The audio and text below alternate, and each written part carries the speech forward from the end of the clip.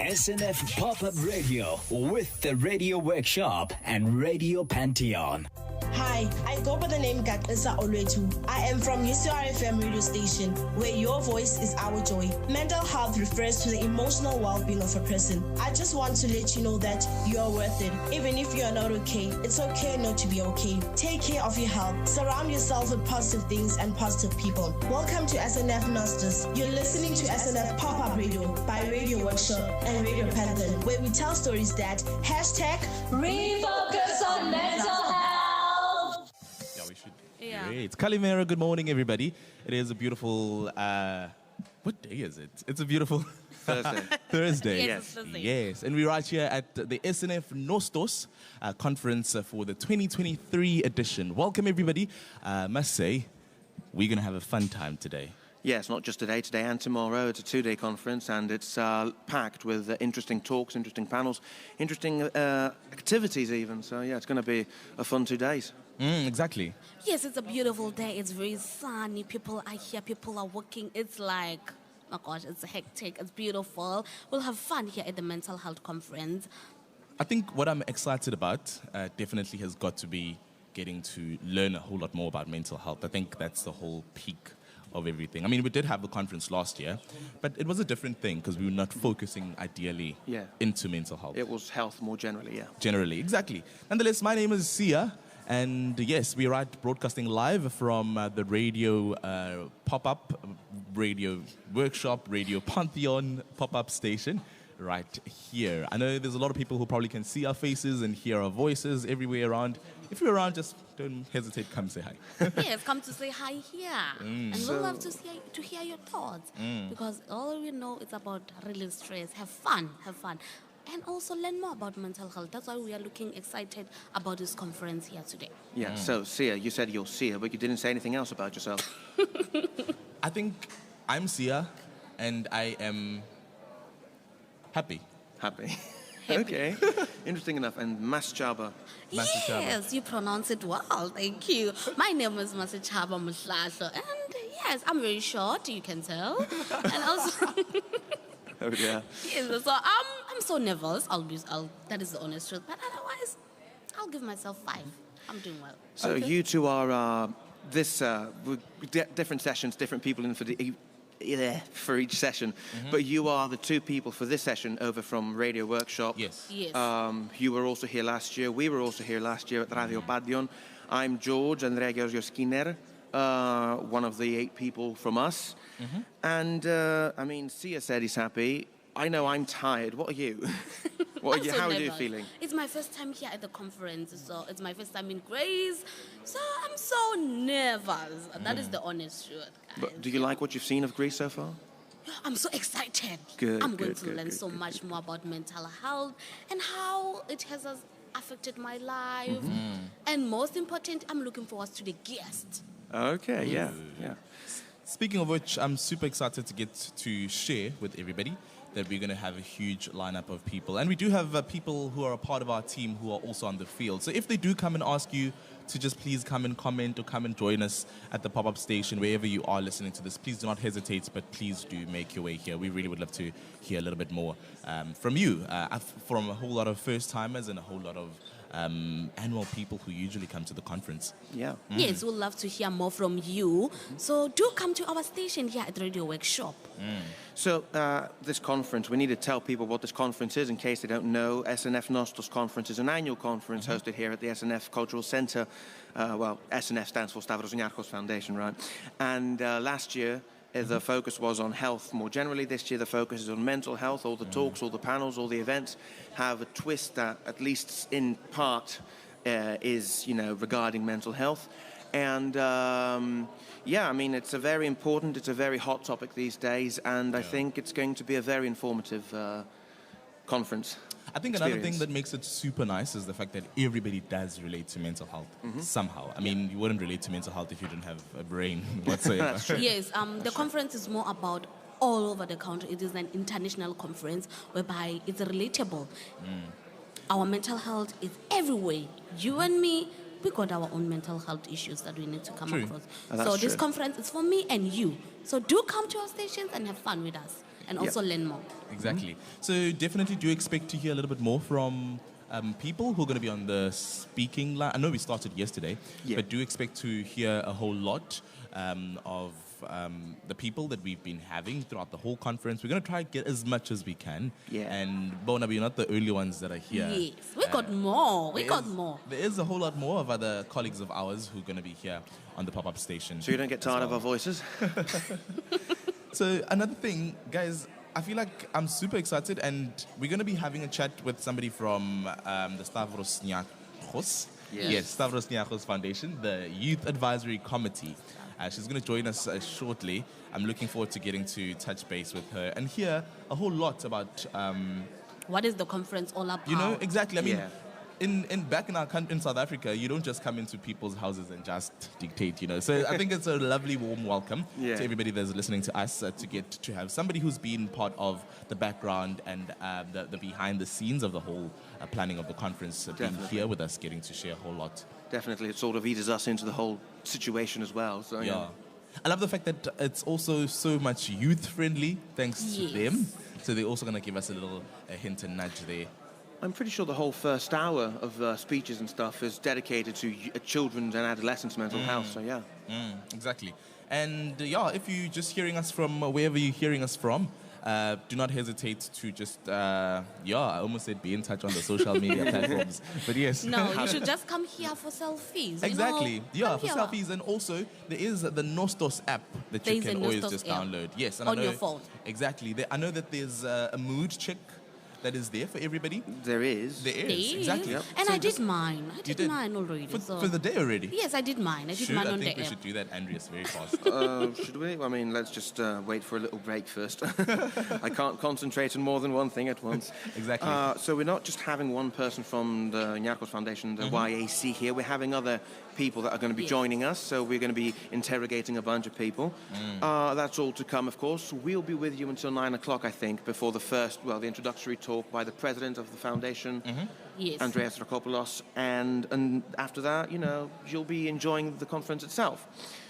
So, one of the people we're going to be having is Praise from Grassroots Soccer. I know that there's a lot of stations going on around. Now, I know that somebody, or if not everybody, probably saw a few things that are happening all around and where what is. And you're probably curious as well to get to know we'll get to know more about Grassroots Squad, like the team. It's amazing. I've been there yesterday with them, and I had fun in that station. So if I'm you, I'll probably go back again. After I'm going back. I'm going back to play. I'm a big fan of football myself, so anyone who plays it is a friend of mine.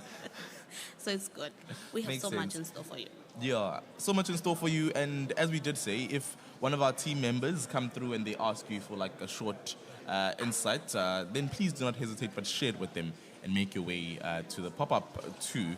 And yes, we're hoping to find 3, if not 2 people, 2, if not 3, or maybe 4 people who are going to come and just share their mood with us and just drop a few stuff. Definitely. Yeah, drop a few. So it's an opportunity to come to us and tell us about how your mental health it is. How are you feeling? What is going on in your life? We'd love to get in contact with you to know more about our people, Exactly. So in a short bit, guys, we're going to be having the Stavros Niarchos Foundation, the Youth Advisory Committee representative. She's going to join us shortly. Her name is Camila.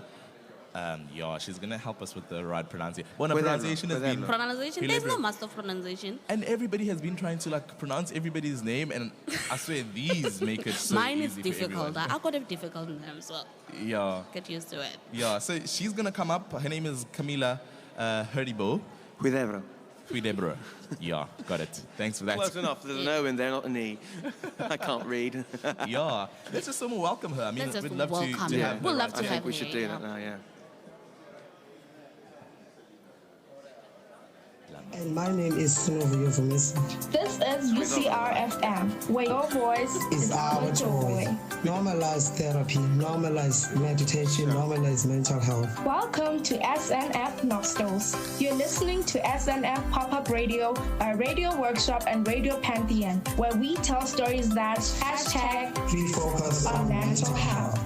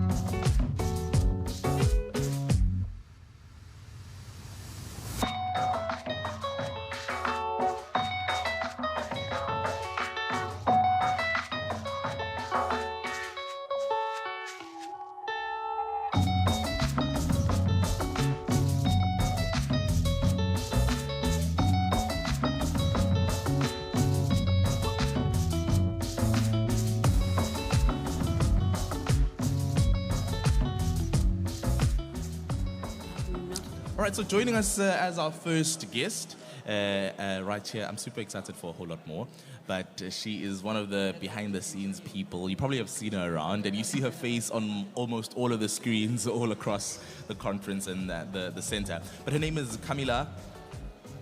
I'm going to try. Huidobro. I'm going to try and pronounce it right this time. Huidobro. Yes, Well, Camilla Hudobro. You coming right. And she's a part of the Youth Advisory Council members, and they played a huge role into making this happen, making this possible.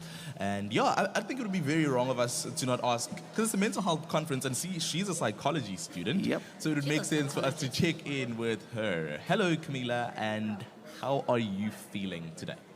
Hi, well, thank you for having me. I'm a little nervous, to be honest, because today is like the first actual conference day, and it's my first time. So I'm a little nervous, but I'm also very excited.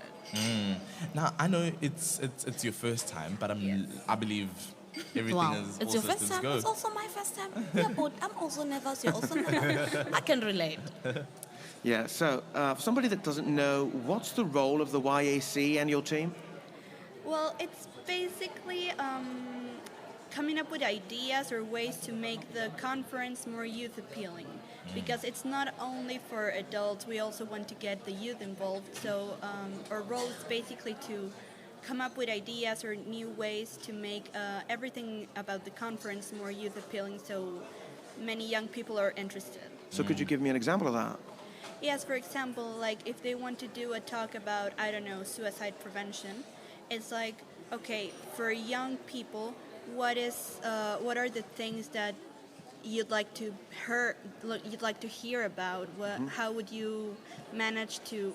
How do you make it appealing for young people to want to go to a suicide prevention talk? I see. What was like to prepare for the huge conference, the mental health conference for you? Well, for me, it was a bit stressful because public speaking is not one of my fortes, but I'm trying to manage. But it's also very exciting because it's a huge opportunity. Do you mind just coming closer to the mic? Yes, sorry. Yes, thank you. Can I ask, what are the challenges that you faced when preparing for the mental health conferences? Were people more interested?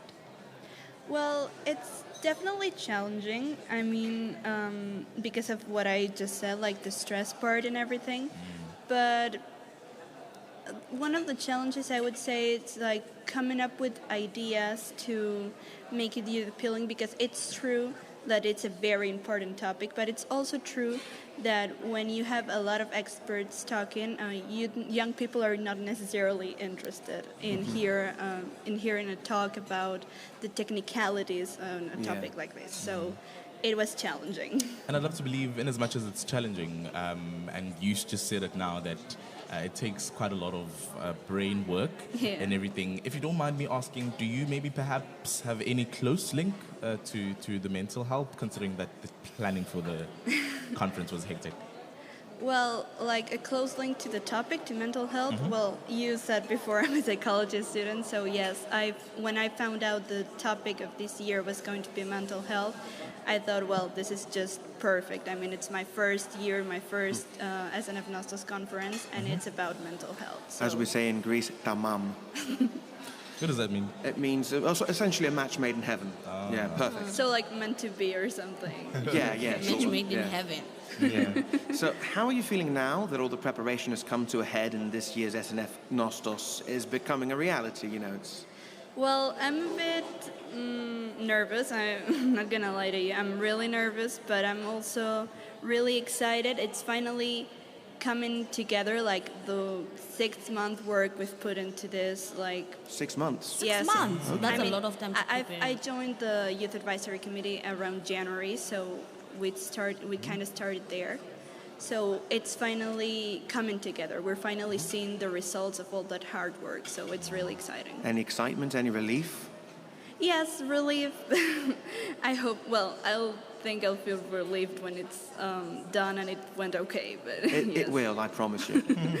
what can we expect? What can we expect from from attending the mental health conference as a young person? I think you can expect a lot of information because it's going to be very informative, but you can also expect a lot of empathy from the speakers because we took that into consideration like a lot to make sure that the talks were made in a way that people can empathize with the speakers. Empathy. Yes. Hope. Exactly, because it's a very sensitive topic, Yes. and I could see all of the social media. I don't know if you guys got to see them, but the social media videos and reels that we've been seeing on SNF's Instagram, on how the bubble literally takes quite a while to pop and everything. I think that's also one of the things that make it a really much rather sensitive and heartfelt topic. Now, I know it's your first time here, Yes. and I don't know, what are you personally excited about now that everything has panned out, now that everything is up and it's running? Do you have favorite spots that you've visited and experiences that you hope somebody else might get to have? I personally think like every talk is going to be amazing. I've personally heard parts of some of the talks already because of the rehearsals and stuff.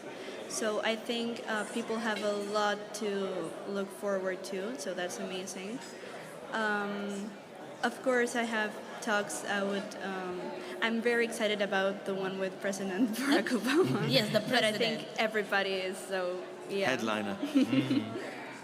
And what are you personally hoping that somebody that is here gets to take home away from the conference, especially young people, seeing that you guys worked tirelessly to make sure that this is a friendly conference for young people? When it comes to young people, I think it's more, rather than like the information, which I know it's valuable to everybody, I think what's more important for them to get home to, take from this conference is that it's not just mental health is a real thing. It's very important, and it's not just an adult thing, or it's in everybody of us. Like it should be in everybody of us. So I think that's very important. Thank you so much for joining us. I must say, looking forward to get to see you all across and around the whole conference and the center. But yes, with that being said, thank you so much for all of the work that you guys put in.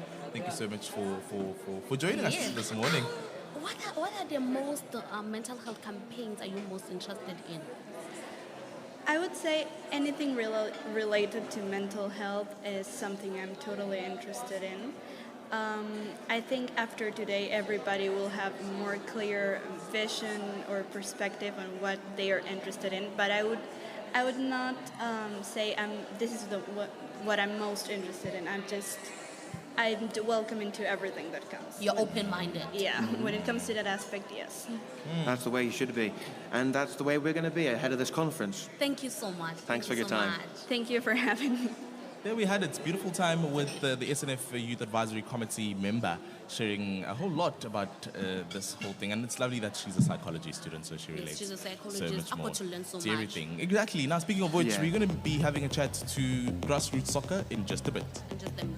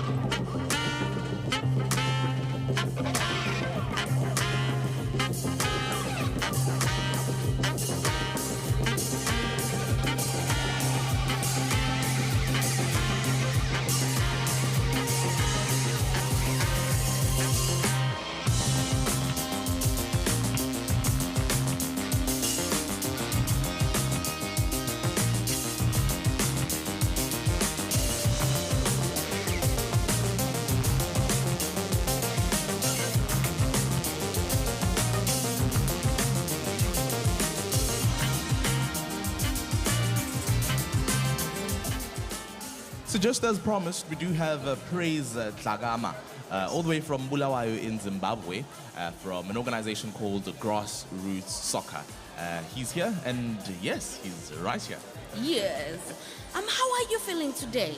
Yeah, I'm feeling good. Thanks so much, guys, and I feel really good to be here. And it's been a fantastic, how many days? Started on Monday, Tuesday, Wednesday. Seems long, but it's quite exciting. I'm really happy and I'm feeling good. Thanks for inviting me here.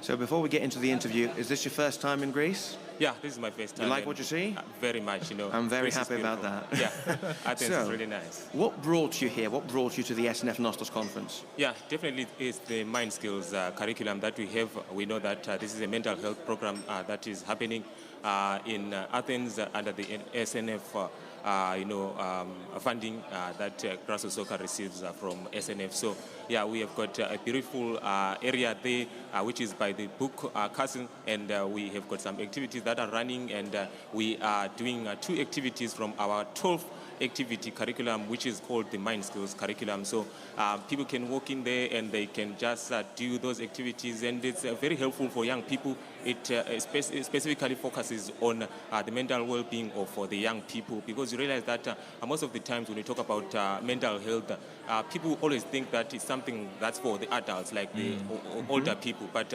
they don't realize that the young people also need that mental well-being. So that is where we are, and the uniqueness about us is that we use the power of soccer to relay the message to the people out there, to the young people out there, and it's been fantastic. So yeah, I think everyone who is here, who has passed through, our arena there at the book castle will agree that it's quite exciting. So the activities are going on, and we've got some soccer drills as well, because we are soccer oriented. So yeah, that's why we are here, and we are here for the Mind Skills curriculum. And I know we've been to your station yesterday. Yes, and it was a lovely experience. But from a facilitator's point of view, what would you say the participants can expect when they come to your station? I know you mentioned about the curriculum that you guys have, but what's the core focus of the curriculum, since it's a mental health conference? Yeah, definitely it's all about the coping strategies that the young people can use so that they can overcome the challenges that they face, especially when it comes to the issues that have to do with their mental well-being. So now when they come through, we've got those activities that I mentioned. We've got an activity called Risk Field. I'm sure you guys participated in it, and at the end of the day you'll realize that we come up with the coping strategies that each and everyone can use. So what works for me might not work for you, but it might work for the next person. So it's quite unique in the sense that the participants, like the young people, are the ones that come up with these coping strategies, and also as we come up with our own, and it's information that is relayed out there, and it's so much that you can pick what you want from it. So each and everyone can get something out of it, so that you can come up with the coping strategies and overcome the mental health challenges. So we also encourage that these young people can support each other. It's very important to get your supporter, your star supporter, someone that you can go to talk to when you have a mental health problem.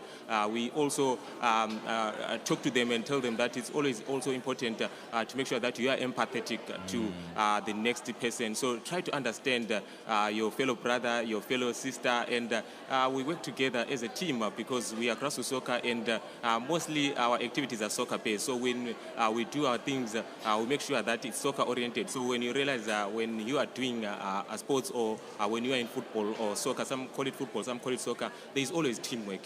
Alone you cannot do it on your own, but with your team you can win. So these young people need to find these supporters that can help them to overcome the challenges. So they work together, and then they come up with the solutions. So that's what we do, and I'm hoping that after this trip that we've had in Greece and talking to these young people, definitely something good will come out of this. I hear that you are mentioning that the coping mechanisms. You're also saying that soccer, it is the one thing that brings people together. Yeah. I would love to know, what is the link between physical activities and mental health? Awesome stuff. So yeah, I think when you look at sport in general, sport is a unifier. Sport is a language on its own. So you realize that I'm a football person. I love soccer so much. So you can find that someone from Greece can play football in Zimbabwe. Someone from Zimbabwe can go and play in Japan. but he might not understand the language, but because sport is a language on its own, so it unifies, it brings people together. And when you go back to Africa, and especially in the rural areas, people love football so much that, it's something that's quite huge. And even here in Greece, I've been talking to people and realize that they love their football. When you walk around the parks, you see them playing football. So a sport is something that we can use to bring the people together. So when we are using sport, when we are using power sport, we are encouraging these young people to come together, because when you use football, when you bring football to them, they always come together. So like I said earlier on, that sport is a team sport. So that is how we want to operate. That sport teaches discipline, sport teaches teamwork. Sport, it's something that's quite fascinating, because an individual can come out from a sports team a different person than how he came in. So when you join a sports team, be it a football team or any other sport, you realize that there are so many things that you might shed off and come out as a different person because of how it changes people. So sport is quite unique, and that's what we do. So for us, we definitely use the power of football. So the reason you choose football is mainly its popularity then? Exactly. So yeah, it's quite popular. Football. What do you call it, football or soccer? We call it football back in the... Good. Yeah. Good. And what are you hoping that people can take away from your station after coming through? Because there's quite a lot of activities, right? And we did see that. But there's literally a little core that you guys are planning for, so that everybody gets to take away from the station when they visit. Yeah, definitely the uniqueness of our program. I think we're unique from everyone who is here. Even the setup is unique. Yeah, even the setup is unique. I think you loved it when you came in. You saw how we have set up our operations there. So our programs are quite unique, and the young people love them so much. So yeah, I've been to so many places that we do our activities as grassroots soccer, and you find that all the young people that participate in the program, they find it exciting. And I'm also one person who joined grassroots soccer because of the excitement that I saw in terms of how this program, impacts on young people. So definitely, one thing that I can say that will be our takeaway is the fact that our programs are quite unique, and definitely, it will get a lot of young people to talk about it. And I'm sure even you guys, you didn't know anything about grassroots soccer, but after going through the skills activities, I'm sure you found out that it's quite exciting. Yeah, yesterday we had fun. Like, we played loads of games together. One thing that made me interested was the power hand activity. Why do we have to draw the power hand? Yeah, the power hand is quite helpful in the sense that it can help someone overcome a challenge. Because when you put your hand, you draw your hand, and then you identify your strengths. So that's quite important in the sense that when you identify your strengths, it makes you become someone who will be able to maybe look at yourself in a different light and see yourself as someone who can overcome certain challenges. Because when you identify your strengths, you can use that daily as a daily routine. Like in the morning, you look at your strength, and if there's something that's quite discouraging, that makes you feel that weighs you down, then you look at your power hand and your strengths, and you say that, no, I'm intelligent, no, I'm smart, no, I can do this, I'm good at this, I'm a good researcher, I've got good communication skills, so I can go out there and overcome and conquer. So definitely something that's very important for the young people to always refer back to, and always realize that it can help them out. Can I ask something? Yeah. Have you ever had mental health compromising experience before?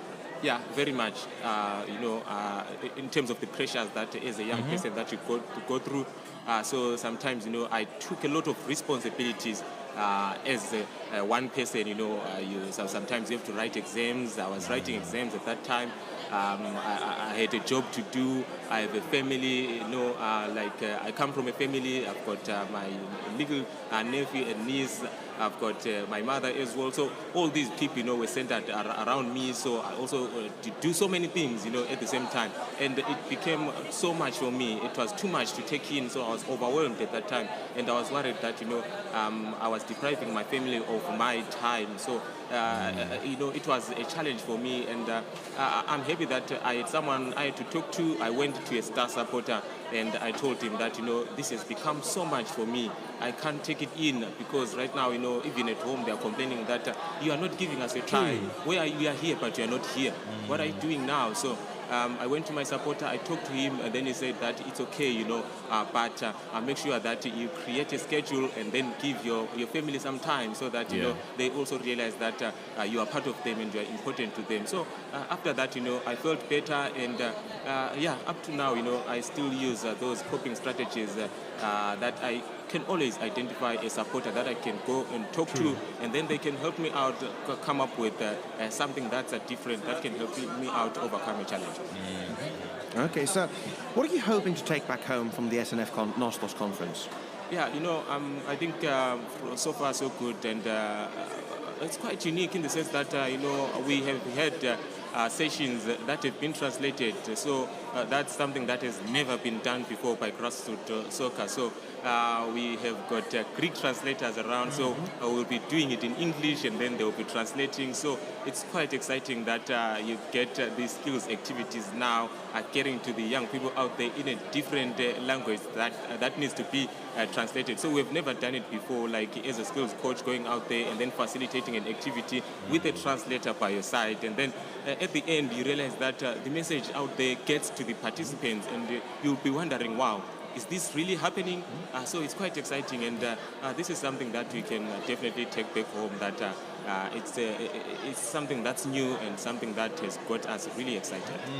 In 5 seconds, could you tell us, as we wrap it up, could you just maybe tell us what you are looking forward to in the experience personally? Like, what other station really made you happy, so that we can just...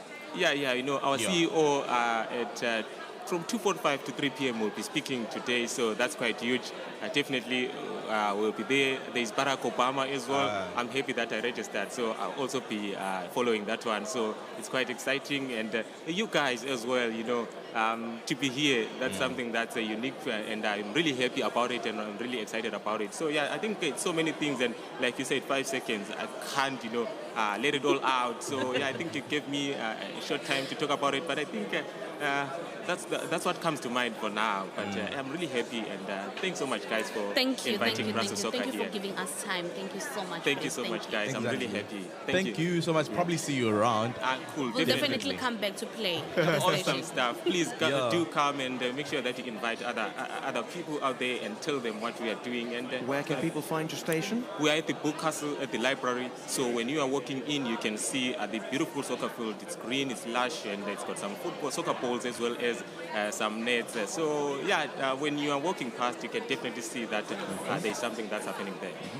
Thank you so much. Thank you so much, guys. Thank you. See you around.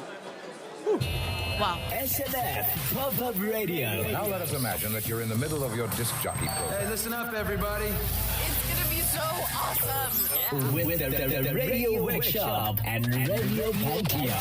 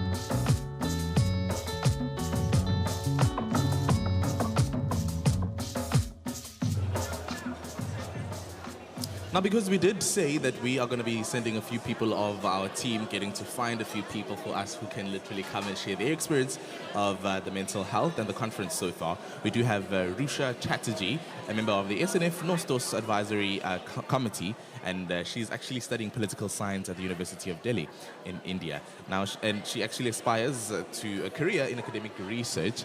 And when I had a conversation with her, she mentioned that she wants to understand the world not just as it is, but on potential of how it could be. Now, Rusha, thank you so much for joining us. Thank you.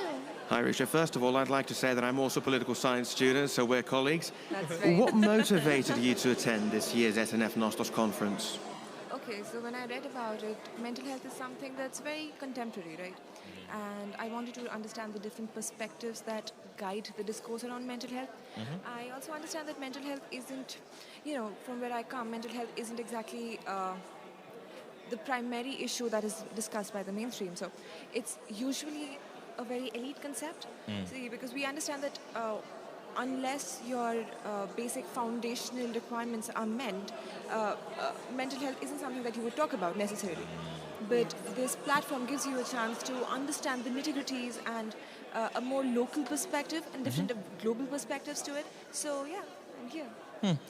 Yeah, makes sense. Rusha, what part of the conference are you most looking forward to? So as we already, I'm a political science student, and I really understand how things are constructed and how they're formed and different diverse perspectives to it. So I really enjoyed the discussion that happened yesterday, and I think that's something that I'm looking forward to more, to have, not just the mainstream, but what are the different ways in which the things could be theorized better, and to draw a connection between between theory and practice. I understand, and you definitely did find yesterday's conversation about political diverseness in the alternate stage the most interesting. Can you just also tell us about how it relates to your experience? So the thing is that we're living in a very polarized world. Right? True. Wherever we go, there are people who have not just different views and ideas, but they're also very vehement about it. They're very, very... it's almost hateful at this point. And this is something that I'm really interested in. I want to understand what causes this hate, and also whether or not this hate is absolute, and whether or not this hate is actually a portrayal, a portrayal by some elites who benefit from that hatred. So that is something that I'm interested in, and so that is because you see, I come, I've spoken to people and who might come across as politically very diverse, politically against each other, but when they've conversed with each other, the hatred hasn't exactly been that much. There is always scope for dialogue and discussion, but the way it's been portrayed, the hatred, I wonder why it's portrayed like that, and who's in benefit in that case. Yeah. To be honest, you're raising very interesting questions, and as someone who's in the same field as you, I'm surprised at how differently this field is approached in India as it is in Greece. Like, my interests haven't actually been so far focused on divisiveness, polarization, all that stuff. What's it like for you to be a part of this conference here? Oh, it's been lovely and it's great. And I mean, from the discussion that we've had till now, I have been open to so many newer ways of thinking. So I was talking to people from Greece, I was talking to people from South Africa, and because that just adds to you. And you see that despite being so diverse, we're all culturally diverse, we've had different histories, but we do have something in similar, that's shared humanity, that's common humanity, and that binds us, and that shows us that there are chances of a better future, and that we're disconnected, which is community-based, and despite the differences and the cultural diversity, we can all work together. So somewhat opposite polarization, divisiveness. Yeah, yes, absolutely. There's always hope. Yeah. And as we wrap up, thank you so much for joining us. Thank you. In 5 seconds, give us your mood check-in, and from 1 to 10, where's your mood? How are you? Right now, I'm a solid 9, and I'm hoping to get it to a 10 by the end of the day. Yay, that's amazing. That's amazing. Thank you. Thank you so much. Thank you so much. Thank you for having me. Hi, I go by the name Gatlisa Olwetu. I am from UCRFM radio station, where your voice is our joy. Mental health refers to the emotional well-being of a person. I just want to let you know that you are worth it. Even if you are not okay, it's okay not to be okay. Take care of your health. Surround yourself with positive things and positive people. Welcome to SNF Nostos. You're listening to SNF Pop-Up Radio by Radio Workshop and Radio Pantheon, where we tell stories that #refocus on mental health.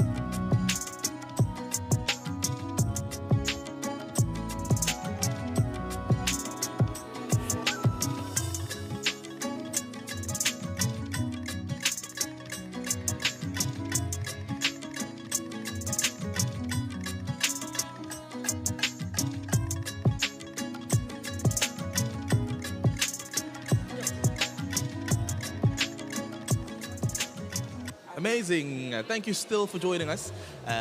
You really are most welcome to the SNF Nostos conference. Now, as we did say, we're going to have a few people joining us.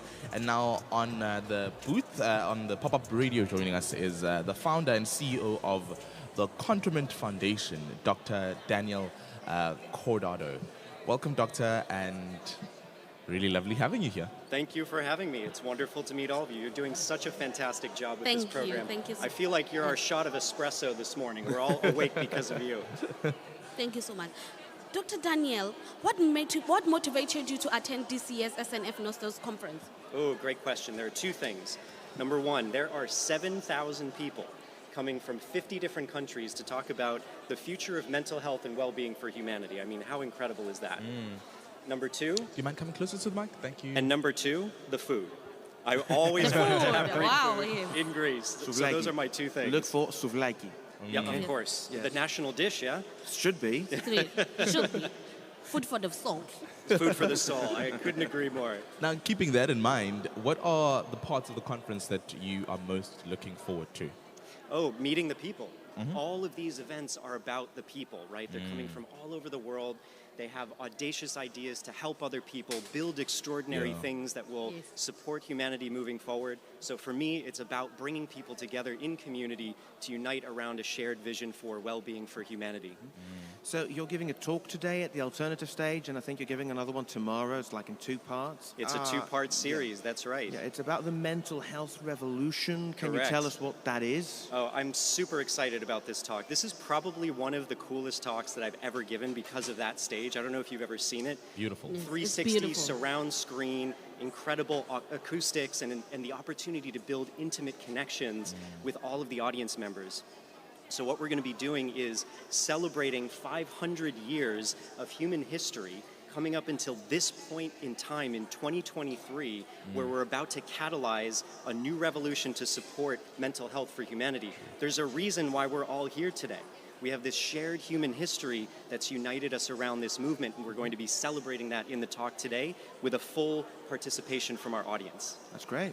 And I heard you also have an interesting story that got you into this work that you're doing today. If you don't mind us asking, can you please tell us that story? I can, and I'll actually be doing a longer version of this in the talk today, but I had one of the great honors and privileges to make first contact with one of the last 3 uncontacted tribes left on Earth, who spoke about what it means to be unconditionally well, and was the capstone research project of a 6-year-long journey to understand universal well-being from a cross-cultural perspective. It was mind-blowing, it changed my life, and it put me on this path for mental health for humanity. I must say, it's something that we really take for granted or don't really take up to a certain level of comprehension, how stories can literally get to put us in that position where we get to learn so much. Do you mind maybe touching on some of those stories? I know you're going to share a longer version that side, but just so people are intrigued and are interested in coming to the alternate stage. Yeah.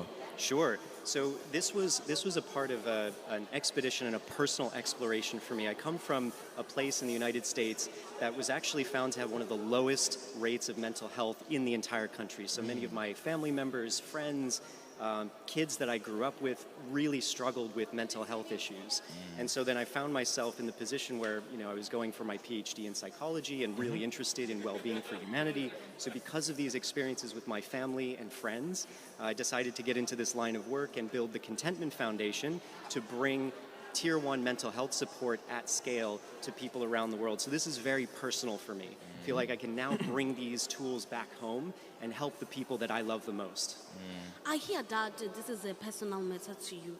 I would love to ask, what are your thoughts on self-care for mental health? What are my thoughts on self-care? Self-care is not selfish. We need to take time for ourselves to support our minds, to support our body, to support our well-being.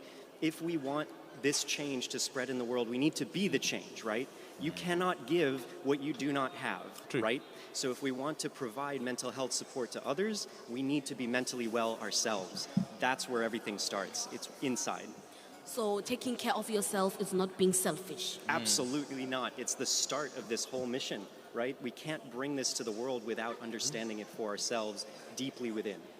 So that's a sneak peek of what you're going to be talking about later on today and tomorrow. Can you direct the people to when and where that is? Absolutely. This is going to be the last 30 minutes of our lunch break in the alternative stage. We have room for about 400 people, and we need to fill this stadium so that we can cheer humanity through 5 centuries of human history to this point. Okay. Thank you so much, Dr. Thanks, everybody. Definitely. So great to meet you. Yep. We are looking forward to your talk today. I'm looking forward to seeing you there. Thank you so much. Thank you so much. As you heard, people, so take care of yourself. Take care of your mental health. Thank you.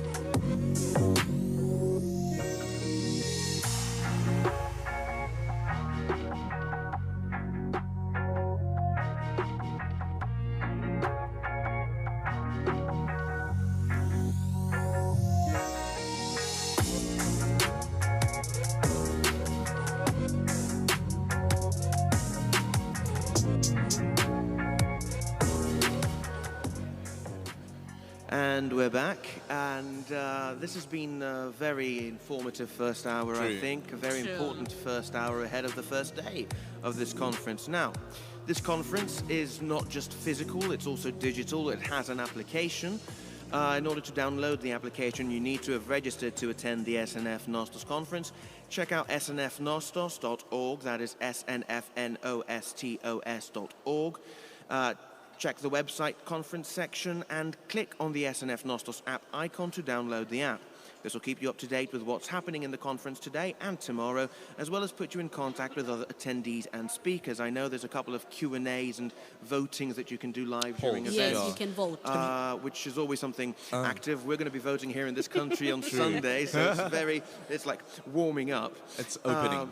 Have you guys downloaded the app already, though? I have downloaded the app, and the best part about it is that I can check my mood. Yes, the app does have a mood checker, so you can tell the app how you're feeling. Don't be a freak, it's not the AI revolution taking over just yet. There's talks about AI and mental health today, so we need to keep an eye out for those. Use the conference app to load your answer and keep an eye out for the collective mood updates on screens at the SNFCC, that's Stavros Niarchos Foundation Cultural Center. To be part of the survey, you need to have downloaded the app and activated the app's push notifications. Every time the mood check survey is live, you will get a notification to submit your answer. So, as I didn't take part in that earlier, what's the format? Is it happy, sad, or is it 1 to 10? Quite frankly, I think that just bakes the whole morning and the tone of everything. Did you hear how Doctor said we literally are like the coffee in the morning? Yeah. We're keeping everybody lovely. I think for me, on my side, I'd literally give it a nice 8 out of 10 because I'm looking forward to fueling it up with the rest to the So is that how it is on the app as well? It's a 1 to 10 scale? I think so. I actually haven't even did mine yet today. Yes, I did. Did you? Like the app is like, it shows you how you're feeling. You just tell it.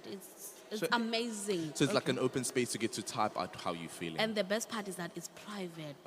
It's private. It's like you talk about how you feel. It's okay. I think it also just helps get, because we do see these bars of the moods of everybody all around. So I think that just also gets to set the aura for everybody to get to know that people are actually feeling excited to be here. Download the app. Download the app, and you'll know what time is your favorite speaker going to talk. True. You'll know what time is the lunch. Download the app. I'm telling you, it's good. The most important part of the day is the lunch. Yes, break time. You'll know. It's good for mental health. Yes, it's good It for is, your mental actually. health. I've discovered that my diet has gone downhill over the past 8 months, and it's taken a toll on my mental health because I eat only carbohydrates.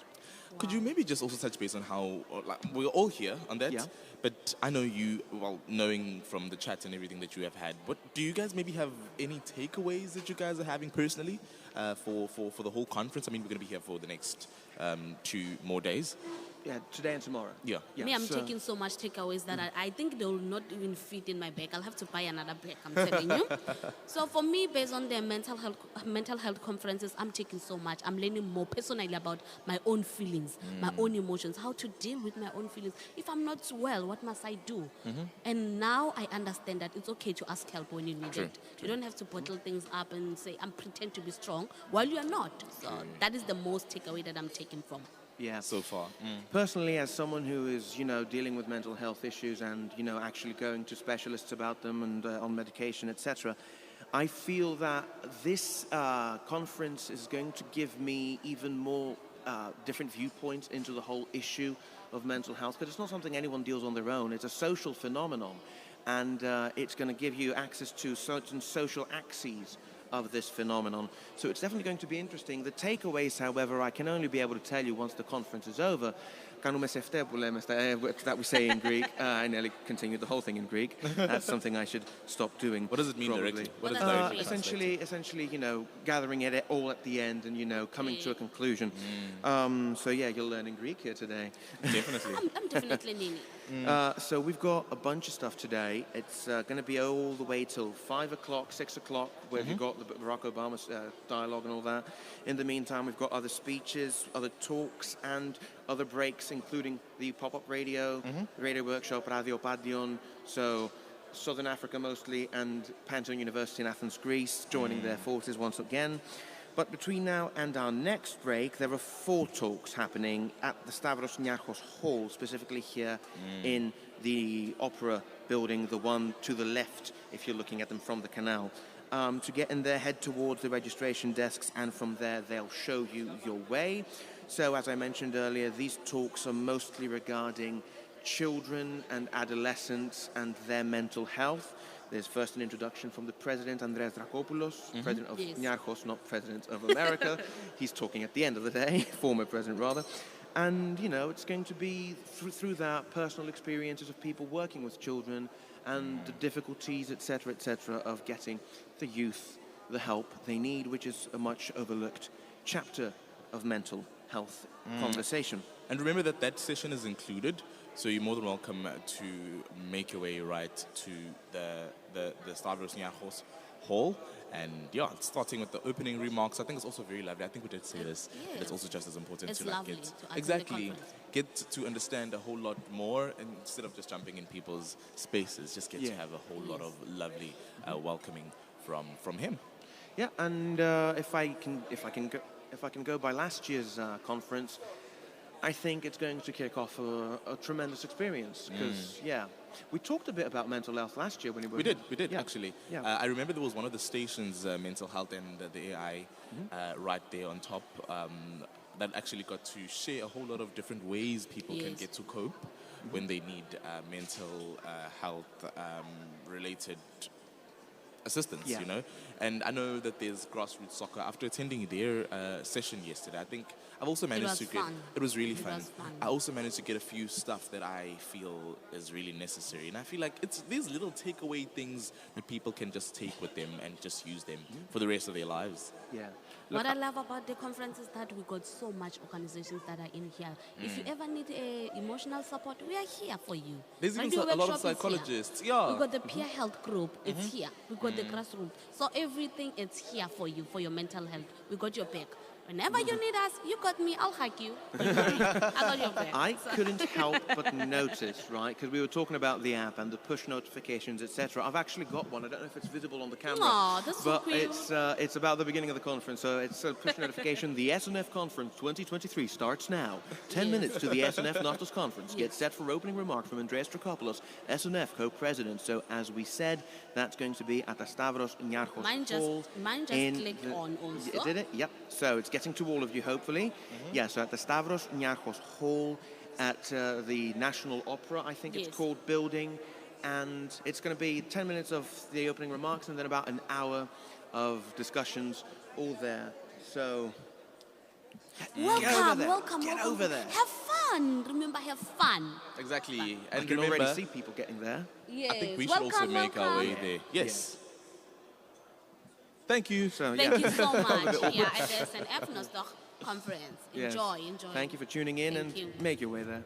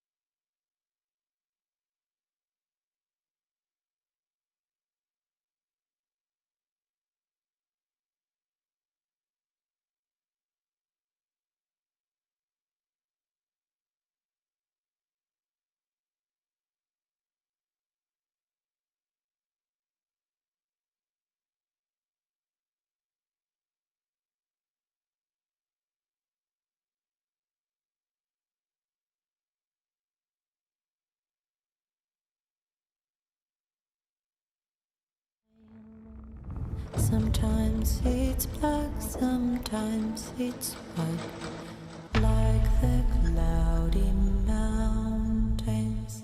Some days the grass is blooming, some days it turns to dust. I'm not really longing for the sun, hoping that it lasts. There's a river in the green field of mine. There's a river SNF Nostos 2023 is on its way to help analyze, discuss, and normalize every aspect of mental health on June 20th, 21st, 22nd, and 23rd. Learning, conversation, and entertainment become one and prove that taking care of our interior worlds begins out there. SNF Nostos 2023 from the Stavros Niarchos Foundation. Release, rethink, refocus on mental health.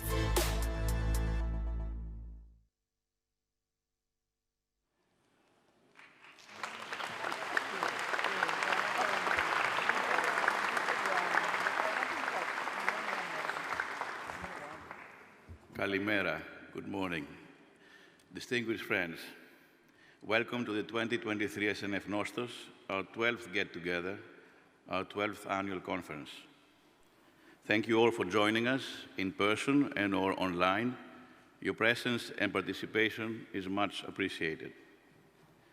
First of all, I wanted to say that our thoughts are with the ones who lost their lives last week in the horrible refugee capsized boat accident near Pylos and their families. We are the Stavros Niarchos Foundation, the SNF. We're an international private philanthropic organization, and we have been around for 27 years and active in more than 130 countries around the world.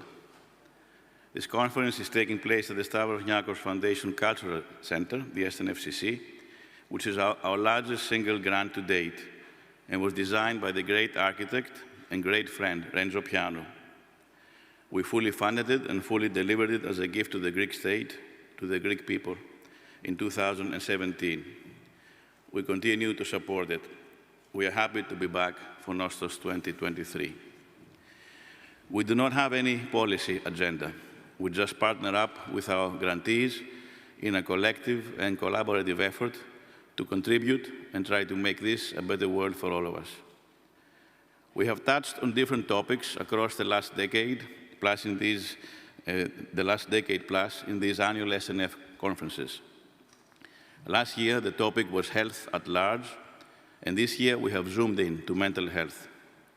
This follows our current focus on our ongoing global health initiative, currently under implementations on both sides of the Atlantic. Mental health. COVID, for all practical purposes, is over. But we do still hear many stories of long COVID, and I'm not sure how prevalent this is, at least physiologically. But I do believe that long COVID will prove to relate more in terms of how it continues to affect our mental health in the years to come. The two most used defenses against COVID were wearing a mask, which physically covers our noses and mouths, affecting the way we were built to breathe, and avoiding to be with other people, thus affecting our core of our humanity itself. Then you add the numerous disruptions COVID has caused across so many other areas of how we live, who we are, etc. But if there is one good thing that may have come out of COVID, is that it really seems that the stigma of mental health is finally off. As we all know, to solve a problem, one has to be fully aware of it to start with. And here we are. We can finally speak about mental health and work together across disciplines to try to find solutions. Then again, we must be respectful and fully aware that this is only the beginning. There's a lot of work in front of us if we are to make improvements across the board and liberate lives. SNF Nostos 2023 hopefully provides a platform for experts from different disciplines in various parts of the world to share their thoughts, their findings, their experiences, to connect the dots in a collective spirit. This will be with us for many years to come, and there's a lot of work to be done. So thank you all for being here and taking part in our gathering. As I mentioned above, our own involvement is passive indeed in terms of providing financial support and collaborating with our partner grantees to make sure there is as much positive impact for social good as possible. As such, and within our Global Health Initiative, GHI, we have undertaken, we're very proud of our collaborations with amazing organizations, and of course the people behind them. It is always the people who make the difference. We'll never forget that. Such as the Child and and Adolescent Mental Health Initiative in Greece, and the SNF Global Center for Child and Adolescent Mental Health at CMI, the Child Mind Institute in New York, the SNF Center for Precision Psychiatry and Mental Health at Columbia University in New York, the Rockefeller University and its newly established SNF Institute for Global Infectious Disease Research, also in New York, the Pediatric Cancer Center and the UNICA Center for Rare Pediatric Diseases at the Hospital Sant Joan de Déu in Barcelona, the Yorkshire Cancer Research in the UK, the King Hussein Cancer Foundation and Center on Pediatric Oncology in Jordan, the Hospital for Special Surgery, HSS, in New York, the ETH Zurich Foundation in Switzerland, the National Children's Alliance, NCA, in the US, and others. We are grateful to have the opportunity to partner up with all these organizations with our common vision and mission towards strengthening quality, access, and equity in healthcare at large. The core focus of our GHI is in Greece, with a multifaceted approach involving the construction of 3 new hospitals in Thessaloniki, Komotini, Sparti, designed by the same great architect and friend Renzo Piano and his team in Italy. We recently had to cancel the tender due to skyrocketing bids, but I'm happy to say that we have recently re-engaged, and we are hopeful that very soon we will be in the position to announce the going ahead with the construction contracts for all 3 hospitals.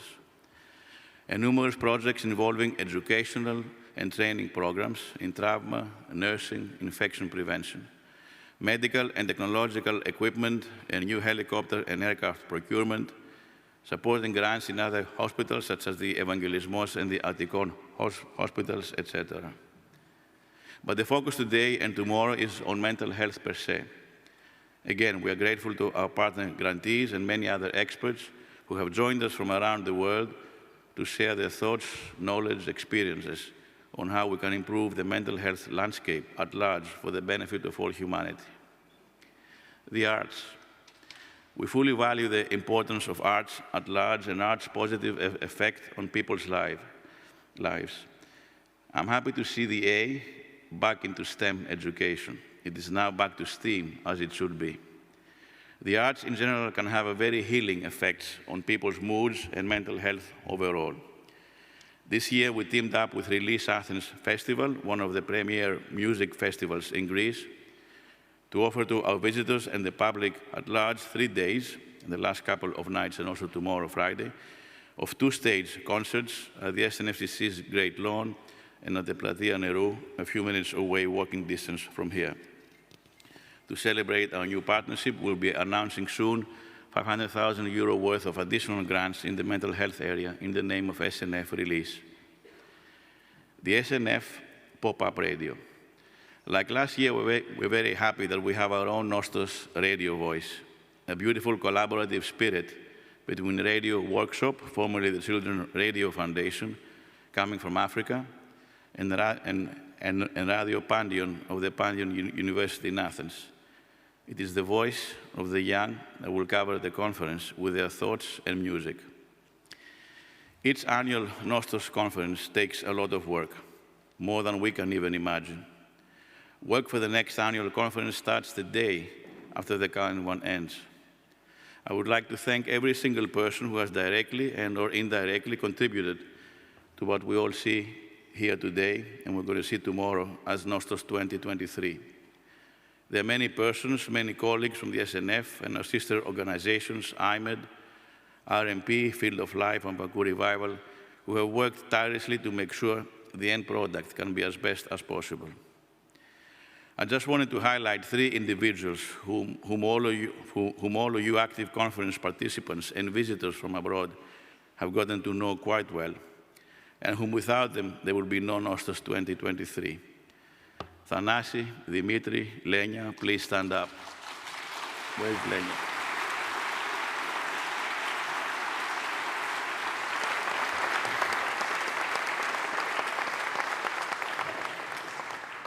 It is, of course, a great honor that the 44th President of the United States, Barack Obama, will be joining us for a live discussion later today. Afterwards, we hope you all enjoy the run events and the party in the evening at the Agora. Youth. We believe in our youth, and we try to embrace them and engage them in every possible way. They are all issues that affect them, and they should have a say. They should take ownership, together with the necessary responsibility that comes with ownership. They do have a lot to learn from us, basically from our experiences, and we certainly have a lot to learn from them. Last year, we formed the SNF Nostos Youth Advisory Committee, who have been collaborating with us every step of the way as we organized our conference throughout the last few months. We started last year with 6 young members, and this year there are 11 members, a real team from 16 to 25 years old, representing various parts of the world, from Africa, from Peru to Hong Kong, India. So I would like you, please, to join me in welcoming these bright young participants. If you can please come up.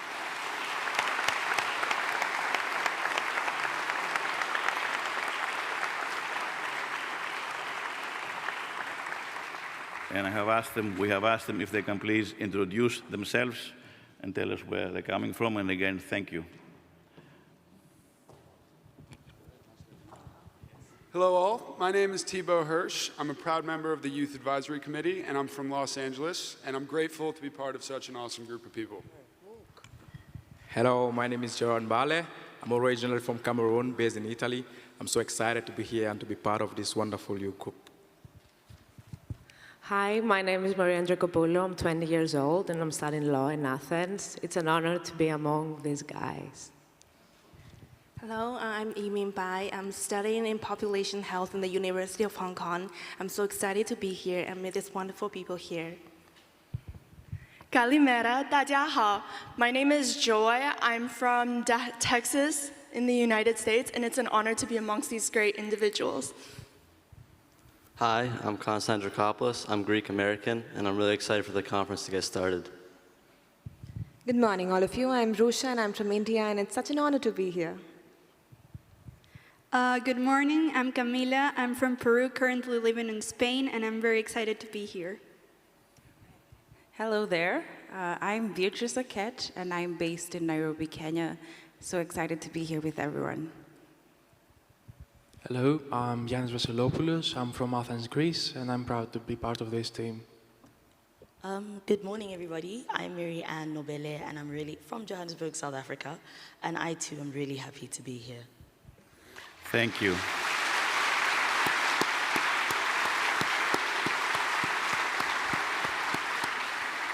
Thank you again. And it's all, at the end of the day, what we do is basically for our youth.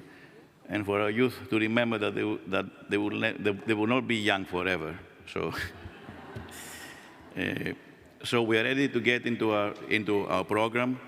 I wanted to call on stage my colleague Eliana Konialis, who together with Panos Papoulias have been really leading this global health initiative in all aspects. And we're going to start with the talking and sharing the work of the Child Mind Institute. And I want to say a special thanks to Dr. Harold Koplevich, a great friend. It's with him that we started talking about mental health and how we would introduce mental health into the global health initiative. And it's not only the great collaboration we're having in Greece with the CMI and helping develop the Greek platform, but also establishing a global center. So thank you to Dr. Harold Koplevich, and if Eliana can come on stage, please. Thank you. Thanks.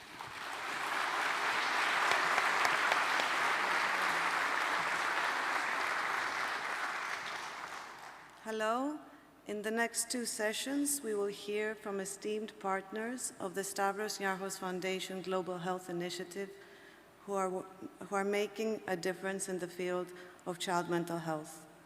Over the last 2 years, our work together has grown from the development of a nationwide initiative in Greece to inclusive youth engagement schemes and to the launch of efforts to help augment child mental health at a global scale. All this was made possible thanks to the joint vision of our board, and to the Child Mind Institute, and to the collaboration spearheaded with providers on the very front lines of the public health system. To start the discussions, it is a great honor to introduce Dr. Harold Koplovich, founding president and medical director of CMI. Thank you.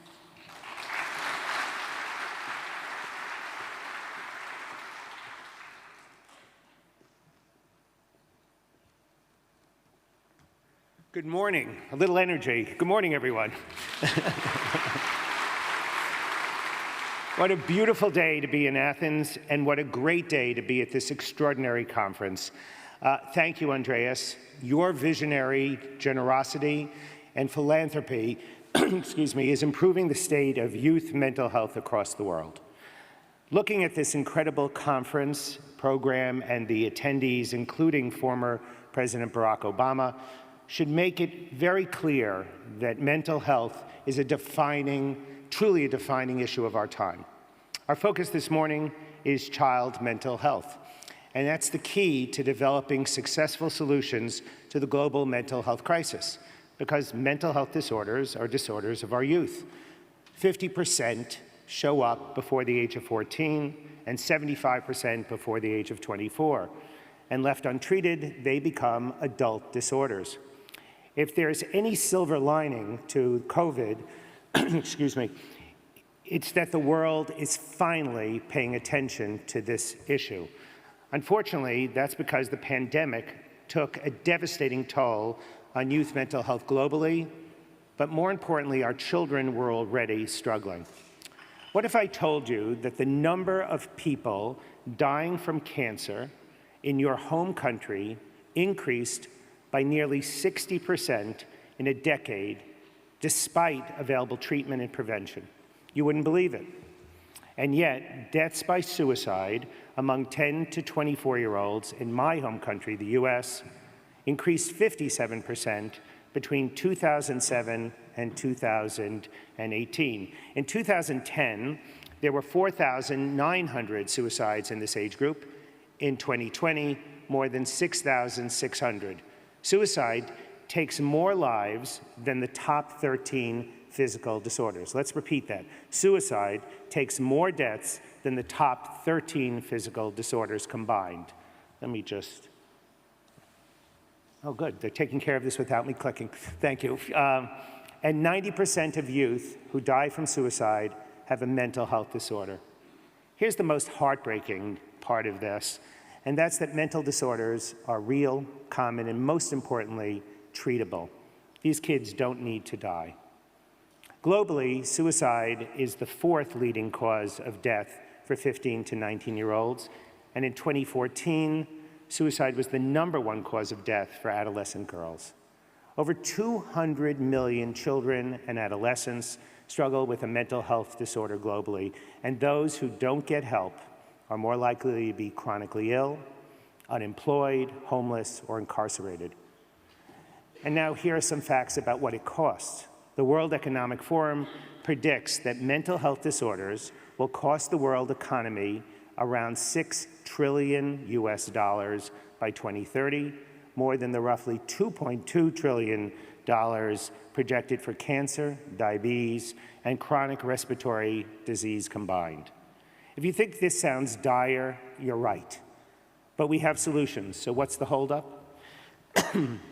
Stigma and misinformation, shame around getting help, delayed diagnosis. Disorders often set in for years before families seek any help. In the United States, it takes 8 years from the onset of the symptoms till a parent reaches out and gets help, on average. So that means there are people like me that would take care of it in, 24 hours, which means there are others who are taking 10 years and hoping that their kids' symptoms will just disappear. The workforce shortages. There aren't enough trained clinicians for the scale of this crisis, and that's because there's a lack of training. We need better education around evidence-based practices for all health practitioners, and stalled research. There's so much more that needs to be done to understand biomarkers, develop personalized treatments, and digital technologies, and so much more than that. But there is hope. Since 2009, the Child Mind Institute has been relentless in our focus in transforming the status quo in the United States. We have collaborated with philanthropists, governments, research institutes, and experts to create a model for impact. We fight stigma and educate families with scientifically sound information. We identify and treat conditions early in schools and in our clinical centers, and we bring prevention programs into communities. And I think most importantly, we accelerate the pace of discovery and the development of better treatments by freely sharing our research data globally. We're working with states across the United States to build large-scale programs that get at these root problems. We developed a prevention campaign called Healthy Minds, Thriving Kids, which literally reached 72,000 California educators, and they reached 1.4 million California students. And now a follow-up called Positive Parenting, Thriving Kids project to promote resilient and more effective parenting. Our Youth Mental Health Academy launched yesterday, and it's recruiting and training thousands of highly talented and culturally diverse high school students to address workforce shortages. And our next generation digital therapeutic program will improve access and tools for remote care. Some of our partners are here. Let's just take a moment to really acknowledge how extraordinary they are. Jennifer Siebel-Newsom, the first partner of California, and Dr. Mark Galley, California Secretary of Health and Human Services. They worked with Governor Newsom to fund these projects through the state's historic $4.7 billion investment in children's mental health. Let's just take a moment to say thank you.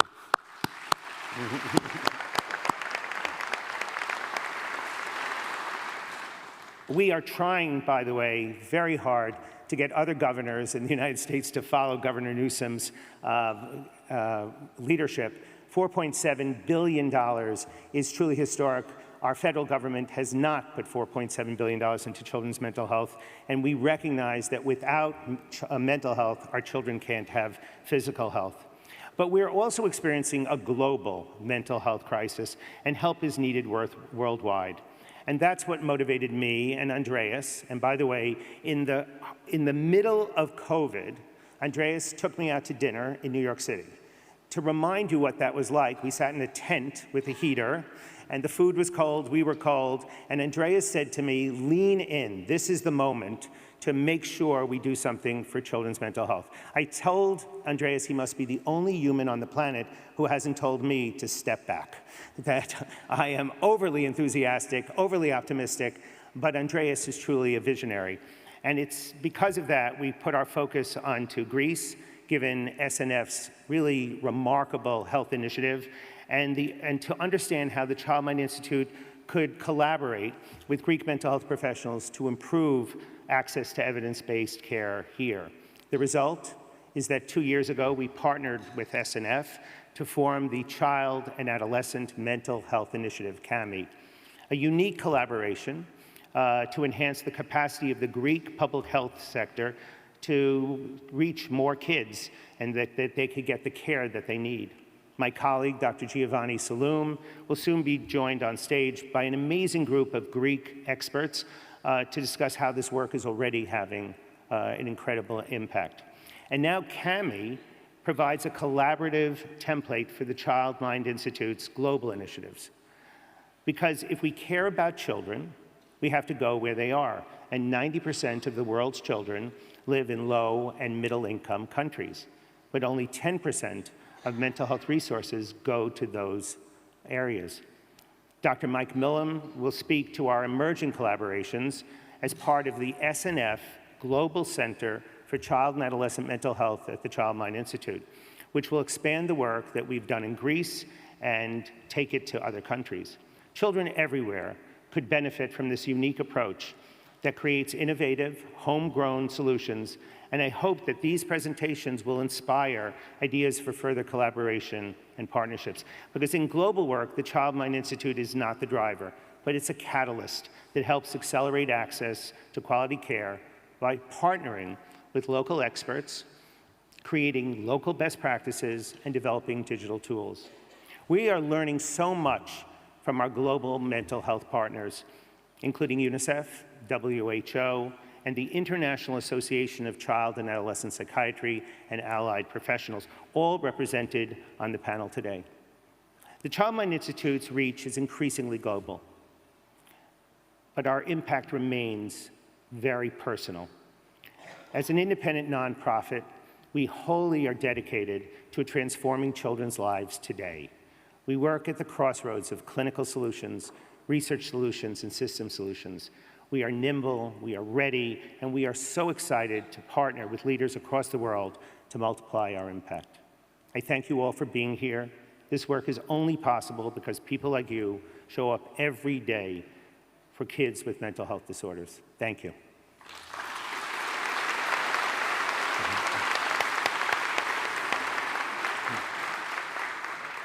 They took the slide away from me, but we're going to watch a short video that really expresses some of the voices that we've been hearing from children, from mental health professionals, and from parents about the work that we're doing here in Greece and the collaboration that SNF and the Child Mind Institute has had by creating CAMI, the Child and Adolescent Mental Health Initiative.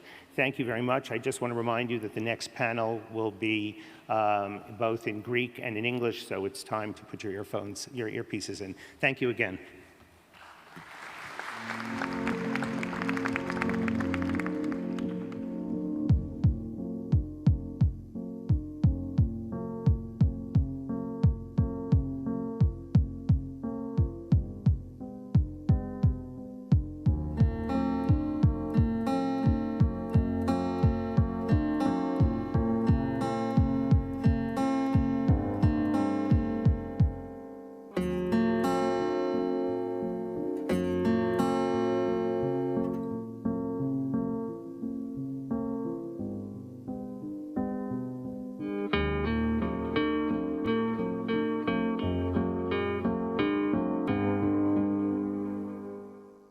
Ως γονιός, αν το παιδί μου τώρα αντιμετώπιζε κάποιο πρόβλημα ψυχικής υγείας, δεν θα ήξερα από πού να αρχίσω. Τελευταία έχω παρατηρήσει πολλούς φίλους και συμμαθητές να περνάνε περίοδους άγχους, κυρίως τώρα που έρχονται οι εξετάσεις, η οποία μπορεί να είναι πολύ στρεσογόνα για κάποιο παιδί της ηλικίας μου. Καταρχήν, μετά τον πανικό, στο άκουσμα του θέματος ψυχικής υγείας που το μυαλό μου θα πήγαινε στο χειρότερο, πιστεύω ότι αρχικά θα απευθυνόμουν στον παιδίατρο και μετά σε κάποια δομή, δημόσια δομή ψυχικής υγείας. Οι προκλήσεις και οι δυσκολίες στην καθημερινότητά μας είναι πάρα πολλές, καθώς καλούμαστε σαν νοσηλευτές να υιοθετήσουμε πάρα πολλούς ρόλους. Πιστεύω πως πλέον, ειδικά με την έξαρση του bullying και του εκφοβισμού στα σχολεία, είναι λίγο πιο δύσκολο για ένα παιδί να ανοιχθεί και να μιλήσει για τα συναισθήματά του, το άγχος του ή κάτι το οποίο δυσκολεύεται να αντιμετωπίσει και πολλά παιδιά επιλέγουν να μην το κάνουν αυτό. Οι συμμαθητές των παιδιών δυστυχώς δεν είναι εύκολο να αγκαλιάσουν ό,τι διαφορετικό υπάρχει και ξεφεύγει των κοινωνικών νόρμων και κατ' επέκταση και εμείς οι δάσκαλοι, που πολλές φορές δυσκολευόμαστε να δούμε και να φωτίσουμε το τι συμβαίνει ως σύμπτωμα. Τα περισσότερα παιδιά της ηλικίας μου δεν ξέρουν πού να απευθυνθούν. Η ψυχραιμία χάνεται όταν υπάρχει άγνοια. Η γνώση σε τέτοια θέματα ψυχικής υγείας, λίγο πιστεύω όπως και στις υπόλοιπες σωματικές ασθένειες, ανακουφίζει τον πάσχοντα ή τον δικό του άνθρωπο.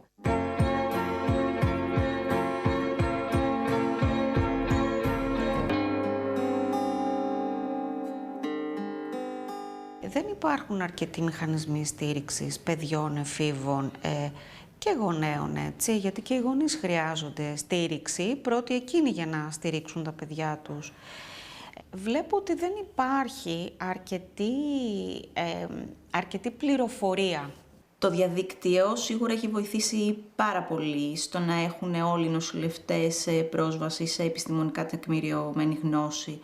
Όμως η οικονομική επιβάρυνση πολλές φορές είναι πάρα πολύ μεγάλη, ώστε να έχεις πρόσβαση σε άρθρα, περιοδικά ή ηλεκτρονικές βιβλιοθήκες. Δεν ξέρω κατά πόσο η συνεργασία των γονέων και του επιστημονικού προσωπικού είναι αυτή που θα έπρεπε να είναι.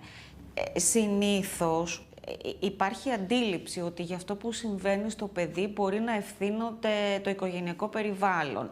Ή μπορεί και το οικογενειακό περιβάλλον να μην ξέρει πώς να βοηθήσει. Υπάρχει ένας τεράστιος φόβος πίσω από το κομμάτι της διαφορετικότητας και πώς έρχονται τα παιδιά με οτιδήποτε το οποίο δεν είναι στα συμβατά για τα δικά μας δεδομένα. Και αυτό ο φόβος μπλοκάρει και επειδή εμείς βλέπουμε απλώς ένα σύμπτωμα και μέσα εκεί υπάρχει κάτι πολύ πιο δυνατό και απαραίτητο να φωτιστεί και να αντιμετωπιστεί, δυστυχώς φτάνουμε στο τέλος το παιδί να μην έχει πάρει τη βοήθεια που χρειάζεται. Μιλώντας για την ελληνική πραγματικότητα, σίγουρα η υποστελέχωση είναι ένα πάρα πολύ σημαντικό πρόβλημα και μειώνει την αποδοτικότητά μας. Πάρα πολύ σημαντικό είναι για έναν νοσηλευτή, ιδιαίτερα της ψυχικής υγείας, να συμμετέχει και να έχει τη δυνατότητα να συμμετέχει σε ομάδες αποφόρτισης, ώστε να μπορεί η δουλειά του να γίνεται πιο αποδοτική. Επίσης, η συμμετοχή του νοσηλευτή σε εκπαιδευτικά προγράμματα, τα οποία μπορεί με έναν τρόπο να στηρίξει και η υπηρεσία, σίγουρα θα ήταν θεμιτά. Οποιαδήποτε πρωτοβουλία ψυχικής υγείας για μας τους δασκάλους είναι μια τεράστια βοήθεια. Ένα πρόγραμμα που θα βοηθούσε στο τρίπτυχο γονέα, δασκάλου και μαθητή σε απόλυτη συνεργασία, αλλά και παράλληλα ένα πρόγραμμα με πρακτικές λύσεις μέσα και έξω από την τάξη, τόσο για μας όσο και για τους γονείς. Άρα λοιπόν θεωρώ ότι δεν είναι μόνο εκπαιδευτικός, δεν είναι μόνο ο γιατρός, δεν είναι μόνο ο γονιός ή μόνο το παιδί. Είναι όλο αυτό, είναι το πλαίσιο στο οποίο κινείται το παιδί.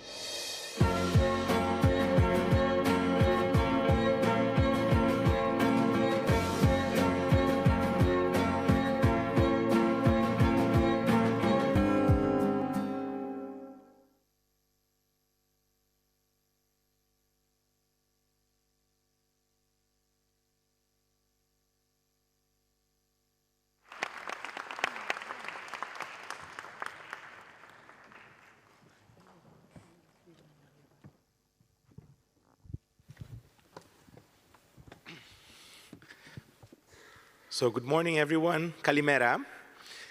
I would like to start thanking Argyro, Neoklis, Doxa, and Dimitra that participated in the video. They're here today, so thank you very much for participating.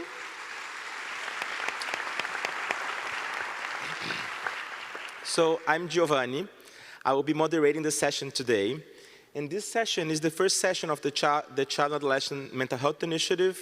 This is a 2.5-year collaboration between the Stavros Niarchos Foundation, Global Health Initiative, the Child Mind Institute, mental health professionals all over Greece, and with the support of the Greek state. So we are today here telling the story of a bit of this program and showing a bit the importance of hearing to stakeholders and to hearing the people we serve, all right? So we are starting that by starting our story in the program, right, Aspasia? So 2 years ago, I remember going, me, Sarah, from the Child Mind Institute, Eliana, that was just on stage from the Global Health Initiative, going to Alexandroupoli to start discussing the initiative. You were the first person that we approached to start thinking about this initiative. You get the IRB approval for starting the needs assessment, so that we are going to talk a bit today. And I would like to ask you, for you to share with us, what's this landscape analysis that we have done together, and presenting a bit of what's the main results and how that informs the Child and Adolescent Mental Health Initiative. Thank you, Giovanni. Dear all, I would like to welcome you as well. It's a great honor and pleasure to participate in Nostos for a second time. Είναι αλήθεια, ξεκινήσαμε τότε και ένα χρόνο πριν, νομίζω ότι με μια-δυο μέρες διαφορά, μοιραστήκαμε όλοι μαζί το κοινό μας όραμα, να ενδυναμώσουμε το δίκτυο ψυχικής υγείας των παιδιών και των εφήβων, να μπορέσουμε να αντιμετωπίσουμε τις πολύπλευρες ανάγκες τους με διεπιστημονικότητα, να μπορέσουμε να προσφέρουμε τεκμηριωμένες πληροφορίες σχετικά με την ψυχική υγεία και την προστασία των παιδιών και εν κατακλείδη να αναπτύξουμε μια κοινή γλώσσα επικοινωνίας, η ειδική ψυχικής υγείας, οι γονείς, οι εκπαιδευτικοί, όλοι όσοι ασχολούμαστε με τα παιδιά. Είναι γνωστό ότι η ψυχιατρική μεταρρύθμιση μετέφερε τη φροντίδα από την ενδονοσοκομιακή φροντίδα στην κοινότητα.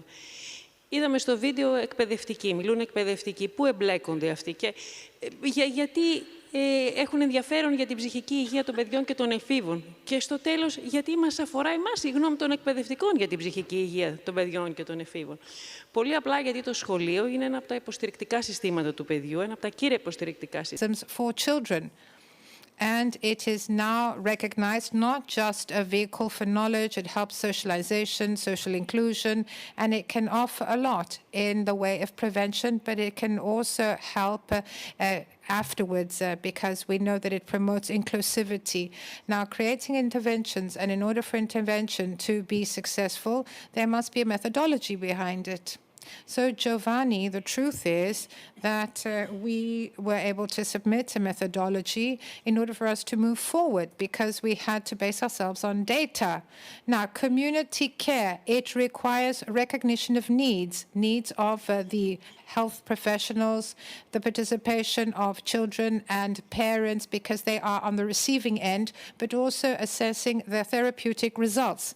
And all this is done on the basis of an inclusive procedure. It's collective, which means that the children themselves and all the stakeholders, so children, their families on the one hand, and mental health professionals on the other, will offer the information in relation to mental health and their needs. And this methodological approach is the one that combines quality and quantity methods. And why did we do this? Because it gives us the opportunity to have more data, more information, a greater volume from a broader, if you like, spectrum on the one hand, and it also allows us to critically understand targeted matters, targeted issues. So we did an analysis, a needs analysis, and there was a huge team, an interdisciplinary team involved. Why? Because we wanted to identify the priorities and the needs in relation to mental health. We wanted to create a community map of mental health for children and adolescents to be able to evaluate as best as possible the needs regarding services and to try and identify the factors which contribute positively or which are obstacles when it comes to providing mental health care. So we collected data, we used a representative sample, meaning parents, children, we saw them on the video, educators, we saw teachers, mental health professionals as well. So generally speaking, we looked at people from the healthcare center and we had questionnaires, but we also used the focus groups. So these were the weapons in our arsenal, meaning we had data and we had clinical experience. So we will try to apply what we already know and we'll try to combine what we know, but also reject or confirm our hypotheses, our assumptions as researchers, and to make the best possible use of the result of the studies, and in order to provide evidence-based programs that have to do with literacy regarding mental health, not only for children, but also teachers, educators, and everybody involved with children, and to get their feedback. And we remain faithful to our original target. Thank you very much. Back to you, Giovanni. Thank you very much, Aspasia. In the visiting Thessaloniki, Lilian, we were very impressed by the energy, the vibrance of the community center you coordinate in the inpatient unit in Papanikolaou Hospital. The things that Aspasia has been telling us in this landscape analysis and etc., do you think that that matches the things that your team has been seeing in clinical practice? Thank you, Giovanni. I'm very happy to be here today. It's a great honor to participate with such distinguished partners and here with such enthusiastic people. In Greek now. Προέρχομαι από μία... In the last 22 years, I'm working in a big public structure for mental health, Papanikolaou Hospital in Thessaloniki, which has a mental health department for adults and another one for children and adolescents, with the whole spectrum of services in hospital stay, hospitalization for the most serious cases, although psychiatry is a community specialty and we are trying to provide it out of the hospital. So we do have a community center, but there is also a special function for the needs of hospitalized children. We are a public structure, and along with other public structures, and here comes the first comment, despite our unprecedented staffing, people continue to come, and we act in addition to our private colleagues. So there is a need for a reinforcement here. Our service in Thessaloniki is trying to coordinate its pace with the other actions of the initiative, and I would say the steps are very encouraging, and we do have great expectations. Concerning your question, Giovanni, and the topic, I would say that everything we saw in the video and everything that was mentioned by Aspasia, and it's very pleasant being with colleagues who say useful things, but also from international literature, we know that the parents of 4 out of 10 children do know that at a certain stage of their life, their child has been struggling with a mental health issue, and part of those children have received special expert care. So what do the figures say, and what do people say? Mothers say that if my child were faced with a problem now, I wouldn't know where to turn to or where to start from. I would say, as a clinician, and I'm also expressing my colleagues and everybody here, the vision is wherever you start with more or less information, but of course it's good to have good information and good support. This request of the child has to be heard, and the child has to find the access. When the parent hears some observation, some remark about his child, has different feelings, shock, panic, sometimes denial might be activated, meaning that one could delay seeking help and primary intervention. There are parents who have been wondering for years if there is something serious, and they have a different eye towards their children. But then when they seek help, they may find out that it was very simple. All these are aspects that parents and caregivers, of course, because not all children live with their natural parents. So all caregivers need to be supported and facilitated by a network, some framework. And this framework and people reflecting institutions are those who frame the child or the adolescent in their growth. And those people need to be trained without any confusion in terms of their role, but also receiving support to be able to help the families. Mother talked about the pediatrician. He is indeed a key person, but there is a need for more training there. The teacher said about the privileged relationship between the family and the school, focusing on the child. Unfortunately, this relationship is crushed by the fear of misunderstandings, that I may say something about the child and might be misinterpreted by the parent, and something might be happening in school or in family. So their training and support can be helpful. Many teachers care.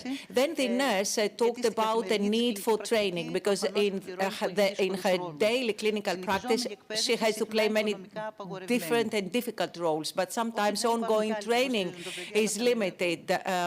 So those are the main persons who support the child. And then we come to the point where a service, where a request reaches a service or a structure, or the adolescent himself may reach out. It's very important here to know the rights of the children, which sometimes or often might be different from the rights of adults. I'm talking about more extreme cases, psychopathological cases, or cases of abuse.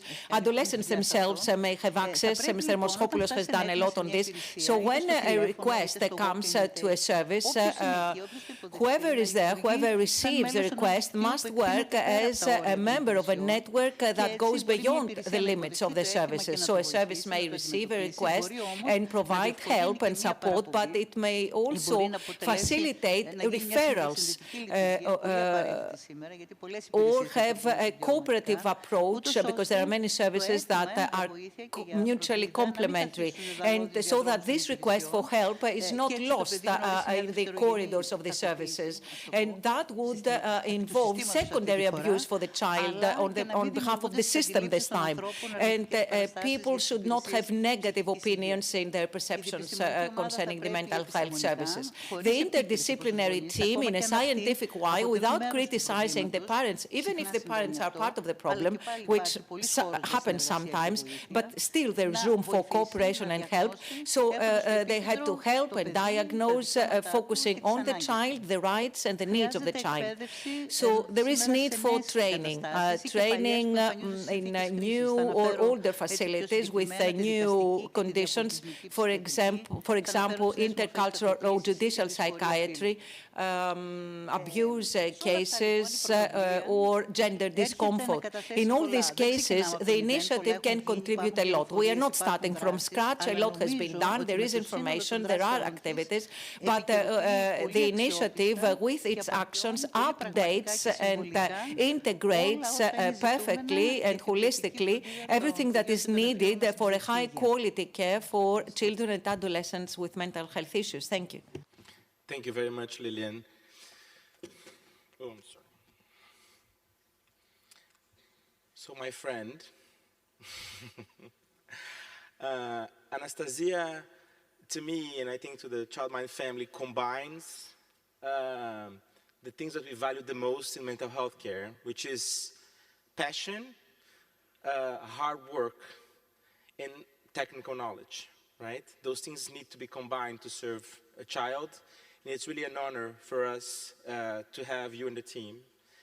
I would like to ask you if you could explain to us a bit more what this initiative is about, and describe a bit of the trainings that we are doing together to address the needs that Aspasia and Lillian was just mentioning to us. Thank you, Giovanni. Καλημέρα σε όλους. Good morning to one and all. The initiative for the mental health of children and adolescents, after taking into account the needs and the preferences of the population and experts, has developed and is implementing a program which has as its main objectives the following: the sensitization, awareness raising, and early information related to mental health, and of course the combating of the social stigma that frequently accompanies mental disorders, facilitation of access to mental health care facilities, and the improvement of the level of services provided to both children and adolescents who are faced with mental health issues. In order to achieve these goals, the initiative has established a network of reference centers situated in 5 cities: Alexandroupoli, Thessaloniki, Ioannina, Athens, and Heraklion. And this way, we are safeguarding that the program is indeed meeting in the best way possible the various specialized needs that we see occur throughout the country. The basic pillar of the program focuses on training. Training has been focusing on the support of all those working with children and adolescents. This training is provided for free, it's scientifically documented and customized to the needs and interests of different professionals. We have developed 2 kinds of training: basic education and specialized educational training. Basic education comprises everything that a professional needs to know when they work with children and adolescents, everything they need to know about child protection and the mental health of people underage. We have started providing these training sessions to teachers, and we're planning on modifying and adjusting our material to be used in order to include other groups of professionals like pediatricians, GPs, NGO professionals, and other professionals. The specialized training addresses psychologists and children's psychologists who provide mental health services to children and adolescents in public facilities. We are talking about training in short psychosocial therapy on the basis of protocols customized to better serve the needs of the public health system. Every therapeutic protocol concerns a special school of thought, targets one disorder and one age span, a particular age span. Our vision is to apply educational programs falling within the framework of the initiative throughout the country to specially educate and train mental health experts as well as professionals working in the field of education, health and other public and social structures. They, in turn, following a process of evaluation and certification, can act as multipliers, which means that they'll be able to apply the programs on a wider scale. And finally, these training programs will remain as a legacy to be bequeathed to the systems of public health and education. Thank you, Anastasia. So, Kostas, when we went to Ioannina, right, and started discussing the plans for the initiative, one thing, and also you as in your role as the president of the Hellenic Society for Child and Adolescent Psychiatry, we have been discussing there's different schools of thought to understand mental health problems. Can you describe to us a bit how the initiative plans to deal with that? Hello everyone, I'm happy and honored to be here among my colleagues in Nostos conference, in a conference dedicated to mental health.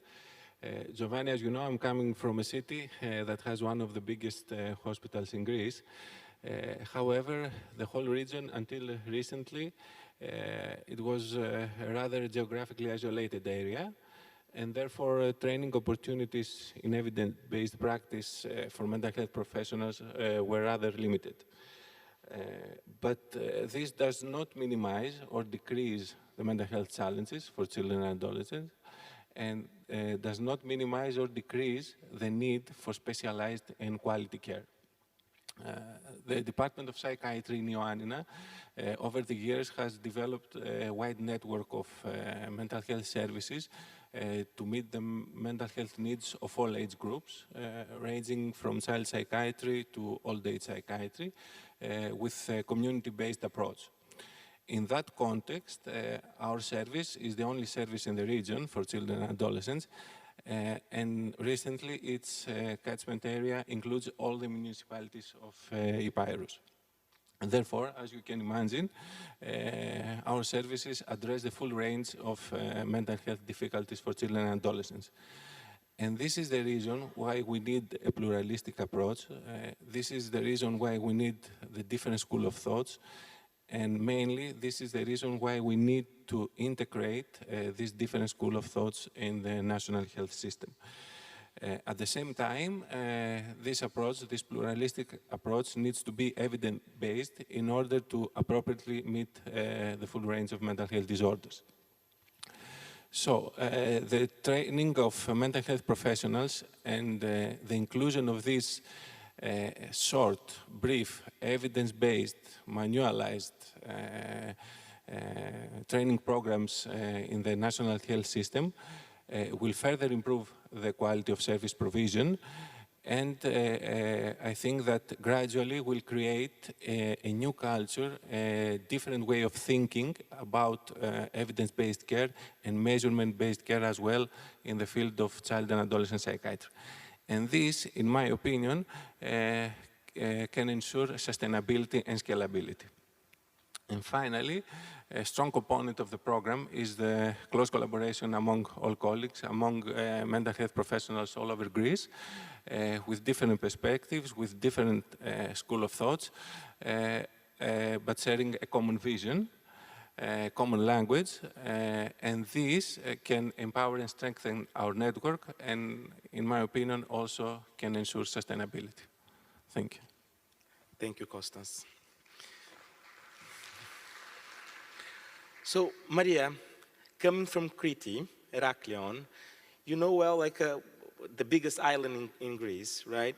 So you know well the issues in trying to reach out to more isolated places. So the mental health crisis will not be solved only by specialists, right? So can you tell us a bit how the initiative is thinking about also delivering trainings for non-specialized professionals? Yeah. So good morning, everybody. I'm really happy and honored to be part of Nostos and to be part of this amazing group. So, coming to your question, Giovanni, indeed, in some parts of Greece, away from big cities, access to mental health professionals may be very hard. For example, in Crete, in some remote places of the island, people may have to drive for hours to reach to their appointment. Also, rural places and islands in Greece are underserved in terms of children and adolescents' health professionals, so that people may have to wait really long for an appointment if they manage to get one. So, aiming to improve services, the initiative is planning to increase manpower able to provide some level of services to young people by working not only with mental health professionals, but also with others in the health field.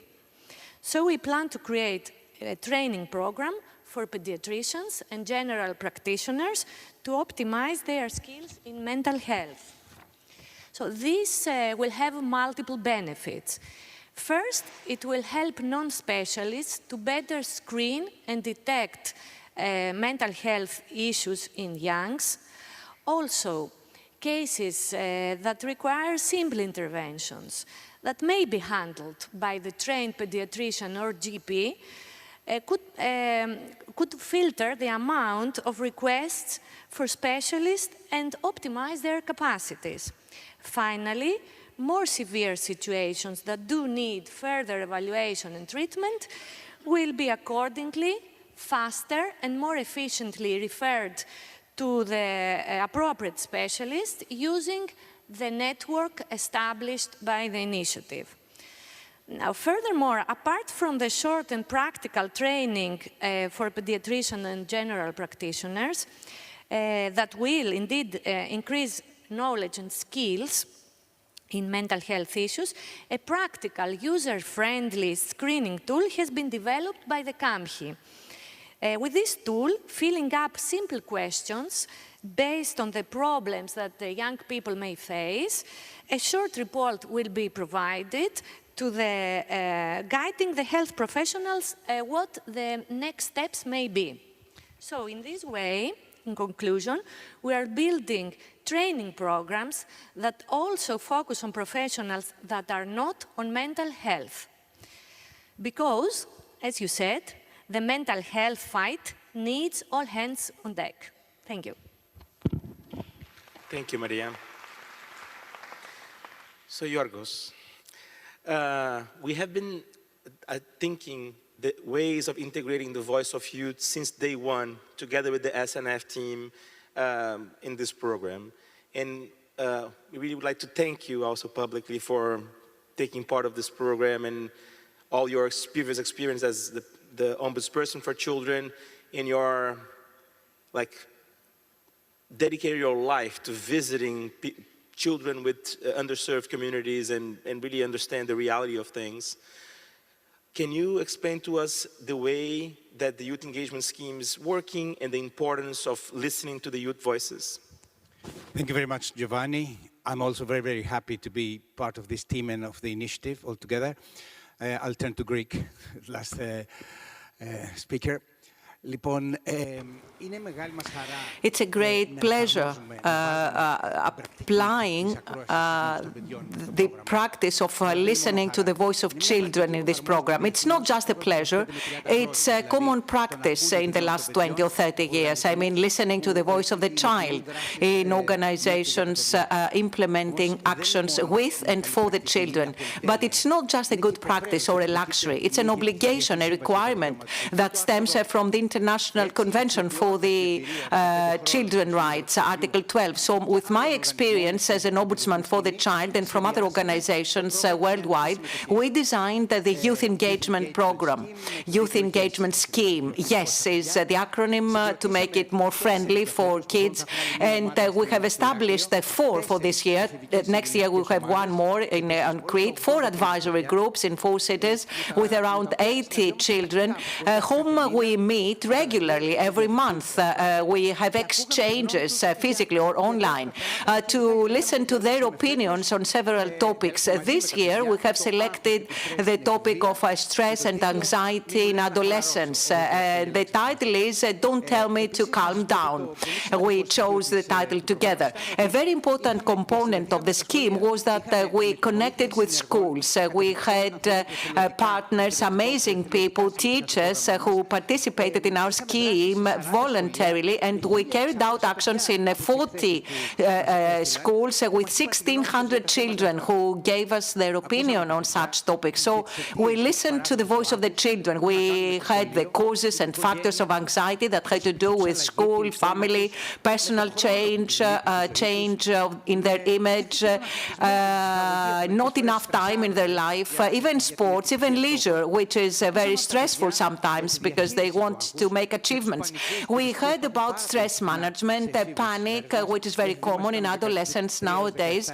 Our children were 13 to 17 years old. We also heard about incidents of self-injury or isolation or resort to substances. And another important component was that sometimes, unfortunately, children outside the family do not trust their teachers, or they do not trust teachers enough. They would prefer to talk with mental health experts, and fortunately, the last years we do have more mental health experts in the schools. But for each appointment with a psychologist, you need the signature of the parent, and this is, preventing children from seeking this help. What kids want is, in the beginning of the year, to have a general consent of parents for such meetings and consultations with an expert, and then being able to use this opportunity whenever there is something stressful in their life. So children are close to this scheme, and I hope they will help us in the future. We do have a good partnership with the Ministry for Education and also with teachers, educators, and in our team we also have mental health professionals who have supported this scheme, have been supporting the scheme since the beginning. So we will continue doing what is needed to improve mental health for children and adolescents in our country. Thank you, Niarchos. So I think our intention was really to show you a bit of this initiative, the Child and Adolescent Mental Health Initiative. I would like to start thanking the Stavros Niarchos Foundation Global Health Initiative and for this true partnership, and in particular here, Eliana Konialis, Panos Papoulias, and Dimitra Mustaka, that are really day-to-day working with us in this program. I would like also to thank the support of the Greek state on the program, and I would really like to thank you all for your trust, for your friendship, and for your hard work for the program. It's really a privilege for the Child Mind Institute to be working with you, and we are very proud of the work we are doing together. So thank you very much.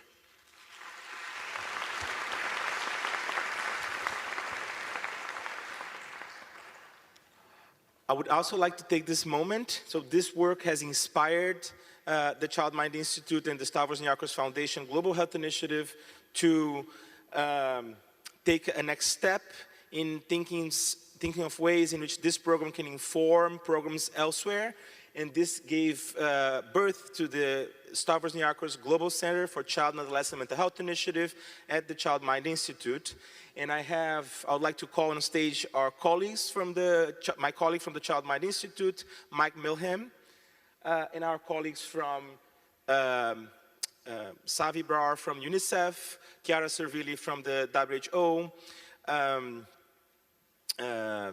Louis Rodi from the International Association of Child and Adolescent Psychiatry and Allied Professionals, and Renee Nassen from the Child and Adolescent, from the Stellenbosch University.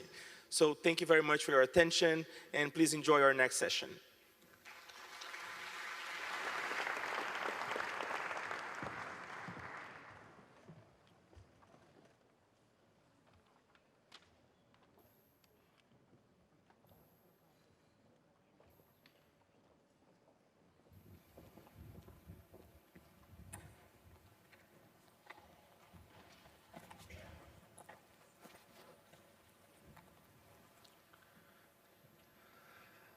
The Child Mind Institute seeks a world where every child has access to high-quality mental health care.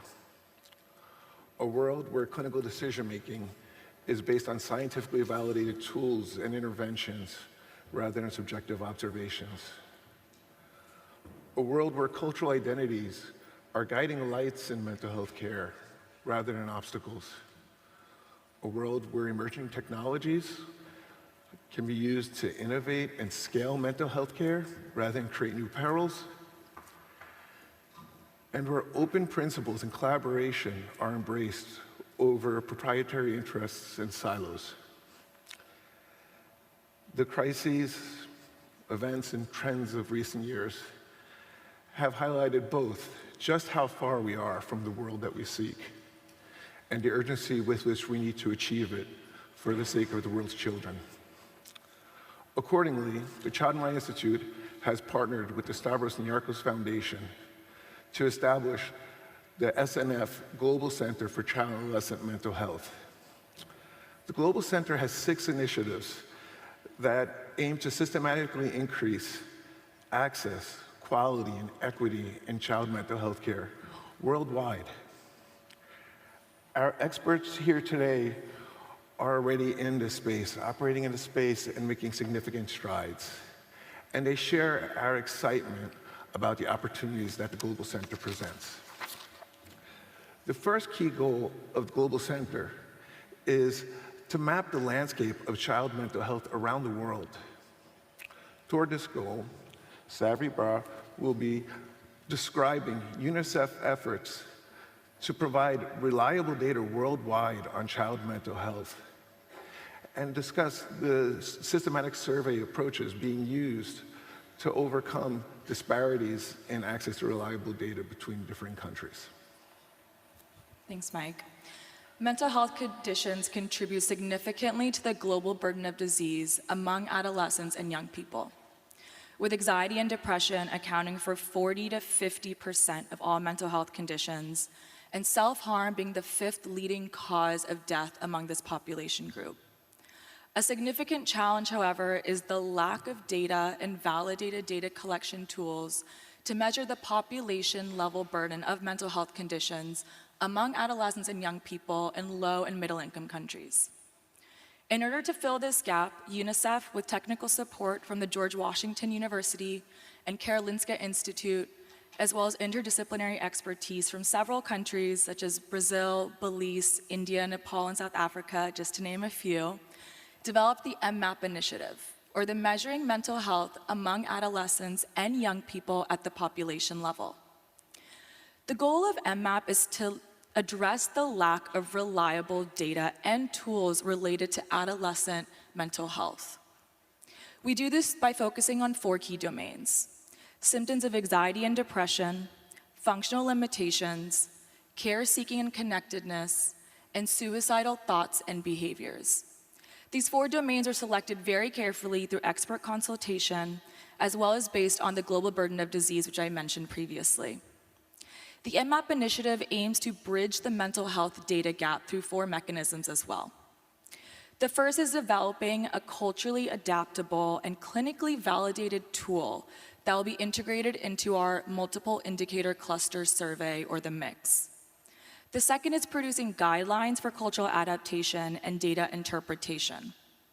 The third is to establish a global set of indicators on adolescent mental health. And the fourth is disseminating knowledge products for capacity strengthening, data-driven advocacy, to inform effective policies and programs, and to make data publicly available for academic use, research, and implementation. There are two crucial steps in the MMAP implementation process. The first is the cultural adaptation process, which entails contextualizing the language and the content of the English version of the tool to that of the local setting. We want to make sure that in terms of the language and the content, it's better understood, relevant, and the most accessible for the adolescents in that setting. Local mental health experts and youth advisors are engaged in reviewing the tool and in providing any suggestions for improvement without compromising on the comparability of it. The second process is the identification of a referral pathway or referral protocol. Right after the cultural adaptation process and before data collection can take place, we want to make sure that country teams are putting into place a referral pathway so that information is provided to caregivers and to youth so that they are able to access mental health care and support, and especially emergency services if need be, in a timely manner and free of cost to them. MMAP is a crucial step towards improving our understanding of the mental health needs of adolescents and young people, and to develop evidence-based policies and programs to support their well-being. As UNICEF, we look forward to working with partners and the SNF Global Center to invest on data and evidence generation across populations on a global scale to better understand the mental health of adolescents and young people. At UNICEF, we believe in the power of data, and partnerships are truly the way to achieve results. Having reliable data is critical to developing effective policies and programs to address the mental health of our youth and make sure that no child is being left behind. Thank you.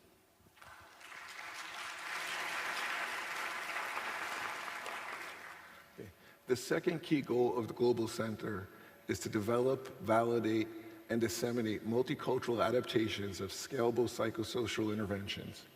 Toward this goal, Chiara Cervilli will talk about WHO efforts to develop and test psychosocial interventions for a child with mental health disorders. Thank you very much, and I'd like to thank the organizers for the opportunity for me to be here. I want to highlight as a first message that intervening for prevention of mental health condition in children and adolescents and for providing care for children and adolescents with mental health condition is a very smart investment. We have heard about the estimate based on data in 36 countries that points to the fact that $1 invested in interventions for prevention and for treatment of mental health condition in adolescents can give a return of $24 over a period of 80 years in terms of health and economic benefits. The WHO World Mental Health Report released last year provides and put forward 3 key areas of intervention and action for transforming mental health for all across the life course. The first key action or key areas of intervention is about deepening the value and commitment for mental health, and this is specifically relevant also for young people's mental health. It is important to increase financial investment, strengthen youth leadership, and prioritizing the development of community-based networks. The second area of action is about transforming environments for children and young persons' mental health and building the human capital of young people. This is related to environments in terms of homes, schools, communities, the digital space. The WHO and UNICEF Helping Adolescents Thrive initiative provides approaches and case examples for making this happen, for improving the environments within those settings with a specific focus on schools and also providing tools for integrating social emotional learning within the schools for young people. The school is a very important setting for promoting mental health and prevention, and there are data that shows benefits of capacity building within schools, as well as improving school policies for prevention of mental health condition and for reducing the risk of self-harm. But the health sector is also having a very important role to play, particularly for delivery of intervention for parents and caregivers, and particularly those parents and caregivers that face, of children and adolescents that face adversities or vulnerabilities. As an example, the WHO has developed a program for improving skills of caregivers of children with developmental delays and developmental disabilities, which has been translated, adapted, and implemented in more than 40 countries, with benefits in terms of caregivers' own well-being and caregiver skills in interaction with the child. The third area of action put forward by the World Mental Health Report is about strengthening community-based care. So we want really to make available to children, adolescents, and their families a range of options for provision of individualized prevention and care across childhood and adolescence. And this required building a competent workforce across the primary, the secondary, and tertiary care. But I want here to highlight the important element of a competent workforce at the entry access points. And these include primary health care, it includes staff within youth centers in communities, one-stop centers, it includes the school-based nurses and counselors. They have a critical role because the data shows us that they are a key entry point for improving early and timely access to prevention and care, and also the experience of young people and families in these early interactions shapes their experiences and level of satisfaction with care. We know that primary healthcare providers can be, and other entry access type of staff can be trained on assessment and management of mental health condition. The WHO has developed guidelines, which is called the MHGAP guidelines or intervention guide, providing specific approaches to assessment and management, also specifically for children's mental health conditions, including developmental, behavioral, and emotional mental health conditions in children and adolescents. And this program has been implemented in more than 100 countries. A weak element of this approach of strengthening community-based care for child and adolescent mental health is provided by the limited access to psychosocial interventions. We know that there is a scarcity of trained personnel, with global estimates pointing to only 3 mental health workers of any kind being available for children and adolescents over a 100,000 population. So the current, the recent developments in terms of the potential of low-intensity psychological interventions to be delivered by non-specialist providers for treatment and prevention of mental health conditions in children and adolescents is a key opportunity. This increased evidence is also, relevant to the newly developed WHO's intervention for improving, for reducing symptoms of emotional distress in young adolescents. This is a key, it can be a key enabler, the availability of low-intensity psychological intervention can be a key enabler of transforming really, the care systems to enable the access to evidence-based care for children and adolescents with mental health conditions.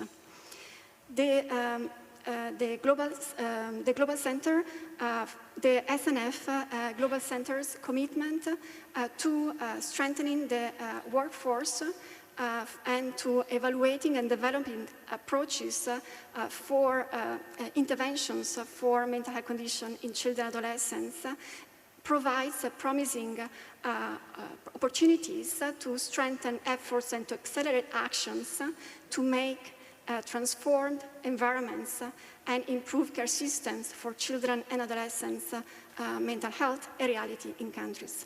Thanks.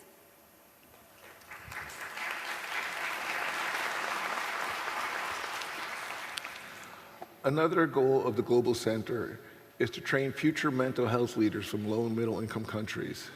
The program will focus on early career researchers, psychiatrists seeking training in child and adolescent mental health, and media communicators from low and middle-income countries. Renee Nasson will describe the Strengthening Child and Adolescent Mental Health approach in South Africa, stressing the importance of mental health training for our healthcare professionals at all levels. Thank you for the opportunity to participate. Children in South Africa face many challenges and adversities, such as poverty, domestic and neighborhood violence, child maltreatment and trauma. These place them at increased risk of mental disorders. Many more, however, are resilient and deserve support to mitigate risk and opportunities to reach their full potential. Our policy frameworks, such as the Children's Act of South Africa, enshrines their right to care, protection and access to healthcare. In the city of Cape Town in the Western Cape Province, we have embarked on a journey to strengthen mental health services to infants, children and adolescents. Our public healthcare service is burdened by an increased prevalence of mental disorders among adults and children post-COVID. This has placed an added strain on a healthcare system beset by numerous challenges such as infrastructure problems and imbalanced resourcing and focus on acute care and a workforce insufficient to provide the need. The strength of our healthcare system is that we have good statutes and policies, governance and service design frameworks which have guided our transformation journey. One aspect of our infant, child and adolescent mental health strengthening project is to focus on primary care services via the establishment of a team in 2022 whose task has been to gain a deeper understanding of primary care clinical services and service gaps that require remediation. The approach has been to focus on several key areas. Firstly, support of the workforce via teaching and training in collaboration with the International Academy of Child and Adolescent Psychiatry. The value of focused training for primary care clinicians is immense, and providing this via an online platform will amplify our efforts to offer opportunities to expand nationally and to our partners in the rest of Africa. Secondly, we have focused on understanding workforce capacity to conduct CAM clinical work. With that in mind, we are building competency frameworks with the intention of defining our service packages at all levels of care. Another aspect has been to improve access to information and risk management strategies via use of technology. We have therefore set ourselves the task of digitizing our systems via the creation of a website to disseminate relevant information, as well as a digital dashboard to track and monitor high-risk patients. Beyond this, we have responded to the need to provide responsive outreach and support by our tertiary services, particularly for children hospitalized in emergency care settings. An additional focus is to design a set of appropriately focused brief psychological interventions for primary care. And finally, an early years project focused on infants and mothers as a prevention and early intervention strategy. I look forward to potential areas of collaboration and partnership, which may include the following. Partnership and sharing of expertise to design and build an appropriate, locally applicable online ICAMS training platform. Secondly, a collaboration to fast-track the creation of and content for a website. Thirdly, there is a potential for research collaborations, for example, a project to gain an accurate picture of the cost of investment to improve ICAMS services, as well as a prevalence study. Next, the co-design of innovative brief psychological interventions, and lastly, access to fellowships for young researchers and early career child psychiatrists. I thank you.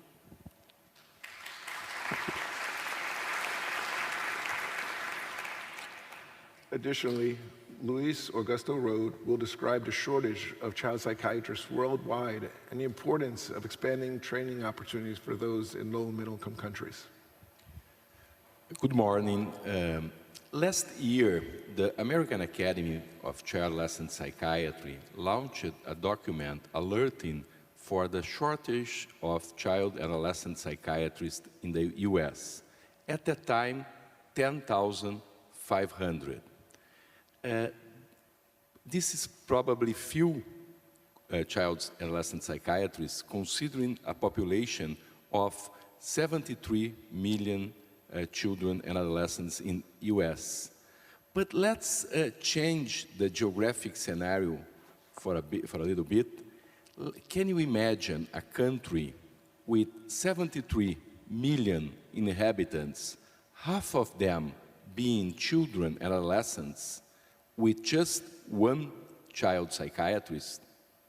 That country exists. Its name is Mozambique. You might think this might be a specific case. That's not true. In a recent investigation in the Middle West, from the Middle East, from 15 countries assessed, 12 had less than 10 child-adolescent psychiatrists. Although, and more than this, a recent estimate showed that globally we do not have more than 20 to 30,000 child-adolescent psychiatrists for giving care for the whole population of children and adolescents. Although the numbers speak by themselves, there is even more. A child psychiatrist from Brazil led a paper in The Lancet some years ago describing the famous 90 to 10 paradox that Harold already mentioned in a session before. While 90% of the children live in low-middle income countries, just 10% of the clinical trials in any area of child-adolescent mental health are conducted in low-middle income countries. What is the message here is that whatever is produced in terms of evidence-based care for the great majority of the children globally is not culturally tuned to them. Obviously, one of the key messages, as Chiara already mentioned, is that we cannot rely only on specialists to give evidence-based care for children and adolescents worldwide. But what is said in this story is that there is nothing new here. In 2005, the World Health Association, the World Psychiatric Association, and the International Association of Child and Adolescent Psychiatry and Allied Disciplines launched a document, the Atlas Project on Child and Adolescent Mental Health. The data was almost the same, the one that I'm presenting today. So, in 18 years, nothing significant happened. In this context, there is lots of reasons to have a great expectation for the SNF Global Center, and there is no better time for a center like this. Even more if you consider that one of the interventions or one of the areas of this wonderful package of initiatives is related to fellowship programs for training child-adolescent mental health professionals. And in this area, the International Association of Child-Adolescent Psychiatry and Allied Disciplines, IACAPAP, can really add. In the last 20 years, we developed several fellowship programs. One of them, the Donald Cohen Fellowship Program, dedicated for foster the professional development of local leaders in child-adolescent mental health, had 401 fellows included in the program from 68 different countries. The Helmut Hamschmidt Research Seminar is a fellowship program dedicated to increase the research abilities of child-adolescent mental health. we had 171 fellows from 51 countries. So we are in a position to collaborate to foster an even more ambitious fellowship program, a fellowship program dedicated to foster global leadership in child adolescent mental health. I want to close this short talk quoting a Chilean poet, Gabriela Mistral, in her words registered in the Atlas project. She said, "Many things can wait, the child cannot. Now is the time. His blood is being formed, his bones are being made, his mind is being developed. To him we cannot say tomorrow, his name is today. Now is the time for action." Thank you very much.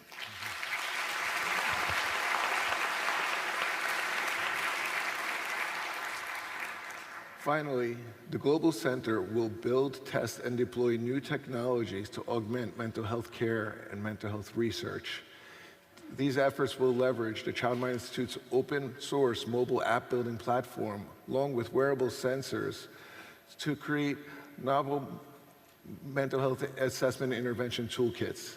These toolkits will not only move clinical care beyond walls of medical offices, but to help to forge a new model for mental health assessment and intervention. To support the activities of Global Center, we will bring together experts from around the globe and across disciplines to synthesize knowledge for child and adolescent mental health care and to create active collaboration networks. Of course, all of this work is in service to the public. We will craft mental health awareness campaigns and educational materials explicitly designed for children, teens, families, teachers, community leaders, and other members of the public. These efforts will be informed by and adapted to cultural norms. I'd like to thank the panel for their brief comments today. I think they made clear both the challenges at hand for the Global Center and the optimism about what we can accomplish over the next 5 years. I would also like to thank Andreas Strakopoulos and the Stavros Niarchos Foundation team for their ongoing support and their guidance as we move forward. We look forward to collaborating with all of you. Thank you.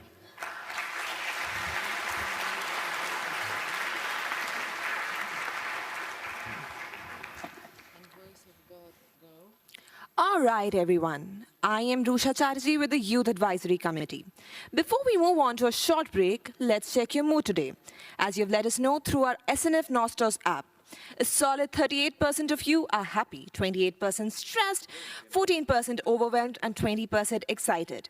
I'd say that's a fair statistics. Fingers crossed, we hope the stress changes into happy by the end of the day. We will keep a tab on how this shapes through the events. After the break, don't miss our panel on global child and adolescent mental health services featuring international perspectives here at the Stavros Niarchos Hall.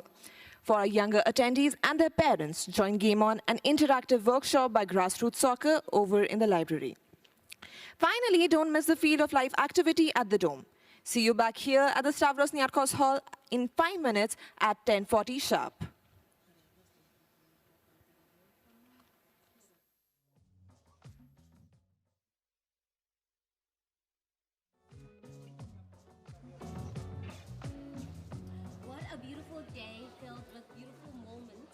Conversations and people here at the SNF Nostos 2023 conference.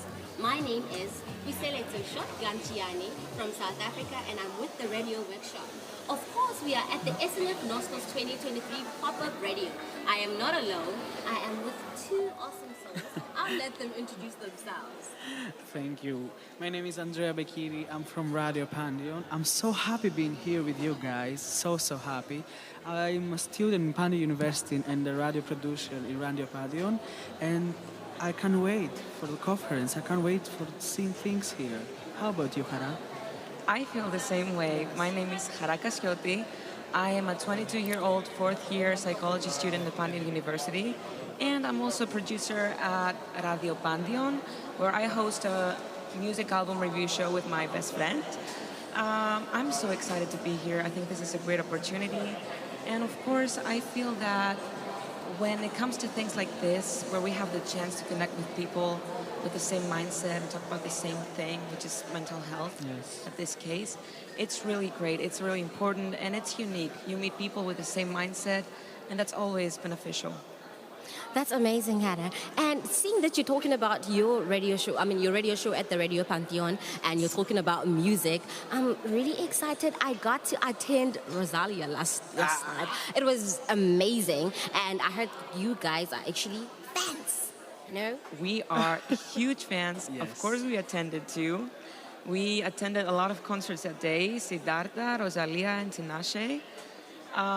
There are no words. Yeah. She is a great performer, professional. Yes, the collaboration with the release and the SNF Nostos was one of the best things here. The conference and the concerts were the highlight of this. As most of you know, this evening Barack Obama is speaking with SNF co-president Mr. Andreas Dracopoulos. If you are not able to secure a seat in the Stavros Niarchos Hall, where the discussion will take place, or at the Greek National Opera alternative stage, or the library, the National Library of Greece, where the discussion will be live streamed, you are welcomed to join us at the SNF Conference Center. At the SNF Conference Center Great Lawn, where we'll be watching the discussion on a central stage screen. This discussion will also be live streamed on the snfnostos.org. And also, this is the most important part. Please do download the SNF app, just so you can engage with people, see what you're missing out. We don't want you missing out, so please download the app. Download the app. There are many group chats there. You can ask anything. You can ask the people of the conference. They are talking, and you can just open situations. You can open many things, and that's a good thing for us. Technology is helping us here. Why not? You can connect with anyone registered on the app. There is a chat function, and it's a really useful tool to navigate your way throughout this conference. So, did anyone attend last day's concerts? I was here last year, actually. But this year is super packed. Okay. Because last year it was packed, it was really packed, and I thought maybe this year is going to be similar to last year, but seeing a whole lot of people different from different organizations and sharing stories on mental health, it's a high. It's amazing. It gets one to get to think about their mental health. We are learning, we are sharing, because life is all about what? It's a learning curve. Course. And I believe that music brings people together too, so I find it amazing that we are connecting through this, and it's being combined with a conference. Yes, exactly.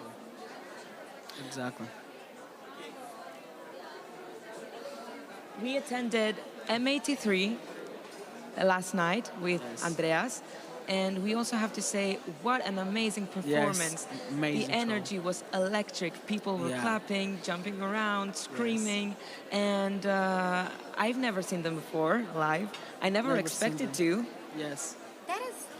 That is lovely. The other day when Aerostar was performing, just after her performance, the radio workshop, young reporters, we were there, and it went it was a mini break, and we started our own thing. We started singing. Yes, it was just so amazing. I was just, I don't know that space, but I was there too, and I was there vibing with you. It was it was lovely. Yes. It was really lovely. So, guys, what are you looking forward to in this conference? Many things. The main thing for me is talking openly for the mental health, and don't be afraid talking about mental health. It's a more important thing for me, and this is a message that we are trying to get from this conference and these collaborations. We have to talk openly and to don't be afraid about us. Of course, it's very important. As an aspiring therapist, I find it crucial that the stigma stops. It just stops. there's a lot of stigma around mental health. You hear people use the word crazy very lightly, too lightly, I would say, which is unacceptable. It shouldn't be taken that lightly, because people could be struggling with mental health, and because of it, because of people being careless with their words and with their actions, they might not even seek help, the help they need to get better. Everyone deserves a better life. Do you have friends maybe who you've assisted, who you know needed help, and you've assisted them with, say, maybe swaying them in the correct direction to seek help for the mental health conditions or the mental health situations they've had? I do try to keep my friendships and my actions and knowledge as a psychology student separate, but sometimes it is inevitable that those two will get mixed up. So my answer to your question is yes, I have helped friends who needed it. Recently, I did help a friend deal with the loss of a beloved pet that she had for 12 years since she was a little girl. And that was very hard for her. And it was hard for me too, because I did spend time with that pet too. I have helped another friend recognize that she has trouble opening up emotionally, and we've talked through it. But as I said, I try not to overstep my boundaries, because I try to keep in mind that I'm not even a licensed therapist yet. I don't have my degree yet. And first of all, my first role to me is, and most important one, is that I'm a friend.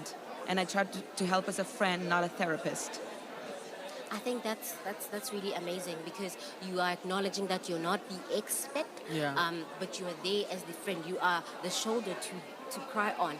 Now, seeing that you were also attached to the pet that she lost, where did you find your help? Where did you get help?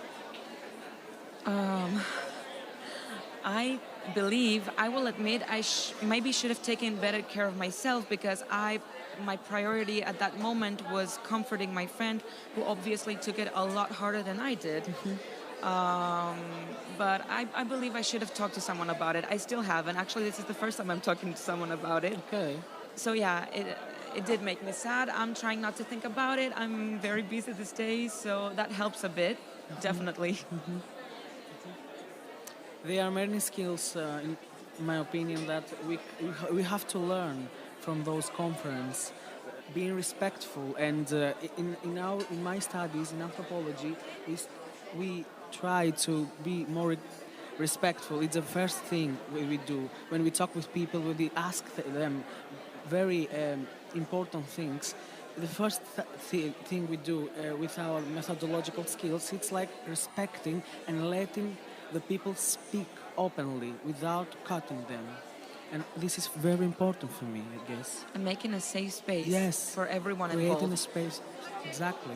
Which is the most important thing. If someone doesn't feel safe talking about their feelings and what they're expecting from the other person, no progress is going to happen. And that is expected. Yes, creating a safe space for our loved ones and being the safe space for our loved ones. The next session is about to start. Please go inside at the main stage for the next session. Yes, here at the SNF Nostos Pop-Up Radio, of course it is I am Buselito Shotgun. I'm from the radio workshop from South Africa, and I'm with my lovely friends. What does mental health mean to you, Buseletso? Mental health means the state of my well-being. The state of my well-being, where I'm at, be it physically, be it emotionally, everything that happens day and day into my life, So everything that goes in and out. Sorry.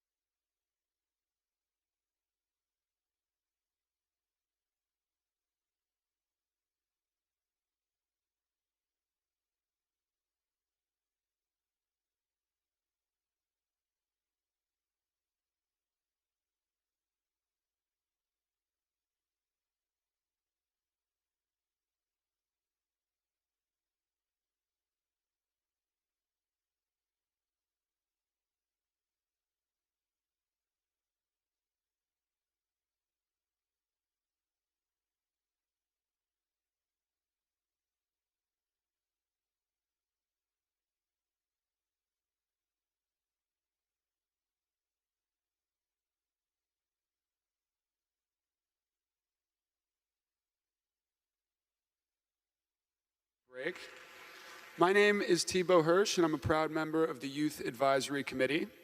Now, at last year's SNF Nostos conference, I had the opportunity to speak about my own past with mental health and the importance of increasing access to mental health resources for all. That is precisely the pressing issue that will be addressed in the following series of lightning talks by those who stand on the front lines in the global battle for mental health resource increasing. Our first two esteemed speakers are close partners of the SNF Global Health Initiative.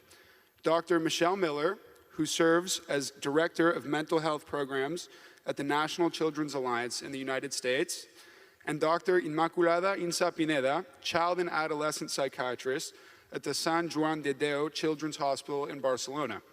They will be followed by distinguished guests who we are also honored to welcome. Dr. Olayinka Amigboden,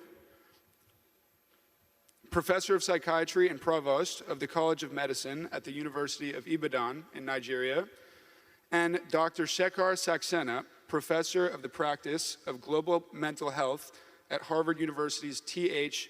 Chan School of Public Health. Please join me in giving them a warm welcome.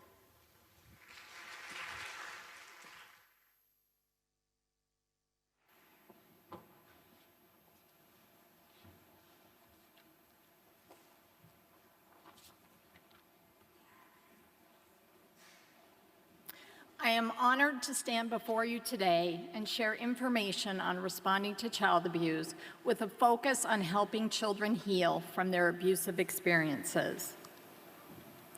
Child abuse is common across countries. Most people are shocked to see that 1 billion children globally experience violence.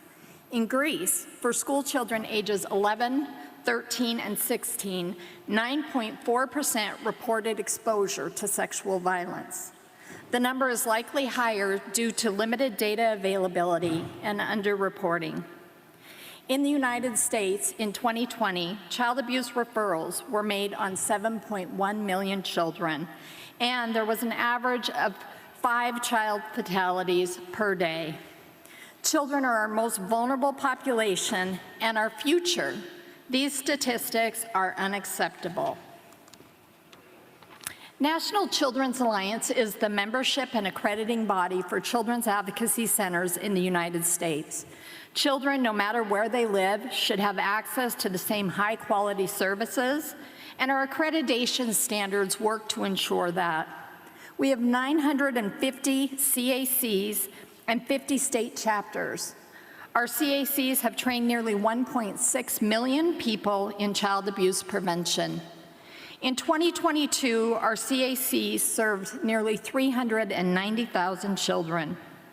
The CACs provide a multidisciplinary response to child abuse investigation and an opportunity for children to heal from their abusive experiences through evidence-based mental health services. In the United States, we too are significantly impacted by a mental health workforce shortage. We estimate that annually, 80,000 children who come through the doors of a CAC and need mental health treatment are not able to get it. To respond to this, NCA recently created the NCA Institute for Better Mental Health Outcomes to focus on training the workforce so that all children who need mental health services receive it. We are so thankful for our partnership and support from the Stavros Niarchos Foundation and our other funders. This map shows the locations of our children's advocacy centers. Most communities in the United States have access to a children's advocacy center. The dark blue infographic shows experience for a child when a CAC is not available. A child tells their story multiple times in places that can be scary, and families must find their own services, which, as you can imagine, is very difficult to do. The yellow shows multidisciplinary team members rallying around the child. Everything they need is in one place, and the professionals work together on a seamless response. Children's Advocacy Center multidisciplinary team members include trained child forensic interviewers, child welfare, law enforcement, prosecutors, medical, mental health, and victim advocacy. This graphic shows the type of cases CACs respond to. I'm sure you will not be surprised to see that 2/3 of all cases involve child sexual abuse, though services are provided for the other types of abuse as well. Over the last decade, we focused on helping children thrive through a coordinated mental health response that provides the right treatment at the right time and in the right dose. We train CAC executive directors, victim advocates, and multidisciplinary team members on the mental health response. All members of the multidisciplinary team are involved in supporting the child and family through the process. The green boxes are functions primarily completed by child abuse professionals. The blue are mental health providers, and the orange is child abuse professionals and mental health providers. While every step in the mental health implementation roadmap is important, I will focus on the 4 steps outlined in red. You have access to this slide and can review all steps in the roadmap. Step 1 is screening. Screening children for mental health symptoms is critically important. Screenings are brief questionnaires that can be administered by non-mental health professionals, child welfare, victim advocates, medical professionals, school personnel. Screening results can be used to engage caregivers in the mental health referral.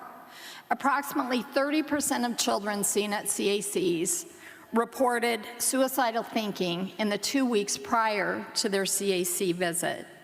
By identifying those children, CACs can assess safety, create safety plans, and triage based on urgent needs. Step 2, identifying and reducing barriers to treatment engagement is critical. Research shows that as few as 30% of children referred to mental health attend their first appointment, and many will drop out before completion of treatment. We can have effective treatments, but if we cannot get the child and caregiver to participate, they do not benefit. All multidisciplinary team members play an important role in exploring and helping caregivers overcome barriers. Step 4 is a quality evidence-based mental health assessment that uses both standardized measures, so questionnaires that identify symptoms, and a clinical interview with the child and caregiver. The results of the assessment are used to determine the need for and type of treatment and monitor symptom reduction throughout treatment. Information should be obtained from external sources to include child welfare, school, daycare, and other professionals working with the family. Step 7, based on symptoms, children are referred to a mental health provider with specialized training in evidence-based trauma treatment. A common symptom for children who have experienced trauma is to avoid thoughts and reminders of the traumatic event.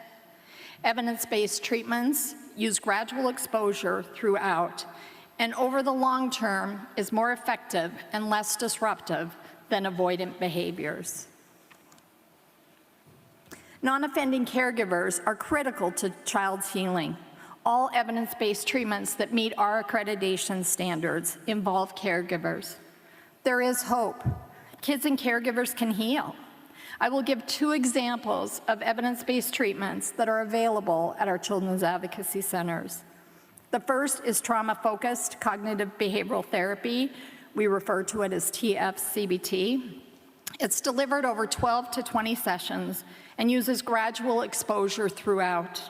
The core components include psychoeducation about abuse, parenting skills, managing emotions, challenging thinking, errors, coping skills, and the creation of a trauma narrative that reduces trauma symptoms through desensitization. The second is child and family traumatic stress intervention, which is an acute intervention that's delivered in the 30 to 45 days after the traumatic event or disclosure of the event, and is delivered in 5 to 8 sessions. There is strong research evidence that shows that it can interrupt the development of post-traumatic stress disorder. It strengthens communication between the child and caregiver to enhance emotional support and teaches coping skills. By caregivers participating in their child's therapy, their post-traumatic stress symptoms reduce as well. As we know, healthier caregivers help children thrive after an abusive experience. So this is a quote from an 11-year-old. It helped me get rid of that sick feeling I had. And so I want to end with the good news, and that is there are short-term, evidence-based treatments that work and help children have brighter futures. Thank you.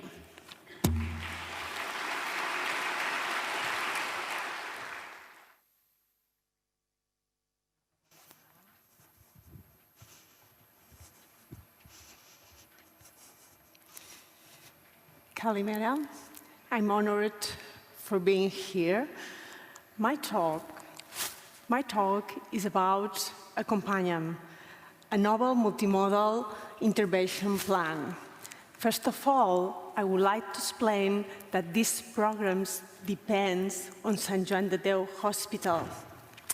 It's a children and maternity hospital located in Barcelona.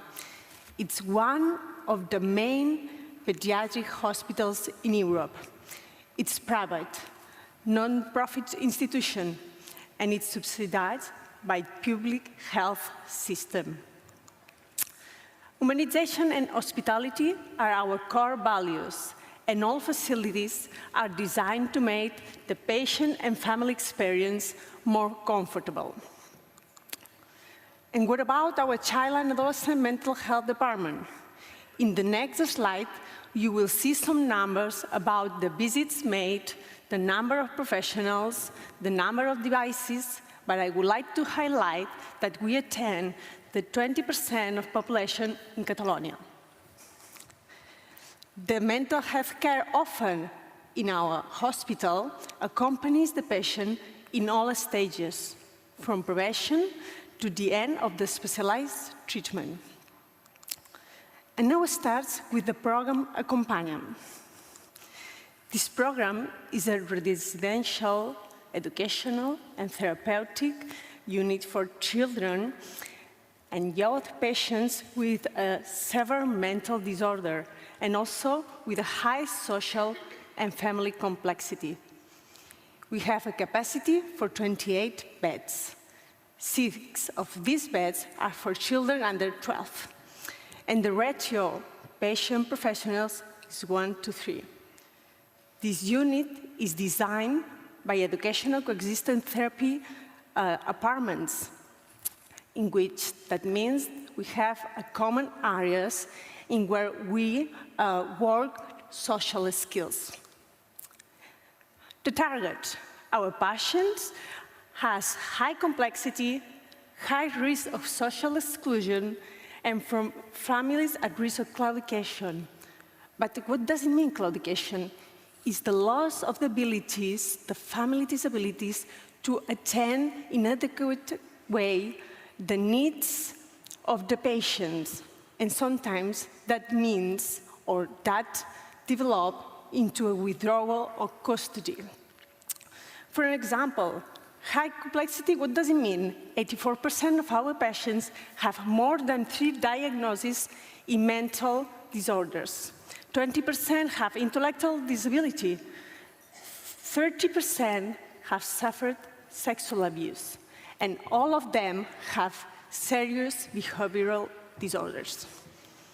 Our method, we work through comprehensive and integrated intervention based on functional recovery and with a reconnection to the community. And this is done by a multidisciplinary approach. We have psychiatrists, psychologists, workers, social workers, educational workers, teachers. This, you can see in this slide, some of the activities we have in our unit. But when the patients are prepared, when they have enough autonomy, we also search for them activities outside the center. We look for them the suitable school. We look for them activities, sportive activities, language classes, drawing classes, wherever they motivate. About activity, we have more or less 35% discharges per year. The average stage is around 11 months. And now we have already treated more than 100 patients.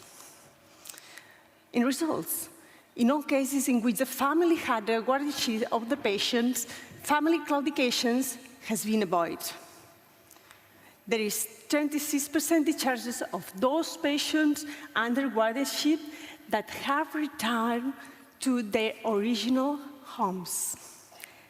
And 100% of the cases, or maybe, let's see, 100% of the students have been linked to an educational center adapted to their needs or to a training project.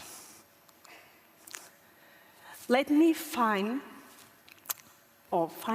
I would like to explain a case, John's case. John was physically abused by his parents during childhood. Unfortunately, his parents suffered from different addictions. At the age of 6, John was under guardianship and was sent to a residential device. At the pre-adolescence, John turned from a victim to an abuser to his classmates. He just went to school 2 hours per day. Also, at this time, depressive symptoms and autolytic thoughts began. And those are the reasons why he entered in our program. After 1 year of intensive and multidisciplinary treatment, John could return to his grandmother's home, and he was rejoined to another secondary school. For John, it wasn't just a recovery. For him, it was a rebuild of a project of life. And as you should know, new projects represent new challenges. This couldn't be possible without the support of my mental health service and also the hospital manager, Manela Castillo. I feel really proud of being here, and ευχαριστώ to Stavros Niarchos Foundation. Thanks.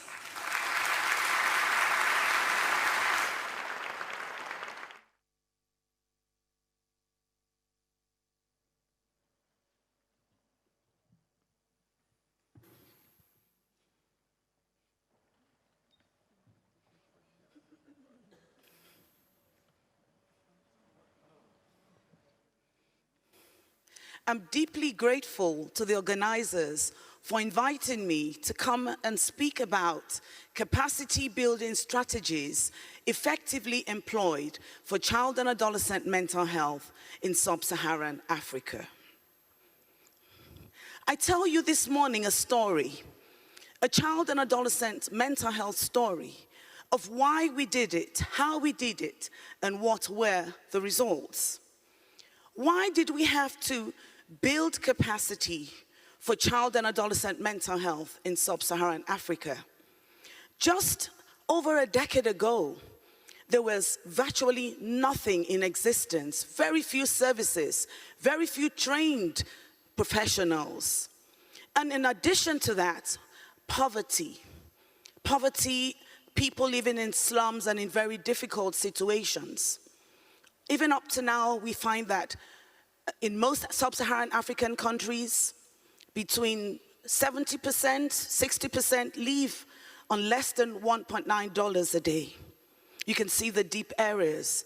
And of course, there's a recurring cycle, a vicious cycle of poverty, lack of education, hunger, low income, lack of potential and opportunity. And of course, the consequence is poor health, physical, mental, and social health. We also have large populations of out-of-school children. You can see Sub-Saharan Africa, primary school, millions of children out of school. And of course, we know school is a very important mentally healthy environment. There's a focus on child mortality, high rates of malaria, HIV/AIDS, diarrheal diseases take away the focus from mental health. And of course, there's a neglect. Mental health and physical health are separated, and it should not be that.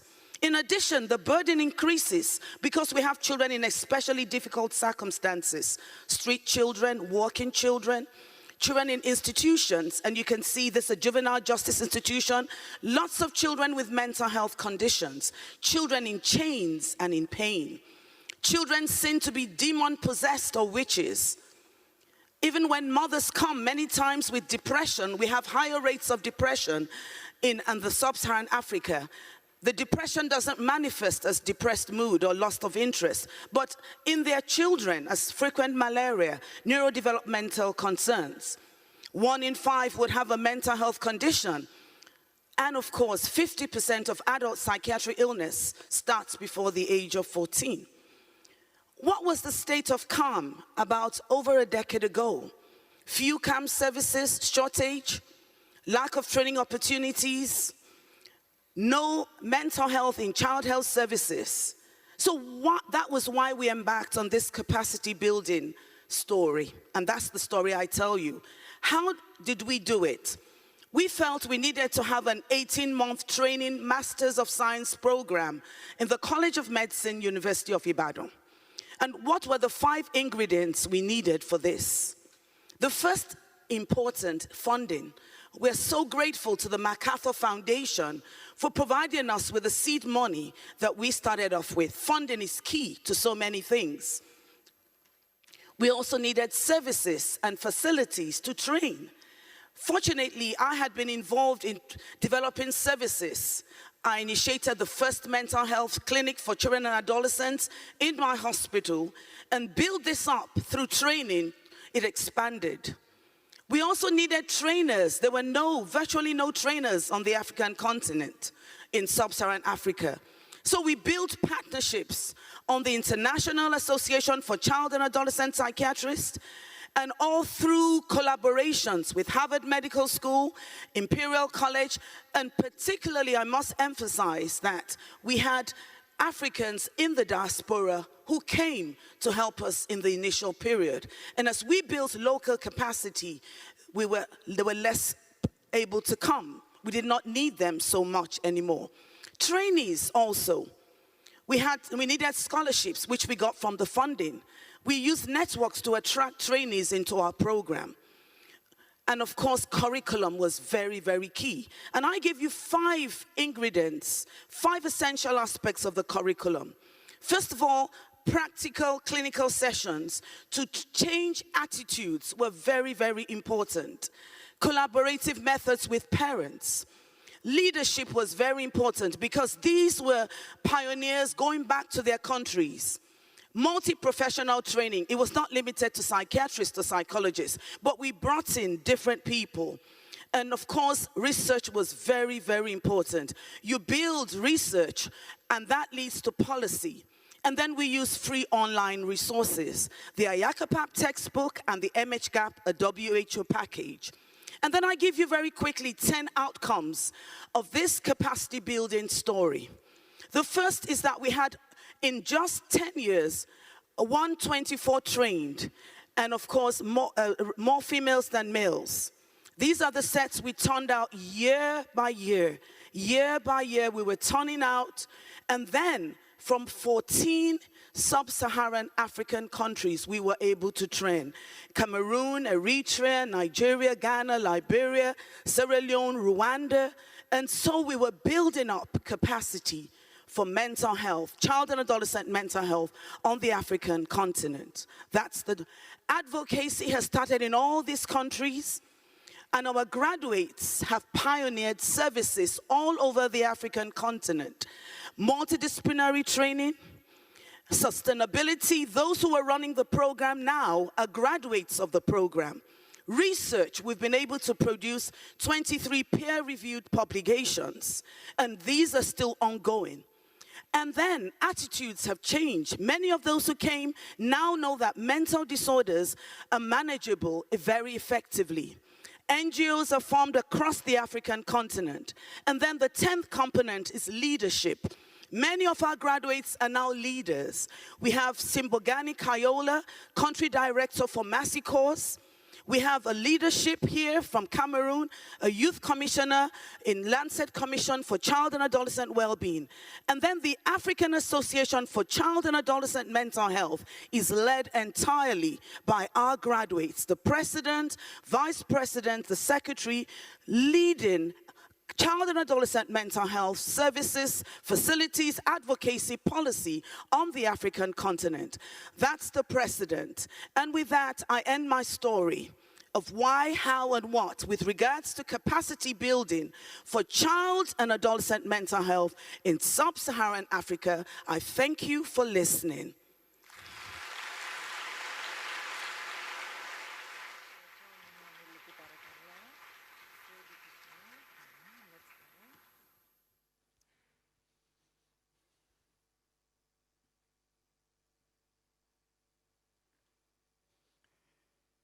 Ladies and gentlemen, and also the young people in the audience who are going to make the maximum difference, I come here to present a global public health perspective on child and adolescent mental health, which includes policy as well as services.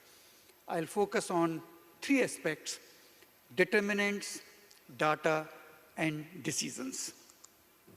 Having worked for WHO for more than 20 years, I will begin with a slide that depicts the WHO's definition of health, a state of complete physical, mental, and social well-being.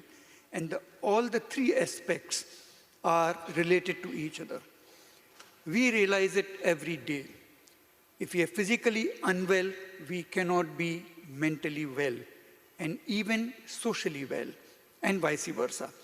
The COVID pandemic demonstrated it very well, or rather very badly, that a physical condition gave rise to so much problem in our mental health and in our social well-being. And this applies to adults, but this applies even more so for children. Mental health has been defined by WHO as a state of mental well-being that enables people to cope with the stresses of life, to realize their abilities, to learn well, to work well, and to contribute to their communities. What could be a better definition for children's development and mental health than this, to contribute eventually to their communities?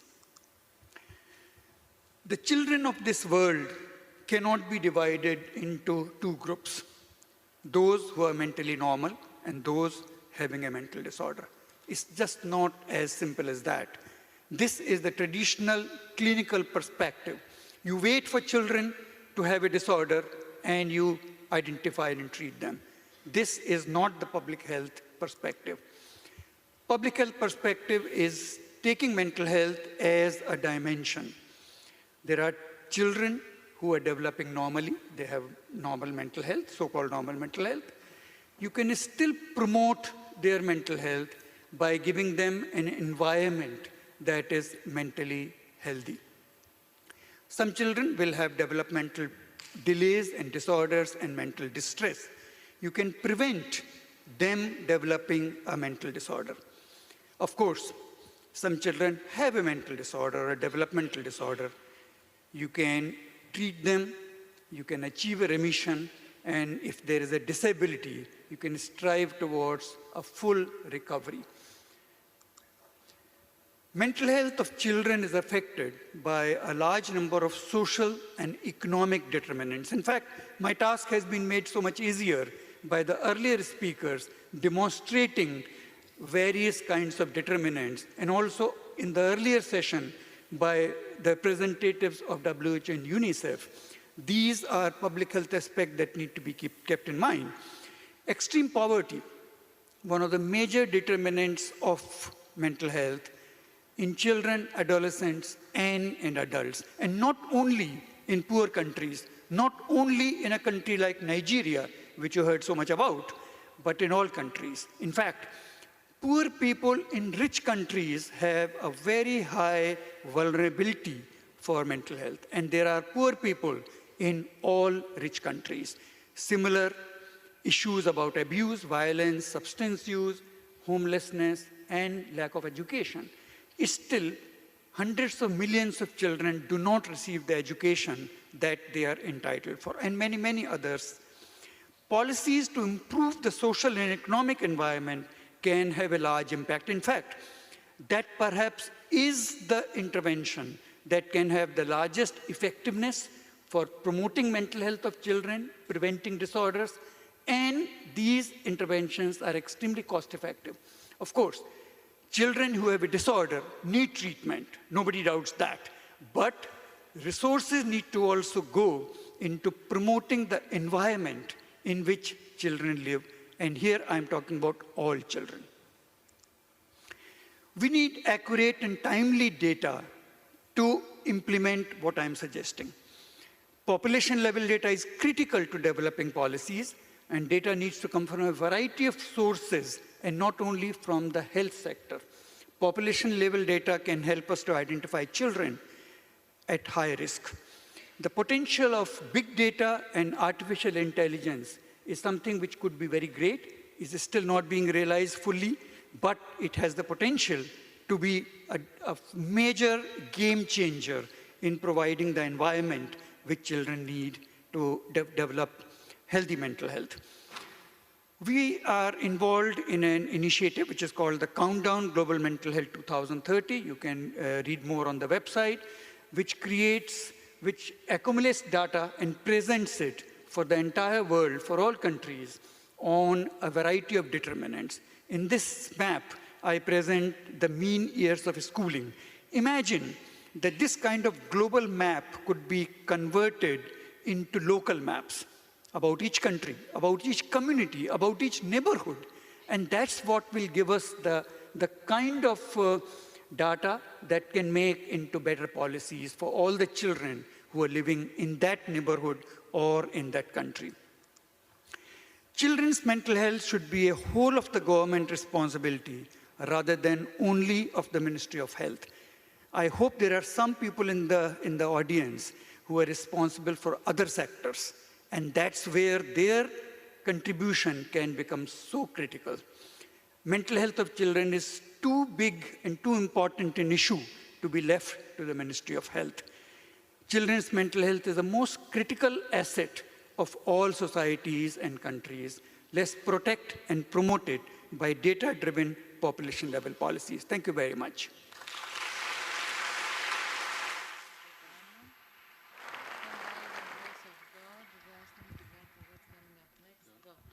Time for a short break, but don't go too far. When we return, we have an extraordinary session lined up for you titled Reshaping Priorities, Addressing Mental Health in an Age of Crisis. In this session, curated by the esteemed Chatham House, it will discuss the interconnected crises our world is currently facing, from the ongoing COVID-19 pandemic and economic inflation to conflict in Ukraine and the relentless impact of climate change. At 5:30, we're incredibly honored to host a discussion between President Barack Obama and SNF co-president Andreas Drakopoulos. It will take place here at the Stavros Niarchos Hall of the Greek National Opera. Don't worry if you didn't secure a spot, because the talk will also be live on screens at the Great Lawn, alternative stage of the National Opera, and the lobby of the National Library.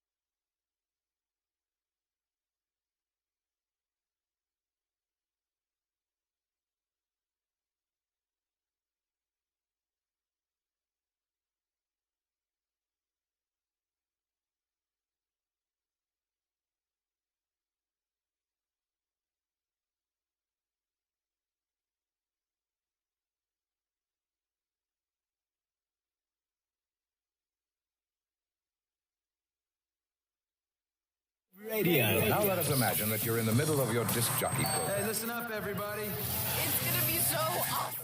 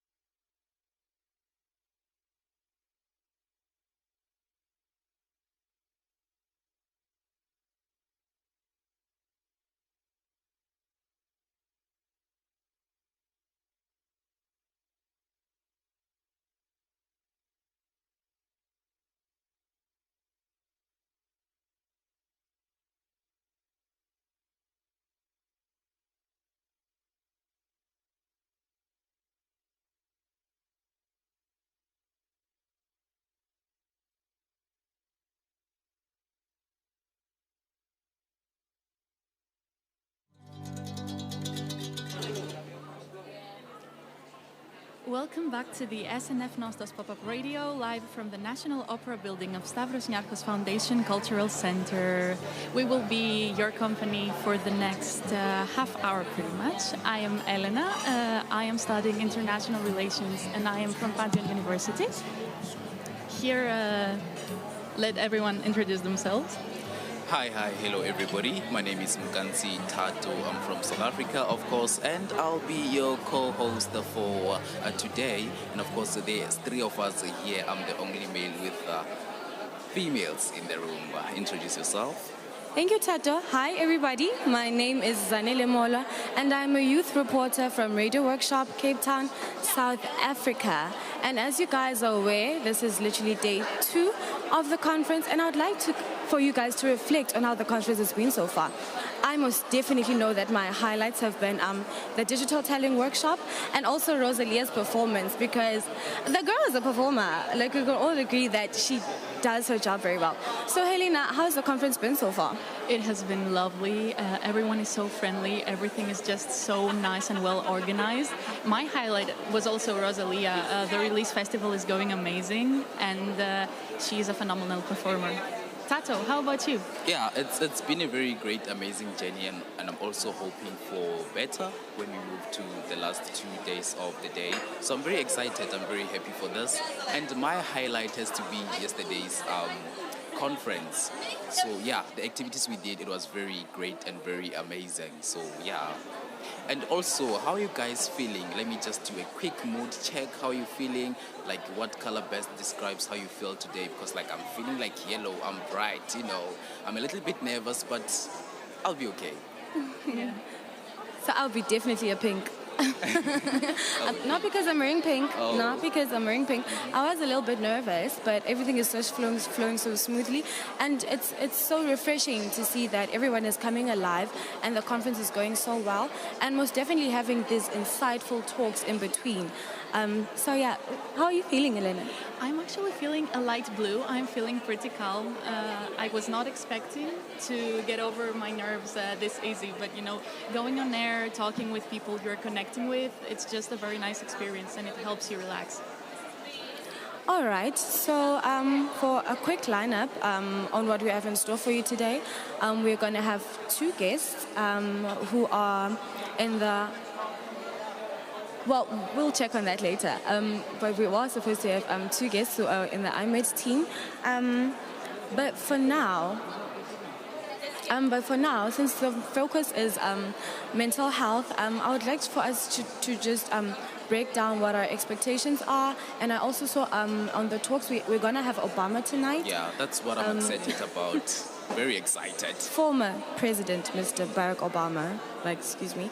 So we're going to have him tonight. And we're also going to have a lot of AI workshops, and that are also mental focus orientated. So I just want to know from you guys, because we're all from different states, how has the mental health journey been without us being reporters, but in our communities as well? How do we relate to mental health, and how do you advocate for mental health? Because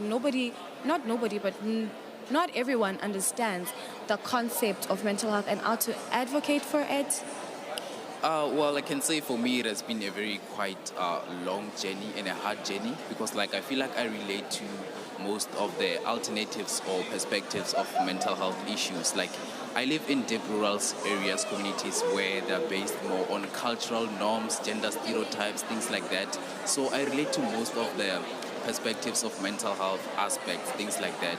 So for me, it has been quite a hard journey, but since I became a youth reporter, like now I have an open view, I'm open-minded about everything, how to take everything in, how to deal with people who, for instance, who are homophobic, how to deal with people, not really to deal, but how to live around people living with disabilities and things like that. So it all changed my perspective since I became a youth reporter and a radio presenter. So before that, it was kind of a different thing, because like I grew up in a community whereby like those things are neglected. So yeah, it has been like that. Yeah. And I'm excited for this conference. I'm ready to learn more. Like, I mean it. Yeah, I totally relate to what you said. I also grew up in a very traditional community, but thankfully I had a very nice support system, because my mental health journey has been kind of difficult as well.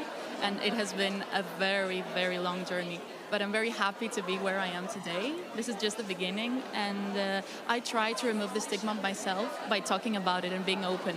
So this conference has been a great opportunity to do that. Yeah, well, it's so glad to hear that you guys have been having it easy, because for me, I've always thought that I always understood the concept of mental health. But then being in a workplace in my late teens, I then understood that I was actually advocating for something that I did not understand. For you to say that you fully understand your mental health, you have to be emotionally intelligent as well.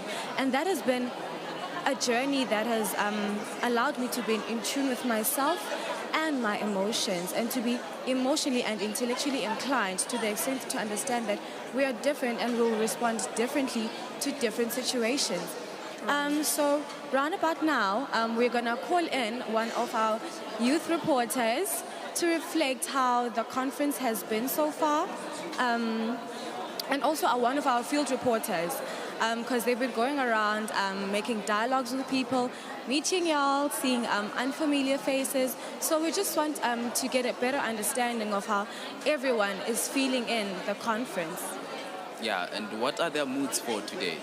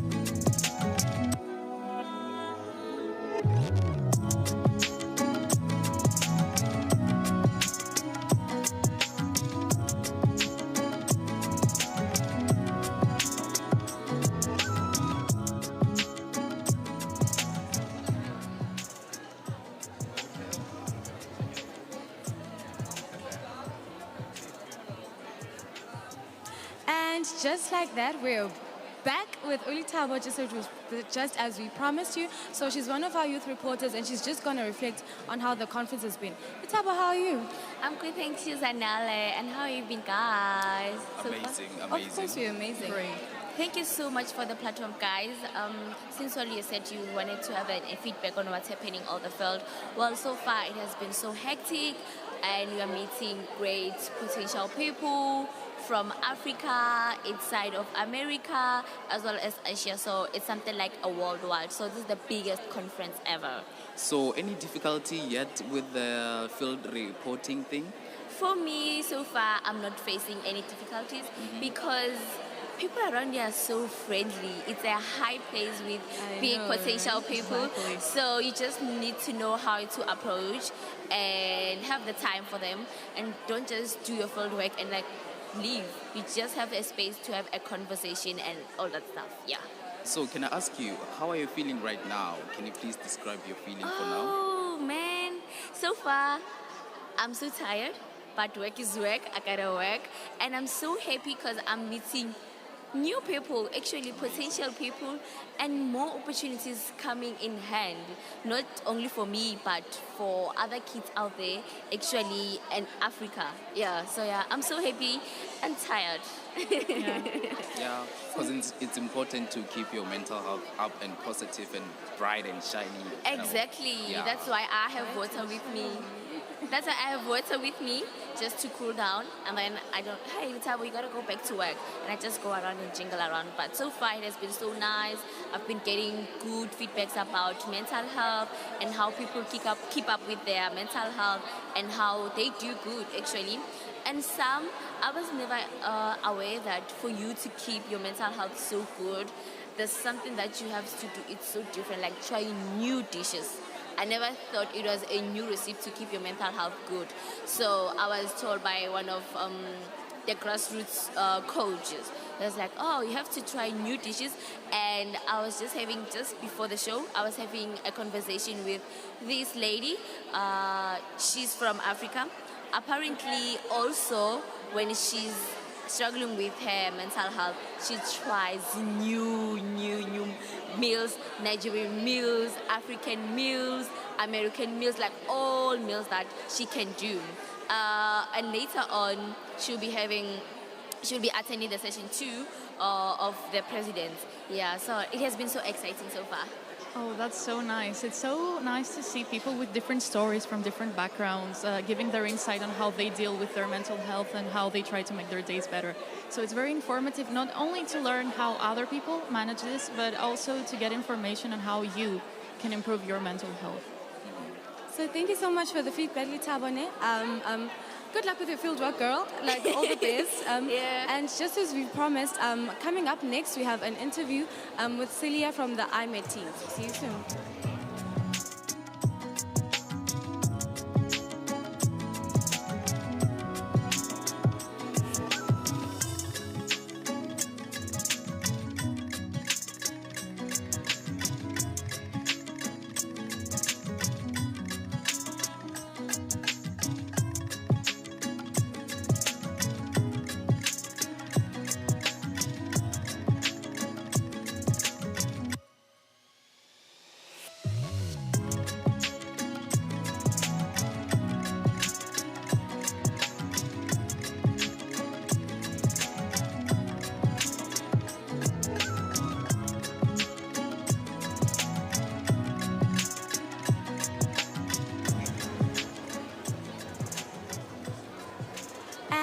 Just like that, we're back. And as I promised, we have Celia Sicha from the IMED team, who works as a producer for the SNF Dialogues. It's such an honor to have you. How are you doing? I'm doing very well. Thank you so much for having me today.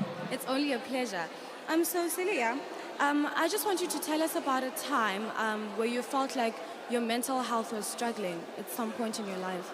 Of course. Unfortunately, I think in my generation, there's been a lot of times like that. And from personal perspective, I've experienced a lot of times like that. But I think the first time that was actually the trigger for me to start discovering my mental health and my relationship with mental health was in 2018, when basically I had to move abroad to the UK to embark on my undergraduate studies. And it was a weird time of transitioning into this very new environment with very new external stimuli, different people. And it might sound like I'm coming from a privileged position, like, oh, I have to go abroad at a very good uni and study under the perfect circumstances. But it was quite hard. And I think staying by myself and trying to figure out things by myself, trying to put my thoughts into order, was what made me realize that maybe my coping mechanisms for struggles or everyday anxieties were not strong enough, and I had to deal with that. So during the discovery of that, I started getting into therapy. And at the beginning, I was very afraid because of the stigma around therapy and the fact that I thought that I didn't have something superficially important or that nothing was substantially wrong with me. So I didn't really have to go into therapy, but that was wrong. That was a wrong perspective. And once I started getting into it, I realized that it helped me so much. My therapist became so much more than just a therapist. She became a mentor, my fellow discussant, a person that recommended books to me, a person helping me with both my mental and intellectual growth. And that was very important to me. And that's when I started valuing mental health and my relationship to mental health. Well, since you mentioned that you are dealing with a lot of stigma around seeking therapy and seeking help, how did you deal with that?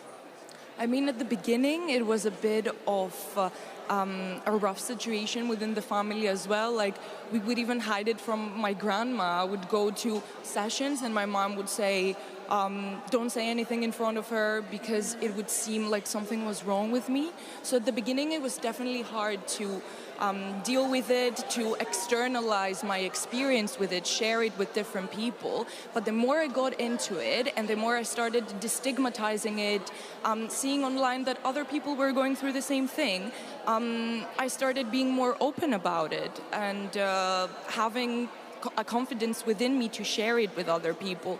At the beginning, it happened through social media, maybe some stories, then sharing it with personal friends.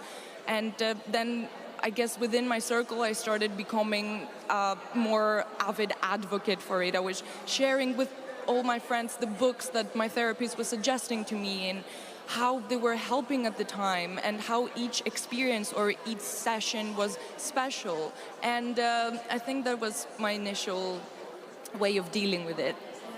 I really appreciate the fact that you do not only seek help for yourself, but you're also advocating for people to seek help via therapy and reading books and so forth. But you earlier mentioned that your grandma wasn't so open to the idea. So how did you approach that? I actually still have difficulty discussing those things with her, which is something that reminds me that this is a work in progress. Yeah. Sharing your experience, sharing your relationship with mental health is always a work in progress. And despite dealing with that with yourself, you also have to find mechanisms to communicate it to different people as well. So now I might be more comfortable discussing those things, for example, with my grandma or people at a different generation that might not understand. But I'm definitely working on it still. Well, it's so great to see you that you're amplifying your voice, and you're also mentioning that mental health is a journey. You can't just wake up depressed and the following day everything is sunshine and rainbows, and we really appreciate that. For those of everyone who don't know, for the millionth time, you work in the with IMED team and in production with producing SNF dialogues. So we have the understanding that your job might be very demanding and super stressful. So how does your occupation right now affect your mental health?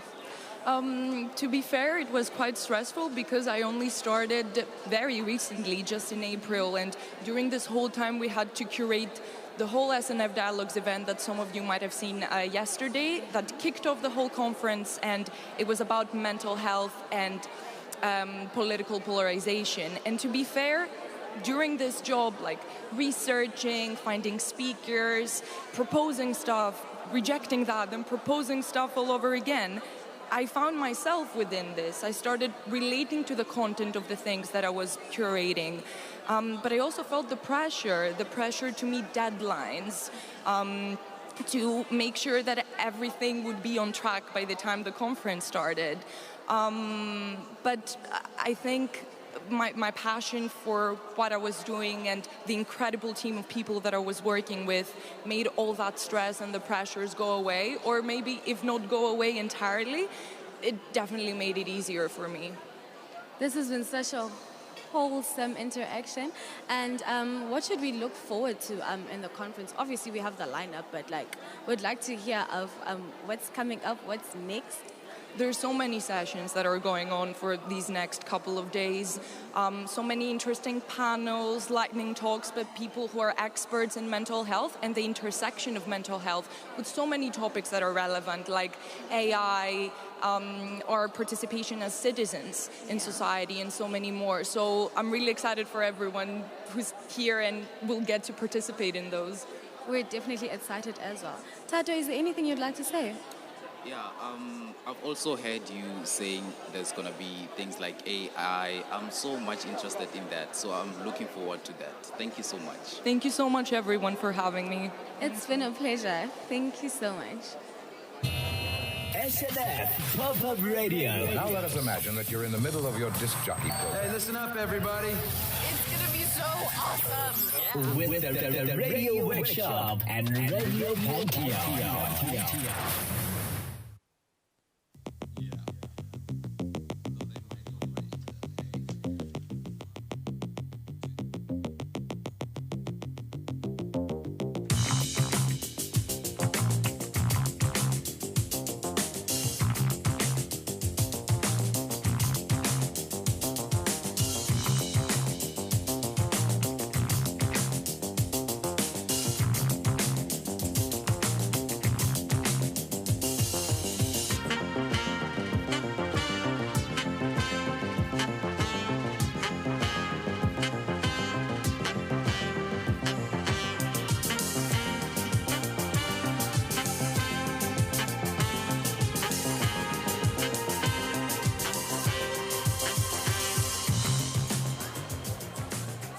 Right, everybody, that was Celia Tzicha from the IMAT team. And for those of you who haven't already, please download the SNF Nostos 2023 app to keep in track of the conference and all of the movements.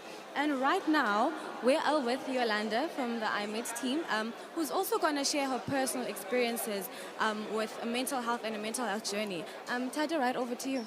I mean, quite frankly, these people are doing a very tiring job. So basically, on this talk, we are trying to get the fun and the positive side of the duty and the inspirations behind it. So welcome, Yolanda. Please introduce yourself. Hello, nice to meet you guys. I am very pleased to be here and share my thoughts on this very important issue of mental health. Well, actually, I am part of the SNF Dialogues team, and we held our event yesterday. It was about the relationship between politics and mental health. This is an issue that is of high importance to me because I have found myself in situations in which I have different opinions with my friends, with people I meet, and sometimes it's really hard to communicate with these people and not fight with each other. So in this talk, after hearing to experts' opinions, I realized that polarization is not a bad thing per se, and sometimes we need to speak to people with different opinions in order to see the other side of the coin, in order to try to negotiate, to make compromises, and this is something that really helped me in the course of my life as a part of information, actually. Okay, so Yolanda, how are you feeling right now? Well, I'm really happy these days because I'm very excited to be here to meet so many new people who have to offer an insight into many fields, not just mental health. I really feel very much creative, and I am proud that I have become part of this organization in a way. And I hope that people enjoy it here as well. Okay, cool. So I know the type of job you do requires a lot of pressure and it's very demanding. So where do you find your happy place? Like, where is your happy place? Yeah, that's true. As most of people, there is a lot of pressure at work. But I think the secret is that you find joy in what you do, that you try to be creative as much as you can. And of course, apart from job, there are so many things that someone can do. For example, hobbies. For example, music is my interest, is my hobby. I play the guitar, I like listening to music. Yeah, so this is my kind of escape. And I think that if everyone finds what pleases him or her, this will be great for our mental health, actually. Oh, so you love music? Yeah. Amazing. What's your favorite artist? Who's your favorite artist? Oh, I have so many in my mind. For example, yesterday we saw Tas Sultana here at the concert, and she was amazing. I really admire her, and I was so happy to see her in person. That's lovely. So yeah, I would tell her. I relate. I have so many favorite music artists. So yeah. So with the 2 jobs that you are currently doing right now, how do you make time each day for self-care? Yes, actually, I am working at the SNF Dialogues team, and I offer English lessons. I am a teacher, and this is sometimes hard, and I feel overwhelmed many days of the week. But I try to find the positive thing that I have the opportunity to combine 2 things that are equally interesting to me. So I think that this is what keeps me going, that I pursue my dreams, even though I don't have so much free time for myself, let's say. Yeah, quite makes sense. So share with us, would you like maybe to share with us the most exciting thing that ever happened to you since you became a producer here at SNF? Yes, I think that this is the week of the highlight week. Because we are working on this project for 3 months since I was employed, actually, and now we saw it being materialized. Yesterday we held our event, and I think it was really successful. But as far as the other parts of the conference are concerned, they are equally interesting. We have the chance to listen to speakers who have to offer us an insight into the field of mental health. And this is something that I don't know if I had the opportunity to do if it wasn't for the SNF. So, Yolanda, you sound like someone who's very preoccupied. So, can you take us back to a moment where you realized that you need to keep your mental health in check? Well, actually, it's a tragic event. I lost a friend of mine recently who took away his life on his own. And this was the first time that I realized how important mental health is. Until then, I didn't know someone who suffered from depression or of another mental illness. At least I didn't know it. So this was the first time that I was shocked, and I tried to realize that mental health is something that all of us concerns. And it's not only some people away from us that suffer from mental illnesses. It can be everyone, a friend of us, our neighbor, a student. We were together. So this is when I started realizing its importance.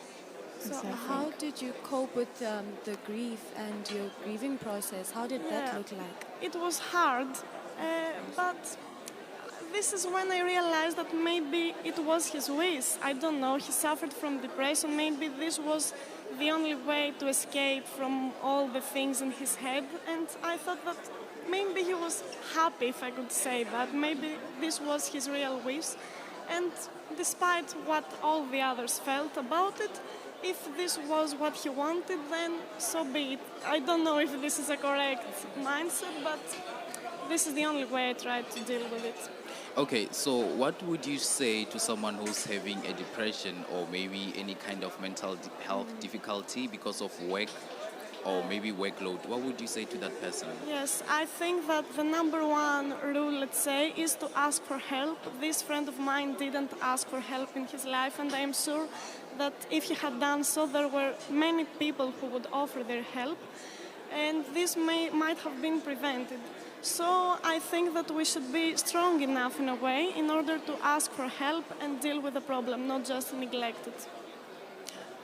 Thank you so much. Thank you so much Thank for you. having... It was my pleasure. Okay, Thank you, guys.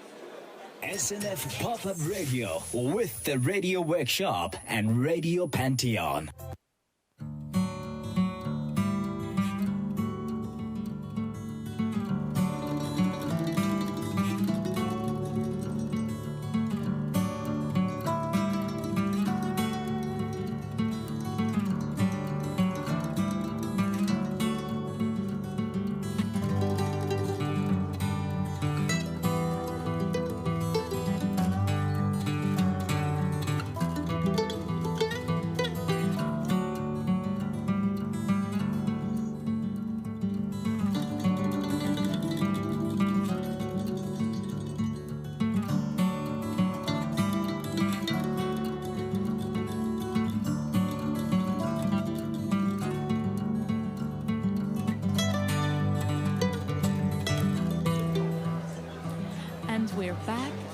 SNF Nostos Pop-Up Radio.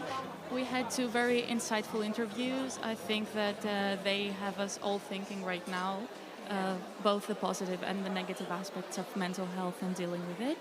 But the important thing is to stay positive and to try to seek help and to try to improve it. Most definitely. Announcements, please. Announcements time. So for your lunch break, which is between 1 and 2 o'clock, head to the Agora Bistro and the Canal Cafe at the SNFCC. Make sure to have your SNF Nostos conference badge handy. The break will go until 2:30, but during this time, be sure to check out the mental health revolution happening at the alternative stage, which is just past the registration desks, as you enter the SNFCC from the left. So lunch, I can imagine you're all tired right now. Yeah. This has been a very hectic day. But it was really interesting to have two perspectives of people who are doing more or less the same job. Yeah. And it has made me realize that as much as we can talk about mental health all day, like mental health this, mental health that, but it's keeping ourselves knowledgeable as well, because you can never learn enough. Like there's always so much to learn, and there's always a different perspective to look at things. And hearing Yolanda's story, having a close person to you take their own life, whereas you were thinking that they were happy this whole time, and you think that you're knowledgeable about these things, and the grieving process, going through everything, it was just a lot to take in, but it was insightful as well, because she was optimistic that, okay, this has happened, but this is how I'm going to move on, and this is how I'm going to keep on moving, keep on moving. And still on that, quite frankly, she mentioned that she started believing that there are depression and things like that when it happened to her friend. I think it's a thing. It has to happen to you first or your friend in order to believe in it. That's what people believe. And it doesn't really have to be like that. It is there. Depression is there. Anxiety is there. All the mental health difficulties are there. They don't have to happen to your friend or your close family member or yourself in order for you to believe them. So, yeah. Exactly, and it's not only about looking out for others, but sometimes it's important for yourself. And if you struggle with depression and you hear how other people handle it, what has happened to them, how they cope with that, it's really insightful, and it pushes you to ask for help sometimes. So it's very important to listen and to speak up as well. Exactly. Yeah. And I also heard Celia said that a lot of people stigmatize therapy. And I was like, that is crazy.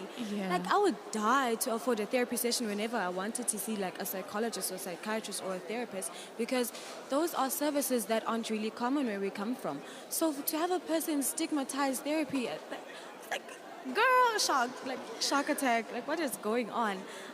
But it's also the resilience in her for me as well, because she made us understand, as much as we know, she also made us understand that mental health is a journey, and she took it one step at a time, trying to keep herself educated and knowledgeable, and also involving her loved ones in the process. And she didn't only seek help for herself, but she was also advocating for mental health, because she saw that, okay, I relocated to somewhere that I'm not used to, a different place, a different state, I have to adapt. And this is what this did to my mental health. But what am I going to do to seek help? So she sought help, and not only she did seek help, but she was also advocating for mental health to her inner and outer circle, which I highly respect. Exactly. And just to add on that also, for some people, like helping others and maybe sharing your stories and things like that is some form of a therapy for them. Yeah. Litabo mentioned trying out new food. I didn't know that. I did not. I'm going to start ordering things I don't know in the menu. Like, I'm going to start looking for things I can't pronounce. Like, can I have that? Can I have this? Yeah. And that? Like, what? I literally didn't know that trying out new foods is like a form of exercising your mental health and trying to get help in therapy. Like, I'm going to let myself go fat, y'all. I'm just going to let my tummy grow. Like, what the hell? Yeah. We have one more announcement right here, which says, boost your mental health through Grassroots Soccer's Mind Skills curriculum. It is open to all ages, but it is especially recommended for young people from 10 to 19. You can check the SNF app for more information. The grassroots soccer team will be at the Book Castle from 10 o'clock, providing short drop-in activities throughout the day. So be sure to check that out. Yeah, thank you, Elena. And for those of you who haven't already downloaded the app, please download the SNF Nostos 2023 app to connect with other people who are attending the conference, and to also check on your announcements and which sessions we have. And if you're wondering where to download the app, in order for you to download the app, you need to have registered to attend the SNF Nostos conference. Check the snfnostos.org website or conference section, or click on the SNF Nostos app icon, which is located on the right of your screens. Speaking of which, Tatu, have you signed up for the run? Yeah, I have. I'm doing the 5 km run, you know. Kilometers. Oh my God. Yeah. Dude, you really want to keep fit. I'm sorry, I couldn't. I couldn't run to the Canal Cafe. Like, I could, so I'm like, girl, I'm going to keep cheering you guys on, but you got this. You got Mental health this. for real. You guys are running, and it's so cute. But those are just one of the ways on which we could exercise our mental health, and also visiting, doing workshops. There's also a virtual reality dome at the at the park. Yeah, we visited it last year, and it was just a very thrilling experience, because you get to do a lot of different activities. I remember I did virtual meditation. It was so lovely, Helena. Like, you literally sit there, and then you choose your location. Where do you want to be? Do you want to be at the river? Do you want the mountains? Do you want a garden? And you literally choose the sound that you want. So I used white noise, because I don't listen to white noise at home. So, like, what the hell? Let me just go ahead. We have to be there. I'm running there. Visit it. Like, I listened to white noise, and then I just sat there. It was a calming experience for people who don't work out like me. I'm not encouraging not working out, but then, like, guys, like, a girl can't sweat. Like, a girl can't. So yeah, it was a very calming experience, and also knowing that there's a lot of things to do to keep your mental health in check. Like, you don't, and more especially because I can't afford a therapist, y'all. Like, a girl's broke. Yeah. Oh. I'm lucky enough to be able to visit a therapist, and it has helped me a lot. And I really wish mental health care was more accessible to more people, because there is, unfortunately, you have to be kind of privileged to be able to afford it, which is very, very bad. Same here. I can't really go to see a therapist or something like that. But what I do is that I try to speak up, you know, tell a story, like tell everyone how I feel, things like that. Make sure that I treat everyone great. Like, that helps me. Like, speaking up, not closing my feelings, things like that. And speak about what happened. That's what I do. And it's not easy as a male growing up from where, like, when reflecting to where I grew up, it's not that much easy speaking up as a male, but I'm trying, you know, I'm getting there. Yeah, it needs progress. Mental health is a journey, after all. And speaking of which, you just mentioned that you visit a therapist. So how would you rate your journey from when you started up until now? I've been visiting a therapist from a very young age. So being here from like 13 to 19 years old, it's definitely had its ups and downs. But right now, at the place where I am, I can say that I'm finally happy, and that I truly recommend it to people. Please forget the stigma, forget about everything. It's something very, very positive, and it can change your life for the better. And Tato, I want to know, if you mind sharing, what happened at the age of 13 so that you or your parents decided to visit a therapist? Well, I had some depression symptoms, so I told my mom, hey, why don't we check this out? And she was very positive, thankfully.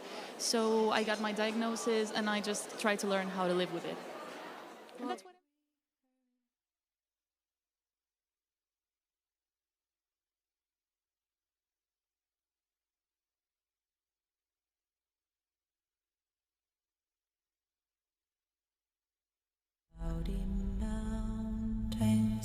Some days the grass is blooming, some days it turns to dust. I'm literally longing for the sun, hoping that it lasts. There's a river in the green field of my land.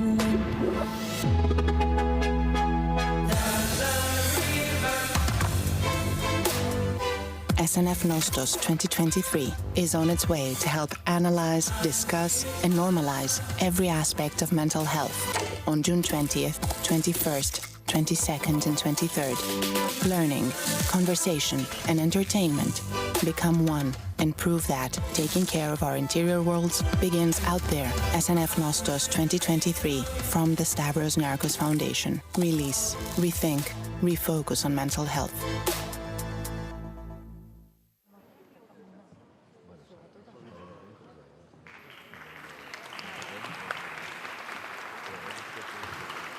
Hello, everyone. For the past 12 years, the SNF Nostos Conference has served as a crossroads for exploring a wide array of impactful themes. From dissecting the synergy between humanity and artificial intelligence to probing the role of philanthropy amid global disruption, our journey has been broad and insightful. We've explored the pillars of democracy, the power of creativity, and the crucial importance of ethical spaces in our ever-polarizing societies.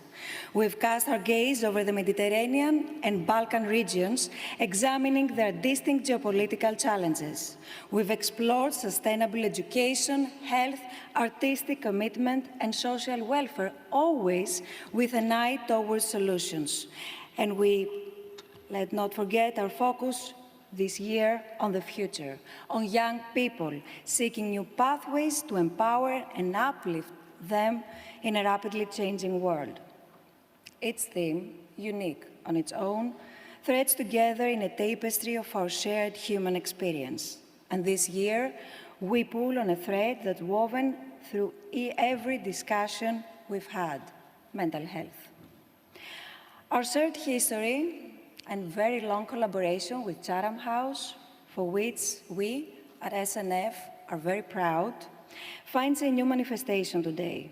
You're about to take part in a conversation that will shed light on the critical mental health issues amplified by today's global challenges.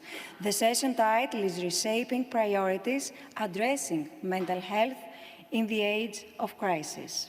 Please join me in welcoming our distinguished panel to the stage, starting with Bronwyn Maddox, Director and CEO of Chatham House, Saima Wazed, Advisor of the Director General of Mental Health and Autism of the World Health Organization, Valentina Yemi, LSE Fellow at the Department of Health Policy, London School of Economics and Political Science, and Jennifer Uchedu, Founder of Sasti Vibes. Please.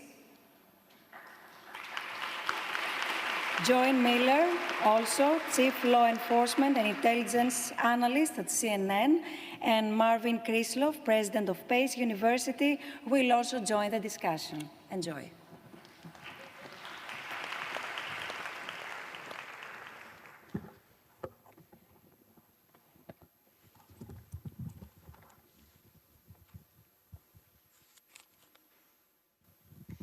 Anna, thank you so much. And a very warm welcome to you all here. And let me just say how excited I am to be here. I'm so pleased that the Stavros Niarchos Foundation is devoting this conference to mental health, and I've been really inspired by the sessions I've heard already. I have a terrific panel here today to discuss polycrisis, that word that has become fashionable even to describe the enormous uncertainty that we are living through in many, many countries. And what we're talking about today is the effect of all that uncertainty and these different crises on mental health, particularly that of young people. We've had, obviously affecting many countries, a spike in the cost of living, food and energy that is putting a lot of strain on many, many households and individuals. We have wars breaking out, we have displacement of people inside their own countries and across borders. And of course, we are only just out of the pandemic. I'm thinking of a headline of an editorial in the Times of London this morning, talking about the impact of the pandemic on younger people and saying with a lot of anger and force, the kids are not all right. So these are the kind of themes we're talking about, and I've asked the panel to think about two things. What has the impact been? What is the impact of these times that we're living in? And then what we might reach for as answers to that, whether it is from governments or international organizations or from civil society. And we have the panel here, and we're going to have two interventions as well from the audience, but I hope you're all thinking of your questions here or on the app for later when we come to that. So let me start. We have a lot to talk about. Let me start with Jennifer, who has been working on the impact on mental health of younger people, particularly of issues around climate change in Nigeria and across the global south. And she's going to tell us about that. Jennifer.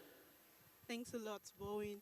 I think it's really important that we first start to understand that we live in a sick planet, but we're also sick people, right? You talked about the poly crisis, the fact that economic issues, geographical crisis, environmental and social issues are happening everywhere all at once. And it's really difficult, especially for young people. There's heightened anxiety because we don't know what the future holds. And we see that governments are just not prioritizing not just issues of mental health, but of other issues, whether it's social, climate change. And I think in my work in the past 3 years, I've dedicated a lot of my time understanding the impact of the climate crisis on mental health of young people. We're seeing that this is no longer just a mental distress and just a passing thought. We have young people like myself, because I have lived experience of eco-anxiety, who are feeling extremely powerless, extremely numb, extremely hopeless in the face of the crisis. It is difficult to talk about hope when you put in all of the realities that we have. Lots are happening, and there isn't so much hope that we can, grapple with. A good example is in Nigeria. Last year, we had floods that were so bad, over 600 people died. Over 1 million people were displaced, and these people were families, children, young people who we typically call the future of tomorrow. How do you have the future of tomorrow grappling with displacement? How do you have them grappling with deprioritization, especially when it comes to climate issues? We have young people in the global south and across the world who are deciding they don't want to have children. So that is our reality. Healing is important, and we really need to talk about and have spaces like this where we talk about the impacts of this crisis on people's mental health. Research is critical, but also defining the problem, the fact that there's eco-anxiety, there's climate-related anxiety, there's a mental health impact on young people, and it's difficult to dream, it's difficult to hope, it's difficult to think of a better future. And these are the change makers. I'm a climate activist, and I had at a point in my life where I did not want to do this work anymore because I didn't see a path forward. Governments weren't prioritizing this issue, and this is, the bleak reality. Thank you. Jennifer, thanks very much indeed. That's terrific. And I'm going to come back when we start talking about solutions. Actually, your point about activism there and whether that is actually one of the answers of giving people a sense of what they can do about it. Perhaps we'll come back to that later. Valentina, your research, which is extensive, is on this kind of thing. And I wondered if you could give us some of your findings on it. Yes, definitely. Thank you, Bernard. We see that these multiple crises are really having a critical impact, a dramatic impact, both in our mental health, but also in our societies and in our economies. When we're thinking about these multiple crises, we're thinking about changing living conditions, worsening living conditions. And those such as unemployment, financial difficulties, those are all factors that put us under extensive pressure and increase our likelihood to develop some mental health conditions. Hence, if we have poor mental health, we are less likely to participate into our societies and into our economies. Imagine we are in a house we are experiencing multiple earthquakes, our bodies are shaking, and our minds are shaking too. So I give you an example, which is uniting all of us, of COVID-19. During the pandemic, we saw multiple governments having different policy responses with very different socioeconomic consequences. Most of us experience social isolations, and some of us experience unemployment. Those are all factors that increase the likelihood to have mental health condition. And during the pandemic, we saw that. We saw an increase in referral to mental health services. We saw an increase in prescription of drugs for mental health conditions, such as depression and anxiety. And we don't only saw this strain in the health sector, but we also saw this into our economies. People were less productive because of their poor mental health. Now, as Bruno mentioned, we're experiencing a high increase in the economic inflation, which means higher food prices, higher energy prices, and it's putting additional strain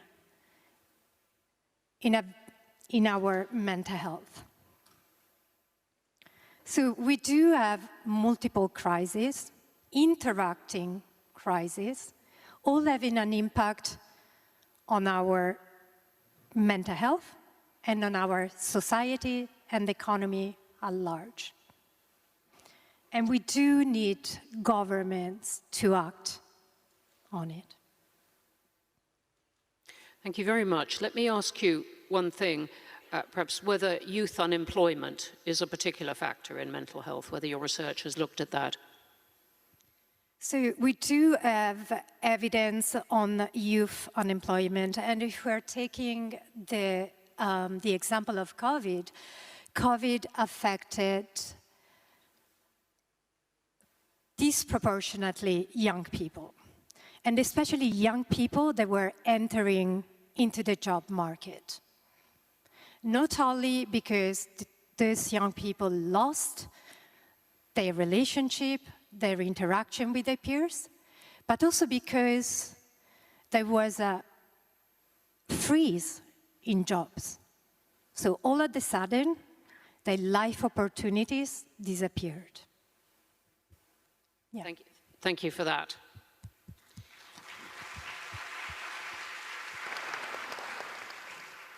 I find it's hard to clap holding a microphone, or it's going to lead to disaster, but I don't want to stop you clapping. Simon, let me move on to you, and you have such a lot of perspective on this, a country experience advising the WHO. I've all kinds of questions I could ask, but I wonder if you could just give us your first overall thoughts on this. Well, thank you for that, and it's really incredible to be here and listening from this morning, all of the discussions and the really changing viewpoint on mental health, on how we are approaching it, how we're researching it as having, advocates. The whole field of mental health has really changed. And in many ways, COVID, as was said earlier this morning, has really brought to the forefront how important mental wellness is, but also how many different things really impact it. It isn't just about whether it's a physical health condition. It isn't just about financial crisis that you're dealing with. It isn't simply about family discord that you're having. We as mental health practitioners always were aware there were many factors that are involved that ends up causing somebody to experience a mental health crisis, right? And we would be stuck in this profession, and I say that as a practitioner, where we're treating one person and just by themselves and unable to address any of the other factors that are involved. But now, 30 years later in my profession, we see that the conversation has changed. And we realized that one thing isn't enough. Yes, the person is really important, and you have to help the person help them develop the necessary coping mechanism, the skills, the way they think, the way they behave, and all of that that's in the treatment process. But we also realize there are other real factors that are about survival, factors that are about belonging in a society, belonging in the family, factors that involve employment, opportunities, physical health. All of that has what were sort of these theoretical concepts that we had, that we understood, are now in the forefront. Now we're in real time getting evidence.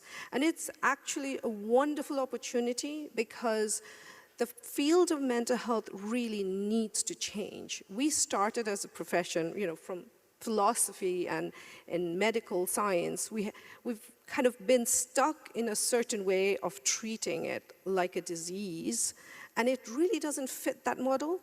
It is a health condition, but it doesn't quite fit the way we have traditionally treated health conditions. And so we have to kind of look at a whole person with every aspect of their life and then try to help them move forward and become a lot more balanced as a person, but also fitting in to the society that they belong to, that they need to belong to. And I think COVID and the isolation that we experienced as individuals, as even, our communities and societies and even countries, we realize that we're not isolated people. We are human beings. We need each other. As people, we need each other. As countries, we need each other. And so we cannot have isolation and actually afford to be healthy. That is at the core purpose. So if we're going to address mental health, we have to go forward and do it together, address all of those issues in combination. It's a really interesting point that you're making about the way the pandemic changed our perspectives on this kind of thing. Because obviously we all know the old history of treating mental health, which in fact goes back centuries, but even the past 100 years of looking at talking therapies and then more investigation of medication and so on. But what you're describing about is, if you like, a third wing on top of that, of looking at the context in which someone is living. Have I caught what the thrust of what you're saying? Absolutely, context what we're living, but at the core, one fundamental part that we miss, and that we've only now sort of begun to touch the surface of, is experience of trauma. Traumatic experience in whatever form it is, whether it's your own personal, whether it's from loss, or it's like this global phenomenon. The traumatic experience that you have, that we do know is also passed on from one generation to the other, not just by neurological information that is passed on, which is like organic biological, but also because it's learned behavior. We grow up in families and we learn the coping skills. So if our generation that is teaching us has unhealthy coping skills, we're also learning those unhealthy coping skills. And so there is a huge gap in our understanding, I think, of what comprises a healthy person overall. And we've gotten into this pattern of, we do need the diagnosis, we need the labels to understand it. But what does that person actually need? I mean, we need it as a profession. We need it from the health point of view. But what is it that that person needs to function better in society as a productive and happy individual? Thank you.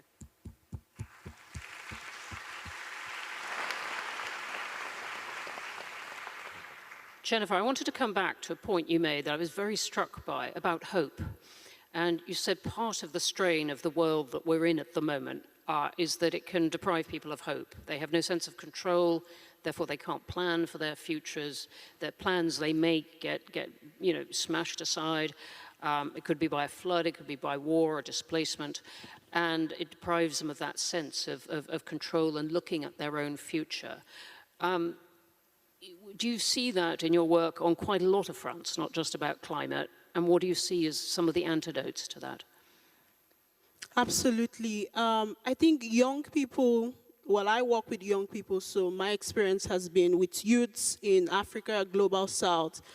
We are more connected than ever before, so we see everything happening, in different parts of the world. Really important point. Yeah, and the reality of that is that it starts to stifle hope, right? Especially when you see that you don't always have a fighting chance.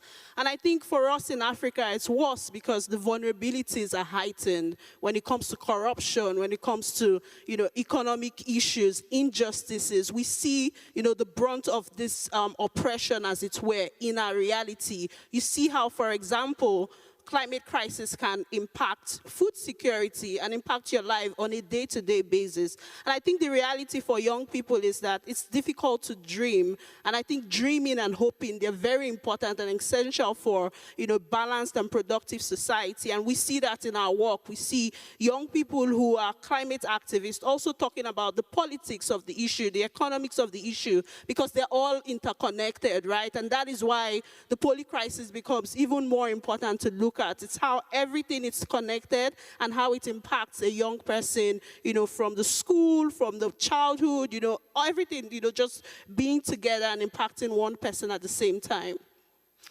Thank you for that. I think you've absolutely put your finger on something that we live in very political times. People are really, not party political, but people are trying to put words to the frustrations, the fears they feel and how they want to be governed and led in the future.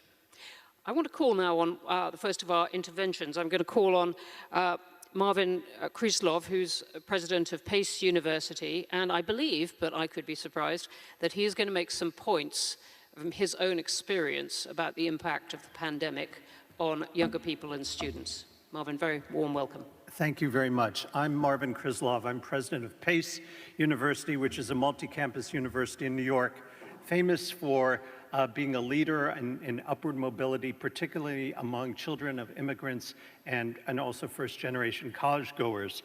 Even before the pandemic, we saw a dramatic increase in the number of students seeking help for mental health challenges, and COVID has exacerbated that. Particularly, I sat on the Steve Fund Task Force, which focused on students of color, and they found that students of color were far less likely to seek help than their counterparts. And we've tried a lot of things. We've tried peer mentoring, we've tried the use of technology, partnering with groups like Radical Health and so forth. And we found that although there is some impact, there's still a lot of needs. And one of the things that I would love to have the panel's wisdom on is how to reach students who are dropping out at significant rates, and also high schoolers who are also just disappearing. And so the concern is, are we going to have a lost generation of students who are not completing their education, not entering the workforce in the ways they might have? And I'm wondering if there are ways that the panel might suggest for government, philanthropy, and educators to work on identifying and bringing those students the help that they might need. Thank you very much indeed.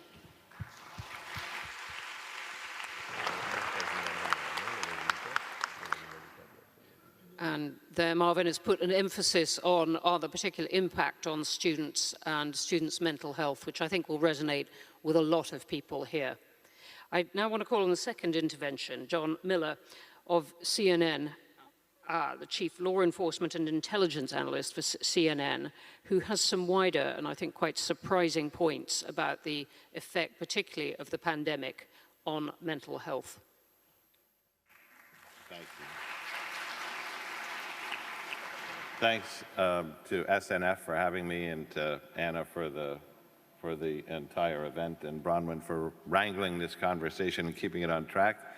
As a former counterterrorism and intelligence official for the New York City Police Department, the Los Angeles Police Department, the FBI, we're often confronting the question is, what is the relationship between pathways to violence and mental illness? Now, before we go any further, it's always important to note that mental illness does not equate with violence.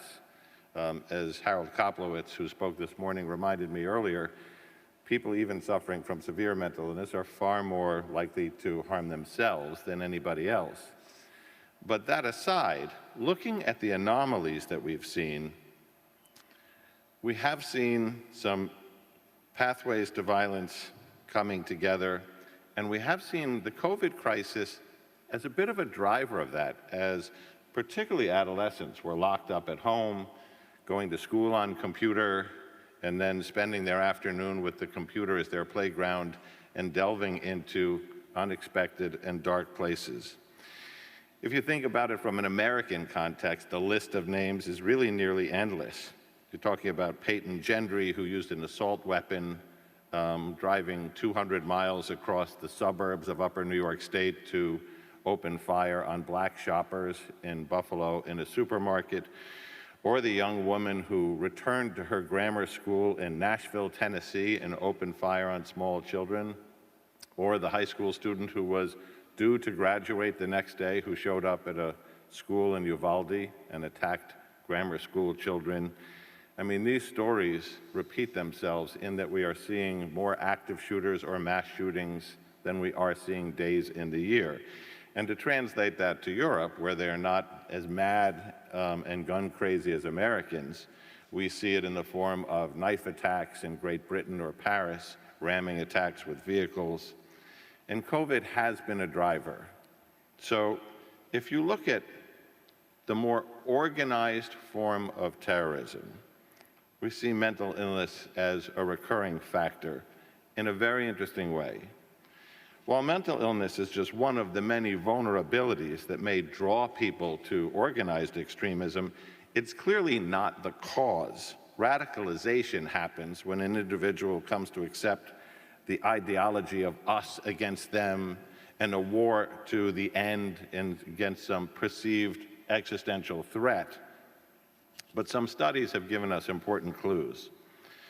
2 studies, one American and one European, show that the majority of terrorists recruited as part of a group operation showed no history of psychopathology.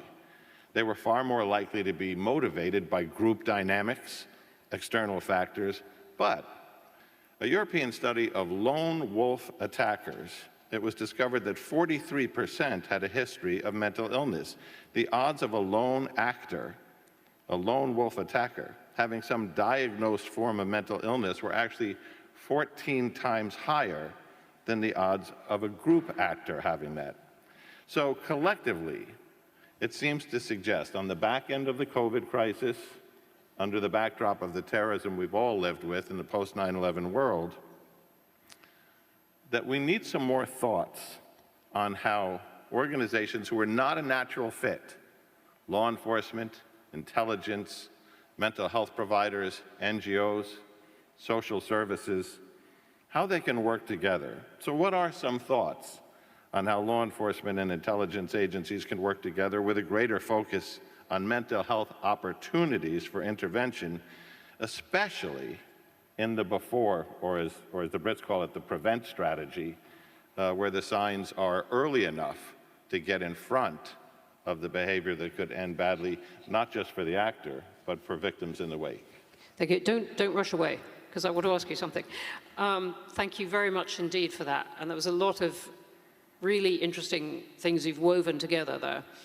I want to be clear on what you're saying. You're saying that mental illness drives some kind, or is found disproportionately in some kinds of terrorism, particularly that lone wolf actors, if you like, but not so much in organized terrorism. And therefore, at times of rising mental illness, you might expect, is this the causal relationship you're suggesting? I would say you that might in expect times more. of crisis, COVID being an example, yes. That people with vulnerabilities who are searching can be drawn into these things, because the people who organize the propaganda that attract people to extremism, and it doesn't matter if it's ISIS or neo-Nazi white power extremism, the marketing of it is quite sophisticated, and it's all about you can be a part of this. And for those who are isolated, it's a strong sell. But on crime, non-terrorist crime, you were saying that people with mental illness are more likely to injure themselves, and that there was a less strong, if I've understood you rightly, a less strong link there. You weren't saying that mental illness drives crime patterns quickly. Okay, thank you. Thank you very much, and thank you for the clarification.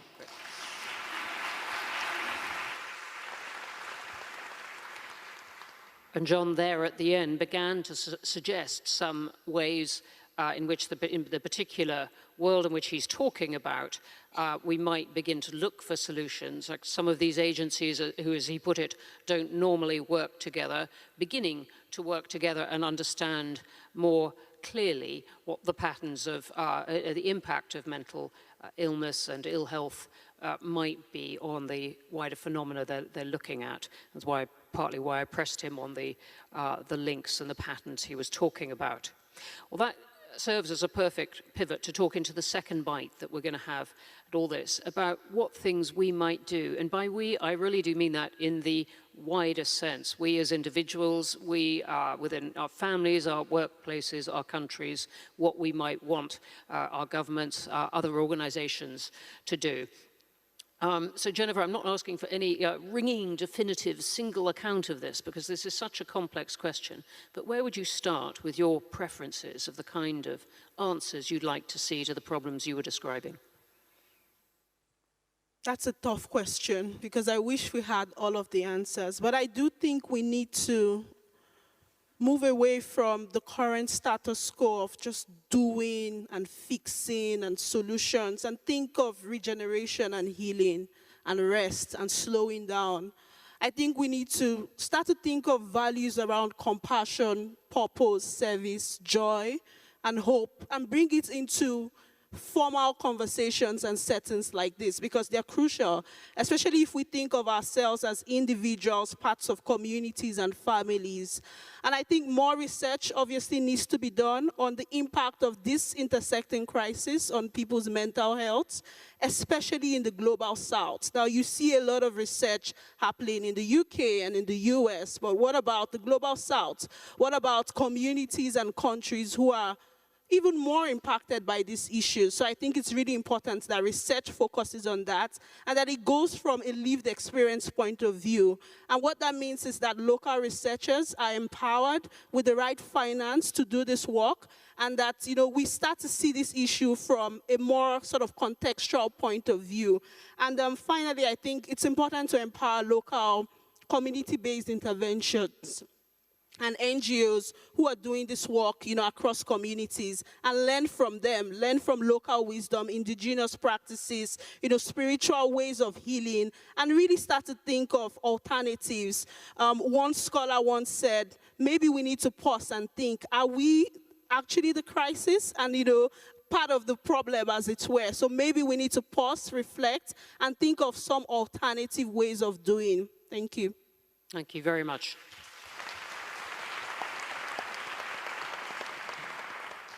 Jennifer, how would you begin to tackle this admittedly very large question I have asked you? The answer. Sorry, Valentina, sorry. Yes, it's indeed a very difficult question to answer.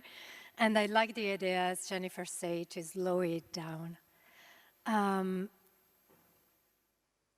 I believe that governments needs to adopt an approach that is investing in mental health and integrating mental health across multiple sectors.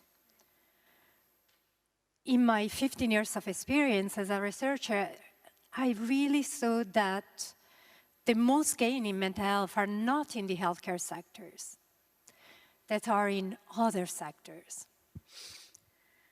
So if we're thinking about we were talking about financial strains. If the government is addressing financial strains, that people are more likely to have good mental health.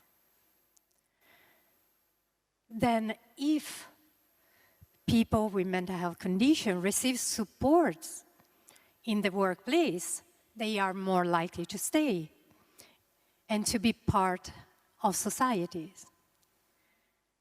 Same for children. If children with mental health conditions, such as anxiety or depression, receive the support they need at school, they are more likely to stay in school. They are more likely to enjoy learning. And this is a tremendous effect on their life opportunities later on. So government needs really to adopt this broad view and this integration of mental health across all sectors, if they want better society, mentally healthy society, which means societies where people have better well-being, where people are more productive, so better economies, but also societies that later on will be more resilient to future crises. So if you're thinking about the metaphor that I used before about the house shaking, you don't want to change and adapt yourself to a house that is shaking. You want to change the house and build a better house. Thank you very much indeed.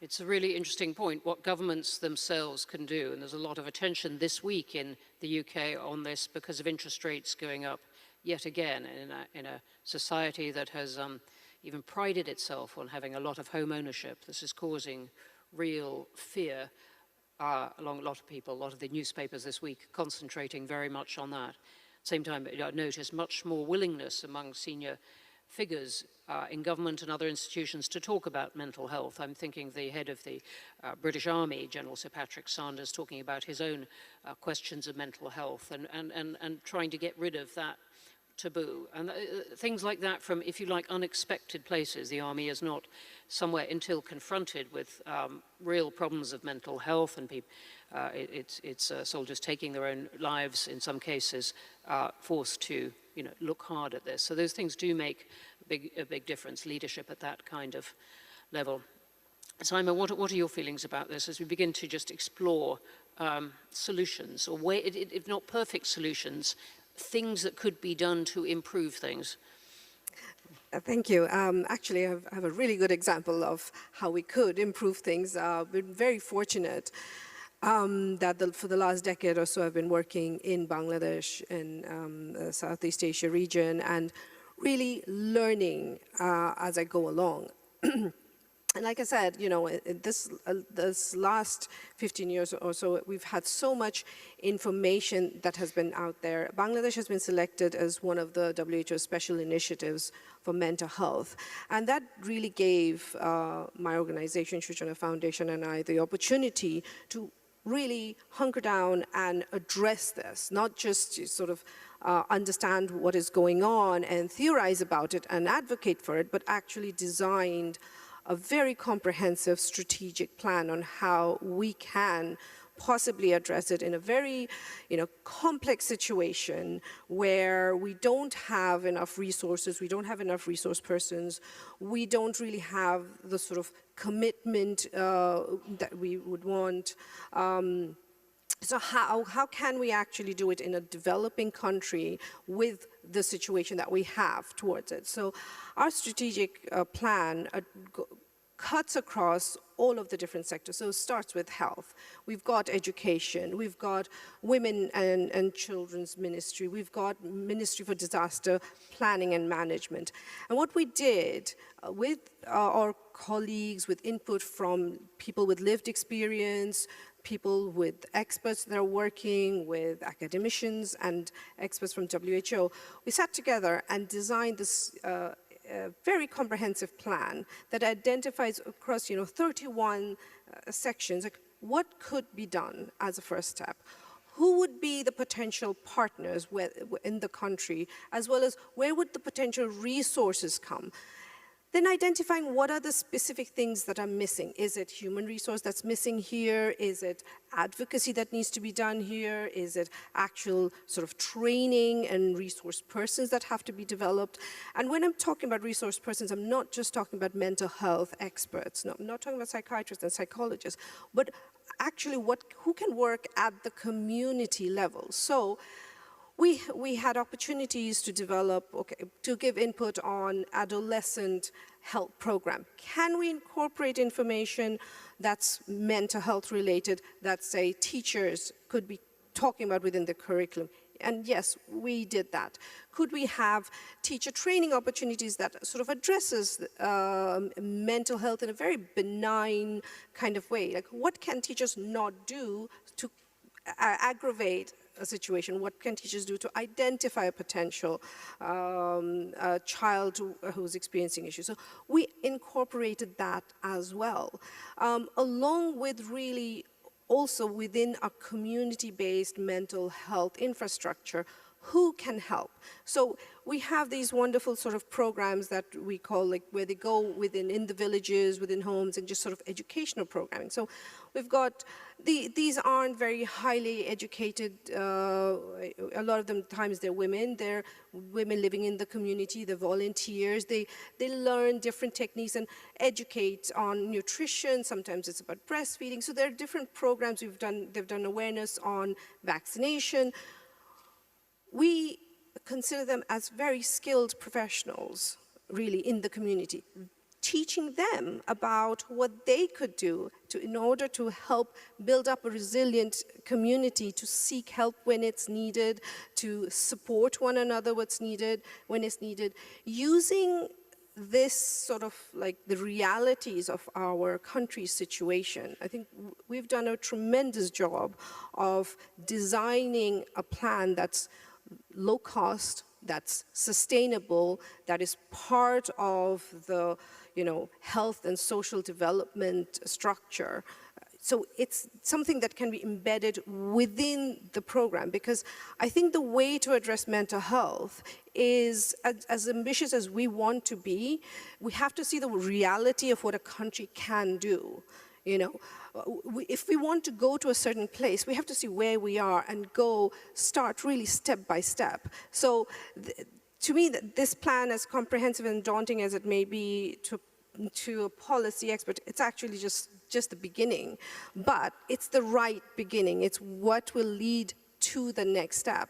And with the pandemic, it sort of jump-started, because in many ways the advocacy part no longer is almost needed. It's like, okay, we know it's important because we all experience it, now tell us what to do. So it's jump-started it, and I think it's really a good time to address it in a way that countries can do it. Because if we're talking about countries where they have one mental health expert for the entire country, how are you going to really bring everybody to get that support? So you have to sort of prevent and identify and build resilience, do that at the level where people really are. Use sort of the cultural context. And, for Bangladeshis, we look for family as support. Sometimes that can actually be more harmful because they don't really know how to help or what to say. But can we change that conversation? Can we make those support persons understand how to say something helpful and healthy and not say something that can cause more harm? Particularly when it comes to gender identity issues, sexuality, that's a huge problem. There's a lot of religious and social connotations against that. So we have to kind of change that conversation and needlessly, not needlessly cause people to go into a more painful situation and end up having a condition just simply because they don't feel like they fit in, or they feel like they're going against their social and religious norms. So I believe that that's a good way to really start addressing the whole issue. Really interesting what you're saying about the degree of change that's going on in thinking, and some of the things you were saying show how mental health also touches on aspects of physical health and nutrition, and it's about bringing someone along, all this. But I'm really interested in your point that the pandemic has jump-started, to use your word, some thoughts about how to help people live in a more resilient way. Jennifer, may I come back to you? Because resilience is it's really at the heart of this session. We're talking about the particular strains of the uncertain world we live in at the moment, with these big forces that everyone is grappling with, different ones in different countries. And I wondered what your thoughts were about trying to help people develop resilience, not just mental resilience, but of response to these thoughts in their life planning, their attitude to their lives. Absolutely. I really, really believe that resilience is about agency, how people see themselves, their ability. The feeling of having agency, of having control. Exactly, how they are able to act. And for a very long time, mental health interventions have always been a us versus them. approach where you treat someone, you help someone. I think we need to start to look at it from a place of solidarity, where we work together with people and share experiences. So more storytelling, less of the diagnosis and treatment, pathways, more storytelling, more helping, reflecting, talking together with people, I think can be useful to build that sense of agency. And I think young people in particular don't always want to be told what to do. They want to also be listened to and their emotions be validated, be allowed to lead and not to be tokenized. For a very long time, whether it's in the climate crisis, environmental issues, we've been tokenized for a very long time. How about you listen to our ideas, our solutions, and give us opportunities to lead so that we can hold people accountable in more ways that build our resilience? I think that can be really useful. Really good point. So Valentina, the powerful cry there from younger people being listened to and a desire for agency in this world that can otherwise feel very uncontrollable. I'd like to explore with you and really all of you what you think governments or international organizations might do, because we're here, this tremendous conference has been called, indeed people are listening to this. What is the kind of change that we might want to see there, either in what individual governments do or in what they do together? Yeah. I must start, Salma, and then I leave it. I think it's absolutely key for policymakers, for politicians to prioritize mental health. And we saw in yesterday's speech, we spoke about how, and we listened about how important is leadership, political leadership, in shifting norms, in shifting the way we're thinking about mental health and we're acting to address mental health issues. And this is absolutely key. We think we need to shift from thinking about health conditions to thinking about healthy environments and mental health. And one technical way to do it is reallocate the budget. So thinking about financing not only the health system and putting money into the health system, but also putting money for mental health in, we saw the militaries, in the economy, in employment, in education, and so on, and rebuilding our houses. Thank you for that. Simon, do you have more thoughts on that? And I'm pushing particularly for the kind of the government and the international organization level, and you spend part of your packed life talking to such organizations. Well, I think what governments really need to do regarding mental health is, in addition to what my panelists have said, is think of it from a point of view of human rights and empowerment. Governments put a lot of effort into education and into employment, into creating all of this other support. Why? Because they want the population to be more empowered. It's the human rights. But when we talk about mental health, they don't think of it, they don't look at it from that same lens. I think the moment they shift the way they look at it and they see mental health as a human right issue, as a mechanism for empowerment of individuals, then the solutions would be much, much more clearer, and it would all make sense. I think rather than just looking at it as, oh, it's a health kind of condition. It isn't. It's a human right issue. It's about empowerment. So how do we empower individuals? And if I may, I have a small point on international organization. And to go back to international organization, again, leadership is key. And we have been seeing an increase in political leadership in international organization. If we're thinking about the UN, last year, we had a resolution for mental health by the United Nations Security Council. This would have been unthinkable 10 years ago. Really good point. Thank you. Right, we are now going to come to questions, and so empowering everyone to ask them. And so could I call up on stage Maria Androkopoulou from the Youth Advisory Committee, who is going to orchestrate the questions. Thank you.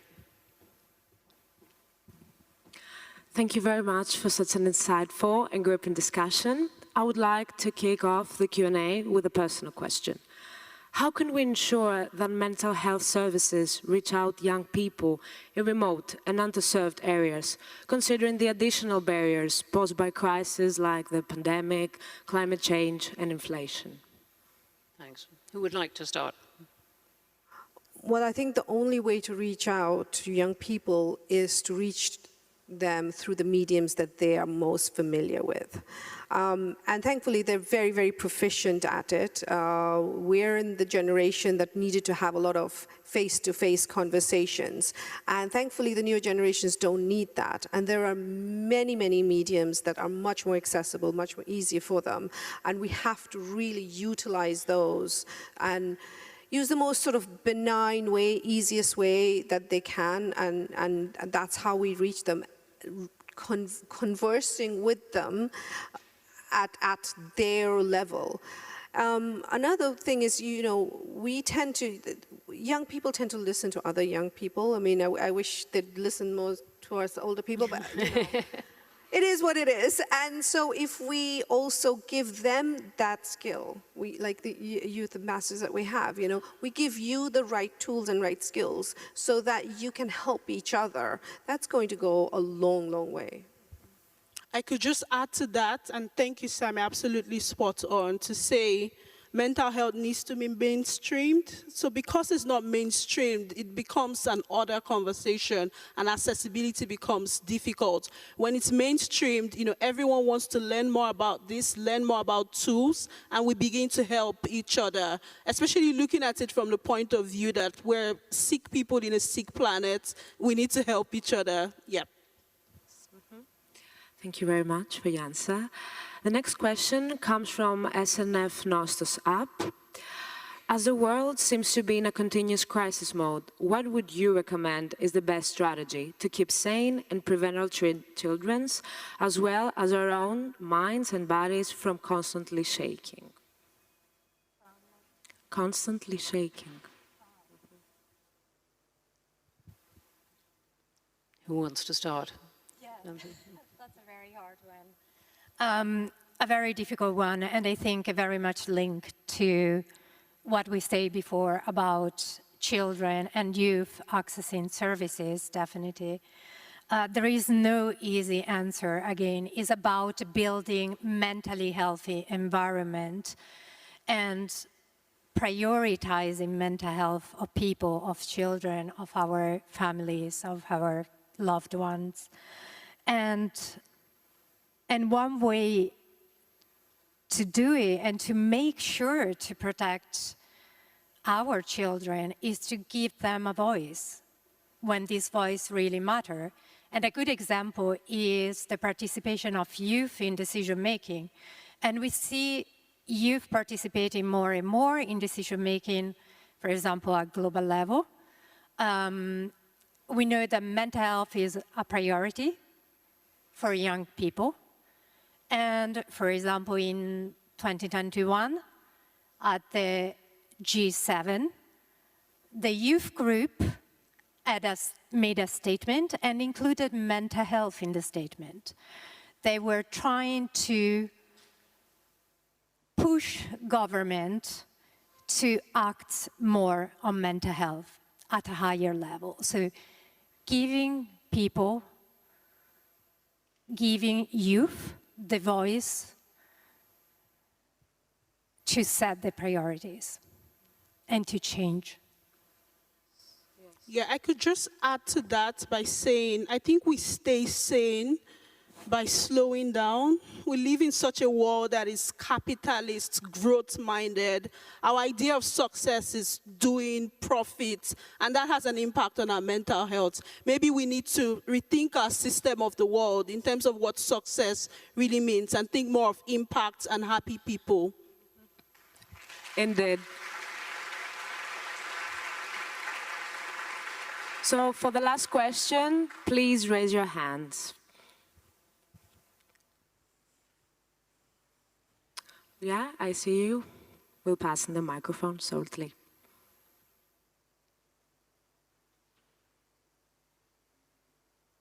Thank you for this very interesting discussion. I would be very interested to hear the views of the group, of the panel, on the links between rising levels of inequality in societies and decreasing levels of mental health. Thank you.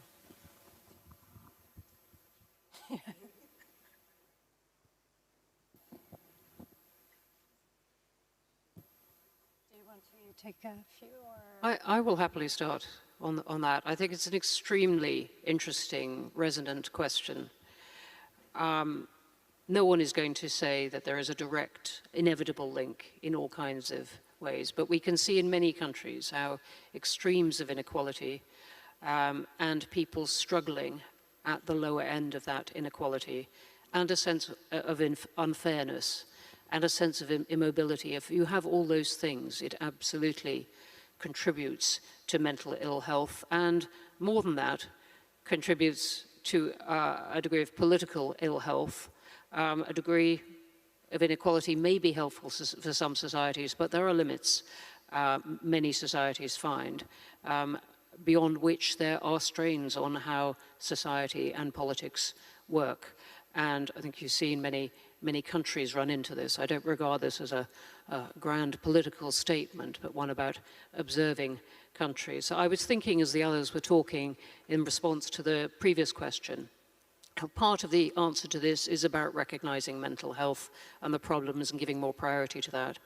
But part of it is also about tackling the problems of the many-sided crisis that this session is about, and actually trying to resolve those problems. And for many countries, the inequality you've described and the things that flow from that are one of those problems and need to be tackled. Thank you. And yeah, if I may add on this, and definitely I agree with everything that Bern just said. The evidence on that is increasing. We have more and more evidence that countries with high level of inequalities are scoring worst in mental health. And we have this evidence over the years. So we can see that more neoliberal societies have higher level of inequalities, and this is tying with the increase of poor mental health and mental health conditions. Please give your big applause for our speakers.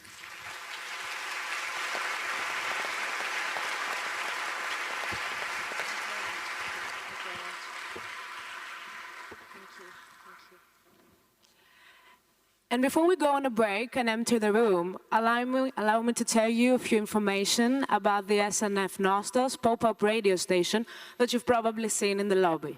18 young reporters are broadcasting a live program during the breaks of the conference under the guidance of Radio Workshop and in collaboration with Radio Pantheon. Radio Workshop is a phenomenal non-profit organization that was established in 2006, and over the years they have created a network of 1,700 young reporters. Radio Pantheon, for those of you who may not know, is a radio station produced by and for the Greek students of Pantheon University, right here in Greece. So without further ado, let's connect with them live.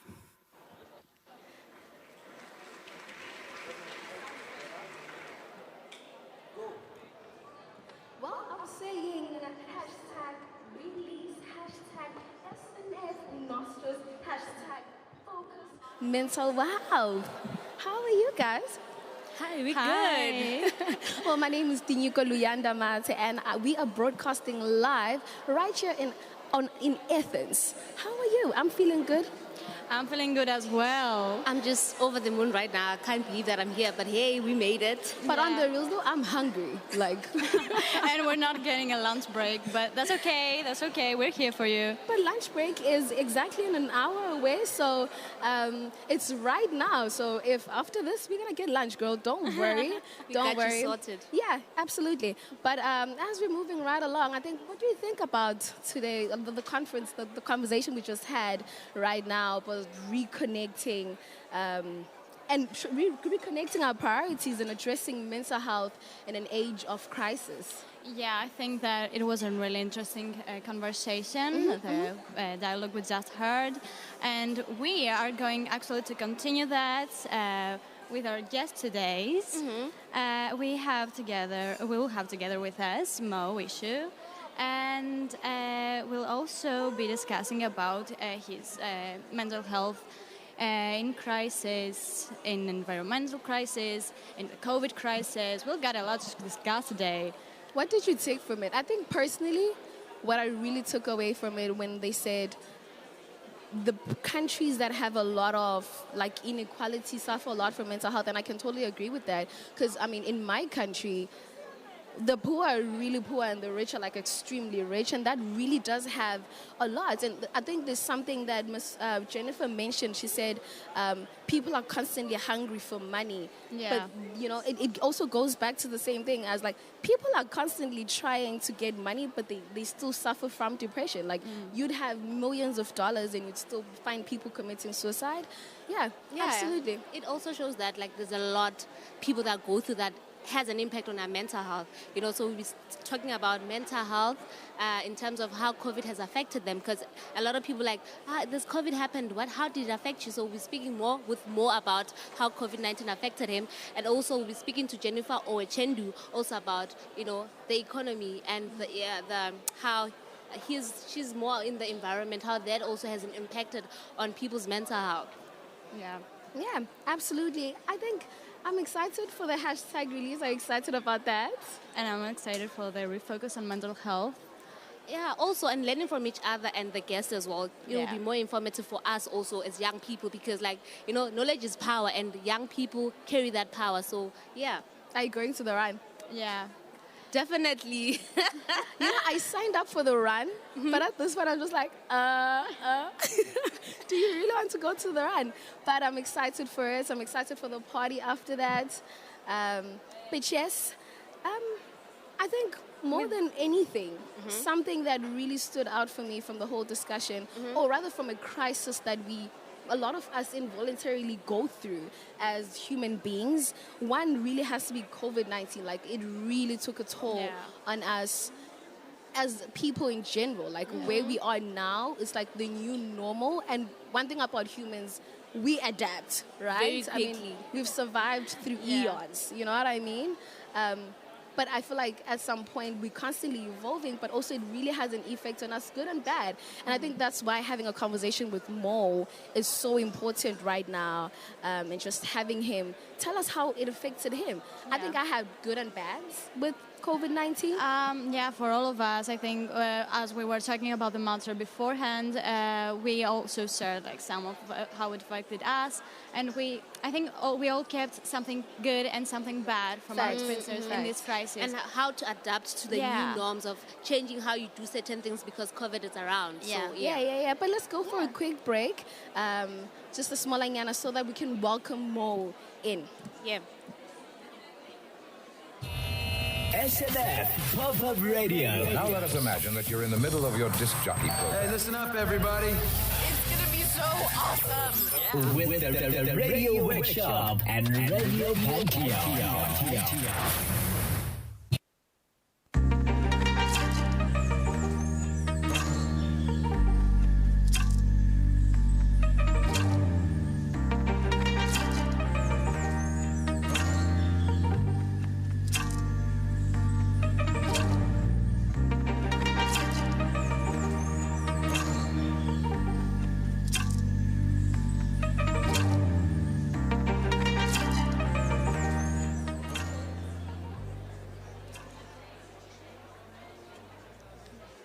We have with us Mo Ishu.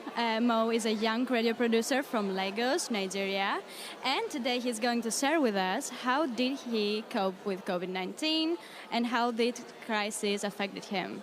So Mo, first of all, hello. Hi. Hey. Hi guys.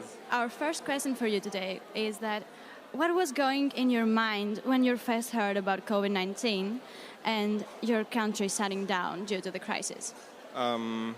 So I think it was really personal for me quite immediately because at the time my younger sister had been away for 2 years in uni across the world in the US, and she was supposed to come back and visit us, and I had been really missing her. We were like basically best friends.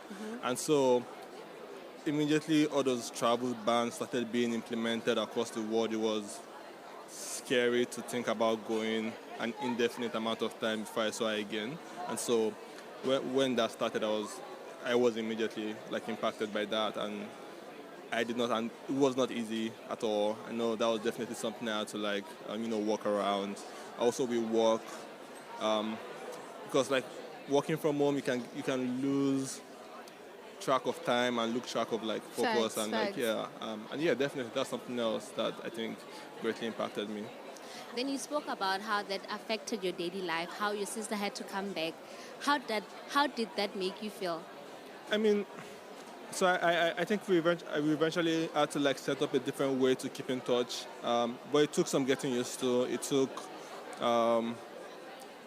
We had hope for a while that okay, this might blow over, and I think everyone did at the beginning of 2020, where it was like okay, maybe 2 weeks and we'll be back and back to normal. Facts. And then 2 weeks came and went, then 2 months, And then it's 6 months. and then so like many things in life and like many things in mental health, it takes some learning and it takes time. And so with time, I think I learned to manage and I learned to handle the situation, and just found like other ways to cope with like the reality we found ourselves in. So when COVID hit, right, I was doing my grade 11. And, I've always been that girl that's like, I know I'm going to get good grades. Like, I'm going to get good grades. I'm going to pass. And then when COVID hit and not being able to have, like, human interaction really had a negative toll on me because I'm really such a social person. I want to hug people. I want to see them. And also just having a one-on-one with my teacher makes me feel so connected. And then when it came through, and now I have to see my teacher over a phone, like once a week, and she just sends me work over a phone, I couldn't cope. And for the first time in grade 11, I was scared to look at my report because I thought I was going to fail. You know what I mean? And I think from that experience, I realized that, okay, online learning is not going to work for you.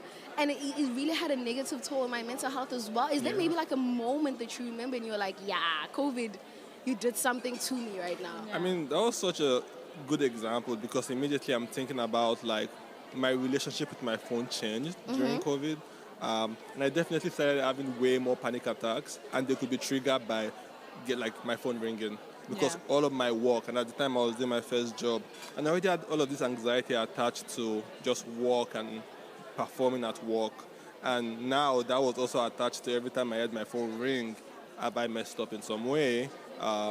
What's going to happen next? So I think my relationship with my phone changed during COVID, and it was just ridiculous how easy it was for me to spiral into a panic episode.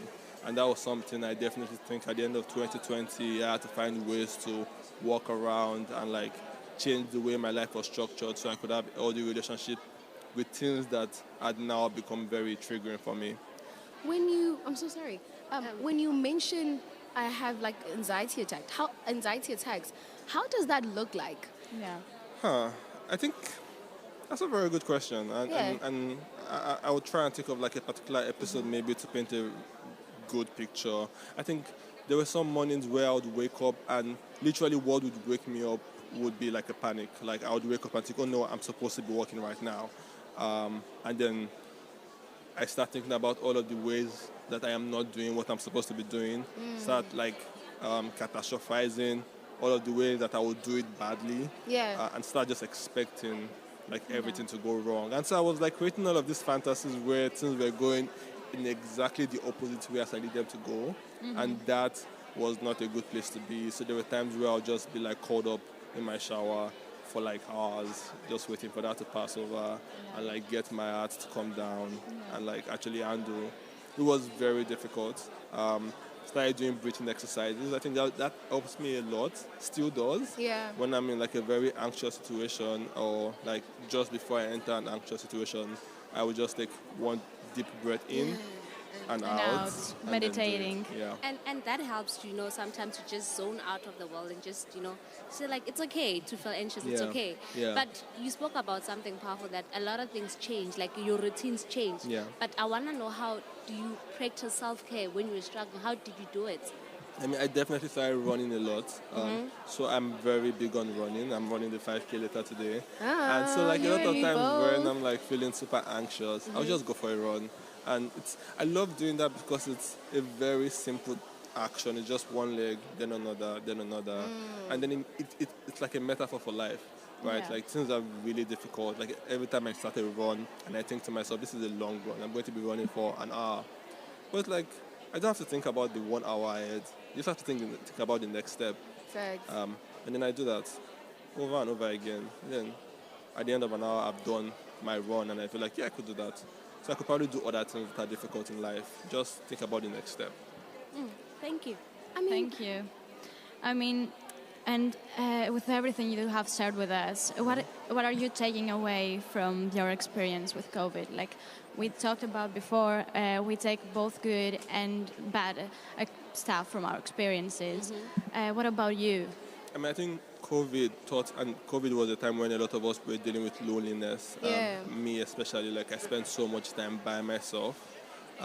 So on the one hand, I learned to enjoy my own company and found ways to make that enjoyable, like cooking, just listening to music, listening to podcasts, doing work that gives me energy instead of work that stuff that makes me feel like sad or anxious, just stuff that makes me feel more powerful.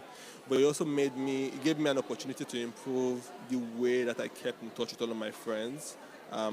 Because as an adult, you don't have so much time to spend physical moments with people that you love. But if you're more intentional with that, then you can find other ways to like have shared moments. So you schedule calls regularly. You find ways to play online games together. I started doing a lot of that during COVID and still do that to today. And it just gives me a way to keep in touch and feel connected to the people around me and people that I would love to be with. Wow. You mentioned something about like you don't really think about the hour, you think about what's next. I don't know. I was having a conversation with a friend and he was like, sometimes you just really forget about what's happening now because you're constantly worrying about what's next and you're never really in the moment. Like, what's your take on that? I mean, I think we do live in a time where like it's very difficult to pay attention to what is happening around us. Yeah. And I have like a weird relationship with that as well, where I want to think about having done something instead of having to do the thing. Facts. But like I like to pause in moments. I like to like stop and just look around and notice what is around me, notice where my attention is being like put towards, and ask myself, do I want my attention to be here right now, or do I want it to be somewhere else? And also I just have like a bunch of little small things that help me stay focused and stay in the moment. So if I'm hanging out with friends, I'll put my phone away, I'll put off my notifications, just so I'm like more in the moment, more grounded. Yeah. Helps you enjoy the quality time that you do have to do the things that you would like to do. I think that's actually really great advice for people who are struggling with anxiety. Yeah. Because we forget to do that a lot of times, and that's the reason where most people stress. Yeah, I completely agree. Thank you for that. Thank you for that. No problem. Thank you so much, Mo. Yeah. It's been great. I think I learned a lot from you already. Yeah, it's been a great conversation. Also, You had such nice about questions. the run, Yeah, can you please just walk with me through it? yeah, definitely. And there you have it, guys. Yeah, that was Mo for you. We'll get into a break, a little music break, and then come with you with our interview with Jennifer Utsendu.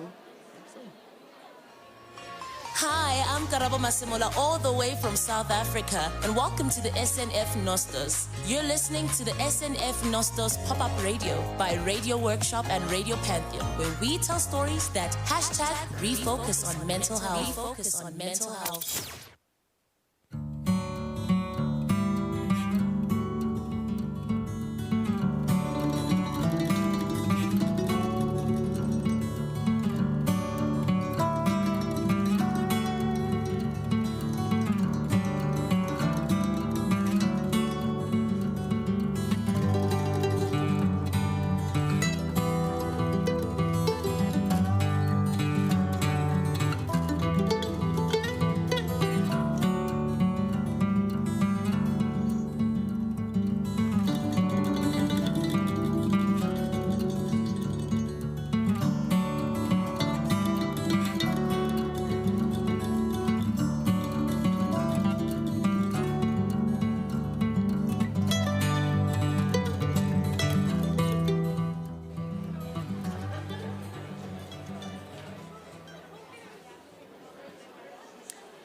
Hi, everyone.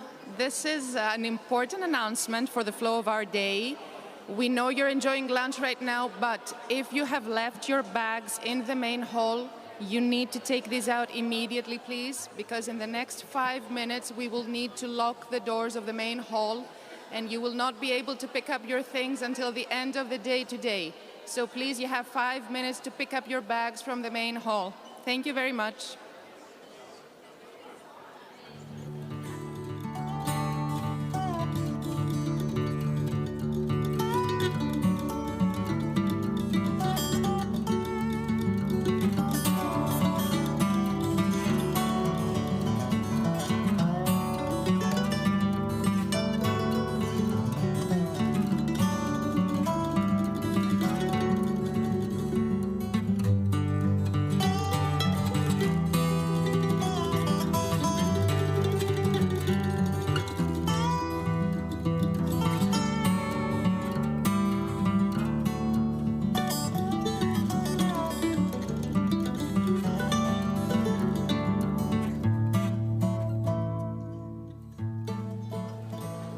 And welcome back, and you're still tuned in to the radio pop-up with me, Abigail Maeta, and Tiniko and Naya.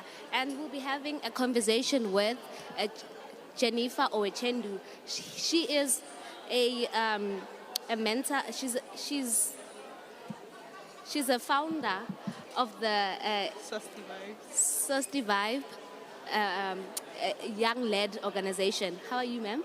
I'm very well, thank you. Thanks for having me. How is it here? Thank you for coming. It's been great. Lots of people, lots of really important conversations, lots of young people, which is great. Yeah, you don't always see that, so it's been good.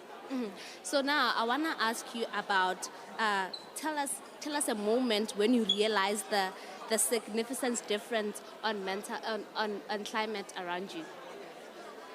Oh, that's a very interesting question. As someone who comes and lives in Nigeria, I think you see the reality and impacts of the climate crisis on everyday life. You see impacts on flooding. You see, sea level rise, especially I live in Lagos. Lagos is prone to have, lots of sea level rise, flooding and related issues. So climate change no longer becomes some existential threat that we just talk about and read about. It's a day-to-day reality. We see how it shows up in our daily lives. I mean, how does that feel like? Because for a person like me who really cares about the environment and whatnot, if in South Africa right now, it's winter and it's raining. Like, we would have constant rain every week. And for me, that's kind of scary because, like, okay, what's up with climate changing? What is it doing? Like, so when you see these weather changes or weather pattern changes, how does that make you feel? Well, I mean, for the past 3 years, I have, thrown myself out into research on climate emotions. I always say, there's a range of emotions that we feel. Some people feel anxious, fearful. Some people feel scared. Some other people actually on a different divide feel guilty and ashamed, especially when you realize the reality of climate change is rooted in exploitation and over-consumerism. And they feel that, because they're privileged or something, they've sort of impacted, being part of the issue. So there are all kinds of emotions that we feel. And I think particularly for us as young people in the global south, there's a lot of fear, there's a lot of anxiety, there's a lot of hopelessness and powerlessness because you get really overwhelmed by the reality and you don't know what action, or solutions look like. I want to know, when you spoke about that, people don't know, what makes people to be anxious about the information, because it goes on and on, but people, why are not they speaking up? Well, I think people, sometimes we see numbness as people not caring. Sometimes they feel like if we care, what exactly can we do? Our sense of agency a lot of times have been stolen from us, particularly young people. So it's difficult to act, especially when you live in systems where there's, tension, especially in political issues and all of that. So can you be an activist and go out of school, for example, as we see in other climes? You know what the impact on that can be on your livelihood. So it's difficult to really build that sense of resilience as a young person in our climes. So you see anxiety and just differentiation and taking yourself away from the reality as a coping mechanism for some people. So reading about your work, we have seen the term eco-anxiety a lot of times. We wanted to ask you what eco-anxiety means to you. That's a very interesting and personal question. You know, I've started to use more of environmental related emotions. It's the way that we feel when we think about the direct and indirect impacts of the climate crisis, as well as, you know, biodiversity loss and all of the terrible things happening to our environment, the way that, you know, we feel when we think about them. And because it's a range of emotions, eco-anxiety can show up as, you know, shame, fear, anxiety, but sometimes it shows up as hope. It shows up as collective action. It shows up as interest. And the fact that we have spaces like this to talk about this issue show you that we're moving the needle, right? And people are being validated, finding inspiration from conversations like this. They feel like, well, I do feel very stressed and distressed about issues around climate change, but someone is talking about it. It means something. It's validating. When you define and label the issue like that, we move a step further towards progress. Yeah, and how do you cope with your eco-anxiety? Well, I cope by taking action. I cope by recognizing and validating that these emotions are real, that I'm not just imagining these things, that it's difficult to think of hope in a future that is very turbulent. You know, our last panel talked about the poly crisis. So beyond climate change, there's so much happening on an economic point of view, geographic point of view. There's wars, there's, you know, everything all at once, and it's difficult. So realizing that this has an impact on our mental health and taking action, whether small or big, you know, talking about these things in spaces like this have really helped me. So I then build a form of resilience and agency to say, I'm not just a victim of this circumstance, I'm taking action, I'm asking and helping people to find themselves in the process. I think what really gives me, like, when you mentioned being numb, I could relate so much to that. Because I'm like, this girl, she's 19, and she wants to tell people, no, don't do this, do that. This is how it's supposed to be done. And no one really, like, takes you seriously. And I think there was a point in my life where I felt numb. Not that I didn't care anymore. Because you'd be telling people, don't litter there, and be like, we're creating job opportunities. You know what I mean? And for me, that was crazy. And when you then feel numb, but you're not like a person who's like you, fortunate enough and like blessed enough to be able to advocate on this. I don't think I'd be able to advocate on it personally. Then what do you do when you really want to change, but you're not willing to be like an activist on it and speak on it like that? You know what I mean?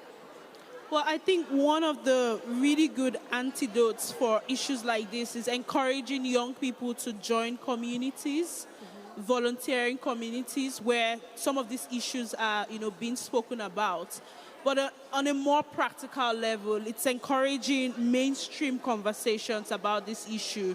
So we don't always talk about climate change on the dinner table, for example, but we need to talk about what's happening, the reality, because, you know, we are human beings living in an ecosystem, and all of these impacts, you know, have a direct, you know, way on what work looks like, for example. So I think more conversations on climate change, environmental issues across the board, in schools, in churches, you know, in our mosques, help to make them mainstream and help to see, for people to see that there's a way out. You know, we can actually take action no matter how little it is. And finally, I like to think of this idea of living with climate change. How do we learn to be adaptable? You know, what does climate adaptation look like? I think it starts by knowing, start by recognizing and reflecting how this makes you feel and what action looks like, no matter how small.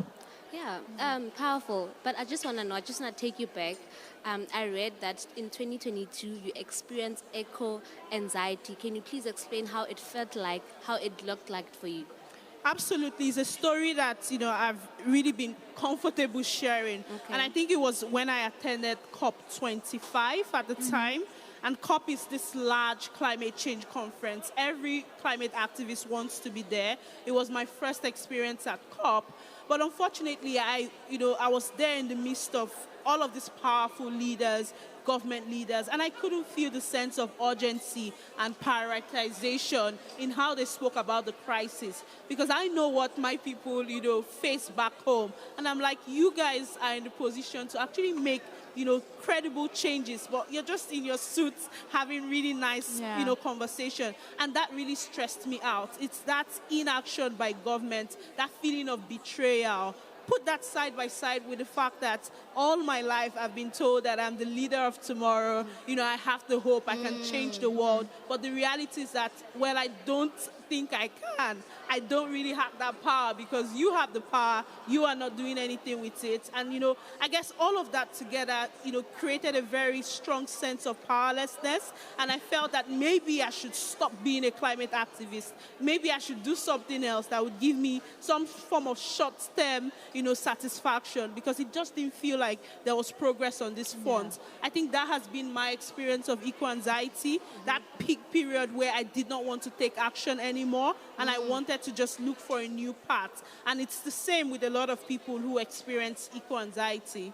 Yeah, I can totally relate to that, because my peak on eco-anxiety was when I did a show about COP27 this year, and when in my research I actually saw how people reacted to the governors getting on and the presidents getting on the COP27 with private jets, and they were talking about that they're talking about climate change, but they're not doing anything about climate change. And that, as a reporter, as a journalist, make me feel like, okay, I'm discussing about it, but what am I doing about it? Exactly. And if I do something about it, is it going to make an impact?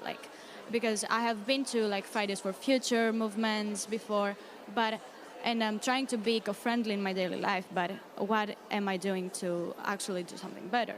Yeah. Yeah, wow, that's very powerful and mouthful, but we just need to wrap it up. But in closing, I just want to know, how can you inspire young people that look up to you, that want to, do things that are friendly to the environment? Well, I think when you start by thinking of yourself as a part of nature and not apart from it, I think for a very long time, we grew up with this idea that the environment is an order, but we actually need the oxygen to breathe, right? We need clean air. So when you think about the environment as your life support system, it makes you a bit more concerned and compassionate towards caring for it. And young people out there who feel this sort of strong desire and push to make a change can start by, talking to their friends, talking to their families, and just having conversations. I think stories and narratives are really important, because I started Susty Vibes from a blog, just writing a blog on sustainability from a young person's point of view. So stories are important, and let's start by sharing positive stories together. Thank you. Yeah. Thank you so much. Thank you. You've been lovely. I think I learned a lot. And right now, I low-key feel guilty about a lot of things. But thank you so much. It's been great. Thank you. Awesome. Thank you. Hi, I go by the name Gatlisa Olwetu. I am from UCRFM radio station, where your voice is our joy. Mental health refers to the emotional well-being of a person. I just want to let you know that you are worth it. Even if you are not okay, it's okay not to be okay. Take care of your health. Surround yourself with positive things and positive people. Welcome to SNF Nostos. You're listening to SNF Pop-Up Radio by Radio Workshop and Radio Panther, where we tell stories that #refocus on mental health.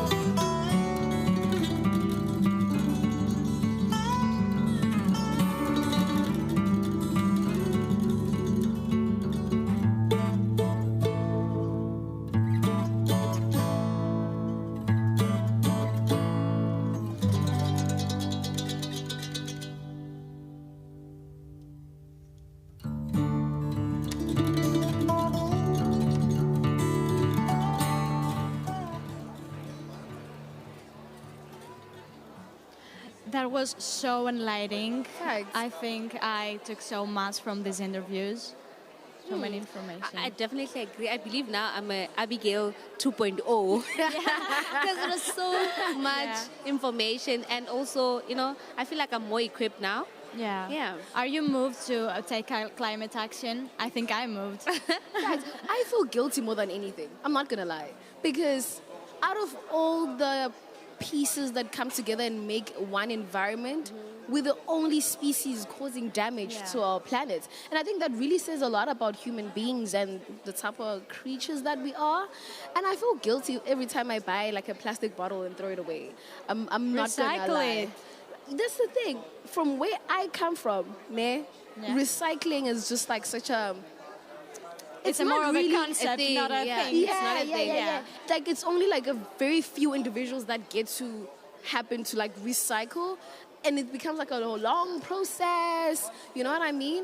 But I feel like I feel guilty at the same time. But I do understand what Miss Jennifer mentioned about being numb, because you're like, but you have so much to do as a young person, but like people who actually have the power to do it are not doing it. And the only thing that we can really do right now is just really have these conversations and empower. And hopefully one day someone is listening. I mean, like the president is around. Maybe he's listening to us. Definitely. Also, just to add on, like Jennifer spoke about that, begin the change. If you want to see change, begin the change. By you doing it, be the change you want to see in the world. Thank you. And also having such conversations every time. One, like it might not be today or tomorrow, but definitely as we have such talks now and then, people are equipped to do great, you know, to be the Jesus, you know, that's good. But we might not be the Jesus, you may not be God, but we are ourselves, and I think by little we can make an impact. Thank you. I think that we should end on that note. I think such conferences are really important for anything at that matter. At some point, as young people, we love like going to concerts, having fun. You know, I love how this, you know, conference has brought that together. You know, having serious talks and dialogues, and also having concerts whereby you can just go there and have good vibes. So it incorporates the fun side and the educational part to be one thing, which is great for young people, because young people love vibey things. Yeah, and I also love that the fact that the conferences gets together so many people that care for the same subjects. Like, it's so amazing to see so many people actually caring. It gives you a little bit of hope. Facts. I get what you mean. But on another note, Dr. Corrado has let us know that we need to fill the stage with a lot of people as possible for the experience to have a maximum impact. So after you have a bite, because I'm really hungry. Me both. So after you have a bite, please go and make your way to the alternative stage. I'm excited about that. Let's continue the conversation. Absolutely. The Dome in Culture. The Culture Center will host a range of exciting programs designed for children from the first grade through the 6th grade, basketball games, captivating experiences, and theoretical plays, art workshops. There's something for every child to enjoy. So I hope you guys will be going there as well and just really having a good time. When they said theater and arts, I was taken out, because I'm really that one girl that loves to like dance and act. Yeah, I'm too. We were talking about that. Also, I don't know, but I'm just here to explore. I feel like I'll go also just to, you know, see what's up. Yeah, as well, yeah. I think I was reading something about like art therapy this morning, and they were trying to explain how the sports can really help with your mental health and whatnot. So I saw basketball, so I was just like, you there? So scary. But are you guys going to the run today? Yes, I've been. No. Didn't you hear me when I told Mo that are you going to run or are you going to stroll? Look, I know how far I go. I don't run. I walk. But as long as you finished it, the only thing that really matters is that you finished the run. Yes. At this point, it's the only thing that matters, and I can't wait to do it as well. So feel free to go, and I don't know. I don't think you can really sign up for it now, but if you have signed up, hope you have your kicks ready, you have your tights ready for the run. But just a reminder to download your SNF conference app. That's quite very important. You'll get a lot of notifications from there. You will just go to your Apple. And just make your experience more easy. Exactly, like you get when is something starting. If there's a delay, anything like that, you'll need to have to register to attend the SNF Nostros conference. Then check in at the snfnostros.org website and go to the conference section. Click on the SNF Nostros app icon, which is located on the right of the screen, and download it from there. I think that will really help with the whole experience. I've been getting notifications. We can do the check-in of your mood. Yeah. You can ask questions during the conference.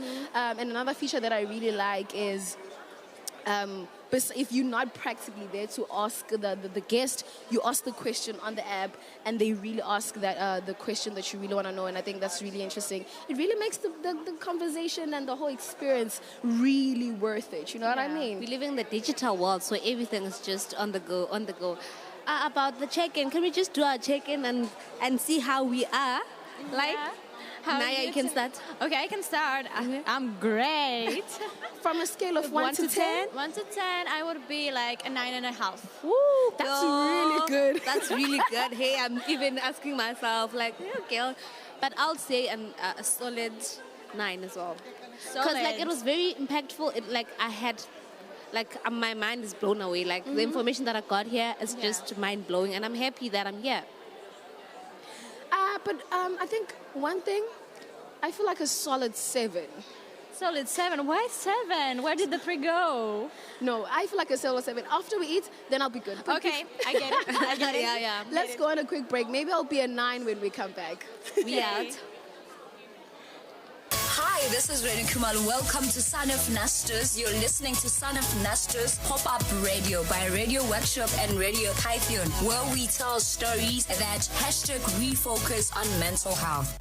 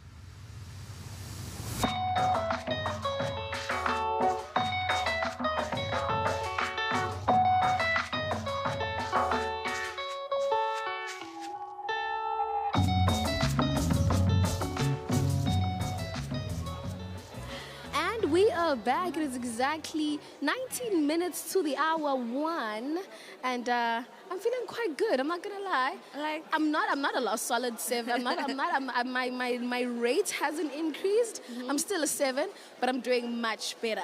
Yeah, we are back as of like we never left. Cause wow. Yeah. Girls. Okay. So in your everyday life, how would you put yourself like? From 1 to 10. How would I what? How would you put your mental health from 1 to 10 in an everyday basis? I think my mental state is okay. I think I do very well with my daily life stresses. Obviously, there will be those moments where I'm just like, what am I doing? What am I doing with my life right now? Those little bit of panic modes. But I think I really deal well with stress and what life throws at me. So I'd give myself a 7 again. How about you, Abby?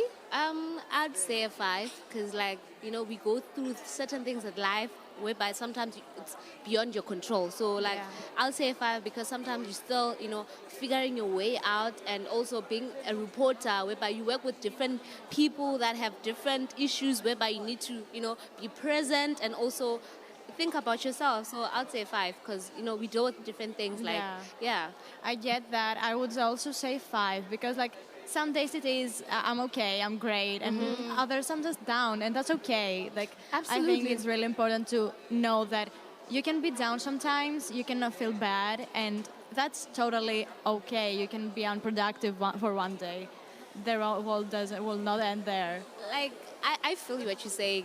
Back in South Africa, like, in most cases whereby, like, you might be depressed, but people don't take you as depressed. They'll be like, you mad. Like, so there's a lot of things whereby stigma around mental health. So it's another thing whereby how do you teach people in your community about mental health, whereby they'll be like, we don't know depression, we don't know stress. Like, you should be good all the time, whereby sometimes it's rocky, whereby, like, it's okay to feel down, but people expect you to be always happy, laughing, and in most cases you don't want to talk, you just want to be alone. Yeah, that's the same in Greece because, like, there's a lot of stigmatization around mental health. I think it's improving for the past few years, but right now the whole world, like, we have a stigma about, like, going to the therapist and seeking heal from. I totally relate with it, like, and now where we come from, like, therapy is like not a thing, whereby, like, you can't be going and talking to somebody about your issues. Yeah.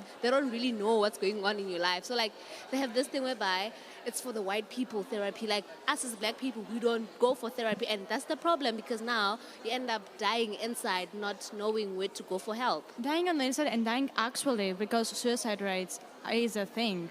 Like, and they're increasing. Young people as well, like, especially in young people, because we have so much weight on us, and I think that we all can relate to that. And sometimes we have so much pressure. And depression and anxiety is so common nowadays in ages from 15 to 25. That it's actually a dangerous rise. I have a question. So in my hometown, right, when you say I'm depressed, my mom would say, you're eating cheese and pastas. You're eating, like, prunes. Like, you can't be depressed. I used to walk 1,000,000 miles to get to school. What do your parents say to you when you are sad and they say you can't feel like that because of what?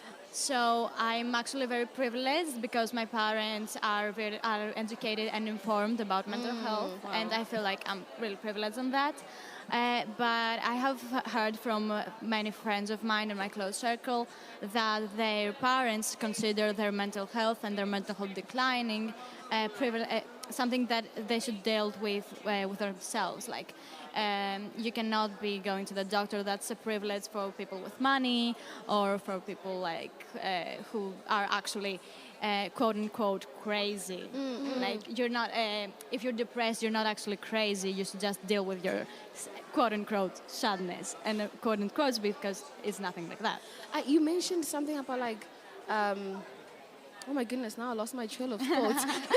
But on that, I kind of relate a bit with your friends, how that, in a society whereby mental health, it's like a new thing, where else it has been there, but in terms of people not informed about it, when you come to your parents like, Mommy, I'm depressed, or when you have symptoms of being depressed, they'll be like, no, you're seeking attention, like, you want us to, like... But do you blame them? Let's be real. No. We are also learning every single day about mental health, and you're expecting your parents who grew up in ancient times to understand you. Like, not ancient times. Like, yeah, but the world moves forward, so we should too. Yeah. Like, keep in pace. You're in 2023.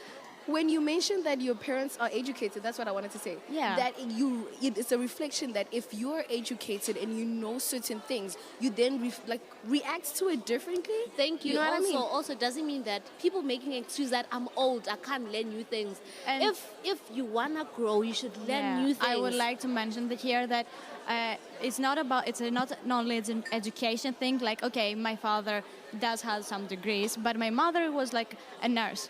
Okay, her education wasn't about universal. Let's say we didn't go to a university. She didn't go to another country. Yeah.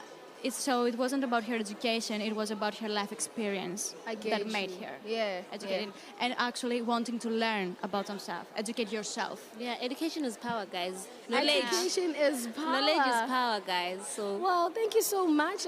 I'm saying hashtag refocus on mental health. Hashtag release, because obviously, but let's go on a quick break and we'll be back. Hi, this is Renu Kumal. Welcome to Son of Nasters. You're listening to Son of Nasters Pop-Up Radio by Radio Workshop and Radio Typhoon, where we tell stories that hashtag refocus on mental health.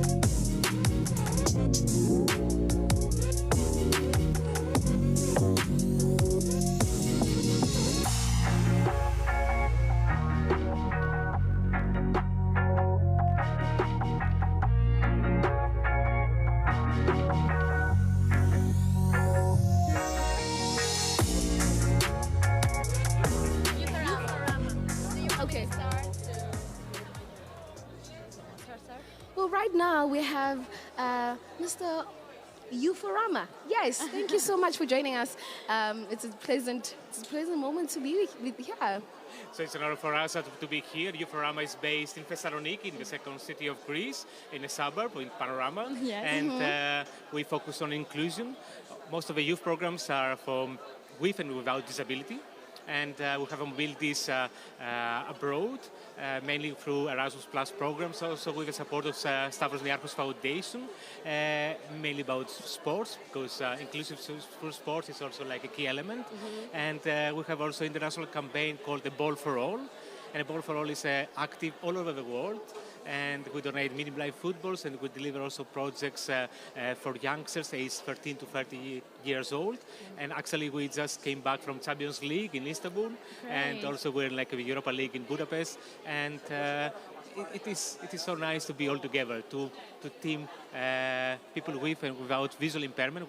We focus more on the blind and visually impaired youngsters. Yeah. You mentioned like youth for ball, right? It's youth for ball. And I'm told that you actually donated balls in South Africa, and that's my home country. So I'm happy about that. Thank you so much. But what are you doing here at the conference? So I'm invited, like tomorrow we have also a Tolberg Foundation think tank meeting that is awards that is run annually through the support of Stavros Niarchos Foundation. And of course I'm here today for the Barack Obama speech to be inspired and also to inspire our youngsters. Oh, okay. I love that. Can I just have a quick one? What are the impact? What are some of the work that you've impacted? We ran out of time. I wanted to speak more and more, but I just have to wrap it up. And it's nice seeing you and the work that you do. Thank you very much for the invitation. I hope you enjoy the rest of the conference. Yeah, and keep the good work. Thank you. Thank you. Hi, I go by the name Gaqisa Olwetu. I am from UCRFM radio station, where your voice is our joy. Mental health refers to the emotional well-being of a person. I just want to let you know that you are worth it. Even if you are not okay, it's okay not to be okay. Take care of your health. Surround yourself with positive things and positive people. Welcome to SNF Nostos. You're listening to SNF Pop-Up Radio by Radio Workshop and Radio Panther, where we tell stories that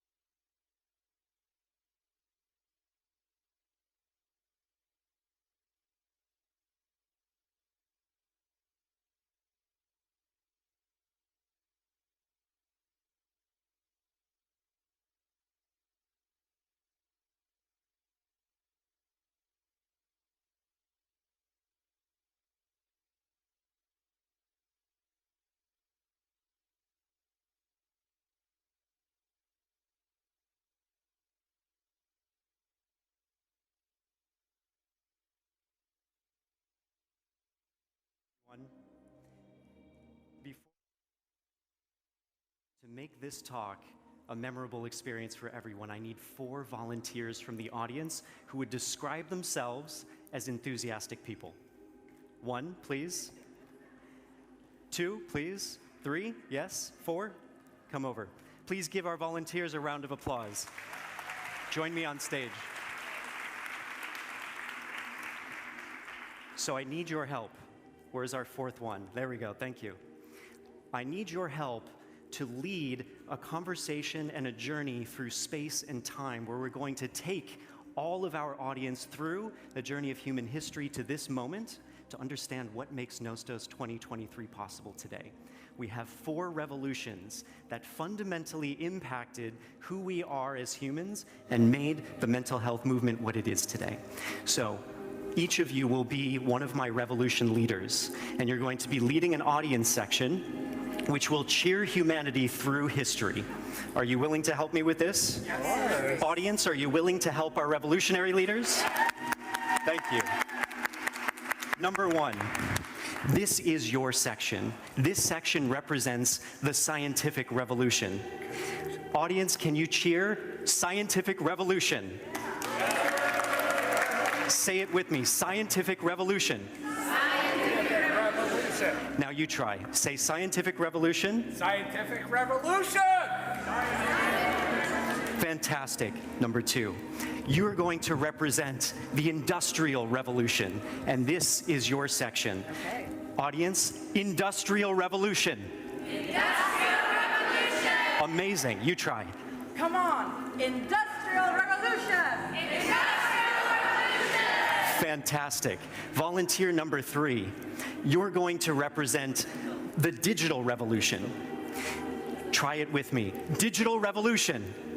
Digital revolution. Fantastic, wonderful job. And you will represent the intelligence revolution, the one we're embarking in right now. Audience, intelligence revolution. Thank you, thank you. So, what we're going to do now, all 4 of you are going to work together. Now you have your verbal cheers. We need the nonverbal cheers. So I want you each to come up with a simple hand gesture, something like this, whatever it is, for each of your audience sections to do as they cheer. So I'll ask you for 1 minute to come up with your simple hand gesture, and then we'll come back and go on the journey together. Is that okay? Good. Fantastic. Round of applause for our volunteers as they go together and think of their hand gestures. So you guys can go over here, and then we'll come back together. Okay. So while our revolution leaders are working on their cheers, I just really want to appreciate the incredible moment that we're all experiencing right now. So this moment in time, actually I'll hold. Why don't you spend 1 minute, teach your audience sections your cheers, and then I'll start the intro. Go ahead. Okay. Finished? Finished? All good? Wonderful. Okay. Thank you very much. I'll need you in just a moment. When I point to each of you, you'll do your audience cheer, yeah? Thank you, thank you. So I just want to take a moment and appreciate what we're all doing right now, this particular moment in time that we're sharing. There are 7,000 people coming from 50 different countries to Athens, Greece, to talk about the future of mental health and well-being for all of humanity. How incredible is that? Seriously. Amazing. As a psychologist, this is one of the most extraordinary times to be doing work like this. But there's a danger to an event like this, which is why I think the SNF team invited me here. And the danger is this. Are we going to let this be just another normal conference where we trade our business cards, we engage in some transactional conversations, we sit in some talks, and then we go home? Or are we really going to seize the moment of this opportunity and cultivate deep and lifelong connections with members of a community who have the capability of catalyzing a global movement? That's what's at stake here. But if we really want to call ourselves a community, there are 2 key things that need to be in place within the next 48 hours. So we've got some work to do, but I think we can get there together. Number 1, at least according to psychology and sociology, great communities have a shared history. Now you might be thinking, well, that's kind of impossible. We're coming from all over the world. We have different experiences, different lives. But it turns out that it's exactly our shared history that's what brings us here today. We just need a little reminder. So we're going to go on a journey together to reconnect with what makes Nostos 2023 possible and what brings us all together here today. Element number 2, great communities require collective action around a unified mission. Now, it seems pretty obvious we're all here for the mental health movement in some way. But just take a moment, turn to the person next to you and say hello. Introduce yourself, shake their hand.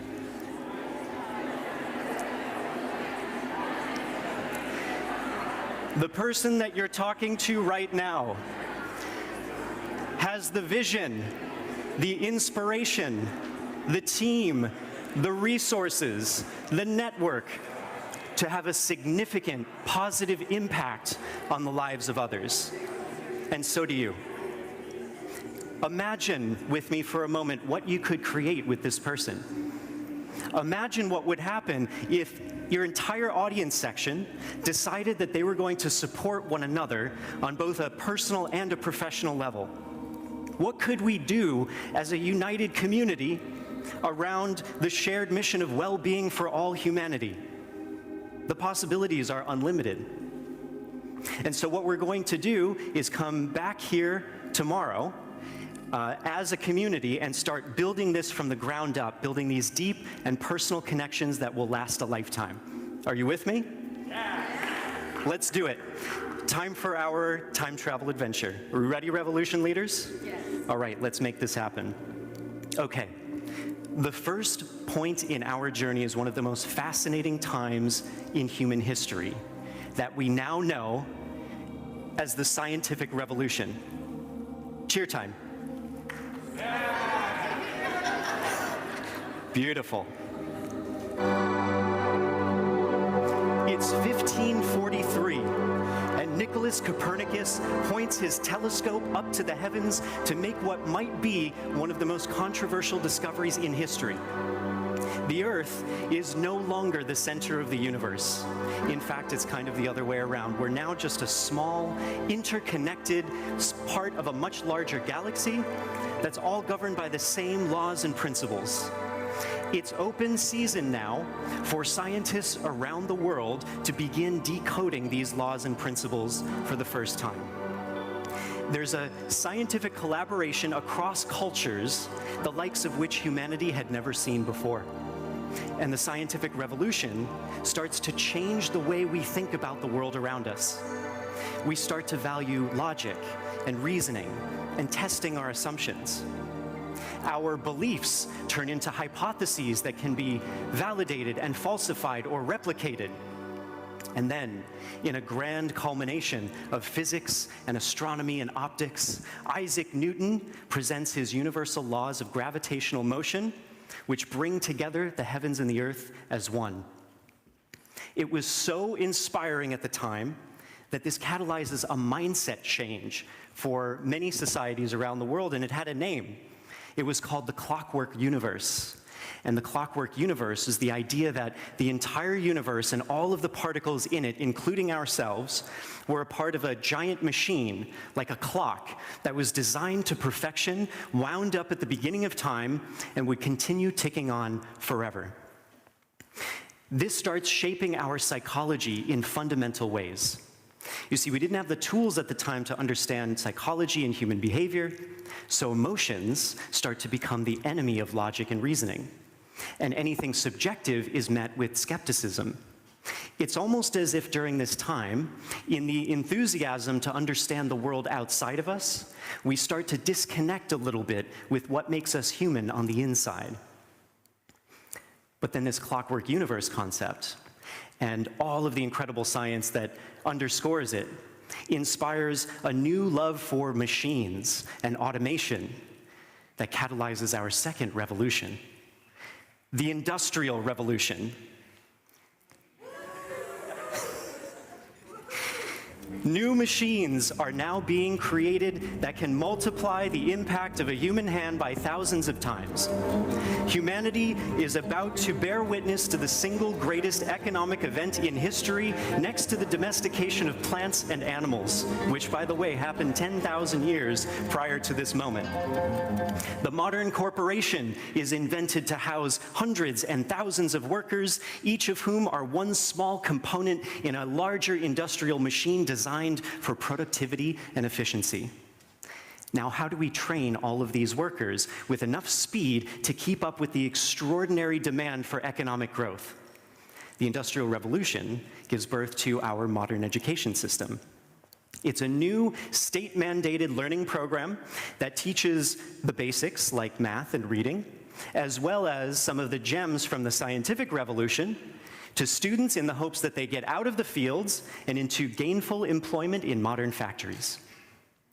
But the work in these factories was very hard, and it was often extremely dangerous. My great-grandfather was a coal miner during the industrial era. He worked sometimes 6 to 7 days a week, anywhere between 9 and 16-hour days, and he died of black lung disease when he wasn't much older than I am today. So you see, the Industrial Revolution, despite its staggering economic gains for humanity, also brings with it this desperate need for improved safety and human dignity and connection between one another. But true to human form, we start to invent solutions that deliver to these problems.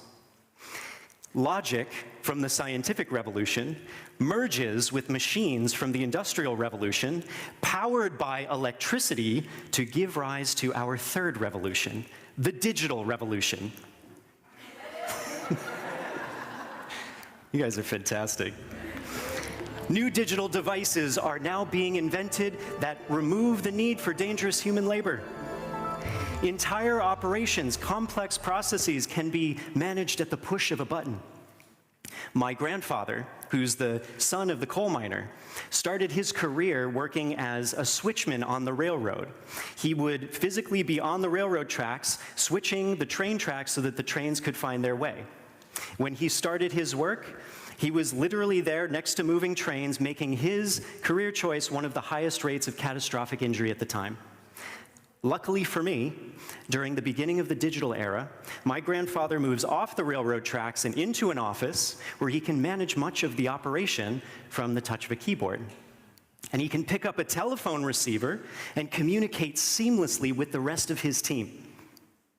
Some decades later, that telephone receiver merges seamlessly with a personal computer, evolves into a supercomputer that shrinks down to fit comfortably inside of our back pockets. And now today, there are 7.3 billion smartphone users in the world, representing the interconnectivity of 91% of the human population. It's amazing. But at the end of this era, we start to feel this paradoxical sense of disconnection inside of our hearts. How many of you have felt that? Despite the hyperconnectivity of all human beings on Earth, there's this sense of disconnection with one another. We learn at the end of this era that deep human connections might be the one thing that can't be automated, no matter how many likes or followers you might have. There's a desire for something deeper, a longing to return to what it means to be human. Which brings us to the current moment in our timeline. We're now at the dawn of a new era which seeks to both understand and replicate the human mind itself. Welcome to the intelligence revolution. I love the heart. That's fantastic. AI is about to fundamentally transform everything we know about human creativity and productivity and the future of work. But I'm interested in a particular element of this revolution that's already transforming millions of lives around the world. You see, revolutions can sometimes come in pairs when the right sociological and technological conditions align. Almost paradoxically, our fascination with artificial intelligence is catalyzing unprecedented conversations in what it means to be human, and consciousness and emotions.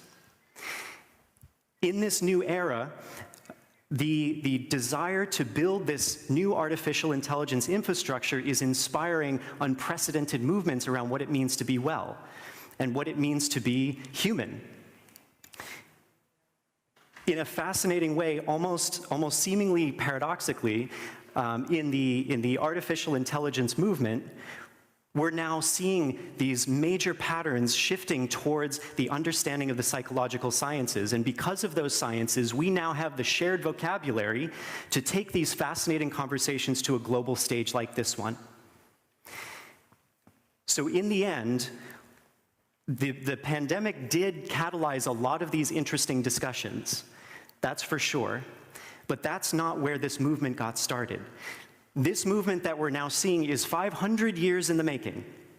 It's the unique and unprecedented combination of ancient wisdom traditions with modern psychology and medicine, and yes, even conversations about AI.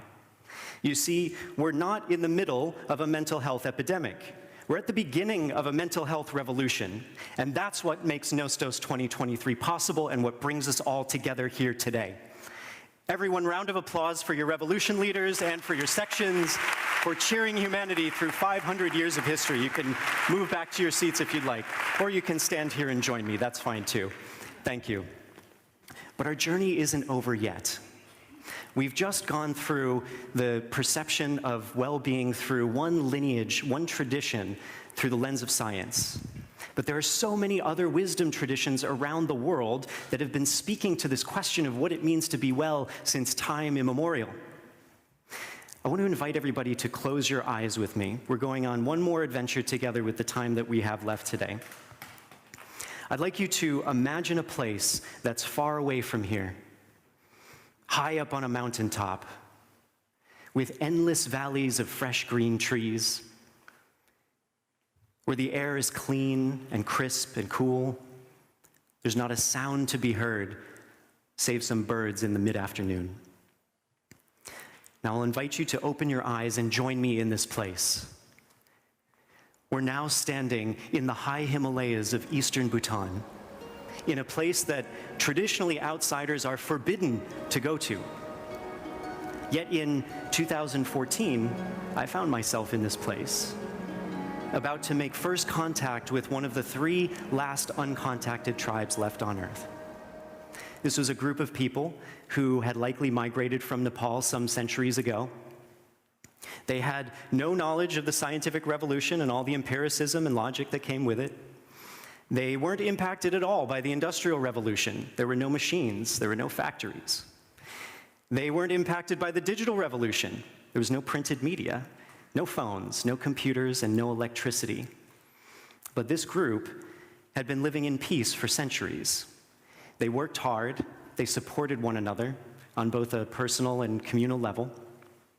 And this was the culmination of a 7-year research project to understand the universality of human emotions across cultures, and also to understand what it means to be fundamentally well from the perspective of ancient wisdom traditions around the world.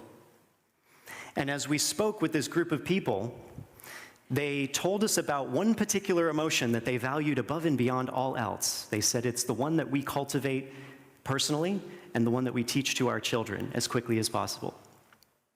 And we asked them what it was, and they said the word in our language is chokshe. Directly translated means the knowledge of enough, knowing what is enough. And they said that the feeling of chokshe is when right here and right now, everything is perfect as it is without the need for modifying your environment around you.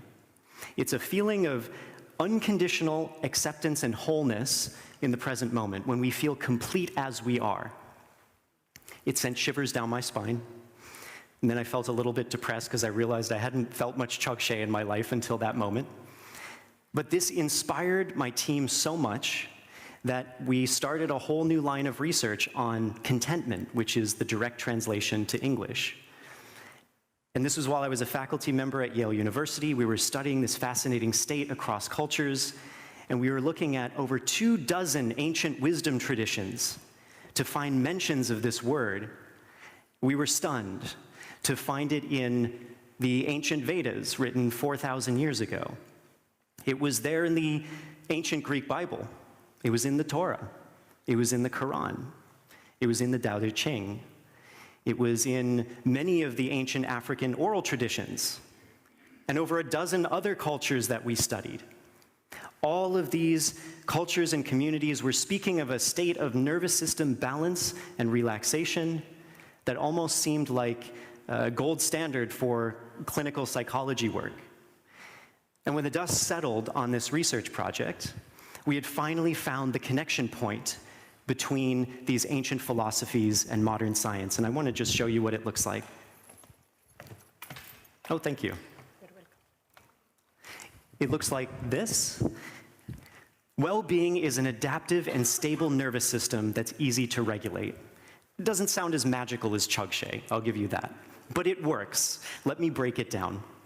Adaptive means experiencing our emotions in a way that's helpful and informative to navigating our fundamental life situations. Anybody here ever said something that they later regretted that made their life a little bit tougher? I'm in that club too, don't worry. So these are the moments that we could use a little bit more adaptivity. We can use our emotions as guides to better navigate, create healthier relationships with others, and make better decisions. Stable means that as we're pushed and pulled between the extremes of pleasure and pain on a daily basis, when we're on that roller coaster of emotions, there's a tendency to return to a set point of nervous system balance and relaxation. Lastly, easy to regulate, and I believe this is the most important one, at least for me on a personal level and definitely on a change-making level. This is having the knowledge, the skills, the practices, the techniques required to maintain a stable and adaptive nervous system.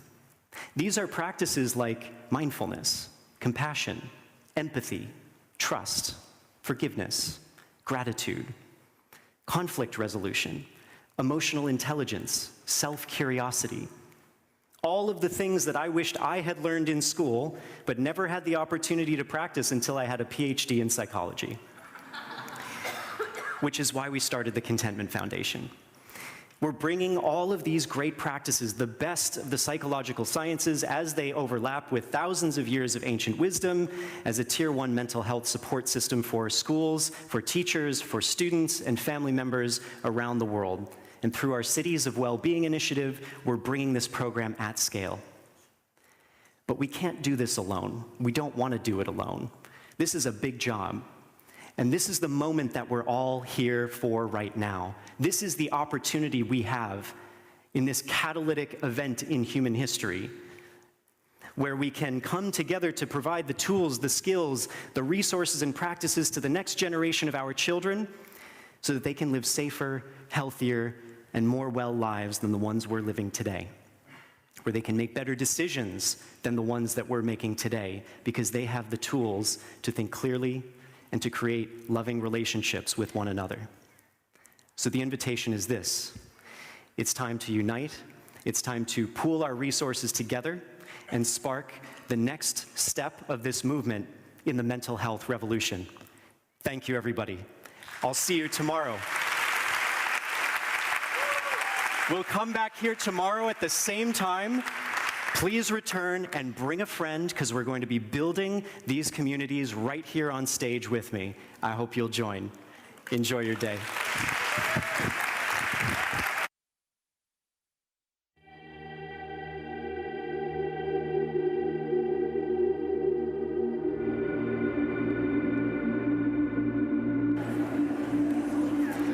Hello, hello. I just received a note from the SNF team that they would like me to read.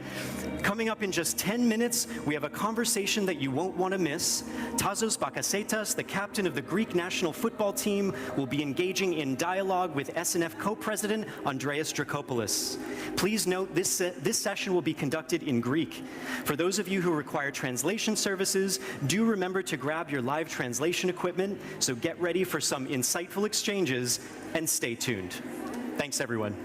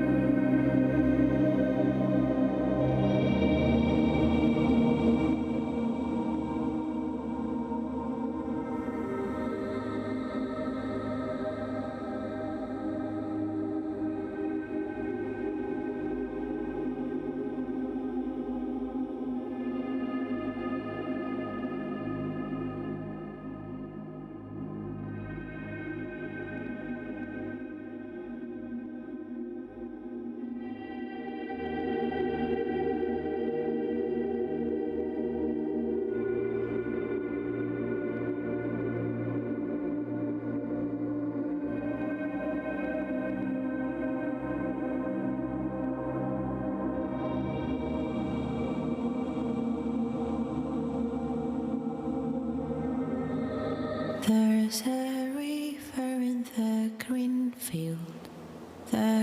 field of mine.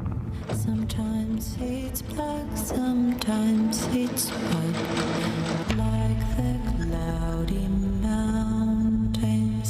Some days the grass is blooming, some days it turns to dust. I'm a tree longing for the sun, hoping that it lasts. There's a river in the green field of mine.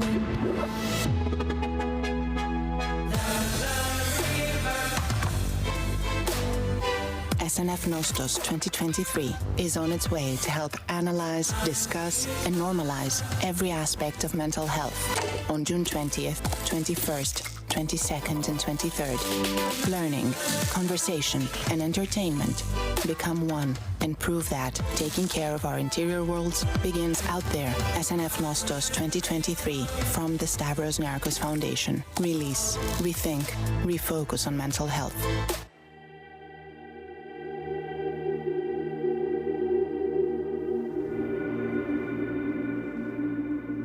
Hello, everybody, and welcome. The following interview and this introduction will commence in Greek, so if you have not gotten any translation equipment and you need it, please ask for it.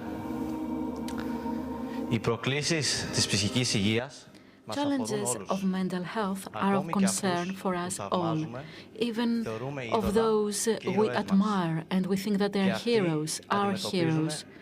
They are faced with the same difficulties. They are people like us. They bleed like us. They cry like us. Especially for athletes, there is stigma around the idea that they could speak openly about the difficulties they are faced with as regards their mental health. They are called upon to be strong and never show their weak points, but they are humans too. So today we are going to go beyond these barriers. Andreas Drakopoulos, SNF co-president, is going to have a conversation with a very distinguished personality, the national football team captain, who believes that it is important to ask for help when needed. So let us welcome Tassos Bakatsetas.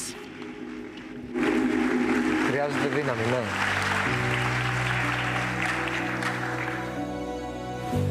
Αλλά κυρίως χρειάζεται να έχεις τα μάτια σου συνέχεια ανοιχτά. Να αντιλαμβάνεσαι ότι πρέπει να υπάρχει μια επόμενη κίνηση. Να μην αφήνεσαι. Να συνεχίζεις και να συνεχίζεις. Να σκέφτεσαι διαρκώς πως θα ξεπεράσεις τους τοίχους που στέκονται μπροστά σου.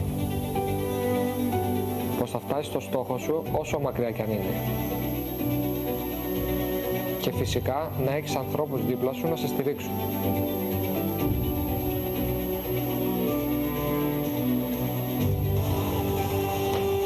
Μόνο έτσι μπορείς να πετύχεις. Όχι απλώς στην καριέρα σου, αλλά στο μεγάλο αγώνα που όλοι δίνουμε καθημερινά για μια ισορροπημένη ψυχική υγεία.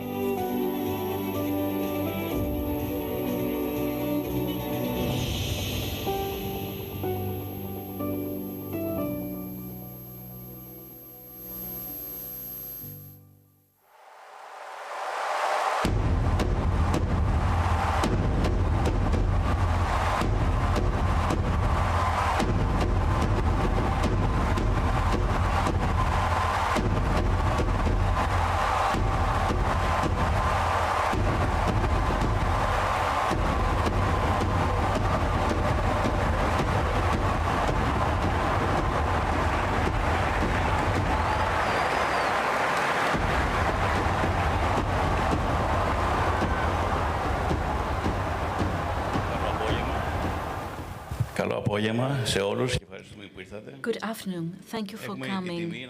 We have the honor of having with us a great athlete and a great human being, which is equally important. It's very important to be a good person. We got to know each other almost by chance. I watched a video of his on mental health, and we started from scratch, I would say, and we are here today because we both fully realize how important it is for somebody to speak up and be a role model for the young. As Konstantin said, Tassos is a three-time champion, and the greatest feat of his, in my eyes, is that he is the national football team captain, and he is a real captain, in court and out of court. And he also took a very difficult decision to go and play in Turkey, and he was courageous enough to do this and assisted his Turkish team to win the championship. He is loved by all, also in Trabzonspor, and he is a real hero, off and on field. And thanks to his success in Trabzonspor, he was voted the best midfielder in the Turkish league and as the best Greek player playing abroad. So Tassos spoke about mental health. It might seem easy, but as we all know, there are still huge taboos. Now, he is a captain. He is very successful in Greece and in Turkey, but he was not frightened.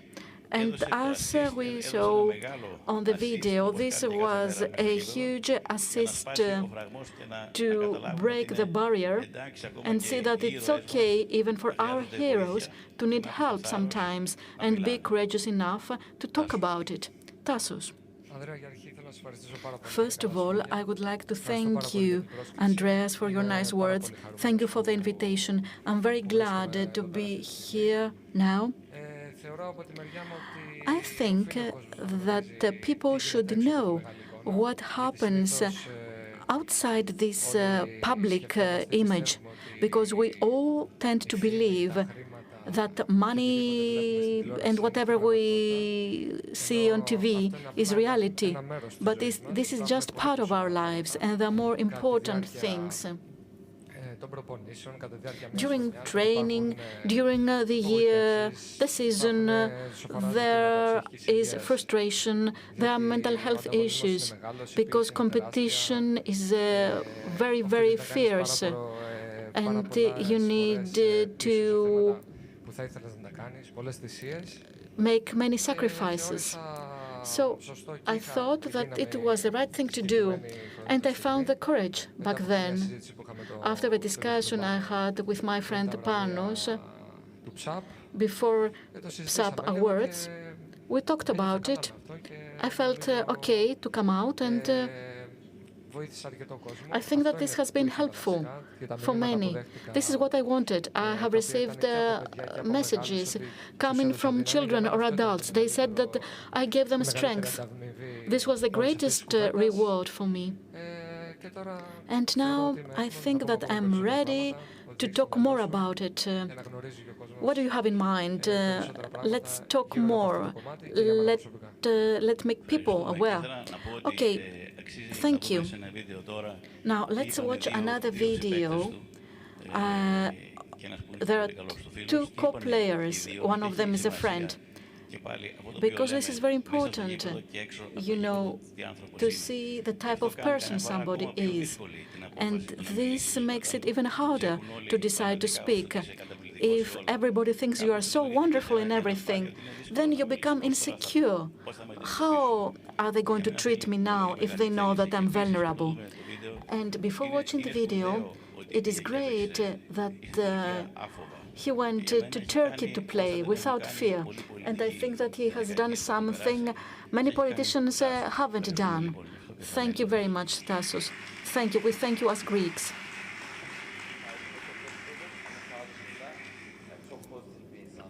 Her zaman güler, gülmeyi sever, eğlenmeyi sever.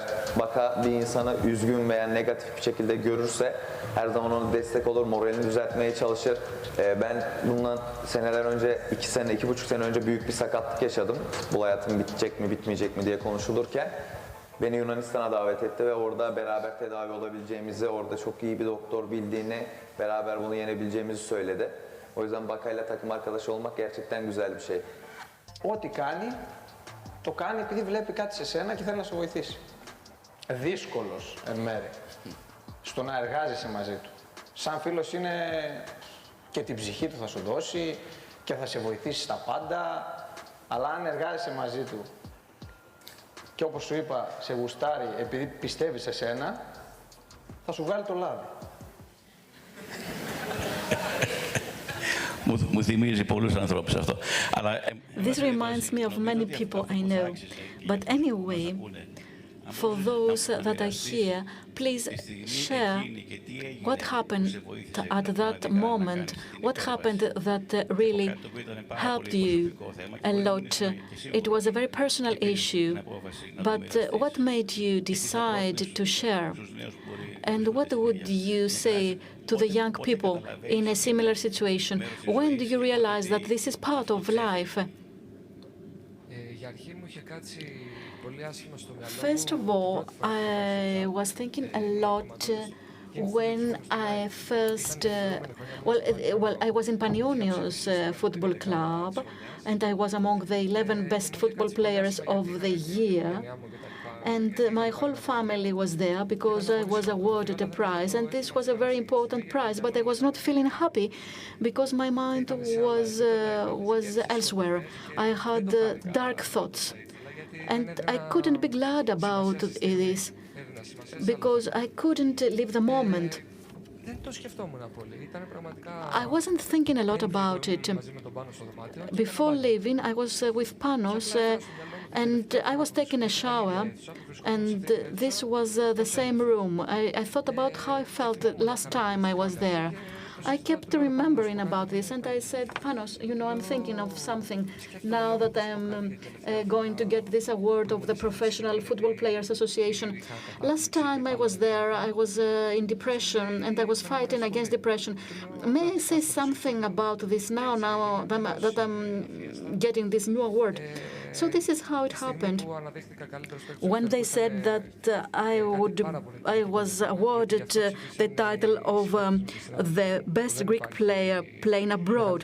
This award is an award given from football players to football players. So I was feeling very good about it. I was feeling really good, and I thought that I was ready to share. I thought about it, and I just did it. And then, you know, it's very difficult, and it's becoming even more difficult now because of the social media. There is more pressure. We have this image that everybody is perfect and wonderful, but there are many things hiding behind this image, things we cannot even imagine. And I have to say to young kids that what is most important is to feel well in yourself. This is where everything starts. Your life, what you want to achieve in life. Everything is our responsibility. We have to stop blaming others because, you know, everybody does this. But if you fully realize that you're responsible for your own life, then things change. Of course, this is hard and painful. There are many ups and downs. But I think that at the end of this process, you feel justified and glad. And this has no comparison. So I think that the young people have to work with themselves more, work on what they think they lack behind, and then it has to do with when you feel ready to ask for help. I tried when I was younger, but I was not ready back then. I couldn't fully understand. I didn't even went to the second session. I was playing with my PlayStation. And they gave me a call, where are you? I'm at home. I never went back. So you understand that it was not something I really wanted. And of course, family and friends play a role. They help you a lot. I think that family and friends are very important because they're here to listen. They are the first to listen. and they have to help you out. And sometimes there is this gap, the generation gap, that makes things even more difficult. Yes, that's an important point. I grew up in a wonderful family. I have 3 siblings, and we are an extended family, and any of them here? Everybody's here. Where are they? Where are they? They are all here today. Hi.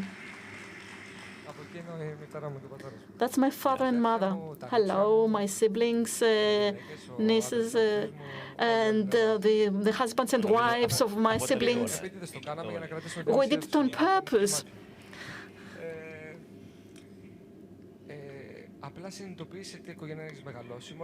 So, when I left my family, I understood what this family meant. Not all families are the same, however, because when you leave your family, you come into contact with other people, and you talk about their families, and you see that these things are not self-evident. Indeed, I feel blessed for my family, for what they have offered, for the values they have given me from the very young age. And of course, they're responsible for what I am today. No families are perfect, of course. Perfection is an illusion. But they offered some values and their behavior in my career. It has played a very, very important role, first of all, for making me what I am today. Now, we need to applaud the whole family, isn't it?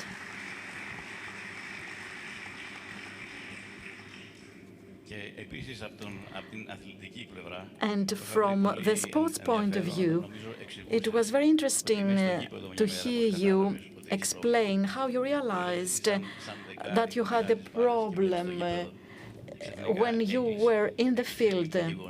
Suddenly, you couldn't see where the other players stood. Yes, I realized that something was very, very wrong.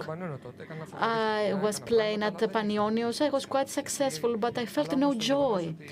But of course, professionally, I was doing fine, and I concentrated on this, so I thought that it was okay. But then, when I went to AEK Football Club, and I couldn't reach the level I had to because of my mental condition. I had some very, very bad games, and there were criticisms against me, and it was the worst game I ever played. Yes, it was a game against Iraklis. We were home at our base, no score. But as time was going by and I had no contact with the field, I was too concentrated in my internal thoughts. At some points in time, yes, as you said, you know, I have a very good side vision in the field, but then I realized that it was as if I had 2 walls and I only had tunnel vision. I couldn't see anything around. So it was then I realized that something is very, very wrong indeed. And then I was injured. I had a problem with this injury. But again, this was the game when I fully realized that I had to do something about it. Because, you know, I was always very ambitious. So I realized that if I wanted to do something in my life, well, this was not the way to do it. I had to change. Otherwise, I wouldn't end up the way I should. Thank you. Before questions, I think you would like to ask some questions, and we have some online questions. The keep home message is that the take-home message is that you need to feel well with yourself and the importance of family and friends. Please, let us never forget about it. Nobody is so powerful or so whatever to feel that needs no help. Thank you very much, Tassos.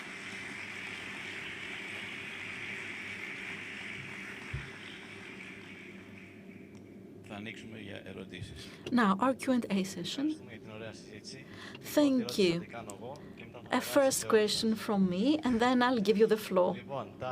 So, Tassos, if I were Tassos 10 years ago, what would you say to me to prepare me for the next 10 years, for better or worse? That's a very nice question. And the answer is that you should never give up. In sports and in life as well. Never give up. I think that this was something I always had from the very young age, and this is what got me to where I am today. But this is just one part. The other important part is to work hard. This has to do with everything. Work hard with yourself. This is the key for elite sports, because you should have great brain power. Otherwise, you cannot make the difference, because this is what makes the difference. Moreover, training is always necessary. Always train to 100% and do something extra in comparison to others, because this is the only way to improve on the weak points and become more able. And finally, you need to firmly believe in what you do. Sometimes I doubted myself, but always deep inside, I always believe that, yes, I can do it. Thank you.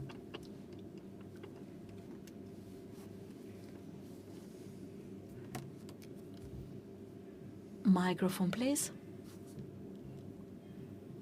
Microphone.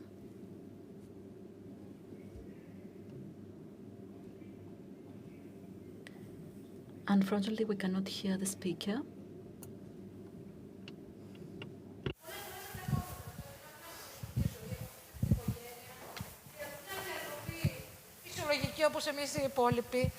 And then the rest of us, we enjoy ourselves. So I think that we need to have a separate program for these young kids.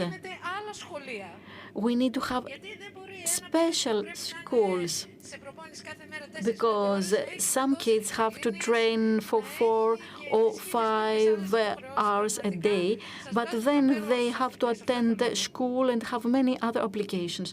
So, chapeau to you athletes. Thank you very much. The only thing I can say is that I fully agree with what you said. However, when you realize that you want to do sports and become an elite athlete, a competitive athlete, it's a choice you have to make. In the past, I was complaining a lot. I don't do it any longer. It's our choice, and we have to embrace our choice. Everything we do has an impact. The impact for us is that our personal life will be limited. We cannot eat what other people eat, normal people, but this has to do with our choice. We know it. So, since it was our choice, we opted for this profession, because all professions are difficult. This is our choice. We embrace our choice, and this is how we move on to become better and improve. A final question. Hello. My name is Aristea Gutsia. I'm from EDRA. This organization is an organization of mental health. We have co-organized the national championship for people with mental problems. And thank you for your participation with your video. You know, there are some people that are mentally ill, living next to us, and they need to do whatever the rest of us do. A question, please. In your career, going through sports academies and sports, were you ever supported by a mental health professional? And do you think that the existence of such a person in sports academies is something that has to be raised as an important issue to the Greek state? We need these professionals to support the young kids, to avoid having them becoming professionals. They are older, and then they're faced with difficulties they cannot cope with. Thank you. No, I don't know about the academies. I was playing football in the football team of my village. There were no academies there. I played with the adults team. This was 15 years ago. And 15 years ago, these things were not even in our minds. And people didn't know that there are these issues in sports as well. I think that this is not for all kids, for young kids. Young kids have to enjoy it. They have to live for the moment, to live for the training, to enjoy playing games and train. Why so young and have them in this process? I think that part of their childhood will be lost. It's very good to have this mindfulness, or rather being so free and carefree, if you like.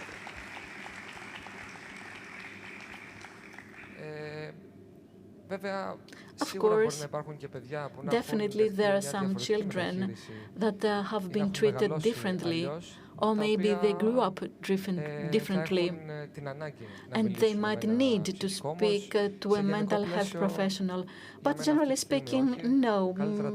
I think that we should just leave children play, do whatever they want, enjoy themselves, and if they want to become professionals, okay, later.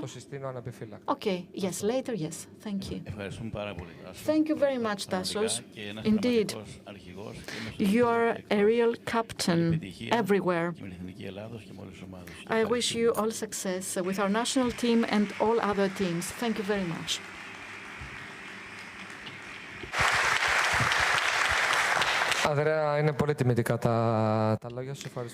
That's a great honor, Andreas. Thank you very much for everything. Thank you for this, not interview, for this talk. I am very happy that I was here. My feelings, we share feelings. You are a very different person, a very special person, rather. And I would like to say to all that I like the fact that you have humility as a person, and this is a great lesson for me as well. I just hope that in the future we'll have more occasions to meet each other and cooperate. Thank you very much. Thank you.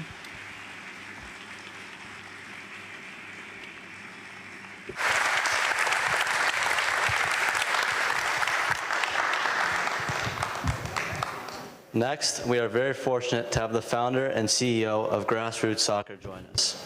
Today, the impact of grassroots soccer reverberates far beyond the confines of the soccer field. Through a deep understanding of what young people need, our guest has set an example of what sports youth-based programs should be, and successfully integrated mental health education and HIV prevention into soccer camps. With that, I'm truly honored to welcome Tommy Clark.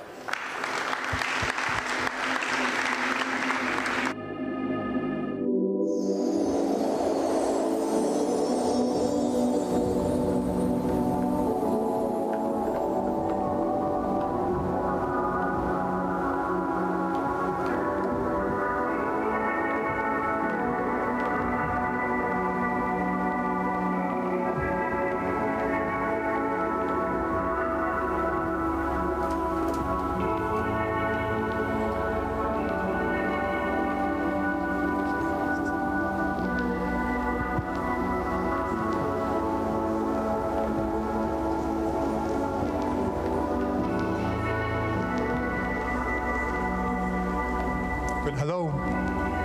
Hi, everybody. You can hear me? So my job in the next 15 minutes or less is to convince you that this could be an overlooked and powerful tool to fight the adolescent mental health scourge. So you can decide if I'm successful or not. I have 14 minutes and 20 seconds. Let me first go back. Andreas this morning was talking about how all these young people eventually will get older. I can confirm that's the case. 25 years ago, I was a professional soccer player playing in Zimbabwe. And life was good. The team that I played for was one of the most popular teams in Africa. It's called Highlanders. We would get 25,000 people at all of our home games.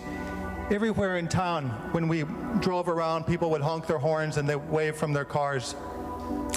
And the birds sang, the sun shone. It was a beautiful time. I was a center midfielder, and two of the guys I played with, one guy's name was Benji Kanjera. He was a little guy, and he was incredible. He had reflexes like a mongoose, and I had to guard him in training, and it was almost impossible. Another guy that I played with, his nickname was Ninja McKay, and he was just a beautiful human being, beautiful soccer player, and in a couple of years, both Benji and McKay both passed away from HIV. Our right fullback also passed away, our backup goalkeeper, our left winger. A lot of people died from HIV and AIDS. In some ways, what they also died from was a lack of good information, life-saving information that things could have gone very differently for them. The other thing, they died with no support, no medical support, no social support. There was so much stigma around the disease that nobody would, I even remember one story of Benji going into the bank and people not being, people at the bank not even being able to, they wouldn't even serve him. So that's how things were. And so I decided to do something. I returned from Zimbabwe. I went to medical school in the US at Dartmouth. I trained in pediatrics. I went on and specialized in HIV, University of California, San Francisco, or UCSF. I trained with some of the best researchers in the world. But the whole time, as I was on this path, I was thinking to myself, I think the answer lies back in Zimbabwe. It lies back on the soccer field. That's what I just had this hunch. I just knew it. And so with my former teammates, we got together. We started a nonprofit, Grassroots Soccer, over 20 years ago now. And our mission was simple. We wanted to use the power and the magic of soccer to have young people take ownership for their health, empower those young people using the sport of soccer. So that was what we did. You might be asking, why soccer? Well, the first thing, as Tassos, example said, when the professional soccer player is involved, it's very exciting. Everybody wants to show up. Everybody wants to listen. So soccer had an incredible way to attract young people. And you can work with young people until you get their attention. So that was the first thing. The second thing was the game of soccer. It allowed us to make learning a lot of fun.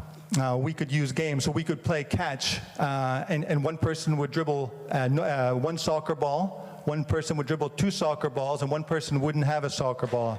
And we would play tag. And the soccer ball would represent a sexual partner. And the person who would get caught was the person dribbling two soccer balls. Sometimes one soccer ball person would get caught. So that was an idea. That was a way to make the learning memorable. To make it fun, because once you have the young people there, now you have to keep their attention. The last thing with soccer, just how incredibly popular it is around the world.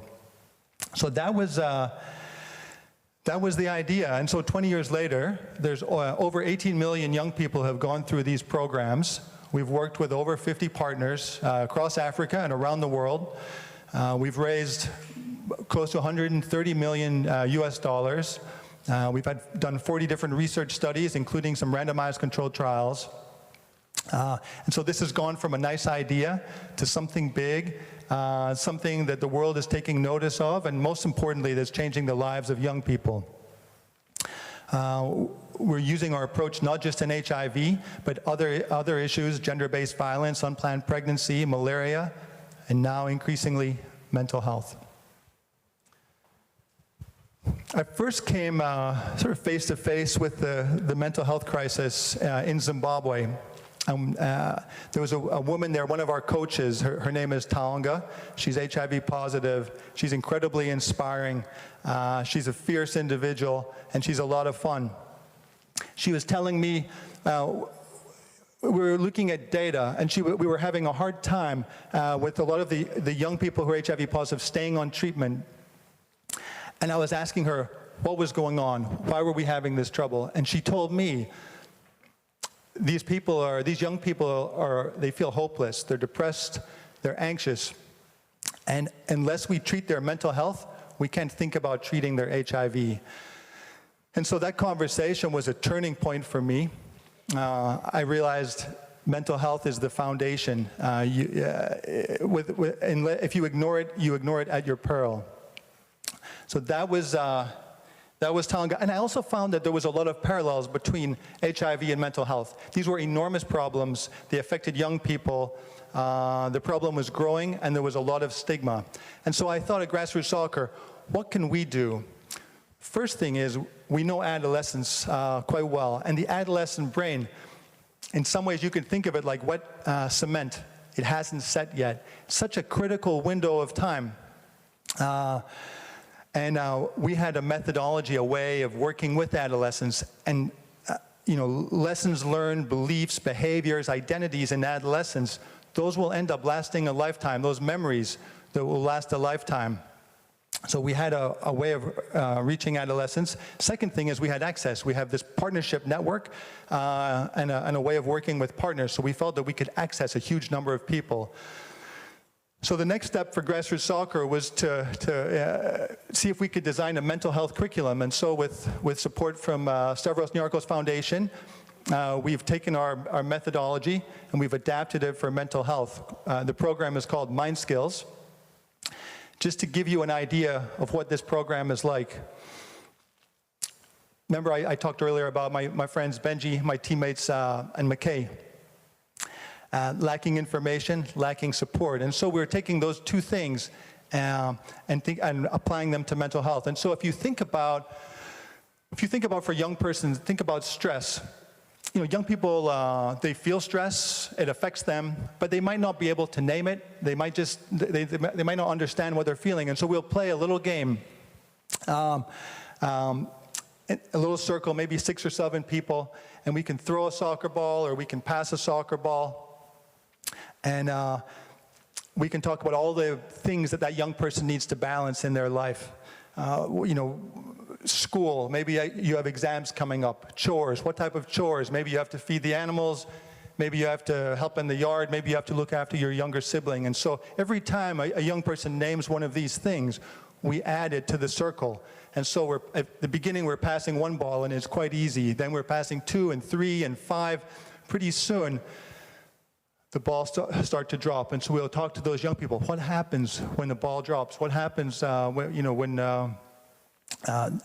you become, there are just too many things in your life to manage. What can you do? So it's a nice physical way to demonstrate. And then one of the things young people can do is they can think, well, what could we do? They come up with the answers themselves. Well, do I need to be having some of these balls you have to take, but some of them are optional. Sometimes you can take a time out. So we'll work on taking a breath. Breathe in, hold it, breathe out. Nice and simple, relax. So people can take a time out, so it's another way. So that's one activity of many, the type of activities that we'll do with young people. So they have vocabulary around mental health, they have some tools, and they're starting to build a community that talks about it. The other thing we'll do is, the community part is very important. So for young people, thinking about who are the people that support you in your life. And using a soccer analogy, what happens if your teammate, you make a pass and your teammate makes a bad touch? If you shout at that person, the next time they get a ball, they're probably going to make a mistake. But if you're supportive to your teammate, you pat them on the back, you tell them it'll be okay. The next time they get the ball, maybe you give them some instruction or the coach gives them, they'll do better. So thinking about it with your mental health, who are the people who support you? Who are the people that you support? And starting to create this community where people are educated around mental health and they're now part of the solution, not just part of the problem. I'm trying to think. I think that's, I guess at this point, We're the Mind Skills program, we're implementing it in Kenya. We're collecting data. And already we have 5 African countries, Zimbabwe, Zambia, Malawi, Mozambique, and Kenya, where the governments are very interested and working with us. There's 30 million adolescents in those 5 countries. And so our hope in the next 12, 18 months is to be working at scale in some of those countries. The adolescents need these tools, they need this education, and so we're working as hard as we can to make sure that we're there to support them.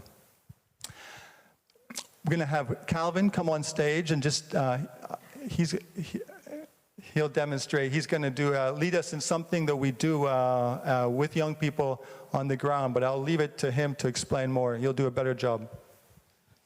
Afternoon, everyone.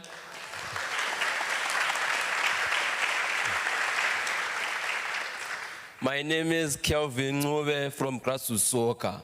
So at Grassroots Soccer, we give powerful praise to our participants who do well. So I'm going to give Mr. Tom a very, very big skills kilo. So we do it like this, a very, very big skills kilo. Skills. If we can. Thank you very much. Thank you.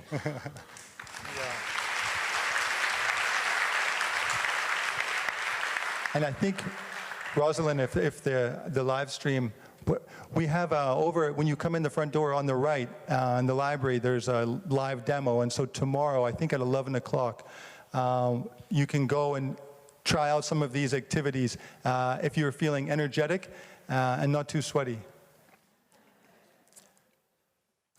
Just while we're waiting for that, I'll finish with the words of Mandela. So Mandela got this. He understood how powerful this could be. And he said that sport can change the world. And he also said that sport speaks to young people in a language that they understand. So I think if he was here, maybe he's listening in, I think he would understand. So thank you very much.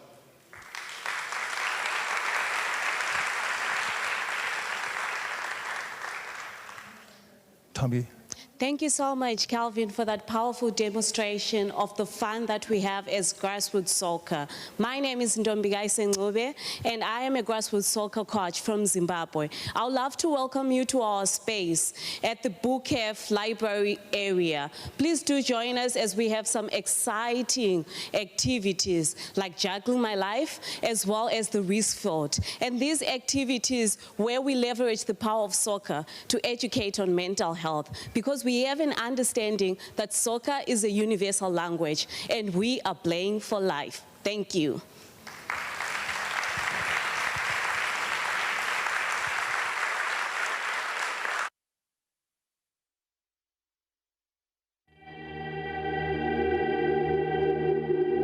I'm Miriam Nobele with the SNF Nostos Youth Advisory Committee. Today, we have the privilege of hearing from a panel of eminent artists and scientists who will illuminate the transformative role of the arts in addressing mental health challenges. I'd like to welcome on stage Christopher Bailey, Arts and Health Lead at the World Health Organization, Naya Keat, who is a singer-songwriter and musician, Tasha Golden, Director of Research at the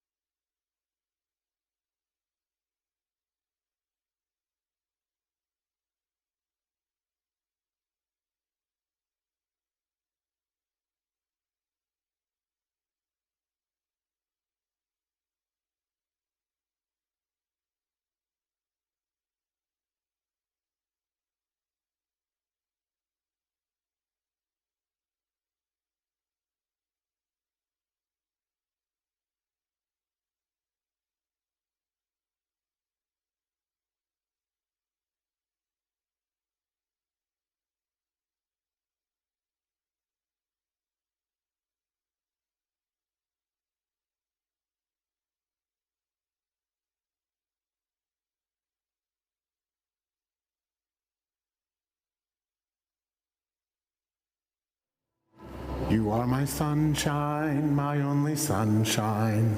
You make me happy when skies are gray.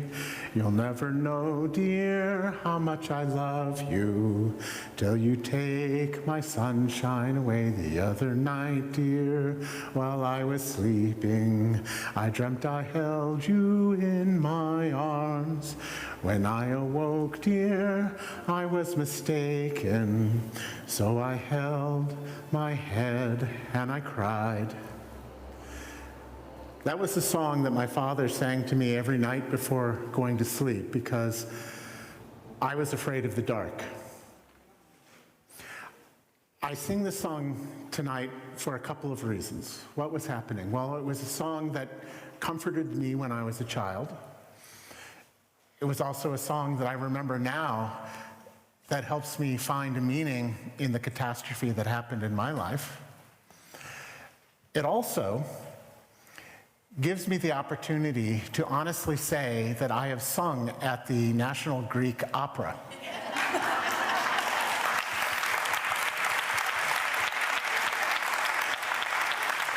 You're all witnesses. The other thing that's happening is that instantly it created a moment of shared attention in which your heartbeats began to synchronize. You began to wonder, why is a WHO technical officer singing? And that anticipation of both the melodic line but also trying to figure out what he was doing and why created a dopamine effect.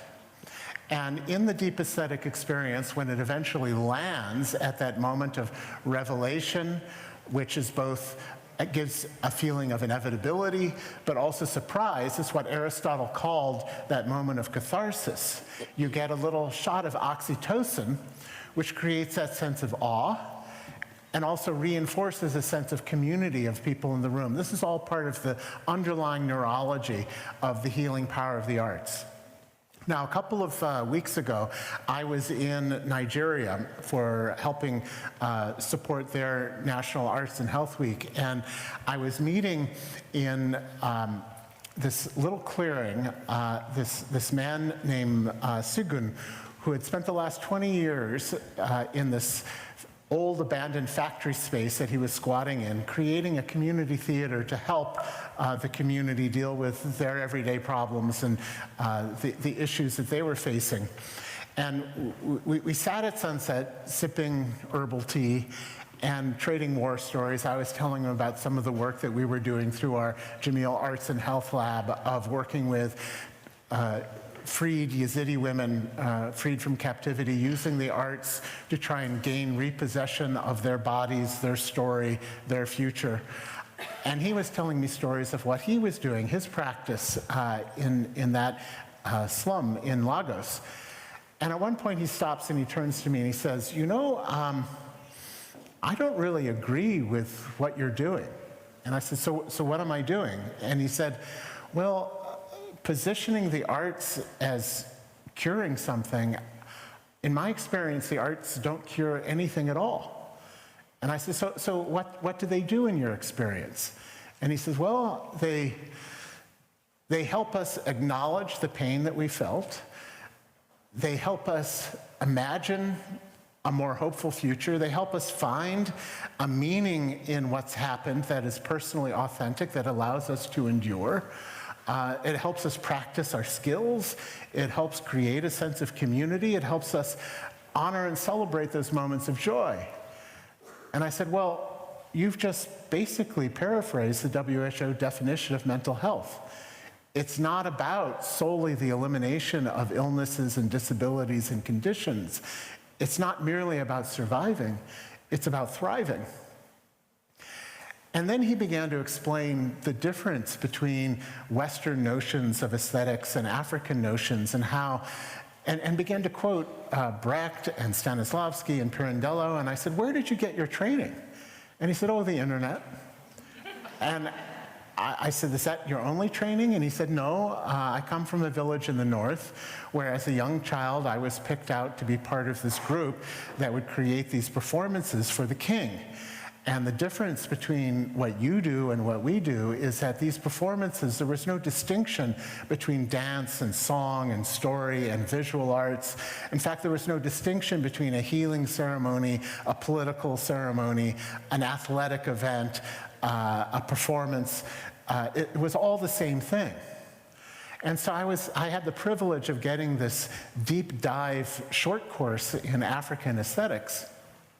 So now here I am in Athens, and my mind goes back to a family trip that I took with my sons a number of years ago when they were small. And being a former performer, I can't resist going to ancient Greek amphitheaters when I find them, and there's a plum one right next to the Acropolis. So I went in to test the perfect acoustics, and if you haven't done it, please do. So I went up and started practicing reciting my classical monologues, much to the embarrassment of my sons. And I noticed that while I was there in this temple of Dionysus, right next door was a temple of Asclepius, an ancient hospital. And I did a little bit of research, and I found out that the Greek conception of health was that in the morning, you would go to the temple of Asclepius, the ancient hospital, and bathe in the waters of Hygienia and purge your body. And then in the afternoon, you would cross the alleyway to the temple of Dionysus and purge your soul. That what I was witnessing in marble was the asexual division between arts and health from their unified ritual whole, where it came from. And what would happen on that ancient Greek stage? The catastrophe that they would dramatize wouldn't disappear, but through that aesthetic purging, the characters and therefore the audience would transform. It didn't erase what happened, it didn't cure anything, it was a moment of transformation. So the blind would not regain their sight, they would find another type of vision. And I thought about my situation and my own crushing sense of loss of what I could no longer do, and my crushing sense of dread of how was I going to function in this world without my sight, and how I, in my own pathway through aesthetic engagement, found a way of being in that present moment, training my other senses through the arts in different ways to see and engage the world in a different way. Just as you willingly close your eyes to better savor a glass of red wine, just as you willingly close your eyes to better embody a beautiful piece of music, just as you willingly close your eyes to better trace the gentle slope of a lover's forearm, so too do I accept the closing of my eyes to better share this moment with you. Thank you.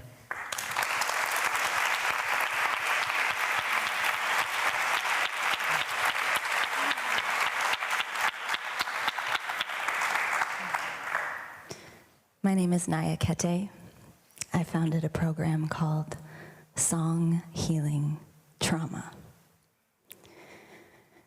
And I will never forget meeting one of the first participants of that program. He was a young man named Yamar.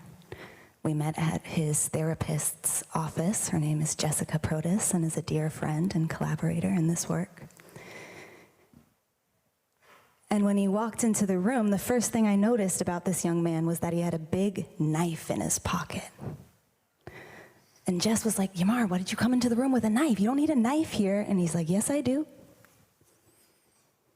And then Jess walks out the room and shuts the door and leaves the two of us in the room. And all I know about this man is that he's young, he comes from a poor neighborhood, he's traumatized and has a knife.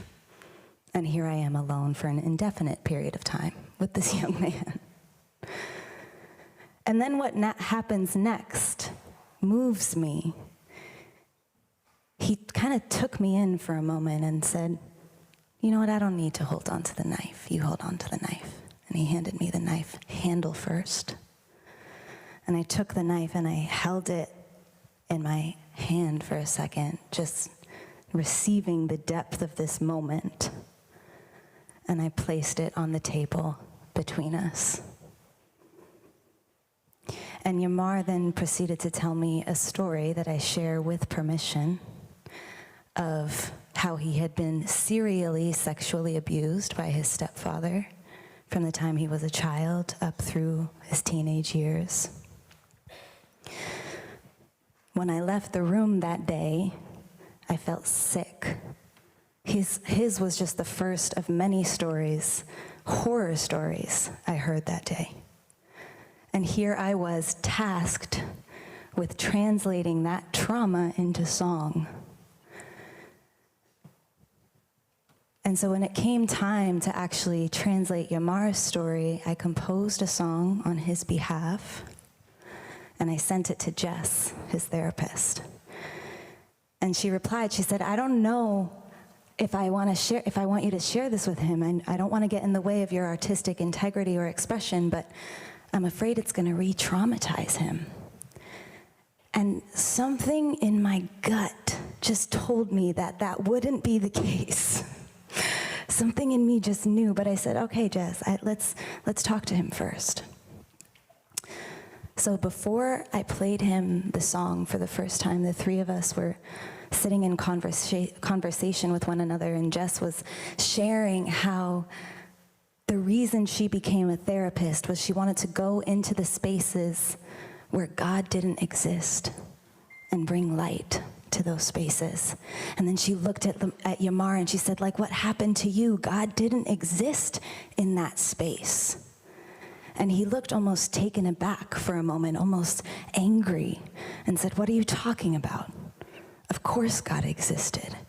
If that hadn't happened to me, I wouldn't have met you. You wouldn't have introduced me to Naya. Naya wouldn't have written this song that I haven't even heard yet, and I know is going to impact not only my own healing, but the healing of generations. And so then I sang, there is no love here. He raped my soul. Whatever innocence I was born with, he stole. I was just a child. I think that's what he liked. Now that I'm a mermaid, I'm learning how to fight without your violent adoration. Every violation coming all over me, coming all over, all over. It's all over.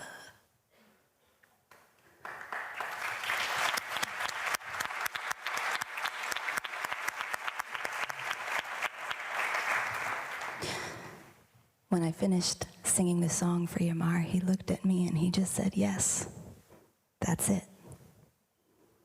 And that was all I needed. And so now there's this body of work, these series of songs that in its pilot phase was generously supported by an organization called Artists at Work. And that's why I'm here right now. This organization put artists like myself on salary during a pandemic, with the only assignment being write a song, use your art to create a social impact element, right? Use your art to better your local community. And I was like, well, that's what I've been saying. I've been doing that this whole time. What happens when I actually do it, right? And so that's what this was born out of. And I'm here today because Artists at Work, a couple of years later, are still providing opportunities for me to amplify the voices of these youth that I was privileged to work with. And the next phase is sharing this music worldwide, releasing these songs, and amplifying these stories. And I feel so honored to be alongside my panelists today, in a room with each and every one of you, for an opportunity to continue to find partners and community to collaborate with, to help amplify these messages and these stories. Thank you.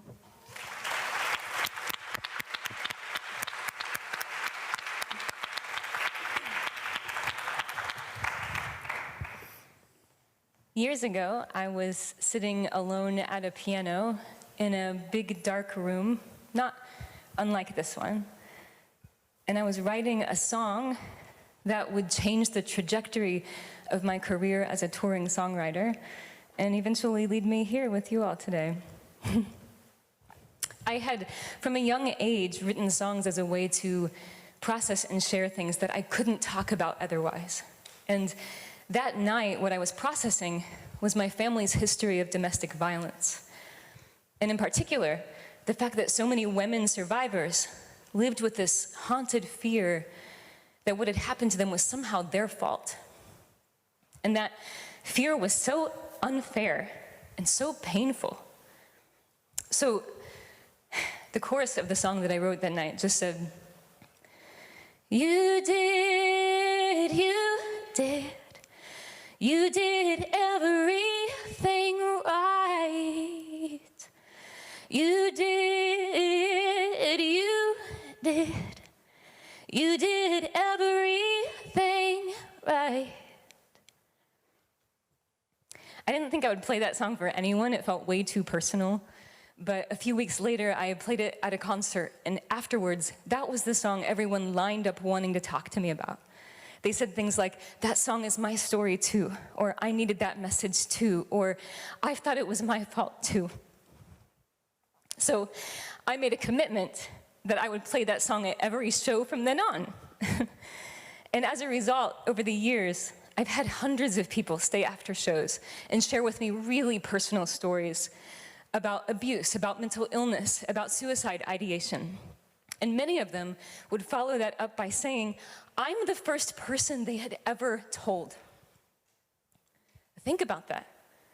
If I'm the first person they had ever told, that means they'd never told a doctor or a therapist, not even a spouse or partner. It means that community resources that are designed to meet the needs of people with those experiences were clearly never reaching those individuals. So what was it about a music venue, about a singer, about a song, that made those stories speakable for the first time? And what are the implications of that for our health? If you zoom out from that question, you get to this one. What do we not know about so many populations and experiences because people cannot or will not share about those experiences in the ways that we expect or demand of them? These same questions came up when I founded Project Uncaged. It's a trauma-informed creative writing workshop for girls that are incarcerated. And I don't know if it'll surprise you all to learn that girls share really different information in their poems and songs than they ever share in questionnaires or surveys or even in conversations sitting around a table. So again, what do we not know about young people in the juvenile justice system because we tend to ask questions in such incredibly limited ways? I went from music to a PhD in public health sciences to get some answers to these questions. And I now direct research for the International Arts and Mind Lab at Johns Hopkins School of Medicine, where we study all kinds of effects of the arts on our health and mental health. We have a new initiative with the WHO where we're studying how arts and culture can support youth mental health globally. I'd love to talk with any of y'all about that. And to all of our work in the lab, I bring this history I've described to you, this question, what do we not know? Here's the thing. Humans evolved to make and share art for a reason. It serves us in some way. Otherwise, we would have abandoned this practice millennia ago, right? One of the ways that it serves us is that it expands our range of communication. It extends what we're able to think about and process, what we're able to bear witness to and share. And we ignore this fact at our peril. I could tell you all about mental health studies where the things we learned from participants' creative writing were critical to our ability to help them, and those same things were completely missed by the surveys that were administered in the same study. The things that we don't learn and don't know when we exclude the arts will harm us. So for each of you here in your roles, what do you not know? If we want to advance mental health, we have to reintegrate the arts with our practices. We have to rehumanize our work. We have to ask, what are we missing when we exclude this fundamental aspect of the human experience? And I'm so glad to be with you all here, because if the question is, what are we missing? This is an ideal time and place to decide. We have to find out, right? Thank you all.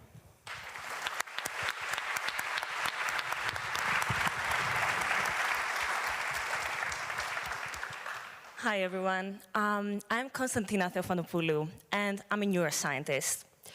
My research focuses on how humans, and human brains in particular, are able to produce very complex sensory motor behaviors that enable us to communicate, which is what we're doing here now.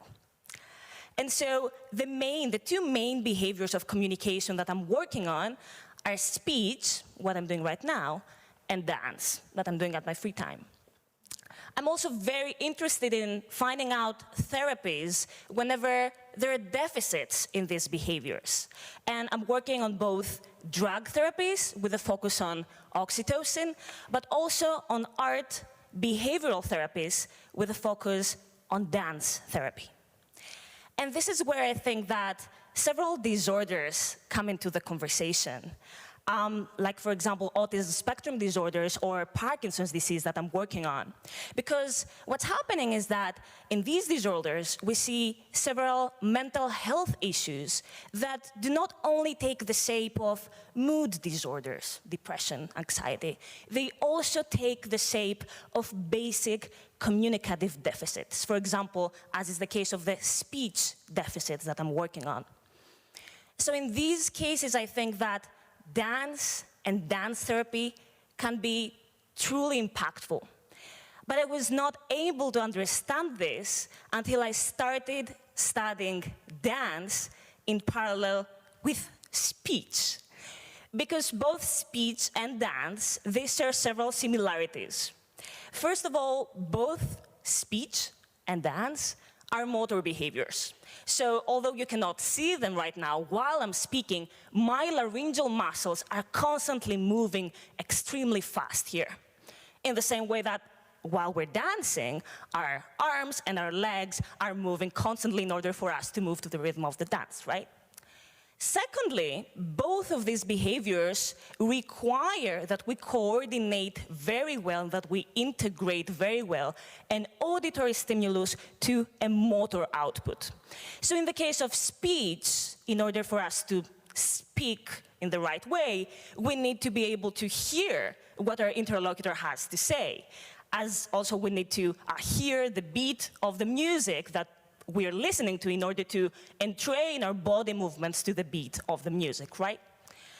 Third, and more importantly, what we've been finding preliminarily in our research is that while we're speaking, we're activating in our brain some of the same brain regions that we activate while we're dancing. And this really surprised us, specifically for a specific brain region that is called the laryngeal motor cortex. So this part of the brain is responsible to actually send projections down here to our laryngeal muscles so that they move, so that we produce vocalizations while we're speaking. And we, of course, did not expect to find it activated while we're dancing, right? We don't move our laryngeal muscles while we're dancing, but we did. And this means that both speech and dance share partly overlapping brain pathways. So all this information that we found led me to hypothesize that it could be that through dance, we could actually stimulate activity in the brain regions that are involved in speaking. In this way, through dancing, not with speech therapy, through dancing, we could help improve speech of people with speech deficits. And we've started working on it on a population that shows both deficits in general body movements, but also deficits in the laryngeal muscle movements of the speech, being the population that suffers from Parkinson's disease. And so thankfully, there is already before us an array of great studies that has shown that dance and dance therapy can significantly improve their general deficits in the body movements. For example, we see tremor, bradykinesia, or gait freezing in Parkinson's disease. What no one has studied so far is whether dance can actually have an impact on another motor deficit, which is how they move their laryngeal muscles, that of course affects their speech. I assume that no one has done it so far because no one had made or studied the link between speech and dance in the way that we do. And so far there is one clue from our research that tells me that this hypothesis of having dance affect how we speak is actually on the right track. So very recently we ran a reanalysis of a study that had several Parkinson's disease patients undergo dance training for 8 months. Among other things, they studied how their brain activity changed over these 8 months. In our reanalysis, we found that one of the brain regions that showed a differential activity throughout these 8 months of dancing was the laryngeal motor cortex. That so far we just know that it sends projections down to the larynx to activate our laryngeal muscle so that we speak. So what this shows to me is that by dancing, we can produce significant differences in the way our laryngeal motor cortex works. So through dancing, it could be that these changes in the brain actually eventually affect how we speak. So right now we're studying in these Parkinson's disease populations how actually dance over some months also affects their speech. And in the future, we have plans to also run the same studies in developmental disorders, like in children with autism spectrum disorders and speech deficits. I haven't said that, but I also happen to be an awarded flamenco dancer.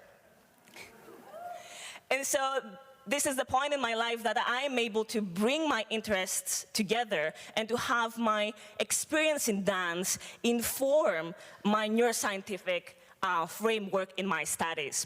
And this is very, very beautiful because I've experienced the great health benefits that dance can have on mental health, on several aspects of our mental health. But I was never expecting that I would be able to even take it further and see whether dance can exert specific effects on very specific aspects of mental health, like the way we communicate or the way we speak. Thank you so much.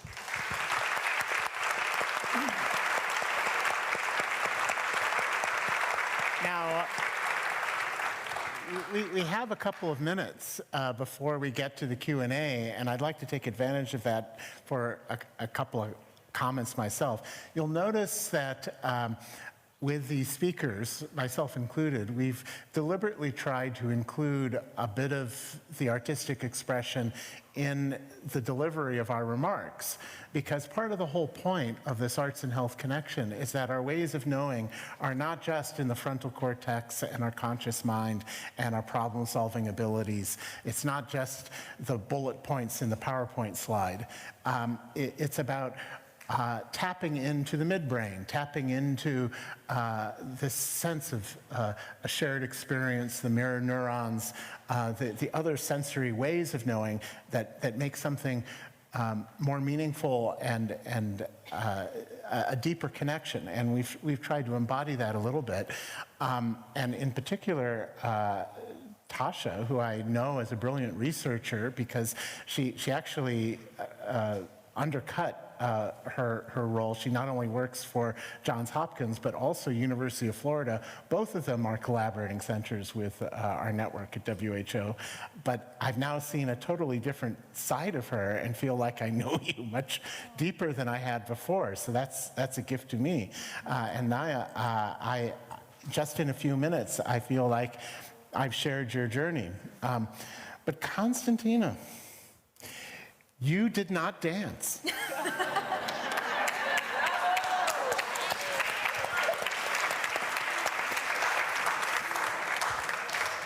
So for this to happen, I will just do a bit of what we're calling in flamenco zapateado, which is the footwork, right? But I will need your help, okay?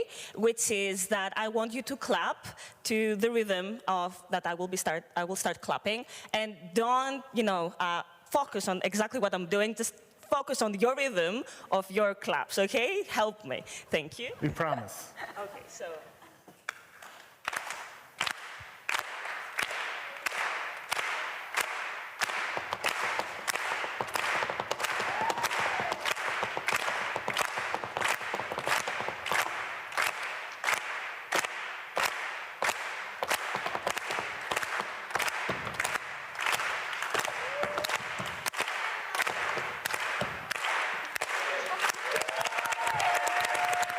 Thank you. Now, I bring this up not only to embarrass my colleague publicly, but also to show a different aspect of what we're doing. That rhythm that we just heard was almost identical to the rhythm that I just heard 2 weeks ago on the streets of Lagos in the drumming circles. And it reminded me of how in the American South during slavery, how drums were banned.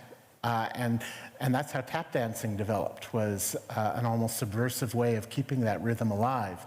And when we think about the WHO definition of health, which includes physical, mental, but also social well-being, and is deeply tied to issues of equity, because the chain of human health is only as strong as its weakest link, as we saw in the pandemic in the last few years, that you cannot extinguish this human need to express, no matter where you are. And part of when we look at arts and health, it's not just about using the arts to express health messaging. It's recognizing that this need to express is actually part of what makes us human, and therefore part of our definition of health. And as long as our heart beats and our lungs breathe, we will always have that rhythm, right? Definitely. Yeah. So now I think we're at the Q&A session, so I'd like to hand it over to our student journalist colleague who will take over, because I can't see whether you want questions or not. So. Hi. Thank you so much for this talk. It was amazing. We were crying backstage. Thank you for dancing, singing. So now to the audience, I want to remind you that you can use the app, the SNF Nostos app, to ask your questions. You can submit them there and I will find them on the phone. And alternatively, you can raise your hand and you will get the microphone. So now off to the audience.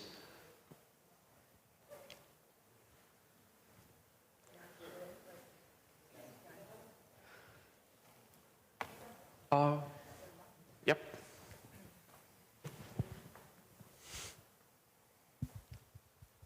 Thank you, that was beautiful. What is the gap that you see in resources to bring arts more forward into connecting arts with healing? Because now, especially in the US, with schools, they want to take the arts out. That's the first thing that goes, which I believe is the first thing that needs to stay to accelerate the creativity in the mind and the different parts of the brain. So if everyone has their own opinion, I would love to hear what the gap is that you see that we can close and now create the bridge for that. Well, this is part of my job, so maybe you guys should go first. If you I mean, funding. I think, you know, I was at a conversation earlier where he was talking about the different eras that we've been through recently, being scientific era and industrial era, things of that nature. And with the industrial era came an education system that taught us how to be factory workers. And so we're still living that in the school systems. And I think the way that information is being disseminated right now, we're learning at such a higher rate than we can integrate in academic fields. And so I think that's a big reason why we lack funding for the arts, is because even though there's a lot of really great information out there about how impactful the arts can be in an educational setting, the information isn't getting disseminated or integrated. That's what I've seen. Thank you. Yeah, I could share my thoughts. Thank you for the question. I think so. So if we speak about the US and several other countries, of course, what we see, the landscape that we see, is that the arts are not really recognized as an official, let's say, part member, even of our medical insurance system, right? Even very slowly, recently, psychotherapy started being recognized and covered, right? So this is a challenge, but I tend to see obstacles as good challenges in my life. And what I see, and I can understand from the perspective of those that make these decisions, is that there is not great evidence for the arts so far, meaning tangible evidence, numbers, right? And this is what I think that several of us are trying to do now, which is to give them these numbers. If you want to see that 80% of the people that have Parkinson's disease and that do dancing have XYZ improvement in their intonation, prosody, the way they speak, then they will be responsible, and they will be the ones who will eventually integrate it in the system. So, of course, I think that there is some evidence, and there is probably some more evidence that in several other fields that are recognized and integrated, unfortunately. But let's take it as a challenge and say, okay, since they're asking for it, since they're asking and waiting for strong data, let's give them the best we have, okay? So this is the way I'm trying to see it. Thank you. Thank you. I would just add to that too. Thank you all so much. I'm in the business in my job of producing evidence, the way that Konstantina is, and oftentimes people are asking for evidence, and I have two thoughts that I'll just share with you all, which is that evidence is incredibly important, and also in our society, very few decisions are actually made based on evidence. People want to say that these decisions are based on evidence, and actually they're making decisions based on sociocultural norms, based on what's expedient, based on what's economically efficient or whatever, not based on what's actually best for human beings. So I think arts can also be a part of changing sociocultural norms and expectations and demands of a public that may need to demand what they need to, in order to thrive. And I would also just say that there is not necessarily evidence to remove the arts. Nobody required RCTs to show that it's okay to take art out of schools, but some people are demanding similar studies to reintegrate us as human beings. And so oftentimes I'm kind of like put in this position of like, give us the evidence for the utility or the benefits of the arts. And I'm like, give me the evidence that it's not beneficial, given that we've been doing this for millennia, right?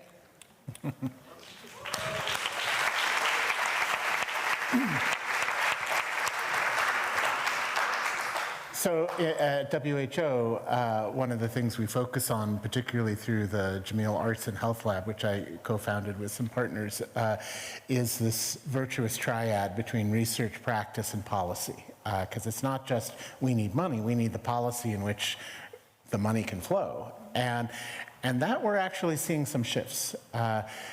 The Australian government just a few months ago released their new cultural policy, and as part of that, it included a requirement to have arts therapists in every home for the aged and the elderly, and that was based on research from the University of Melbourne.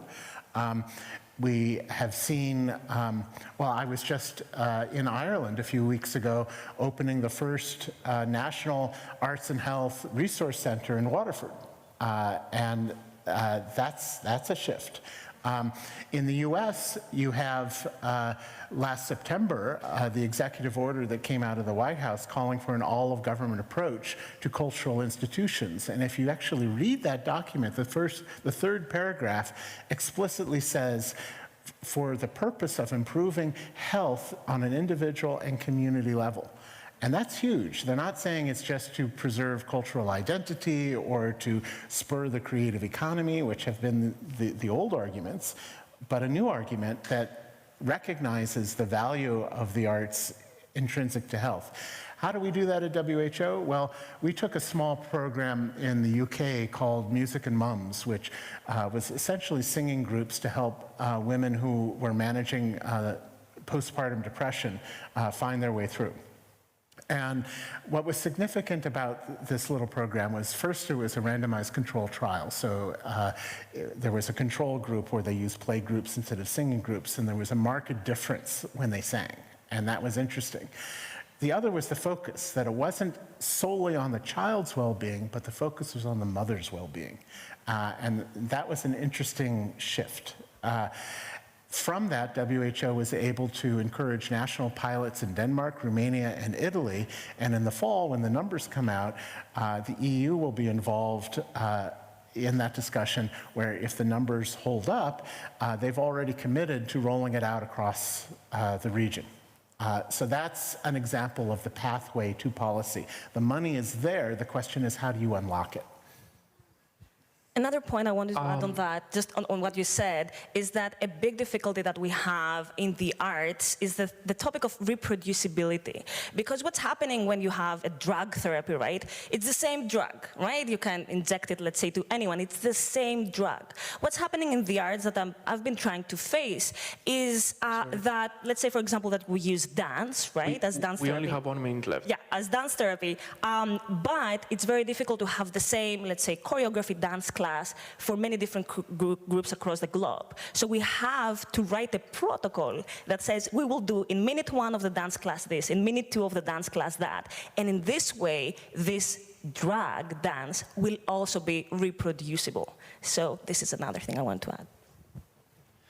We will have to be really quick with the next question. I heard about policy, so we have here the former Deputy Minister of Culture in Greece. Hi, actually, I wanted to follow up on your policy discussion. We actually, inspired by the WHO 2019 report on arts and mental health, we launched a national cultural prescription program during the pandemic. So in order to address some of the issues you're talking, we're doing 2 things. One is the research thing so that we have the evidence. The other one touches upon what you said, which is we are feeling that we're missing the framework and the methodology. So who prescribes what to whom, how often, when, and where. So what is your take on that? Just 30 seconds. I can say, because Chris is writing the foreword to it, we're about to come out with with an arts and prescription guide. It's based in the US, but hope that can give some groundwork for like theories behind it and processes that people have found successful. So now's your chance to influence it because I haven't written it yet. Thank you all so much for your participation. You can meet the speakers outside. You can continue the conversation outside. For those of you who want to remain, you can immerse yourself in the experience of Vamvakou village. It's in southern Greece. So the rest of you can go out and we will meet back in about 10 minutes.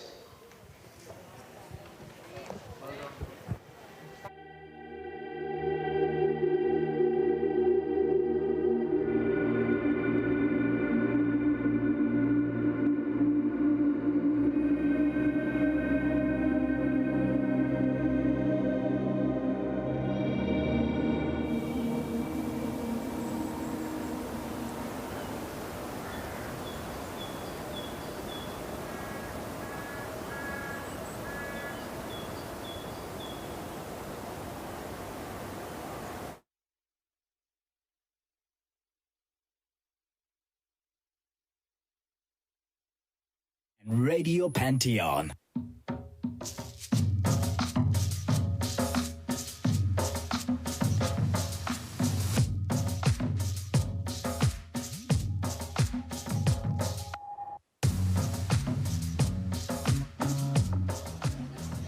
Shoo, quite a very hectic day it was, I must say. It's been a very, very, very, very, very beautiful day. We really hope everybody had a fantastic time. Yeah, it has. How beautiful was it?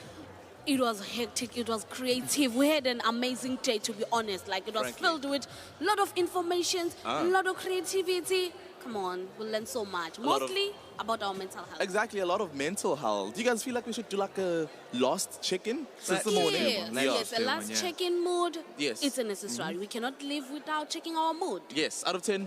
I'm giving myself 9. Things have changed throughout the day. At this hour, a 9. Yeah, I'm giving myself 9. Oh, nah, chavas. Yes. It's a great Do you really day. want me to answer that question? Yes. I was a bit let down by a couple of things, so I'm down to a 6. Okay.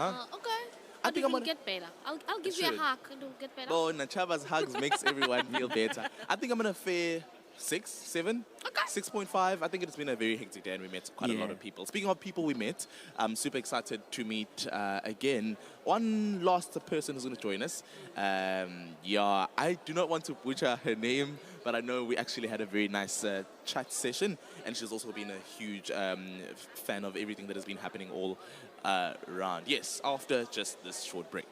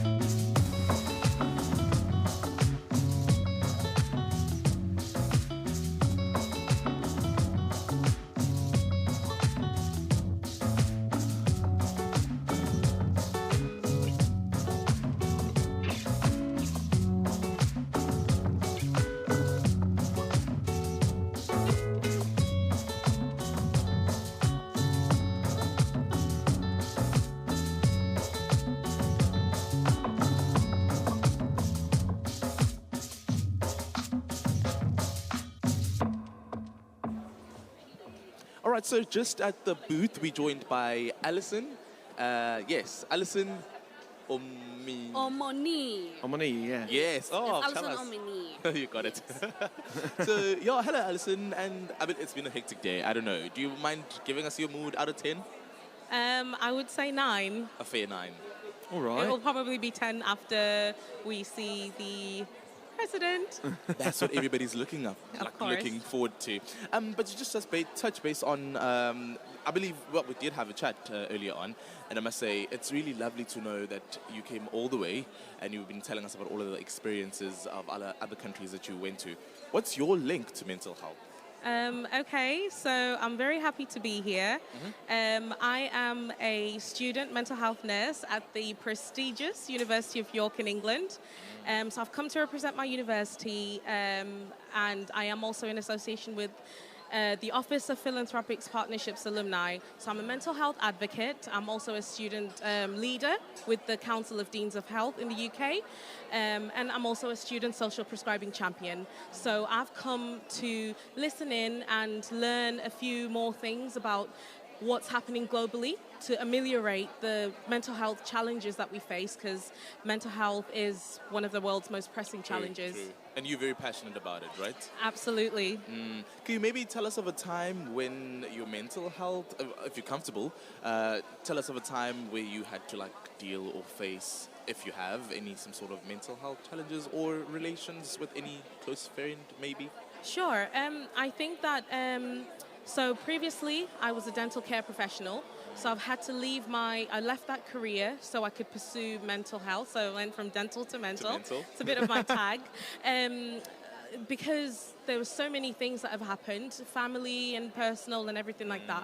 But I believe that as a lady coming from the BAME background, that's Black, Asian, minority ethnicities, it's a little bit trying to spread awareness and advocate for mental health, let people, destigmatize and demystify the myths around mental health.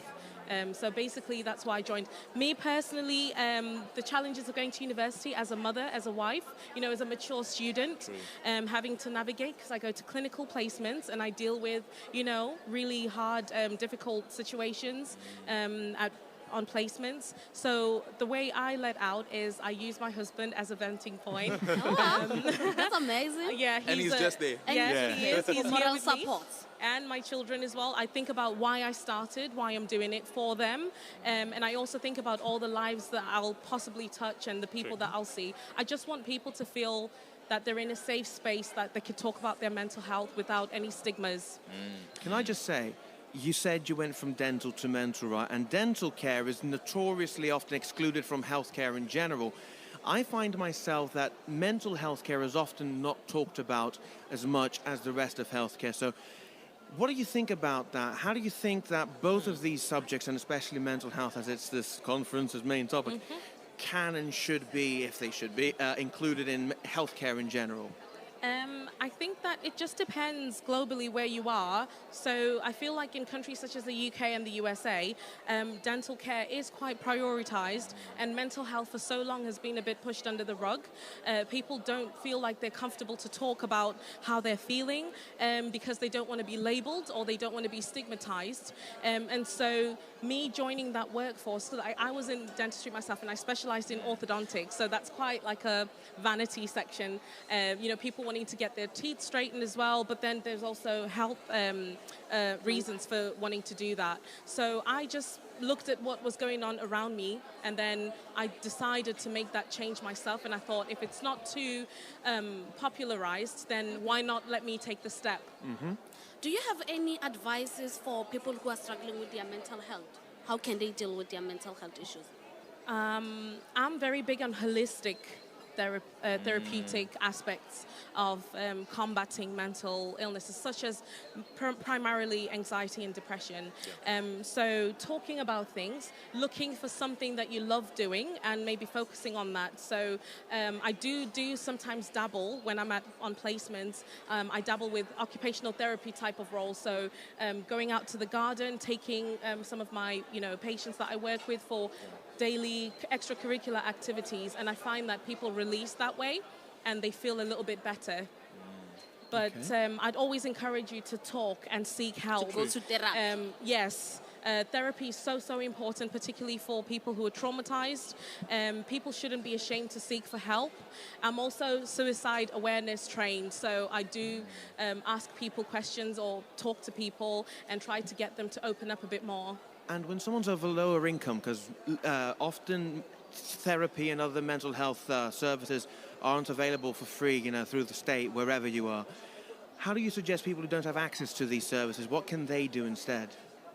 So I would encourage, there are sometimes voluntary groups and things. So the UK, for example, I attended a Health Education England conference a few months ago. So the UK has roles whereby the NHS England are implementing things like social prescribing, which is what I'm a student champion of.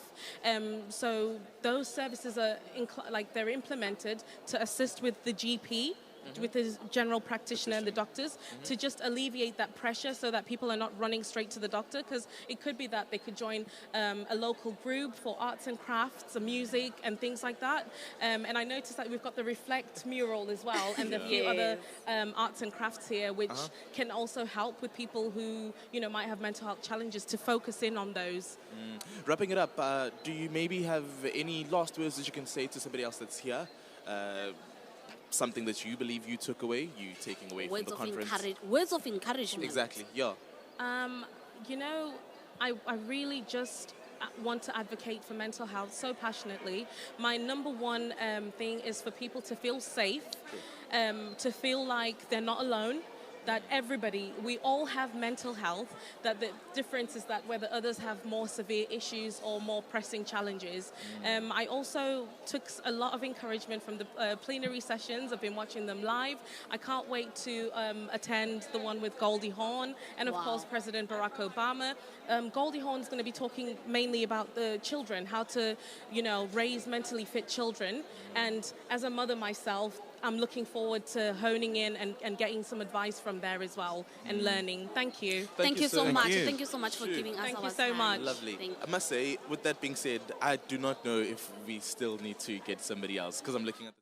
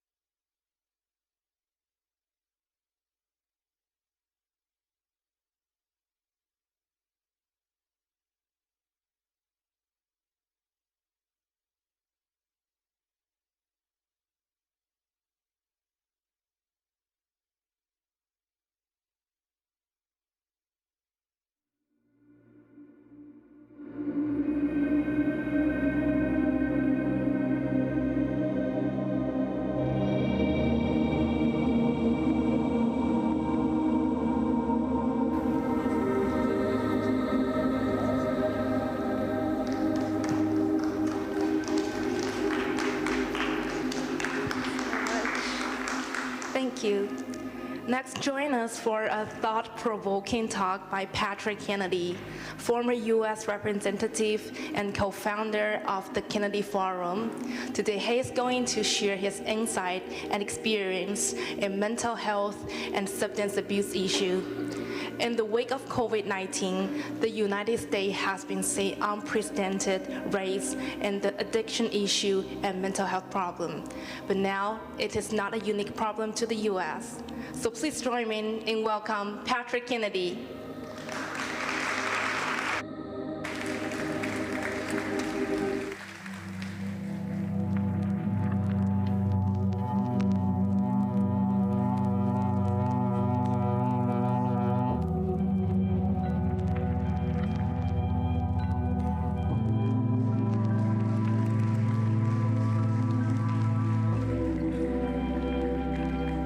Good afternoon, everyone. How's everyone doing?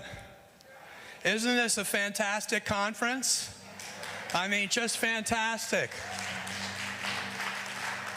I really want to thank the Stavros Niarchos Foundation for using their ability to put all of us together and finally focus on an issue that has never received the kind of attention that we are all paying to it right now at this conference.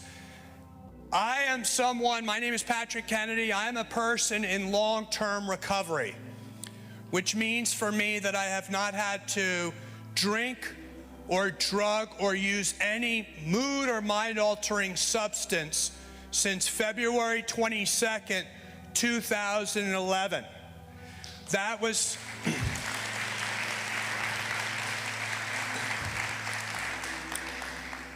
You can applaud me because it's so difficult. If you have the disease of addiction, trying to stay sober is a difficult thing to do. And what I'm here to talk about is what are the public policies that we can put in place, not only here in Greece, around Europe, and around the world, that will help make sure that our healthcare system treats mental health the same as the rest of physical health. When I was in the United States Congress, I had the honor of being the primary sponsor of a piece of legislation called the Mental Health Parity and Addiction Equity Act. That's a mouthful, I know. This law said something very simple. It said that the brain was part of the body. And you know how long it took Congress to pass this bill? Over a dozen years. I became the sponsor of this bill as the youngest member of Congress at the age of 27. That tells you how much stigma was back then, because none of my colleagues in the United States Congress wanted to put their name in front of a piece of legislation called Mental Health Parity and Addiction Equity Act. In other words, the words mental and addiction made it such that none of my colleagues wanted to put their names as the sponsors of the bill. I am someone who already was well known to have addiction because I grew up a member of the Kennedy family. My uncle was President John F. Kennedy. My father is the late Senator Edward Kennedy. And so when I first went to get psychiatric care and addiction treatment, it didn't last as a secret for very long. I don't know if you have tabloids here in Greece, but we have something called the National Enquirer in the United States. And I was in my second term as a state legislator, and I ended up finding myself on the cover of the National Enquirer. When you're on the cover of National Enquirer, it's not a good thing, I can tell you. So what had happened was the guy that I was in drug treatment with sold his story to the National Enquirer for $10,000 to say that he was in drug treatment with a Kennedy. At the time, I thought it was the end of my political career. But I soon found out that my constituency was more upset at the guy that had ratted on me than they were at me for being a drug addict. So I got reelected. And I got reelected and reelected, and I went to Washington, D.C., and I didn't have to worry about keeping this a secret any longer. If that man had not outed me, I would have continued to try to keep this a secret, right? Because if you have a mental illness or addiction, you don't want anyone else to know because you feel the shame of having a brain illness. Furthermore, most of the time, you are the last person to know that you have a mental illness or addiction, because the single characteristic of the disease of mental illness and addiction is that you, as the person suffering from it, are the last person to see it in yourself. So we have a lot to do in this world that we're living in today to finally treat mental illness and addiction as the brain illness, the physical illness that it is. What I have tried to do in my advocacy is map, just like the neuroscientists that you've heard talk about mapping the brain. I want us to map the public policy that's needed to help people and our society address the public health crisis of mental illness and addiction. The disease of addiction is what they call a biopsychosocial illness. If you're in recovery, you say it's a physical allergy, a mental obsession, and a spiritual malady. But the point I'm making is it's three-pronged. It takes the medicine, it takes the counseling, and it takes social connectedness and a belief in a higher power. Those are the three elements. And if we as a people want to make sure that these illnesses are treated effectively, we need to make sure that all of those areas are mapped out. So in the physical element, we want to make sure that mental health is screened when you go to the doctor for your first checkup. I am an asthmatic, so I inhale this thing and I need more meds. So when I go to the asthma doctor, I need the asthma doctor to ask about my depression. When I fall and I cut myself, which I've done, when I go to get the surgeon to suture me up with stitches, that surgeon better know that I'm in recovery from an opioid addiction, because that surgeon could prescribe me opioids, not knowing that prescribing me opioids could be the thing that kills me. So it's important in the medical system that mental health and addiction be integrated into the rest of physical health care, especially through these electronic health records, especially in terms of making sure it's part of your health chart. And so then the next piece is the mental health piece. We need to have more therapists of all kinds. We need more psychiatrists, we need more psychologists, We need more peer supports. We need more social workers. We need more community healthcare workers. What are you in Greece, what are we around the world going to do to make sure there are enough people in this treatment field to treat all of the people that are suffering from these illnesses? We don't have enough people. The reason we don't have enough people is we've never paid people to treat mental health and addiction in the same way they treat diabetes, in the same way they treat cancer, in the same way they treat heart disease. So why do we wonder why there is no available therapists when we need help?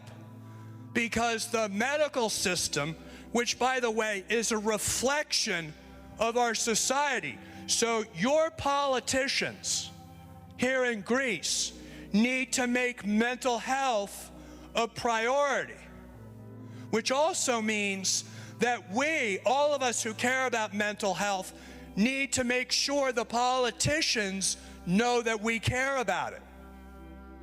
One of the big problems in the United States is we don't have organized advocacy in the same way we have organized advocacy around cancer, around heart disease. We all know to get behind breast cancer. We all know to fight for prostate cancer. We all know HIV/AIDS needs to get treated. But how many people are willing to put up their hand and say, I am a voter and I care about how we treat people with addiction, how we treat people with mental illness? Frankly, there aren't many. And the reason it's taken us so long to get the governments, whether they're in Greece, France, England, the United States, wherever they are, to put any effort behind mental health and addiction is that they don't see the people willing to vote on these issues. They don't hear from you. And that is the problem. It's nice that we're all here, but going forward from here, we need to build a political movement that will begin to change the direction and integrate mental health and addiction finally into the House of Medicine. Thank you so much.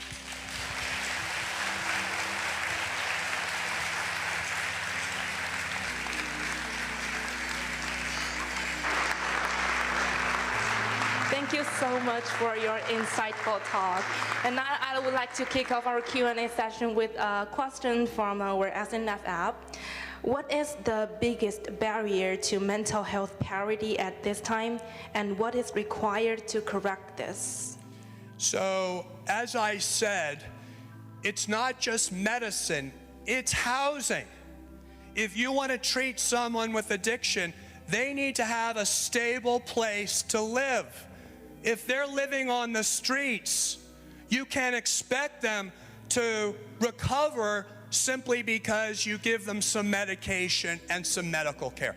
So we need to make sure that your government authorities that are in charge of housing know what they need to do to help us address this crisis.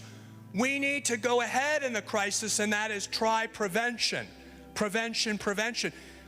We need to make sure your departments of education train our young people to know that their brain is part of the body, and they need to make sure they understand how to better manage the stress that our young people are suffering today, so that we don't wait till someone succumbs to mental health and addiction challenges. We try to help them prepare themselves.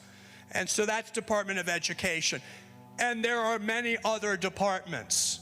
The problem is we don't understand that to treat mental illness and addiction, you need to also treat the social conditions that surround treating someone from the biological illness of of addiction. So we have to do a number of things at the same time.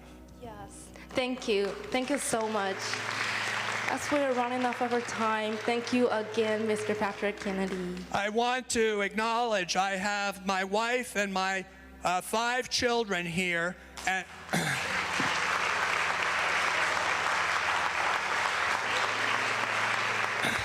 and I want to say I grew up a child in an alcoholic home.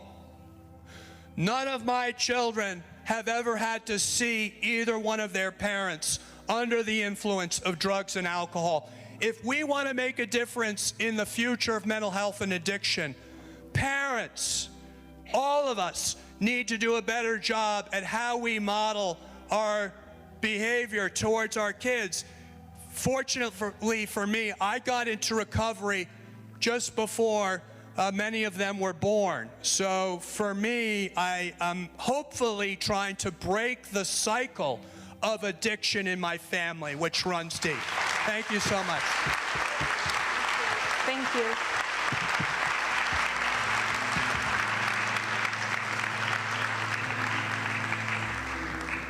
And now it is my pleasure to introduce our next speaker, Amelia Monopakins. She is co-founder and CEO of Thymea Limited. And Dr. Monopakins has been known as an expert in mental health as she dedicated his career in developing innovative solutions for identifying and detecting mental health disorder. So today, his talk is on the topic of how AI could be used to identify our patterns in the speech or behavior that indicate mental health disorder. So without further ado, please welcome Amelia Monopakins to the stage.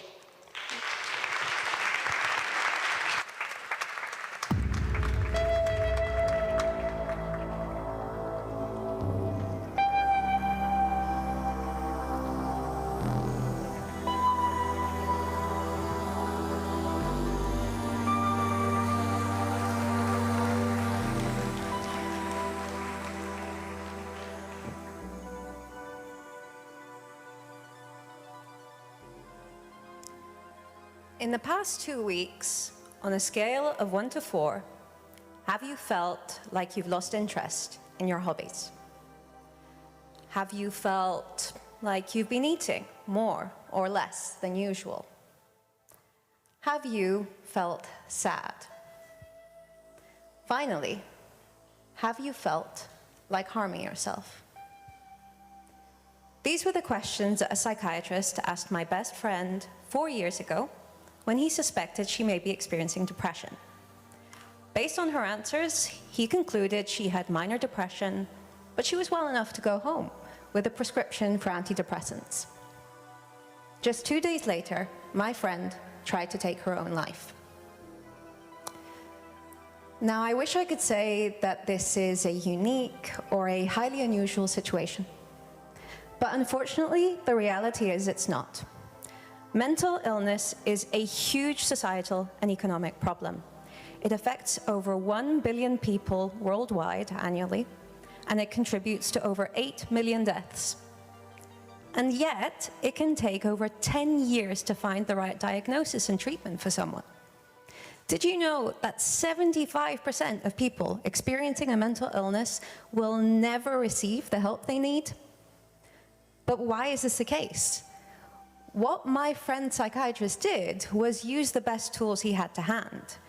These types of questions and clinical observation are the gold standard for assessing depression and many other mental illnesses. So how did this gold standard fail my friend, and how is it failing so many other people? Well, to answer that question, I'd like you to imagine a slightly different scenario. One in which my friend or anyone here in the audience today was suspected of having diabetes, not depression. In this case, although your doctor may start by asking you questions, they probably wouldn't stop there. They would ask for blood tests, urine samples, blood pressure results. They would then compare your results on those tests to those of someone with diabetes and someone without. It would be based on that comparison that they would then draw a conclusion as to whether you should be diagnosed as having diabetes and whether you should start treatment for it. Do you see the massive difference here? In physical health, in the past 100 years, we've had an absolute revolution in the form of tools that can help clinicians get a much more objective handle on physical health symptoms. Tools such as blood pressure cuffs, blood tests, thermometers, we take them for granted, but these are what have helped clinicians actually treat physical health symptoms because they can accurately track them. In mental health, on the other hand, we haven't had such a revolution. Clinicians still use questions.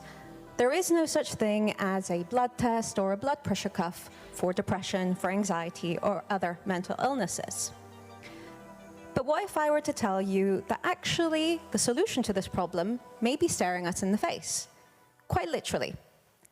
What if I were to tell you that the way in which our faces and our eyes move, or the way in which we speak and how we sound when we're talking, or even the way in which we behave inside of something as seemingly trivial as a video game, all of these things could actually carry signs to show that we may be experiencing a mental illness.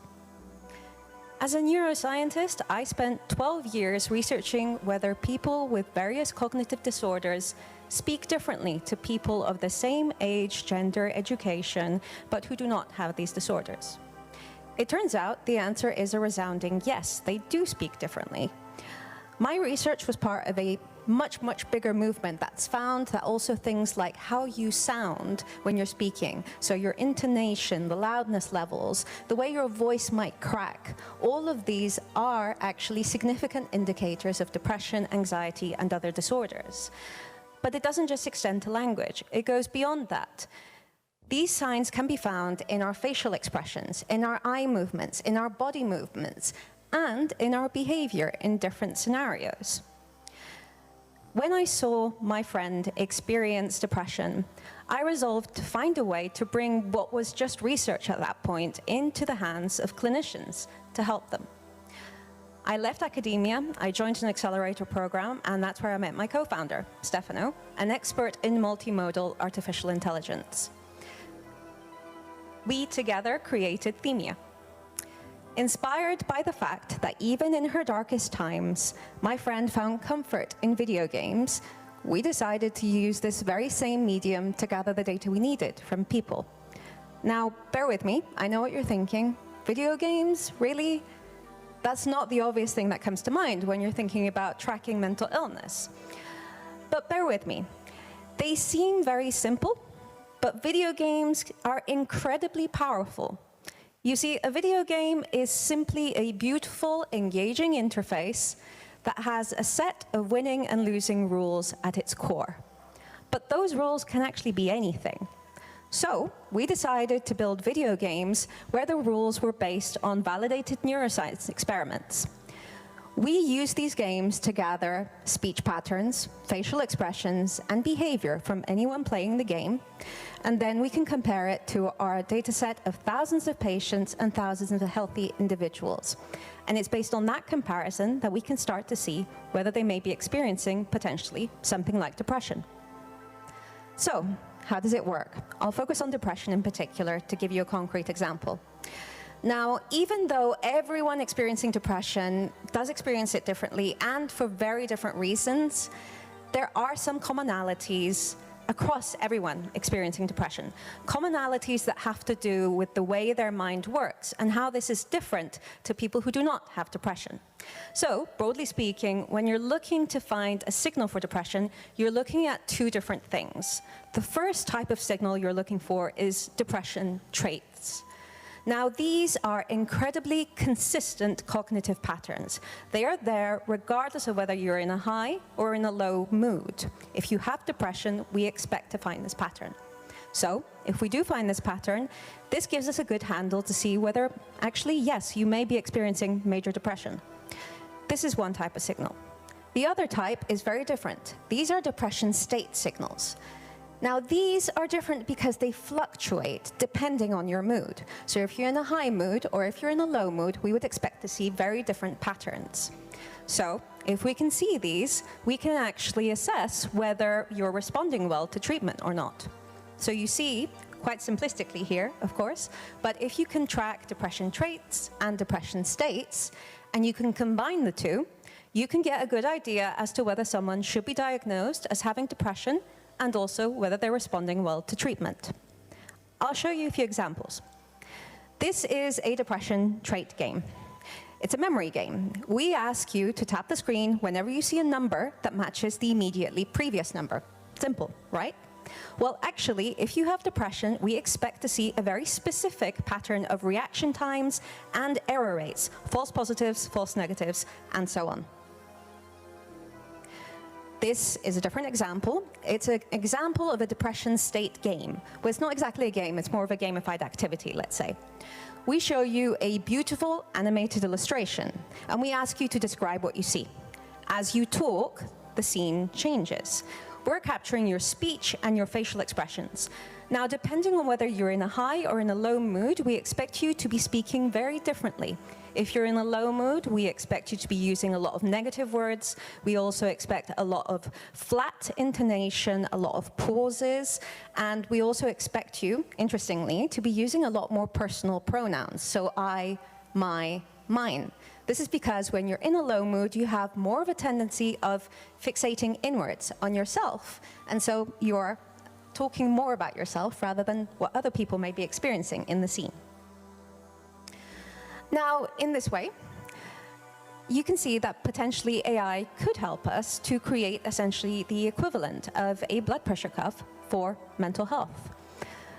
Now, this in and of itself is fantastic. It could help people diagnose depression, anxiety a lot faster. It could help find the right treatment faster. But AI is very powerful for many other reasons, and I'll just highlight a few of them here. So you'll probably have heard earlier today in other talks that AI is great because it can increase access to mental health care.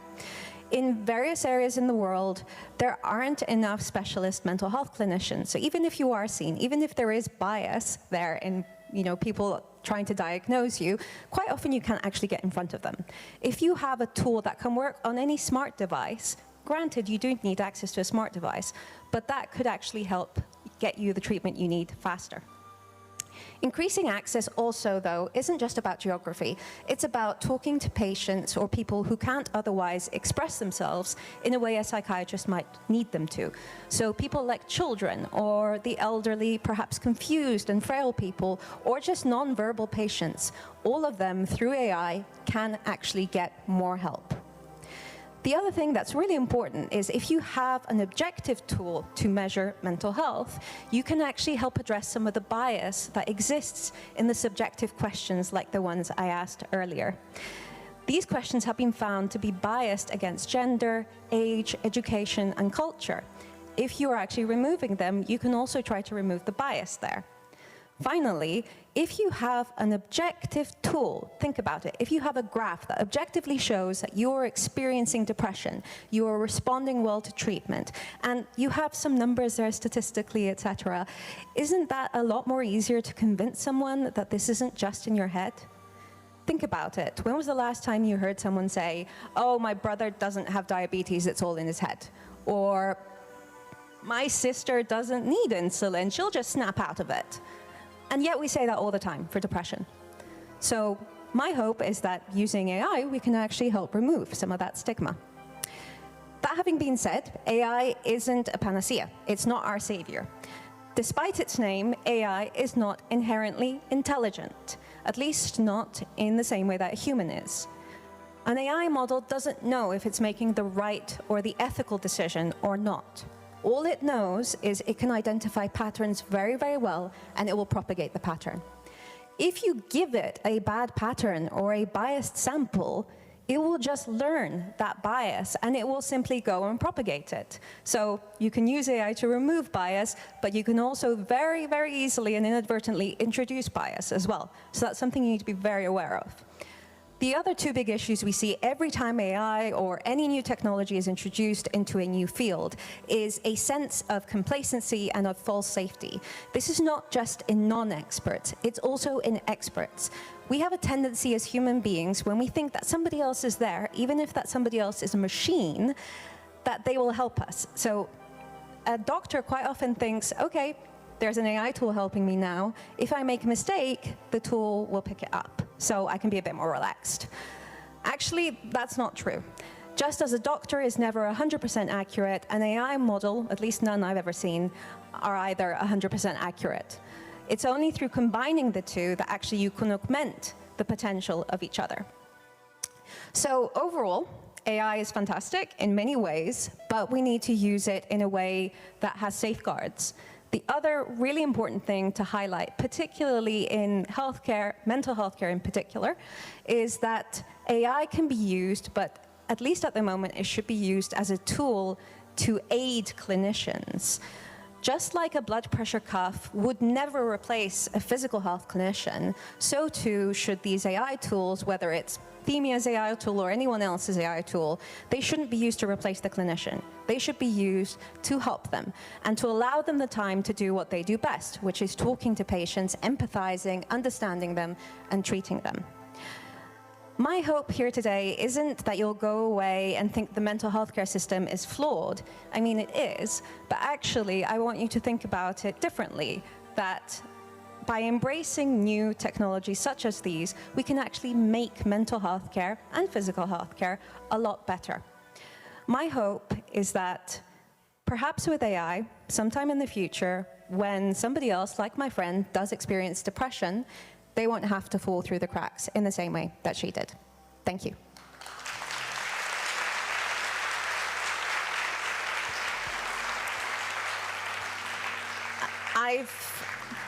Thank you. I've been told I have to chair my own Q&A session, so if anybody has any questions, I'm very happy to take them. I don't know if you'll be able to be heard. Does anyone have any questions? Yes? Oh, okay.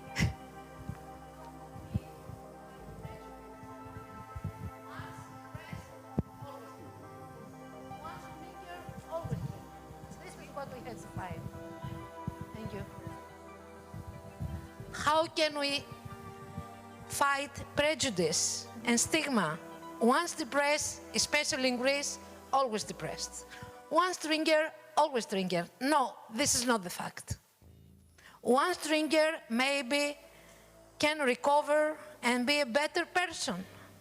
So we have to educate society. And I think we can use artificial intelligence for creating stories, movies, plays, toys, to educate children how not to be prejudiced. Especially in Greece, we have this problem. We can see a person who, which can surpass many obstacles. Instead of praising him or her, or to tell, or give her more hope to do more, we tell him, yes, but 10 years ago you smoked cigarette. So we have to fight prejudice, I think. Thank you. Thank you. I think this is a very valid point. I think it kind of comes under the same area of fighting stigma around mental illness. I think if you have a tool, just like I said, that you can show that this isn't inside somebody's head, you could also make an argument that if you have a way of measuring how depressed someone is, you can at some point, when they get past the depression, if they do, you can show that actually they are at that point. Same as with diabetes type 2, for instance. You may at some point cross over into becoming diabetic or pre-diabetic. You don't necessarily need to stay there. If you're on the right diet, if you do everything that your doctor asks you to do, you can actually fall back down and you're no longer diabetic. But you are relying then on blood test results to show you that. I think with AI tools like this, you could actually in the same way show that people can stop being depressed or they can stop being anxious or whatever else it is that they're experiencing. And in that way, you could also help address prejudice, I think. Yes?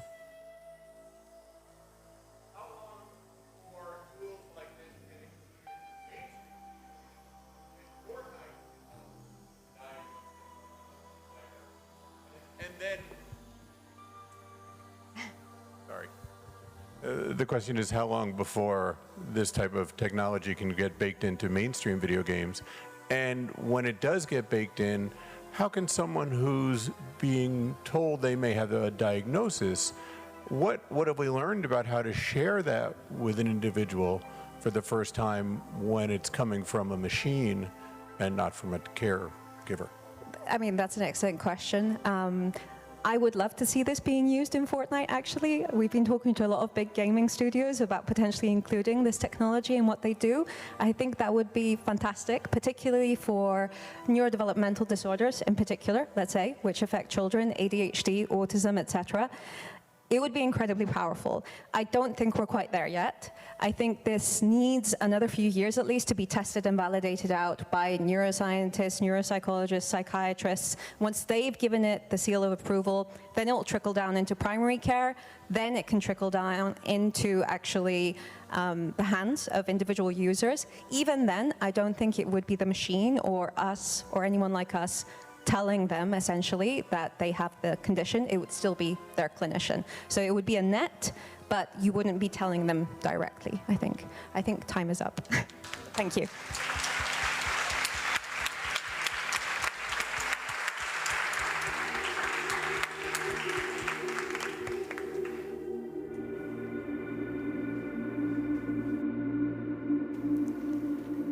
Thank you.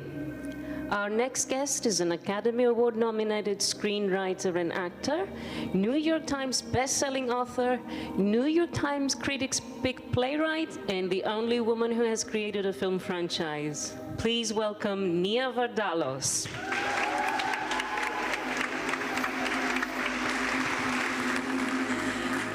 Γεια σας και καλησπέρα. Είμαι πολύ ευχαριστημένη που με καλέσατε. I'm really pleased to have been invited here at Stavros Niarchos Foundation. I want to say how grateful I am to be here to talk about the very important topic of mental health. My own forays into mental health happened maybe just recently. I was here in Greece directing a film I wrote and produced and acted in, and how I did it is by daily meditation. Every day, 10 minutes by myself, a ritual of calming myself down. And this is very, very difficult because for a Greek, it is impossible to stay silent for 10 minutes. And so before this, I adopted my daughter. My daughter I adopted with only 14 hours notice. And I wrote a book about it, Instant Mom, Xafnika Mama. And what I did is I detailed our journey together to mental health and physical fitness. And so for me, I feel that this is a natural fit, that today I am here to introduce you to Miss Goldie Hawn, whose work with children is trailblazing in many, many ways, and of course with mental health is admirable. You know her, of course, as Academy Award winner, Goldie Hawn, also as a director and a best-selling author, but there's more. There's always more to women, isn't there? There's more because what Goldie did is she produced films for women well before it was the norm. So because of Goldie trailblazing the path for me, I got to walk along what Goldie and other women did by producing films by women for women. But 20 years ago, rather than rest in the bed of all those achievements, Goldie did something unheard of. She created something. It's called the Goldie Hawn Foundation, and she didn't just create it, she runs it. And is also the founder of Mind Up, whose mission is to equip children, all children, with mental fitness to lead healthier and happier lives. This passion and daily work of Ms. Hans is once again trailblazing in that it combines neuroscience, mindful awareness, positive psychology, and social emotional learning. As we know, in Greek, we have a word for this kind of woman. It is kataplitiki. In English, the word translates to badass. Please join me in welcoming Goldie Hawn to the stage.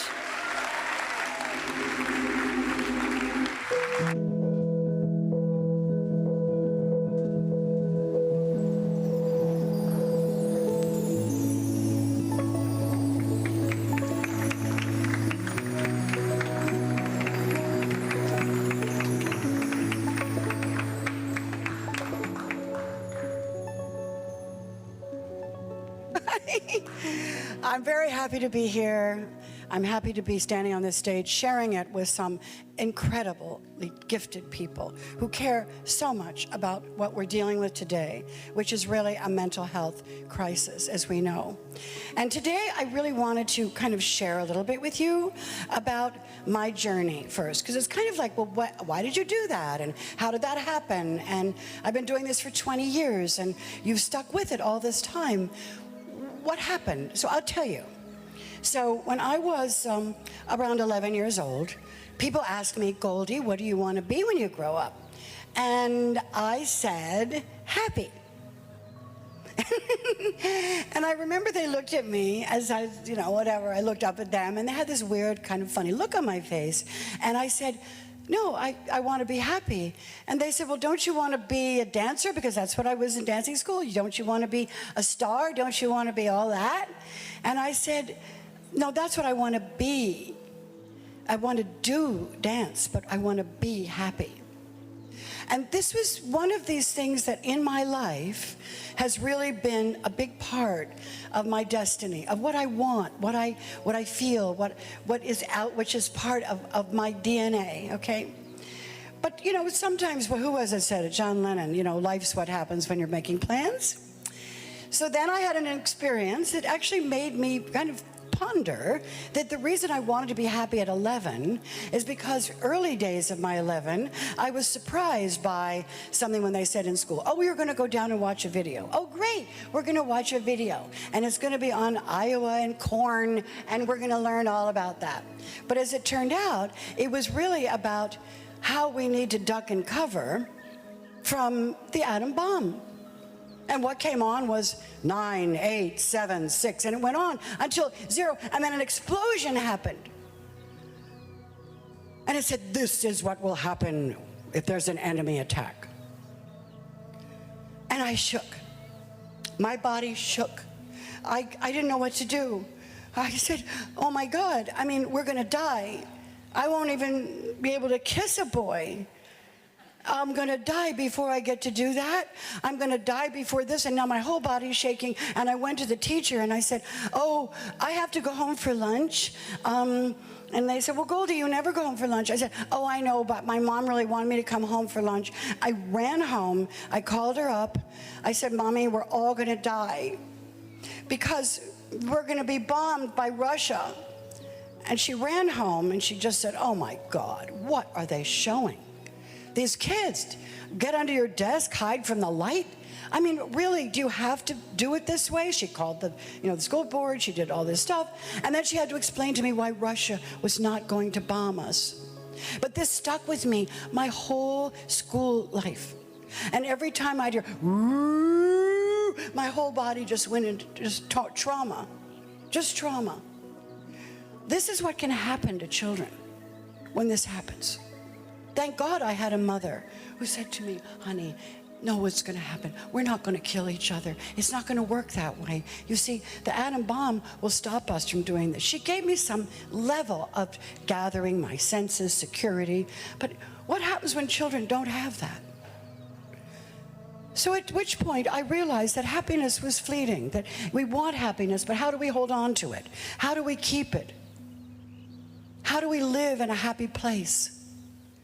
And this is what happened to me during this time period. So I then got better. I didn't have to call the operator every time a siren went off and say, is this an enemy attack? And I got better. And then I decided to go and follow my dream and dance. And I did. And I danced in New York, and I danced in Puerto Rico, and I danced in Las Vegas, and I danced in LA, and I danced, and I was happy. My plan was always to go home and get married and open a dancing school. But life has something to do with making plans, while you're making plans, and it happens, and it did to me. They pulled me out of the chorus. Lovely. Got me an agent. Didn't ask. They signed me. Next thing I know, I'm pulled out of the chorus line. I am now in the TV show. And I ended up having incredible panic attacks. I was a happy person. I was someone who literally loved my life. I loved being me. And suddenly something happened, and I was so frightened because I would get these panic attacks that would make me throw up in public. I couldn't go anywhere. I was so anxious. I didn't know how to tell my mom and dad because they wouldn't understand it, because that's not who I was. I was a happy girl. And then I saw a doctor. I couldn't go out. I couldn't do anything. I had to see a doctor. And here suddenly I'm at the apex of should be happy about my career. Oh my gosh, I got a TV show. Oh my gosh, you know, whatever. But I wasn't. So I moved through that, having to get there and do it. But nobody knew how frightened I was for my next potential panic attack. So this is something that has given me a bottom understanding, a true understanding of what it's like to have mental disturbances, to have a form of mental illness that you feel you cannot control. And what I did is I went to a doctor, and I spent 9 years there.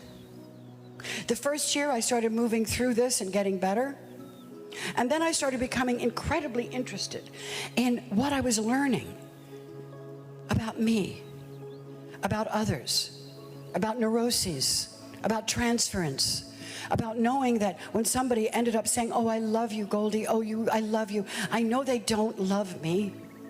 They love how they see me. That's through their eyes. So I was given this incredible education about psyche, the mind, psychology, and putting myself in a selfish place in the center of my education. The university of me. And I treasure it because it's helped me through my entire life. And yes, I have returned to my happiness. And yes, I have lost it sometimes. But I've never lost my smile, and I've never lost my will to be happy. So I decided that I was going to do a documentary on In Search of Joy around the world. And I was moving into doing all the research about the causes of happiness. The causes of happiness globally. Why can't we actually feel happy? Well, at the end of the day, 9/11 happened.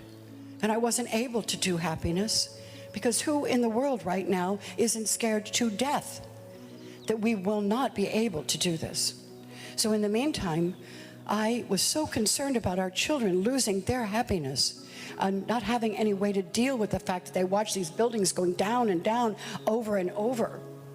So I took happiness and I turned it around in all the research that I had done and created Mind Up for Children. Because I cried for 7 days, knit the American flag, my tears went in it, and I said, if I can do one thing, because our world is changing forever, whether it's the United States or the world. And that's when Mind Up was born. And Mind Up is a program that I created because no children knows about their brain. Our children don't know what their brain does. We ask them to learn, we ask them to remember, we ask them to be quiet, we ask them to focus and be attentive. They don't know what's working in there. So I thought, all right, let's put that first. Neuroscience for kids. Neuroscience, we have them in preschool, we have them all the way up to right now into 8th grade, but we're now moving into high school. So that was number one. Number two, I felt, well, if we're going to develop in these developing brains, how are we going to create more ability for them to be able to learn more things in social and emotional learning, or be able to experience things that in the classroom will be more positive, that will change the brain set of these children. So we did that. Then we did be mindful of our senses, and then created what we call a brain break. Because every brain needs a break, and children need to know that. But they know now what's happening in their brain when they take the break, and they know that their prefrontal cortex lights up so they can learn. So the point is that what we've done now is created a program that creates brain fitness. And brain fitness is what we need today, because we can look at what's happening right now. But 20 years ago, when I looked at what was happening with our children, 10 to 15-year-olds, it was the third leading cause of death. It's worse now. But I thought to myself, a 10-year-old taking their life? This isn't possible. I mean, children shouldn't be like that. What's the causes of that? What's making that happen? They're more anxious. They're depressed. But children, actually older children, were killing themselves more often. And I'm thinking, wait, who's turning a blind eye to this problem? Because we're not looking at the mental health of our children. We're definitely medicating them, but we're not understanding the causes.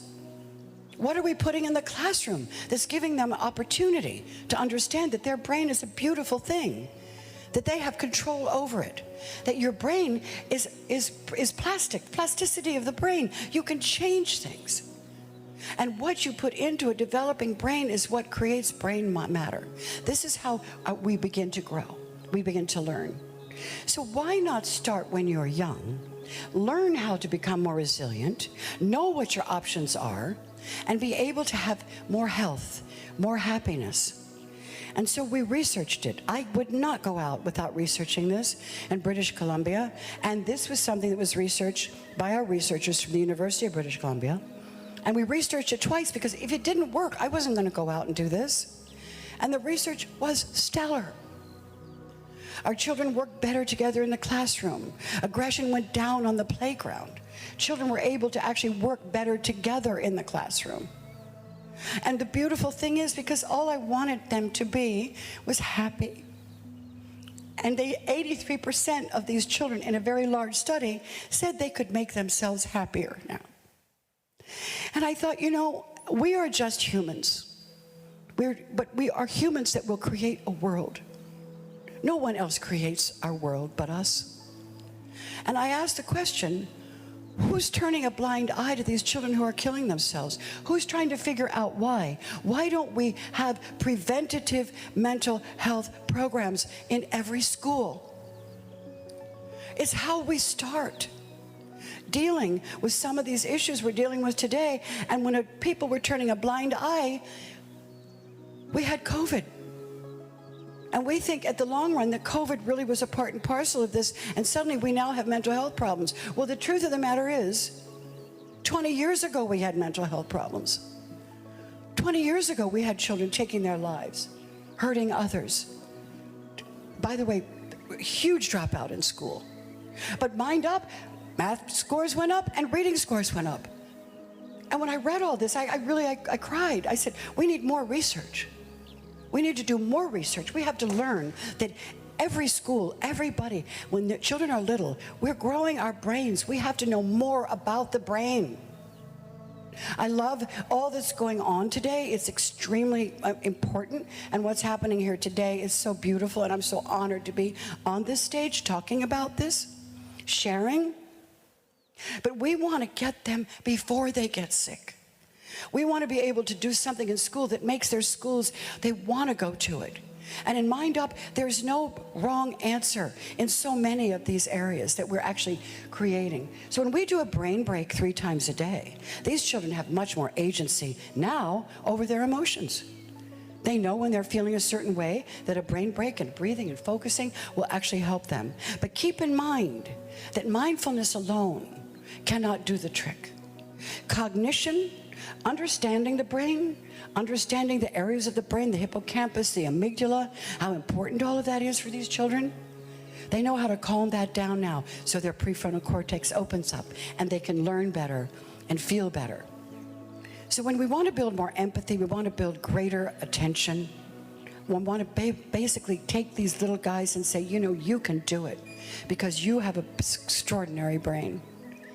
So the end of the story is that Now MindUp has done an epigenetic study where we now can have understanding that we have, look how the brain affects the body. And our children, and we had a control group, methylated their genes in the positive way. It was so exciting because it was really all an area of brain. That was exciting to know that through right thinking, right doing, and experiencing these positive emotions can actually shift your health. So I'm into advocating not just MindUp, but for every school to adopt a rigorously researched program that is embedded into the class that can create happier, more compassionate, more fun, and more fearless, to educate our children that they have the wherewithal and the grit to take it. So I don't know where I am in time, but if anybody has any questions, I would love to answer them for you, and then we could move on. And but one last thing, and I just want to say, let's talk about hope. We're here now. We want to find a lot about what's going on in our minds, what's happening to the world, how we get through some of this, how do we mitigate depression, and how we're going for. I champion today. I champion the now, because if this did not happen, we wouldn't be here today. And this, our you know, we really are so blessed, because at this point in this culture, we have to move forward from here, move forward from COVID, because it's brought all of this to light, and all of these people are now doing great things in order to make our lives better and understand more about our brain and more about how we're actually going to benefit from now. So I'm hopeful, and because there are sometimes I feel so sad. Little boy, 9 years old, in New Zealand just killed himself. 9, New Zealand. This is a global problem. We have to look at leadership. Are we building leadership in schools? Are we giving them an understanding of the vast ability that they have in order to create change, to be leaders of tomorrow? I think we need to rethink that.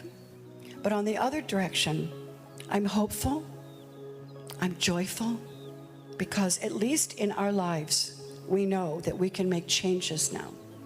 And now we know that happiness is really there for all of us. If we just want it, we can get there. And in the classroom, we're showing our children, remember, 83% said they could make themselves happier. So this is what I'm doing it for 20 years, and it's the most important thing I've ever done in my life, and I am so happy. Thank you, SNF.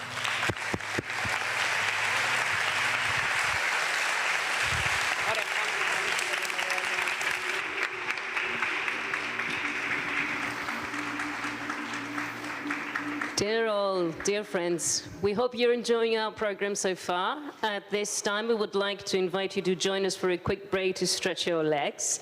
We need to clear the room, since we're going to follow up with the live broadcast of the discussion between the 44th President of the United States, Barack Obama, and SNF co-President Andreas Rakopoulos. Registered attendees will have priority in returning to the room. However, don't worry if you're not registered. Radio with the Radio Workshop and Radio Pantheon. Hi, I go by the name Gakisa Olwetu. I am from UCRFM radio station, where your voice is our joy. Mental health refers to the emotional well-being of a person. I just want to let you know that you're worth it. Even if you're not okay, it's okay not to be okay. Take care of your health. Surround yourself with positive things and positive people. Welcome to SNF Nostos. You're listening to SNF Pop-Up Radio by Radio Workshop and Radio Pantheon, where we tell stories that #refocus on mental health. Kalispera, Athena. We celebrate here at the SNF Nostos Pop-Up Radio with my Radio Pantheon friends, bringing you a little taste of what this conference is all about. And remember, our hashtag is #refocus on mental health. I hope you guys did not forget, though, to download the app. If so, then do it now. Of course, I wonder how everybody's feeling. Now, share with us, my Radio Pantheon friends. Do you want to go first? I'm feeling so excited. So many people, so many things happening here. I don't know. It's an incredible experience being here with us guys and with so many people. I don't know. I can't describe it. How about you guys? I'm feeling great. Yeah. Especially since we have one more person here with us this time. Yes. Would you like to introduce yourself? Yes, of course. So, good afternoon, everybody. My name is Nick, Nick Naum. I am the radio producer. I'm a radio producer at Radio Pantheon, and I am also here at the SNF Pop-Up Radio. I'm more on the technical side, but for now, I'm just filling in for the talk show. And I'm really happy to be here. I'm really, really excited. I really like it. Well, we're happy to have you. So, a little birdie told us that you just interviewed Mr. Bacacetas. Would you like to share more about it? Yes, of course. For anyone that missed it, Bacacetas gave an interview at the conference at 2:30 p.m. today. For the people who didn't watch it, Anastasios Bacacetas is the captain of the Greek national team in football. And he talked a little bit about his own difficulties in the sport. He has depression, and he's trying to cope with that. And he shared a little bit of an insight about the difficulties he's facing, all of the trouble he's going through as a captain of the team. All the struggle and the challenge of keeping up with mental health and his personal mental health. I believe this is what he talked in a session about as well. Is that correct? Yes. He actually shared a few insights on his personal career. I remember very distinctively a part where he talked about when he was at like a smaller team at Panionios and then later on at AEK, one of the big teams here in Greece. He talked a little bit about his lack of concentration and lack of paying attention to the whole field. And that's where he felt like, something's wrong. I really need to investigate that. What's going on with me? I'm not paying attention to the ball. I'm not paying attention to the players. I'm not paying attention to the game. So something's wrong with me. I really need to check that out. And then he found out that he actually had a problem, and he's now trying to deal with it. I'm wondering, because you are also a team player. I know being a producer means dealing with the team in the Radio Pantheon. How do you deal with everything? How does that have an impact on your mental health? Well, being on the technical side of the radio station is actually quite difficult because you have to do many things at many different places at the same time. So it's really difficult. It's tiring. It's really... You're trying to do all those things, and sometimes your brain just collapses. You feel like, I forgot that thing. Damn. So I'm tired. I don't know. I need a break. That's all I want now. And that's sometimes you really need to take a break and relax, take a step back, and see the world, the radio world, in a more calm way. My next question is that. You are the one who interviewed the coach, right? The president, sorry. So what is it that you learned from that interview? Well, first of all, Bacacetas is a player who he started playing football at a very young age. He loved football. That's what he wanted to do. He wanted to follow that dream. There were obstacles in the way, but going to the top is hard. You have to really work on that. You have to pay... the price sometimes, because the psychological price, because there are many times where you want to go outside and have fun and relax, but you can't. You really should pay attention to your training, your diet, your mistakes. Yeah. And there was this example of his mindset changing due to that pressure that he was sustaining. He got some bad critics. He had some bad criticism about his type of playing, about his work, basically. His performance at football. And that really brought him down. He really felt like that stressed him psychologically. And he tried to do that in a sense of really trying to fight that and change his mentality, work harder, play harder. And yeah, that's basically it. He tried to push through it, and that's what.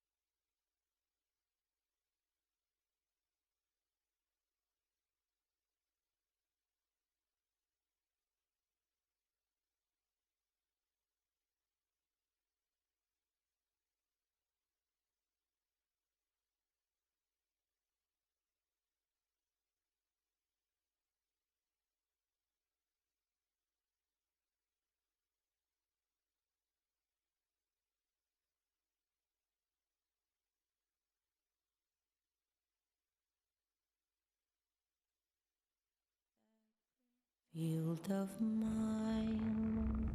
Sometimes it's black, sometimes it's white, like the cloudy mountains. Some days the grass is blooming, some days it turns to dust. I'm a tree longing for the sun, hoping that it lasts. There's a river in the green field of my land.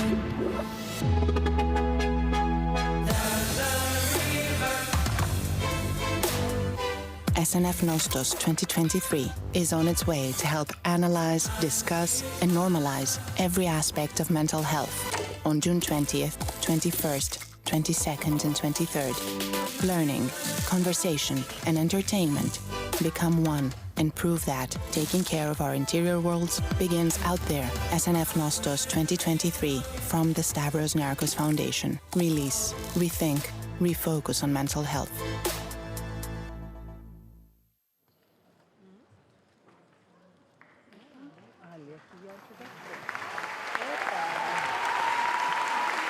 Hello, everyone. Welcome again. As you know, in just a few minutes, we will welcome the 44th President of the United States, Barack Obama, and the co-president of the Stavros Niarchos Foundation, Andreas Drakopoulos, onto this stage. And they will lead a riveting discussion about the nexus of leadership and democracy. But before that, Gerald, hi, how are you? Hello, I'm fine, absolutely thrilled. Perfect. There are many things that are running and they're ongoing this evening at SNFCC, right? Absolutely, indeed, Anna, there is a lot to explore tonight. And what a beautiful audience we have here. I hope you're having a great time. So, before we proceed with our much awaited discussion, let's take a quick glimpse at tonight's lively schedule, showcased against the live drone image of the Stavros Niarchos Foundation Cultural Center. We begin the energy field run at 8:50 p.m., featuring a 10K, a 5K, and a 1K race. And after the race, we are convening at a great launch for a spirited award ceremony, followed by a wind-down party enlivened by the Nostos pop-up radio. And the spectacle continues with a stunning laser show at the Agora at 11 p.m., paving the way for a dynamic party with the Latin natives. So please, join us in this number for this unforgettable evening. Thank you. Look here, what a great view. You can see? It's wonderful. And now we can see the Acropolis is there. So as we gaze upon the historic Acropolis, the candle of democracy, we are reminded of the enduring strength and vital importance of democratic principles. The call for democracy resonates with us because at its core, democracy is about people. It's about ensuring that everyone has a voice, has a place in shaping our collective future. So this belief parallels our discussions today on mental health, an issue that affects each one of us, directly or indirectly. Mental health is linked to our capacity to lead, our ability to contribute, and ultimately to the functioning of our democratic societies. Fostering positive mental health is not a solitary task. It requires the collective effort of us all. Leaders have a critical role to play, not only in caring for their own mental well-being, but also in nurturing a culture of understanding, empathy within their communities and organizations. To explore how to strengthen our democratic culture and the importance in investing in the next generation of leaders, we are pleased to introduce Sofia Kouvelaki. Sofia has been selected as part of Obama Foundation Leaders Europe, a program which is composed of 35 emerging leaders who represent 18 countries throughout Europe. As the founder and CEO of the Home Project, a nonprofit that supports unaccompanied refugee children in Greece, Sophia's work embodies the essence of what we're discussing today. Enjoy.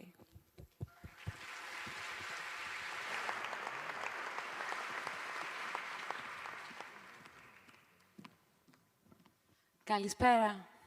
Good evening, everyone. It's a great honor to be here with you today.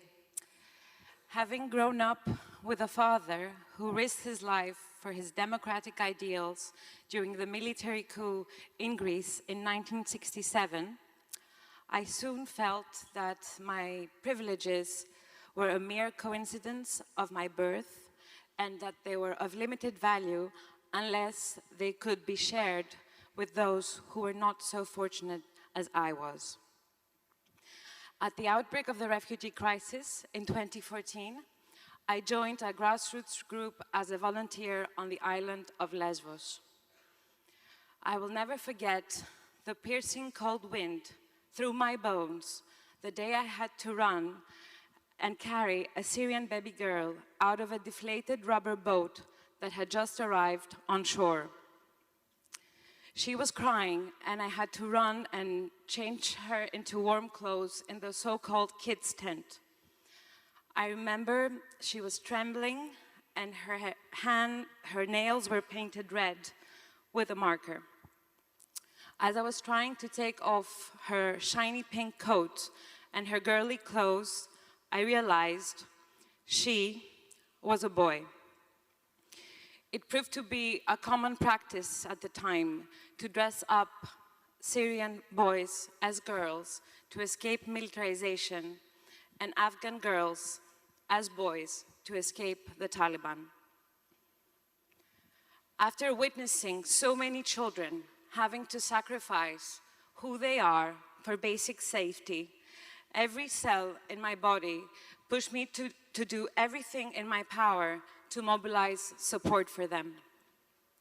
That's why we created the Home Project, a nonprofit organization that provides support and child protection services to unaccompanied refugee children in Greece.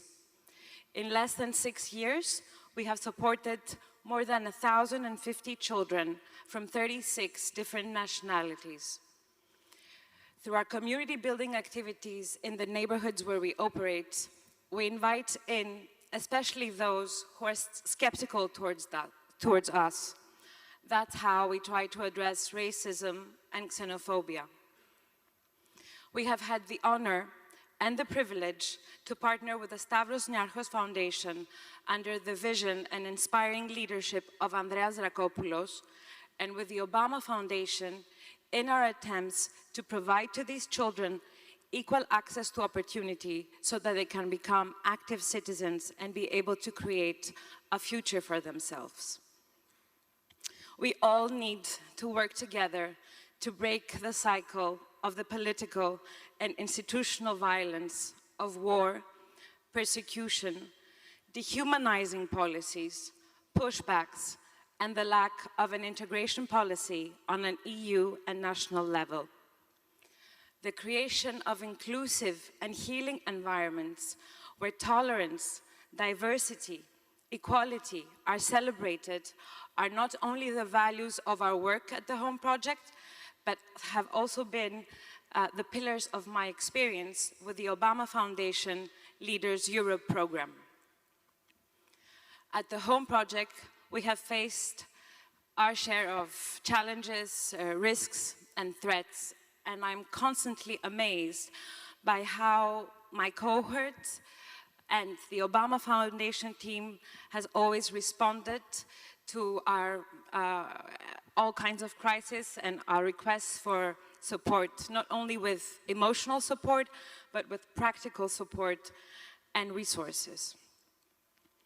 I feel we are not alone. There's a global community of support that has our back.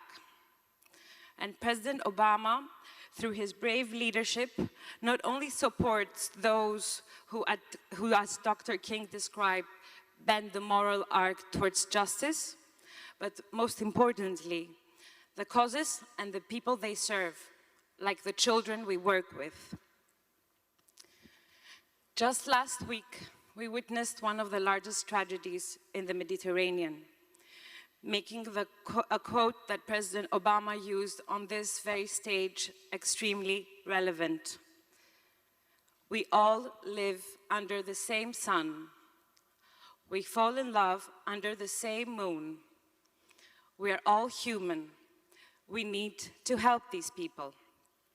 Please join me in welcoming to the stage Andreas Rakopoulos, co-president of the Stavros Niarchos Foundation and President Barack Obama.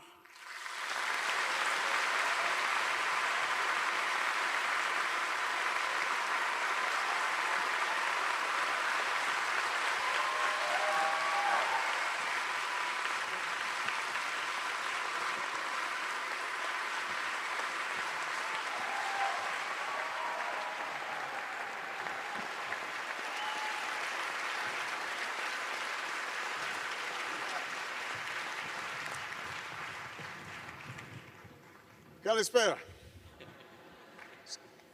It's good to be back. Welcome to all joining us this afternoon in person in this room, across the Stavros Niarchos Foundation Cultural Center, SNFCC, online, from wherever you are joining us. We thank you for being with us. A very warm welcome to the 44th President of the United States of America, President Barack Obama.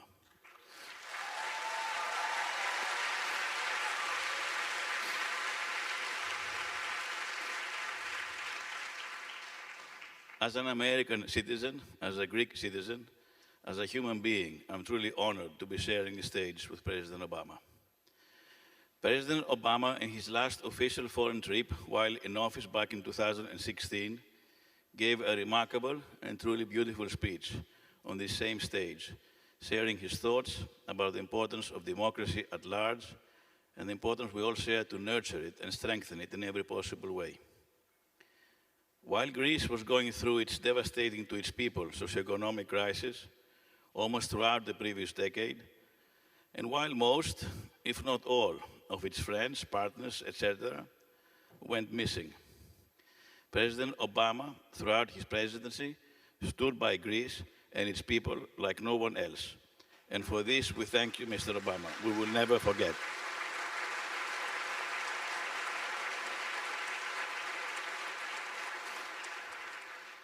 The last few years, it is not a secret that the bilateral relationship between the United States and Greece is as best as it has ever been and getting stronger by the day. And I dare to say that at the core of this relationship, consciously and maybe even subconsciously, is how appreciative the Greek people are of the way President Obama stood by Greece during its very hard times. Thank you.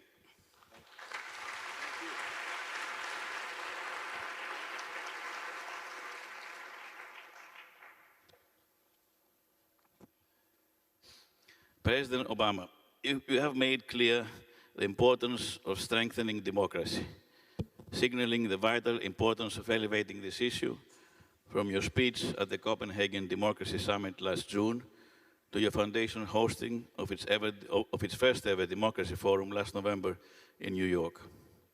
Now here in Athens, where so many of the fundamental notions of democracy were born, I'd like to understand how you're thinking of this kind of moment and what is most urgently needed. Well, first of all, I want to thank Andres and SNF, who have been extraordinary partners for us. Your commitment to doing good here in Greece and around the world is extraordinary, and you've been and continue to be a great partner in our efforts. In fact, thanks to SNF's participation, we're going to be able to create a democracy hub at the Presidential Center that we're building in Chicago. So everybody's welcome to visit, although you should probably not come in January or February, because I'm not sure Greek blood can handle that much cold. But, you know, there's a reason I gave my last official speech here in Athens. because when I think about what motivated me to get into public service, it was the inspiration I had drawn from movements around the world in which ordinary people insisted that they should have a say in how they were governed, and that if we committed to forms of self-government that recognized the worth and the dignity of all people, that we could overcome poverty and discrimination and conflict. And that idea began here, imperfectly, just as the United States Constitution and the Declaration of Independence was imperfect. It gave birth to this idea that each person has value and should have some say in how their lives proceed and how their communities are built and the rules that govern all of us. And, you know, I think that one of the reasons this conversation is timely is because right now we're going through a contest of ideas. You know, we've seen, whether it's in the illegal invasion of Ukraine taking place, in the rollback of freedoms in many parts of the world, elections that involve participation during election day, but underneath are illiberal democracies. What we've seen is the basic notion of democracy challenged, and there are a lot of reasons for that. But what I am convinced of, and the work that I'm doing now post-presidency, is that the spirit that was born here in Athens, that continues to motivate and inspire people around the world. And if we can give them voice and get them a seat at the table, then not only can we strengthen democracy, but we can also solve a lot of the problems that we face. But it's going to be difficult. It's difficult here in Europe, it's difficult in the United States, it's difficult around the world. And one of the reasons that I've been focusing on young people, the Obama Foundation essentially brings together young leaders from every continent to discuss how they can work together on climate change, on healthcare, on economic opportunity. What I've discovered is that in young people, they still have faith in democracy. They still have faith in freedom and self-governance. But they've been disappointed in existing institutions, big politics, big media, big business, and they're now reshaping and reforming those institutions so that they can operate effectively in today's environment. And I am extremely hopeful because of them. And I know that you had some young leaders here earlier today in this foundation. I think that it's the task of those of us with gray hair or no hair at all. Our biggest job, particularly those of us who've been given a platform and resources, our biggest task right now is to encourage that young leadership and pass the baton and pass the torch so that they can begin what is going to be, I think, a very challenging period. It's challenging because of environmental challenges around climate change. It's challenging because what we've seen in globalization is greater integration of the world economy, but it's also produced extraordinary inequality, inequality that is being accelerated in many cases by new technologies. We have, I think, here in Greece, obviously, but across Europe and in the United States, issues of migration. The fact that there are many countries where people have difficulty supporting themselves, understandably, they want a better life for themselves and their children. But that puts strains on our social systems and becomes an easy target, I think, for people's fears and frustrations. All these things are contributing to, I think, big challenges, but the good news is that I think there are young people that are out there ready to meet them, and that's going to be the project that I continue to focus on, the foundation focus on. That's why we're so glad that SNF's a partner in that process. Thank you. And we're honored to be part of this effort. In Copenhagen, you talked about the importance of a shared culture of democracy. Against that backdrop, what is your view of how we should think about freedom right now? And by the way, back, more than 80 years ago, FDR gave a famous State of the Union address in January of '41. It was 10 months before the US joined the war.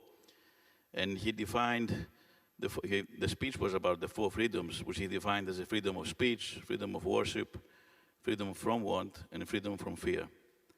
And sometimes it seems as if the values of individual freedom and representative democracy can be at odds. And I think this is a very important part. How willing / tolerant should we all be to listen, discuss, engage with others who might be interpreting freedoms and values in a different way than we do? How do we create the space to have these difficult discussions? One of the central ideas behind democracy is we agree to a set of rules, and within those rules we have competition.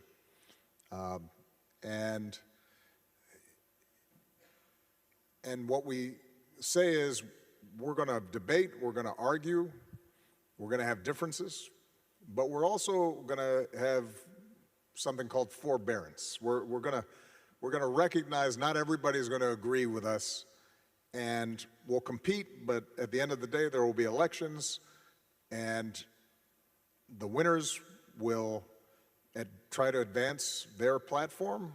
The losers will, and I've lost occasionally, it doesn't feel good, but we go back, we retool, we sharpen our message. There's cooperation within the competition. That sense that we can agree without being disagreeable, without demonizing the other side, that's central to the democratic idea. I've often said that what makes the United States exceptional is actually not the size of our military or the size of our economy,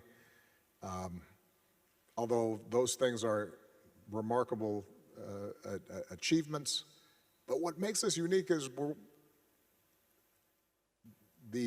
one of the few big countries that is also multiracial, multi-ethnic, multi-religious, and so far, at least, we've been able to manage this experiment that says we can get along and we can live together. Now, we've done that imperfectly. There's been the history of slavery and Jim Crow and discrimination against various ethnic groups, but we represent people from every corner of the globe, and the basic central idea of America, not always the reality, but the central idea of America is somehow we can all find a place and live together and work together and respect each other. And that's why if you go to my hometown of Chicago, we've got Greek town, and there are a lot of Greeks.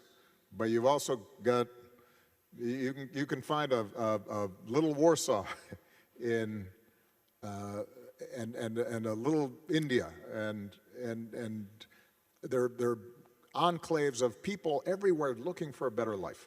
Now, that's hard though. Democracy is a hard form of government because it means that you have to live side by side with somebody who has not just different ideas from you, in some cases an entirely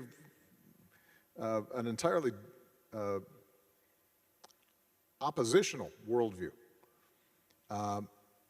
But what I think is dangerous now is that we're seeing, particularly in some of the far-right populist parties in Europe, I would argue also in the United States, this sense that we will do anything to win, and we will break down the norms, the barriers, will manipulate voting rules.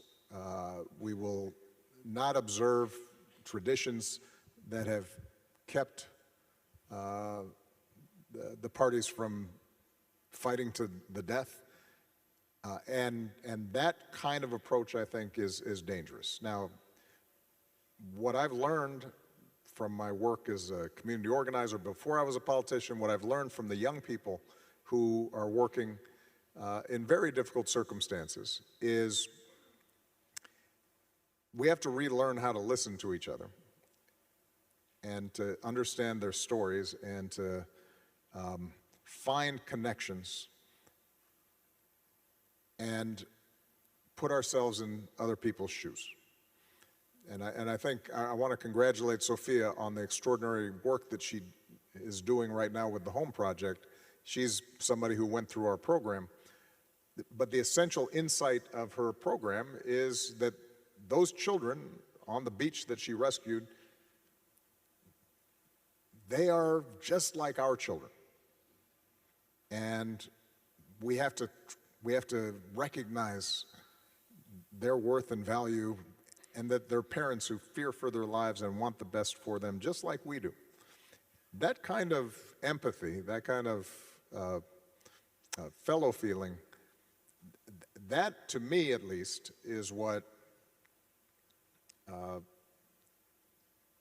is the basis for any well-functioning society. And it's easier to do when we all look alike and we all have this similar names and we all speak the same language. It's harder to do across borders.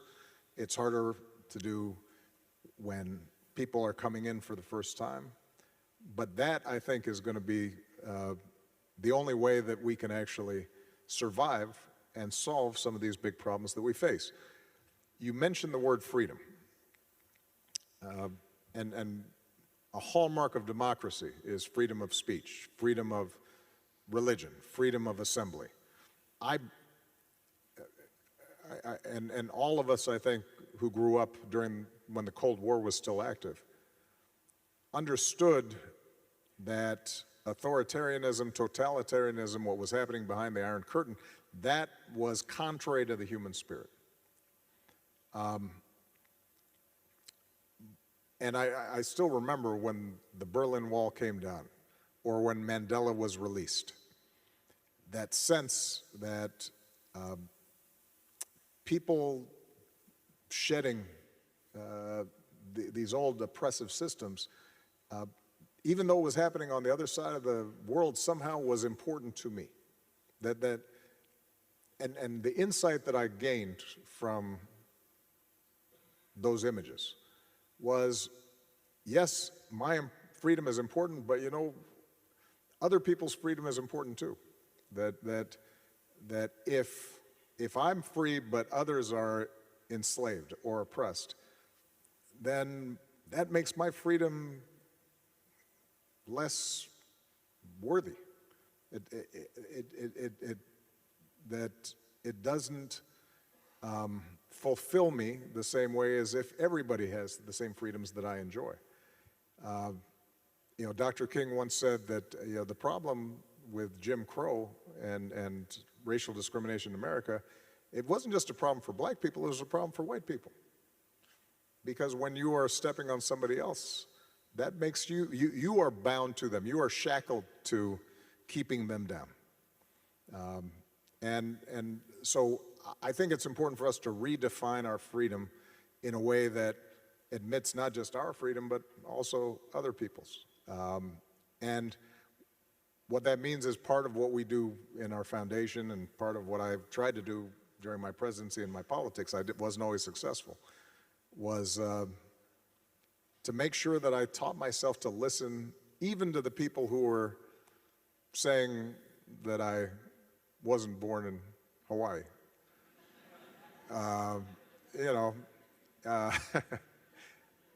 Even those who I thought were not sincerely trying to engage with me, I still tried to understand what was happening with them. And that, I think, is that's vital for us to, all of us have our own freedom, but also to recognize the freedom of others. We have to listen and find opportunities to work with them. And one last point I'll make, we can talk about this a little bit more. I think the existing media environment right now is making it much more difficult for us to live side by side freely and listen to each other. I have been talking about this for a while now because it's something that I saw during my presidency. The digital age really arose in parallel with my presidency. And obviously we've seen the extraordinary information revolution and the benefits that have occurred from that. But I think we've also seen a dark side in which each of us now are in our own little silos, our own little information pockets. We don't speak across those divisions that exist. Instead, we stay safe and we get information that reinforces our existing biases and our existing prejudices. And when you add to that active misinformation and manipulation of social media platforms, increasingly there are people who just don't believe anything's true. And they're certainly not going to be willing to engage seriously in conversations with others because they don't believe anything. And that, I think, has undermined our democracy enormously. We're going to have to find new ways to educate our young people to be able to distinguish truth from falsehood, but also to get out of our comfort zones and seek out perspectives and viewpoints and meet people face to face that don't agree with us and learn how to have a conversation in which we can rebuild trust in our societies. And that's something that I've seen not just here in Europe, but in the United States and around the world. And I don't have a perfect answer for it, but you're seeing a lot of important experiments of young people who are trying to take social media and use it as a way to increase understanding as opposed to increasing fear and suspicion. One of the lessons of your legacy is the importance of using your story to connect with others. Not just to share of yourself, but to find those fundamental connection points among us. To demonstrate that we are more similar than different. Can you talk about the importance of seeing humanity in others, just as you want them to see the humanity in you? That feels fundamental to creating the space for change and progress. Well, I'll build on what I said before. Now, let's just use my... I'll tell a story about my campaign when I was running for the U.S. Senate. This is way back. I had no gray hair at all.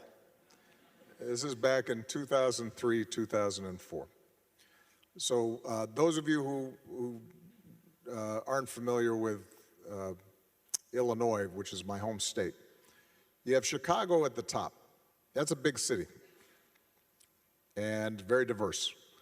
And then once you leave Chicago, it's got a ring of suburbs, wealthier suburbs at the time, mostly Republican, center-right.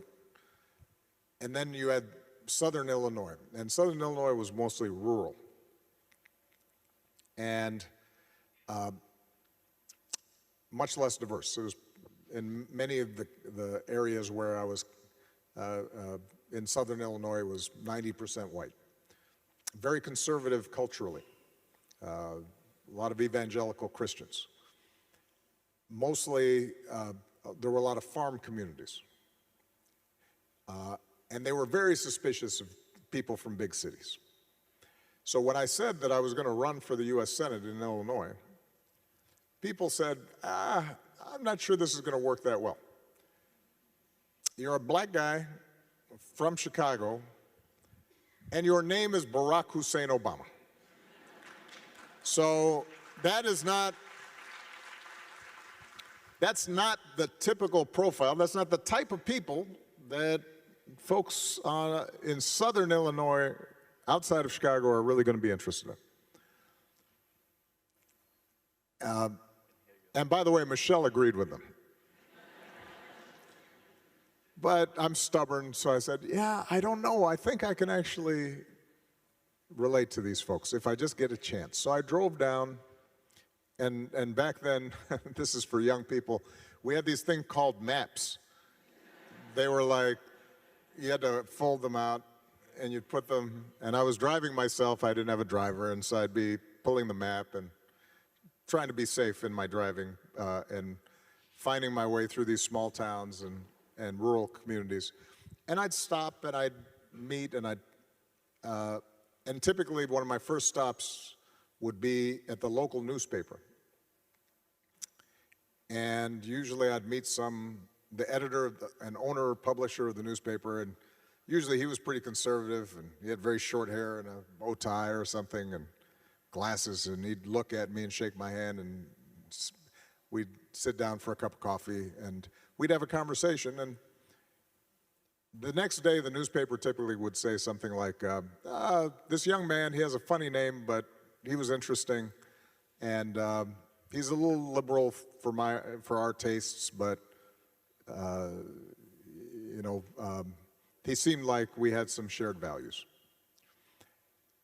And I would go to these county fairs, and I'd go to farms and talk about their corn and their beans and their livestock, and I'd meet with veterans who had fought in our wars at their VFW halls, the Veterans Affairs or the veterans organizations there. And I ended up winning those areas. And the reason I won was because I was able to have a conversation face to face, and I could describe to them, here's the values that I grew up with. Here's how I think about the future for my two young daughters. At the time, they were babies. Here's my hopes and dreams for them. We might talk about basketball, and I'd ask them about the local sports teams. And you could have a conversation face to face that was unfiltered.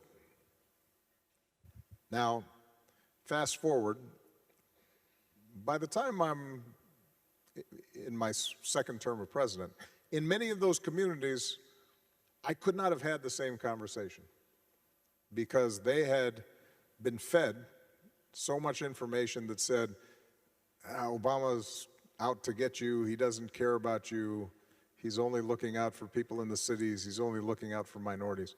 And so there was a much more suspicion that was built in there. And I often tell that story to say the people in those communities hadn't changed. What we had in common hadn't changed. It's just that they had now different assumptions, fears, suspicions that had been fed to them that made it more difficult for us to cross the divide. And so the thing I'm convinced by is that we have different experiences and we occupy different situations, but we do have basic things in common that allow us to build coalitions and work together. And democracy can work if it's given a chance. Now, there is one more element, there is one other element that I think we have to address, and that is the increasing inequality of economic opportunity and income and wealth that we've seen accelerate over the last several years, what some economists in America call the winner-take-all economy. One of the ironies of globalization and technology is that if you have particular talents, if you are particularly successful, you now have a global market. But what globalization and those technologies has also done is to render a lot more people, workers, not just blue collar, but increasingly white collar, people in helping professions that are less mobile. It's given them less leverage, and they are now taking a smaller share of the pie than ever before. And so one of the things that I think we do have to address is, for democracy to work, people don't have to be perfectly equal. You know, Michelle always describes her father was a working class, never went to college.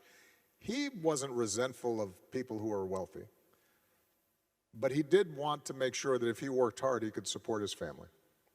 And so this is not just a matter of class warfare. It's a sense that everybody can get enough. That if they work hard, they apply themselves, they can support their families, they can get enough. We live in a world now where there are many people who can't do that anymore. It's harder to do. The economic foundations of their lives are much more unstable. And that creates differences that are harder to bridge for democracy. It makes it harder within nations, and it makes it harder between nations. You know, in the United States, there are communities where only rich people live.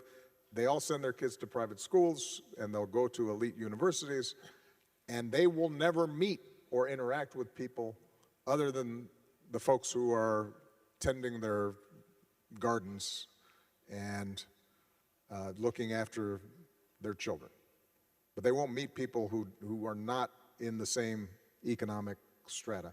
And conversely, there are communities in my hometown of Chicago where there are young people who've never, there's a huge lake on Chicago that they've never even visited because they do not travel out of their communities. And everybody's poor, and that's all they see.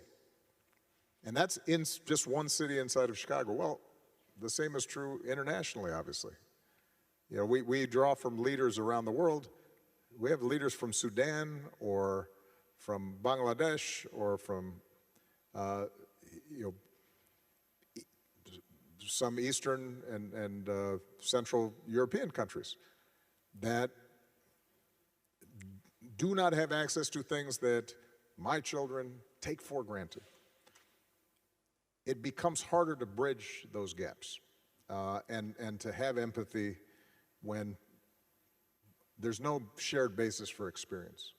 And so one of, I think, the important projects for all of our democracies is to attend to those who've been left behind in globalization. That means, whether it means educating and training our young people more effectively, whether that means recasting the social safety net, whether that means providing foreign aid to countries. The migrant crisis that Greece bore such a big brunt of over the last 15 years, Greece shouldn't have to bear that alone. But part of the solution is that internationally, all of us have to take responsibility for the circumstances that lead desperate people to come here. But we can't ignore it. I mean, you think about what's happening this week. There's a potential tragedy unfolding with a submarine that is getting, minute-to-minute coverage all around the world. And it's understandable because obviously we all want and pray that those folks are rescued. But the fact that that's gotten so much more attention than 700 people who sank is that's an untenable situation. And the notion that we can't do something about that is simply not true. Because, and we know we can do something about it. There are countries that have found a balance in which everybody feels as if they have enough. I was a few weeks ago in Amsterdam, And they're rich people in Amsterdam. They're fancy restaurants in Amsterdam, but they're people, you know, who are very successful economically in Amsterdam. But you know what? The average person there, they have enough. And they feel as if they count and they matter and they're not left behind. And as a consequence, there's greater social trust.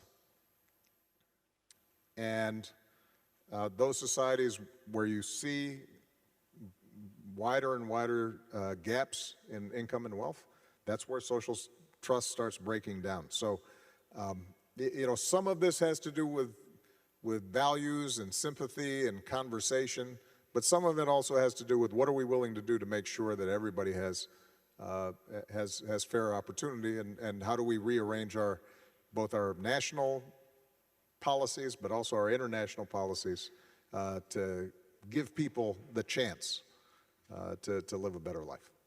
And to also talk about human decency, basically. Yeah. You're talking about.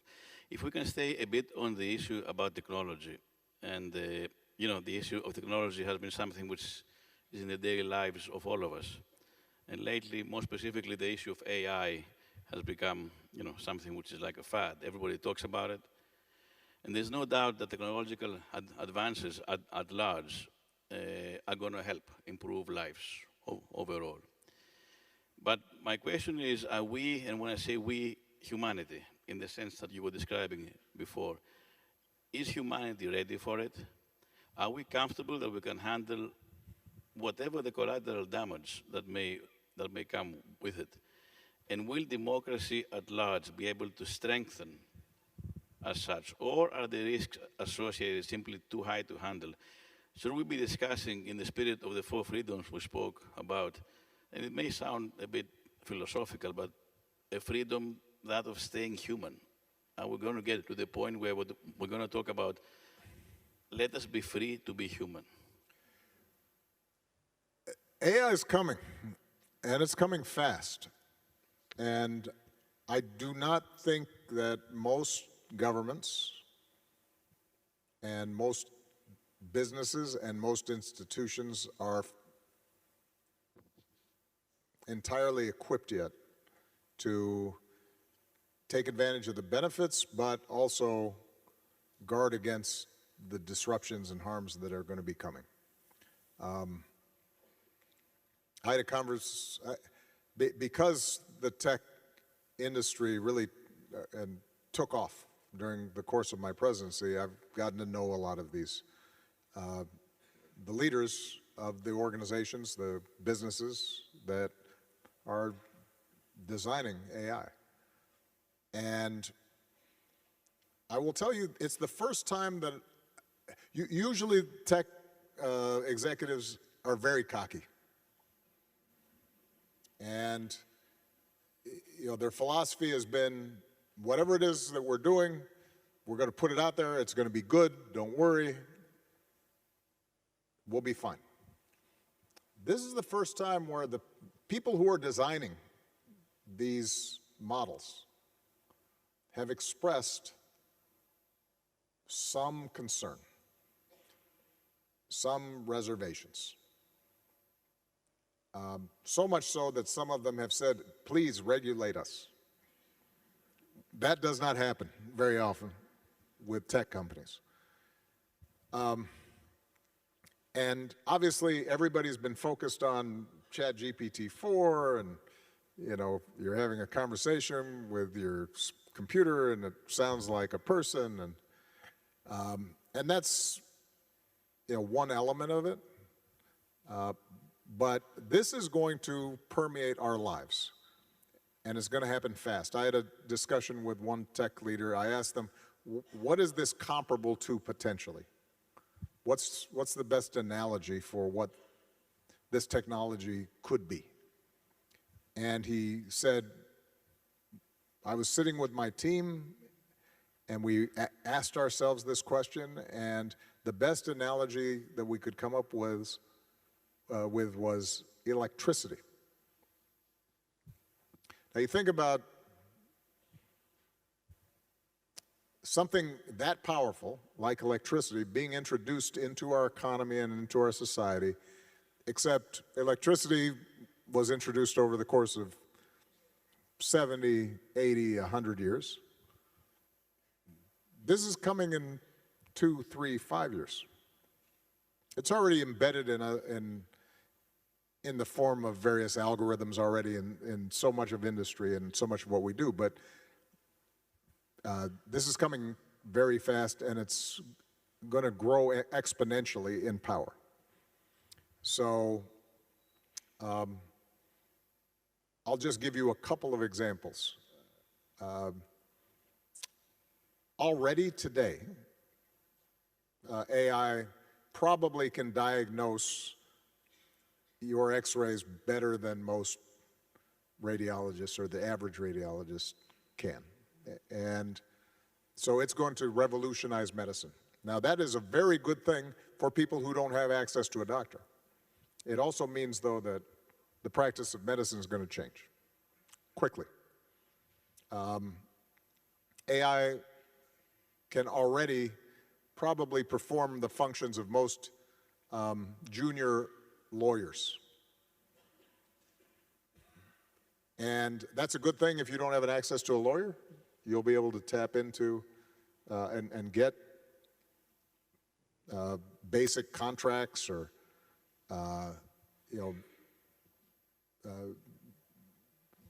legal assistance that some people can't get.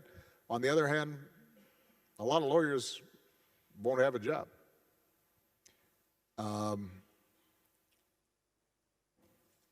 So the amount of job displacement that's going to take place, it will enhance the capacity of people to do their jobs in some cases, but it's also going to eliminate a lot of jobs.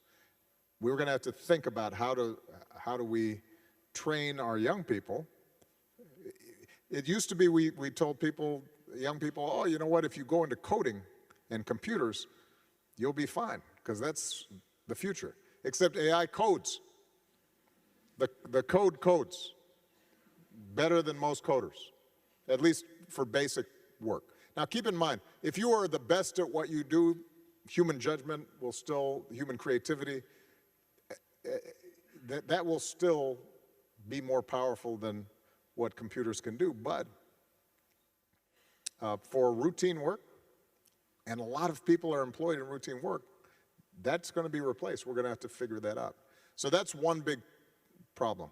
For democracy in particular, all the problems that we saw, let's say in the United States election, but also in many other circumstances, including Ukraine, the problem of misinformation.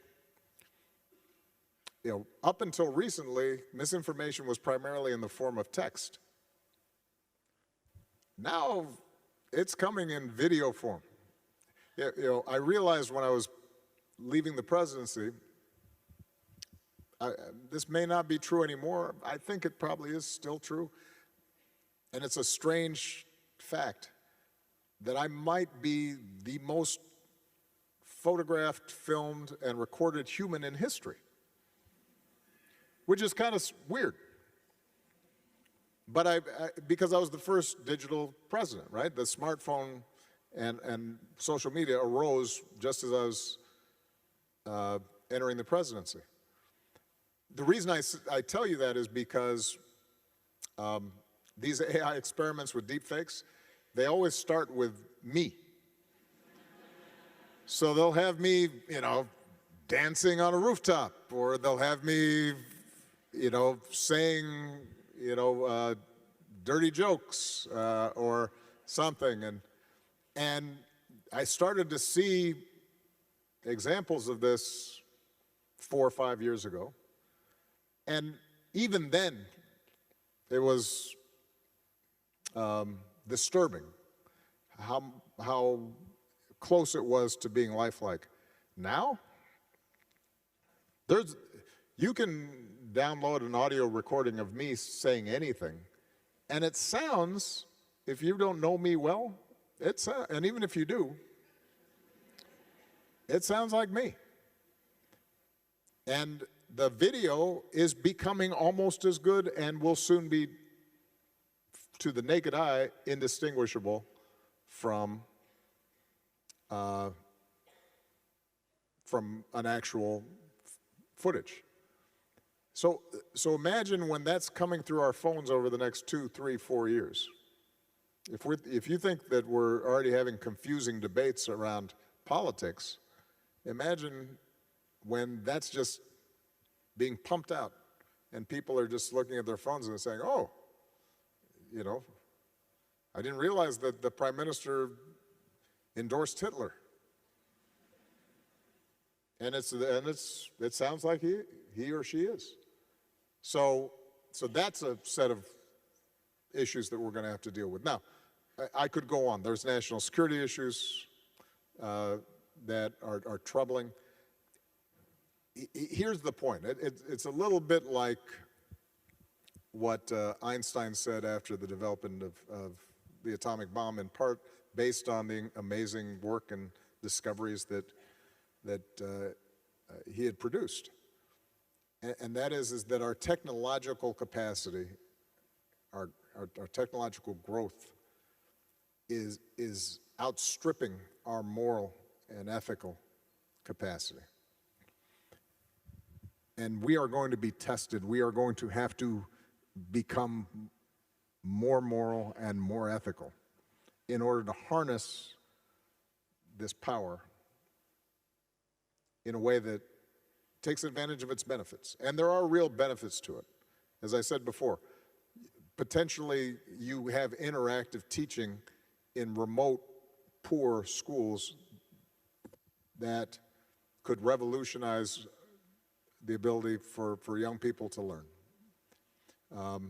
It has the capacity for us to solve the issue of transitioning from dirty energy to clean energy. It may give us the formulas around which we can not only become much more energy efficient, but actually create new non-carbon emitting sources of energy that help us deal with climate change. So it's something that we have to, we can't put knowledge back into the bottle. The genie's been released. But what we can do is to recognize its power for both good and ill and come together to make sure that it benefits all of humanity rather than destroys us. And that means that our governments and our businesses are going to have to get their act together, and that means ultimately it takes us back to your original question. We will get better outcomes in AI if we are applying democratic principles that says everybody counts. This is not a tool just to empower some or to enrich some, but to make everybody's lives better. If everybody is able to have a seat at the table in deciding how this is deployed, then I'm much more optimistic that it will work. Now, and I want to make one last point about not just AI, but democracy generally. Because democracy is so frustrating, and frankly, because a lot of democracies, including my own, have been so gridlocked and polarized of late, I think there's some, including in the global south, who've looked and said, why don't we just adopt the China model? It's more efficient, freedom's overrated. Right now, we just want to make sure that everybody gets enough to eat, that we're growing economically fast, that if we say we want to build a road, it gets built. We've heard these arguments before. The trains run on time, I think, is what Mussolini used to say.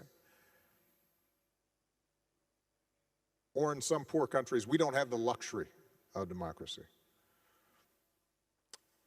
I don't think we can deny that there are times where authoritarian governments, they can get things done faster.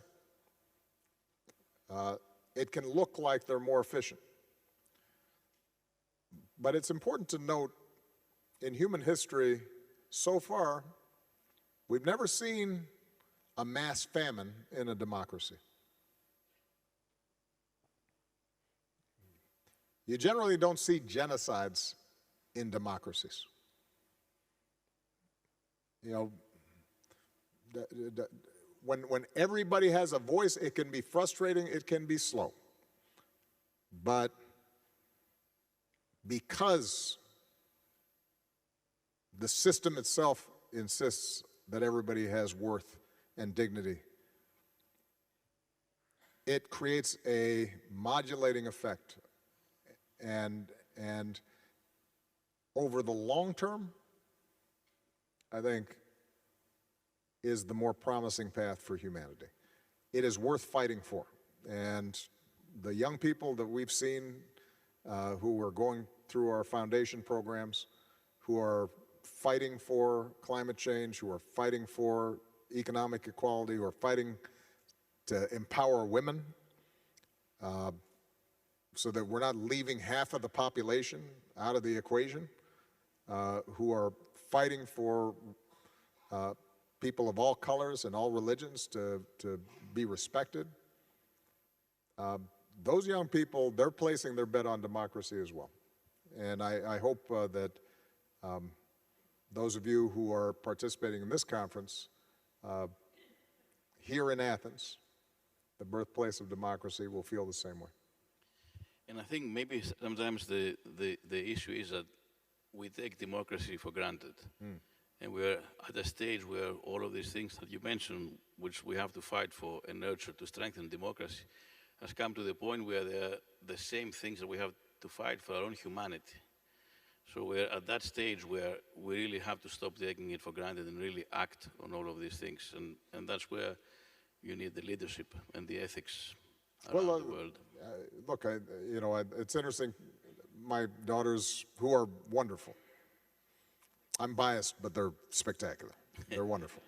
But we have conversations sometimes, and they talk to me about their friends and their peers who say, what's the point? Why bother voting? Why bother participating? Everything's corrupt. The climate's getting worse.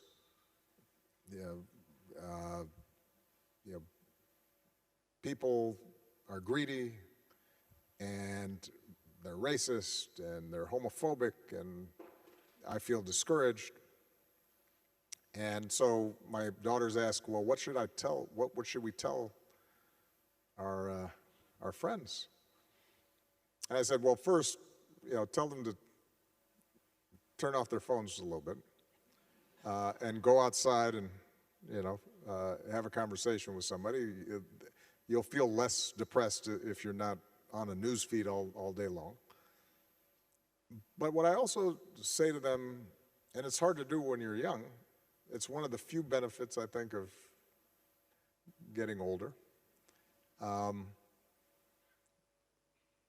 What I tell them is age does bring perspective. And I think maybe, last night I took my daughters for the first time to the Acropolis, and it was a perfect night, and it was summer solstice, and the sun was going down over the hills, and the Parthenon was lit up. And I reminded them that not only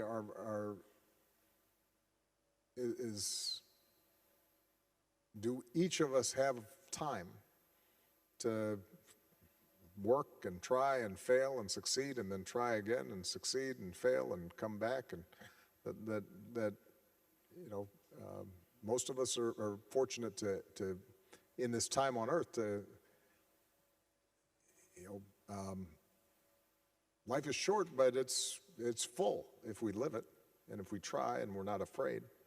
But what I also said is that human history is long, and we have to have perspective. As frustrating and tragic and as the war in Ukraine is, and as the tragedy that happened with the ship off these shores is, and famine and disease and pandemic and climate change, all those things are real, and we have to fight for them. But I also remind them, if you had to be born at any time in human history, and you didn't know ahead of time who you were going to be, when would you want to be born? You'd want to be born now. Because for all the challenges that we've gone through, the world has never been wealthier, healthier, better educated, more tolerant, and for the most part less violent than it is today. The progress we've made in my lifetime.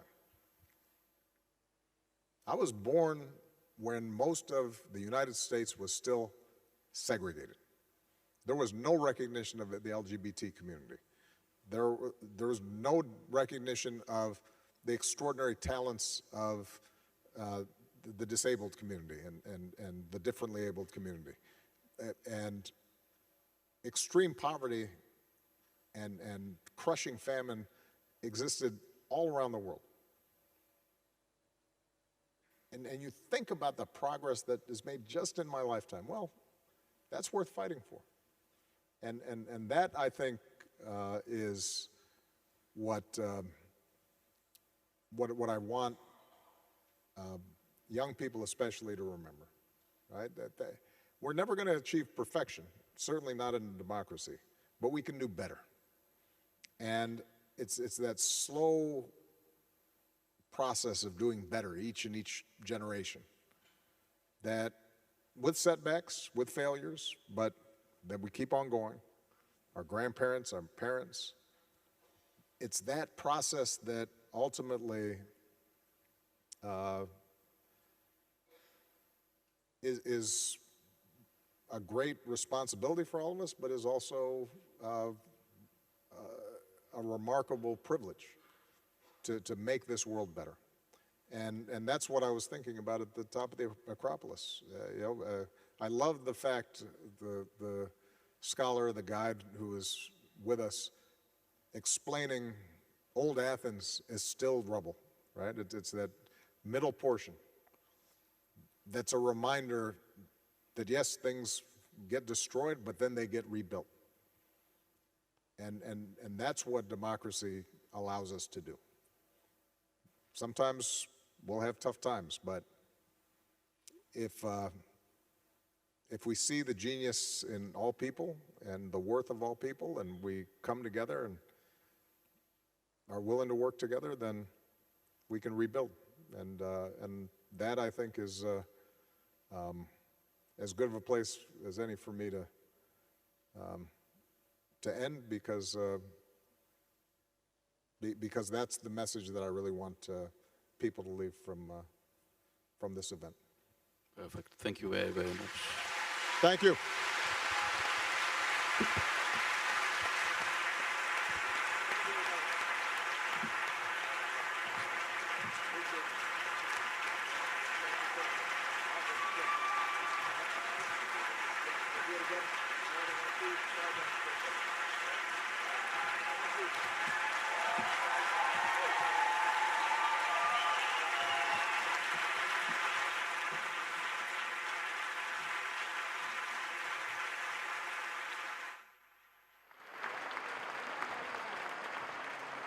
There's a river in the green field of mine. Sometimes it's black, sometimes it's white, like the cloudy mountains. Some days the grass is blooming, some days it turns to dust. I'm literally longing for the sun, hoping that it lasts.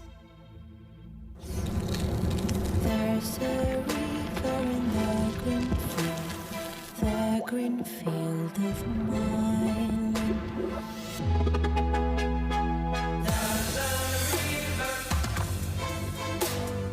SNF Nostos 2023 is on its way to help analyze, discuss, and normalize every aspect of mental health on June 20th, 21st, 22nd, and 23rd.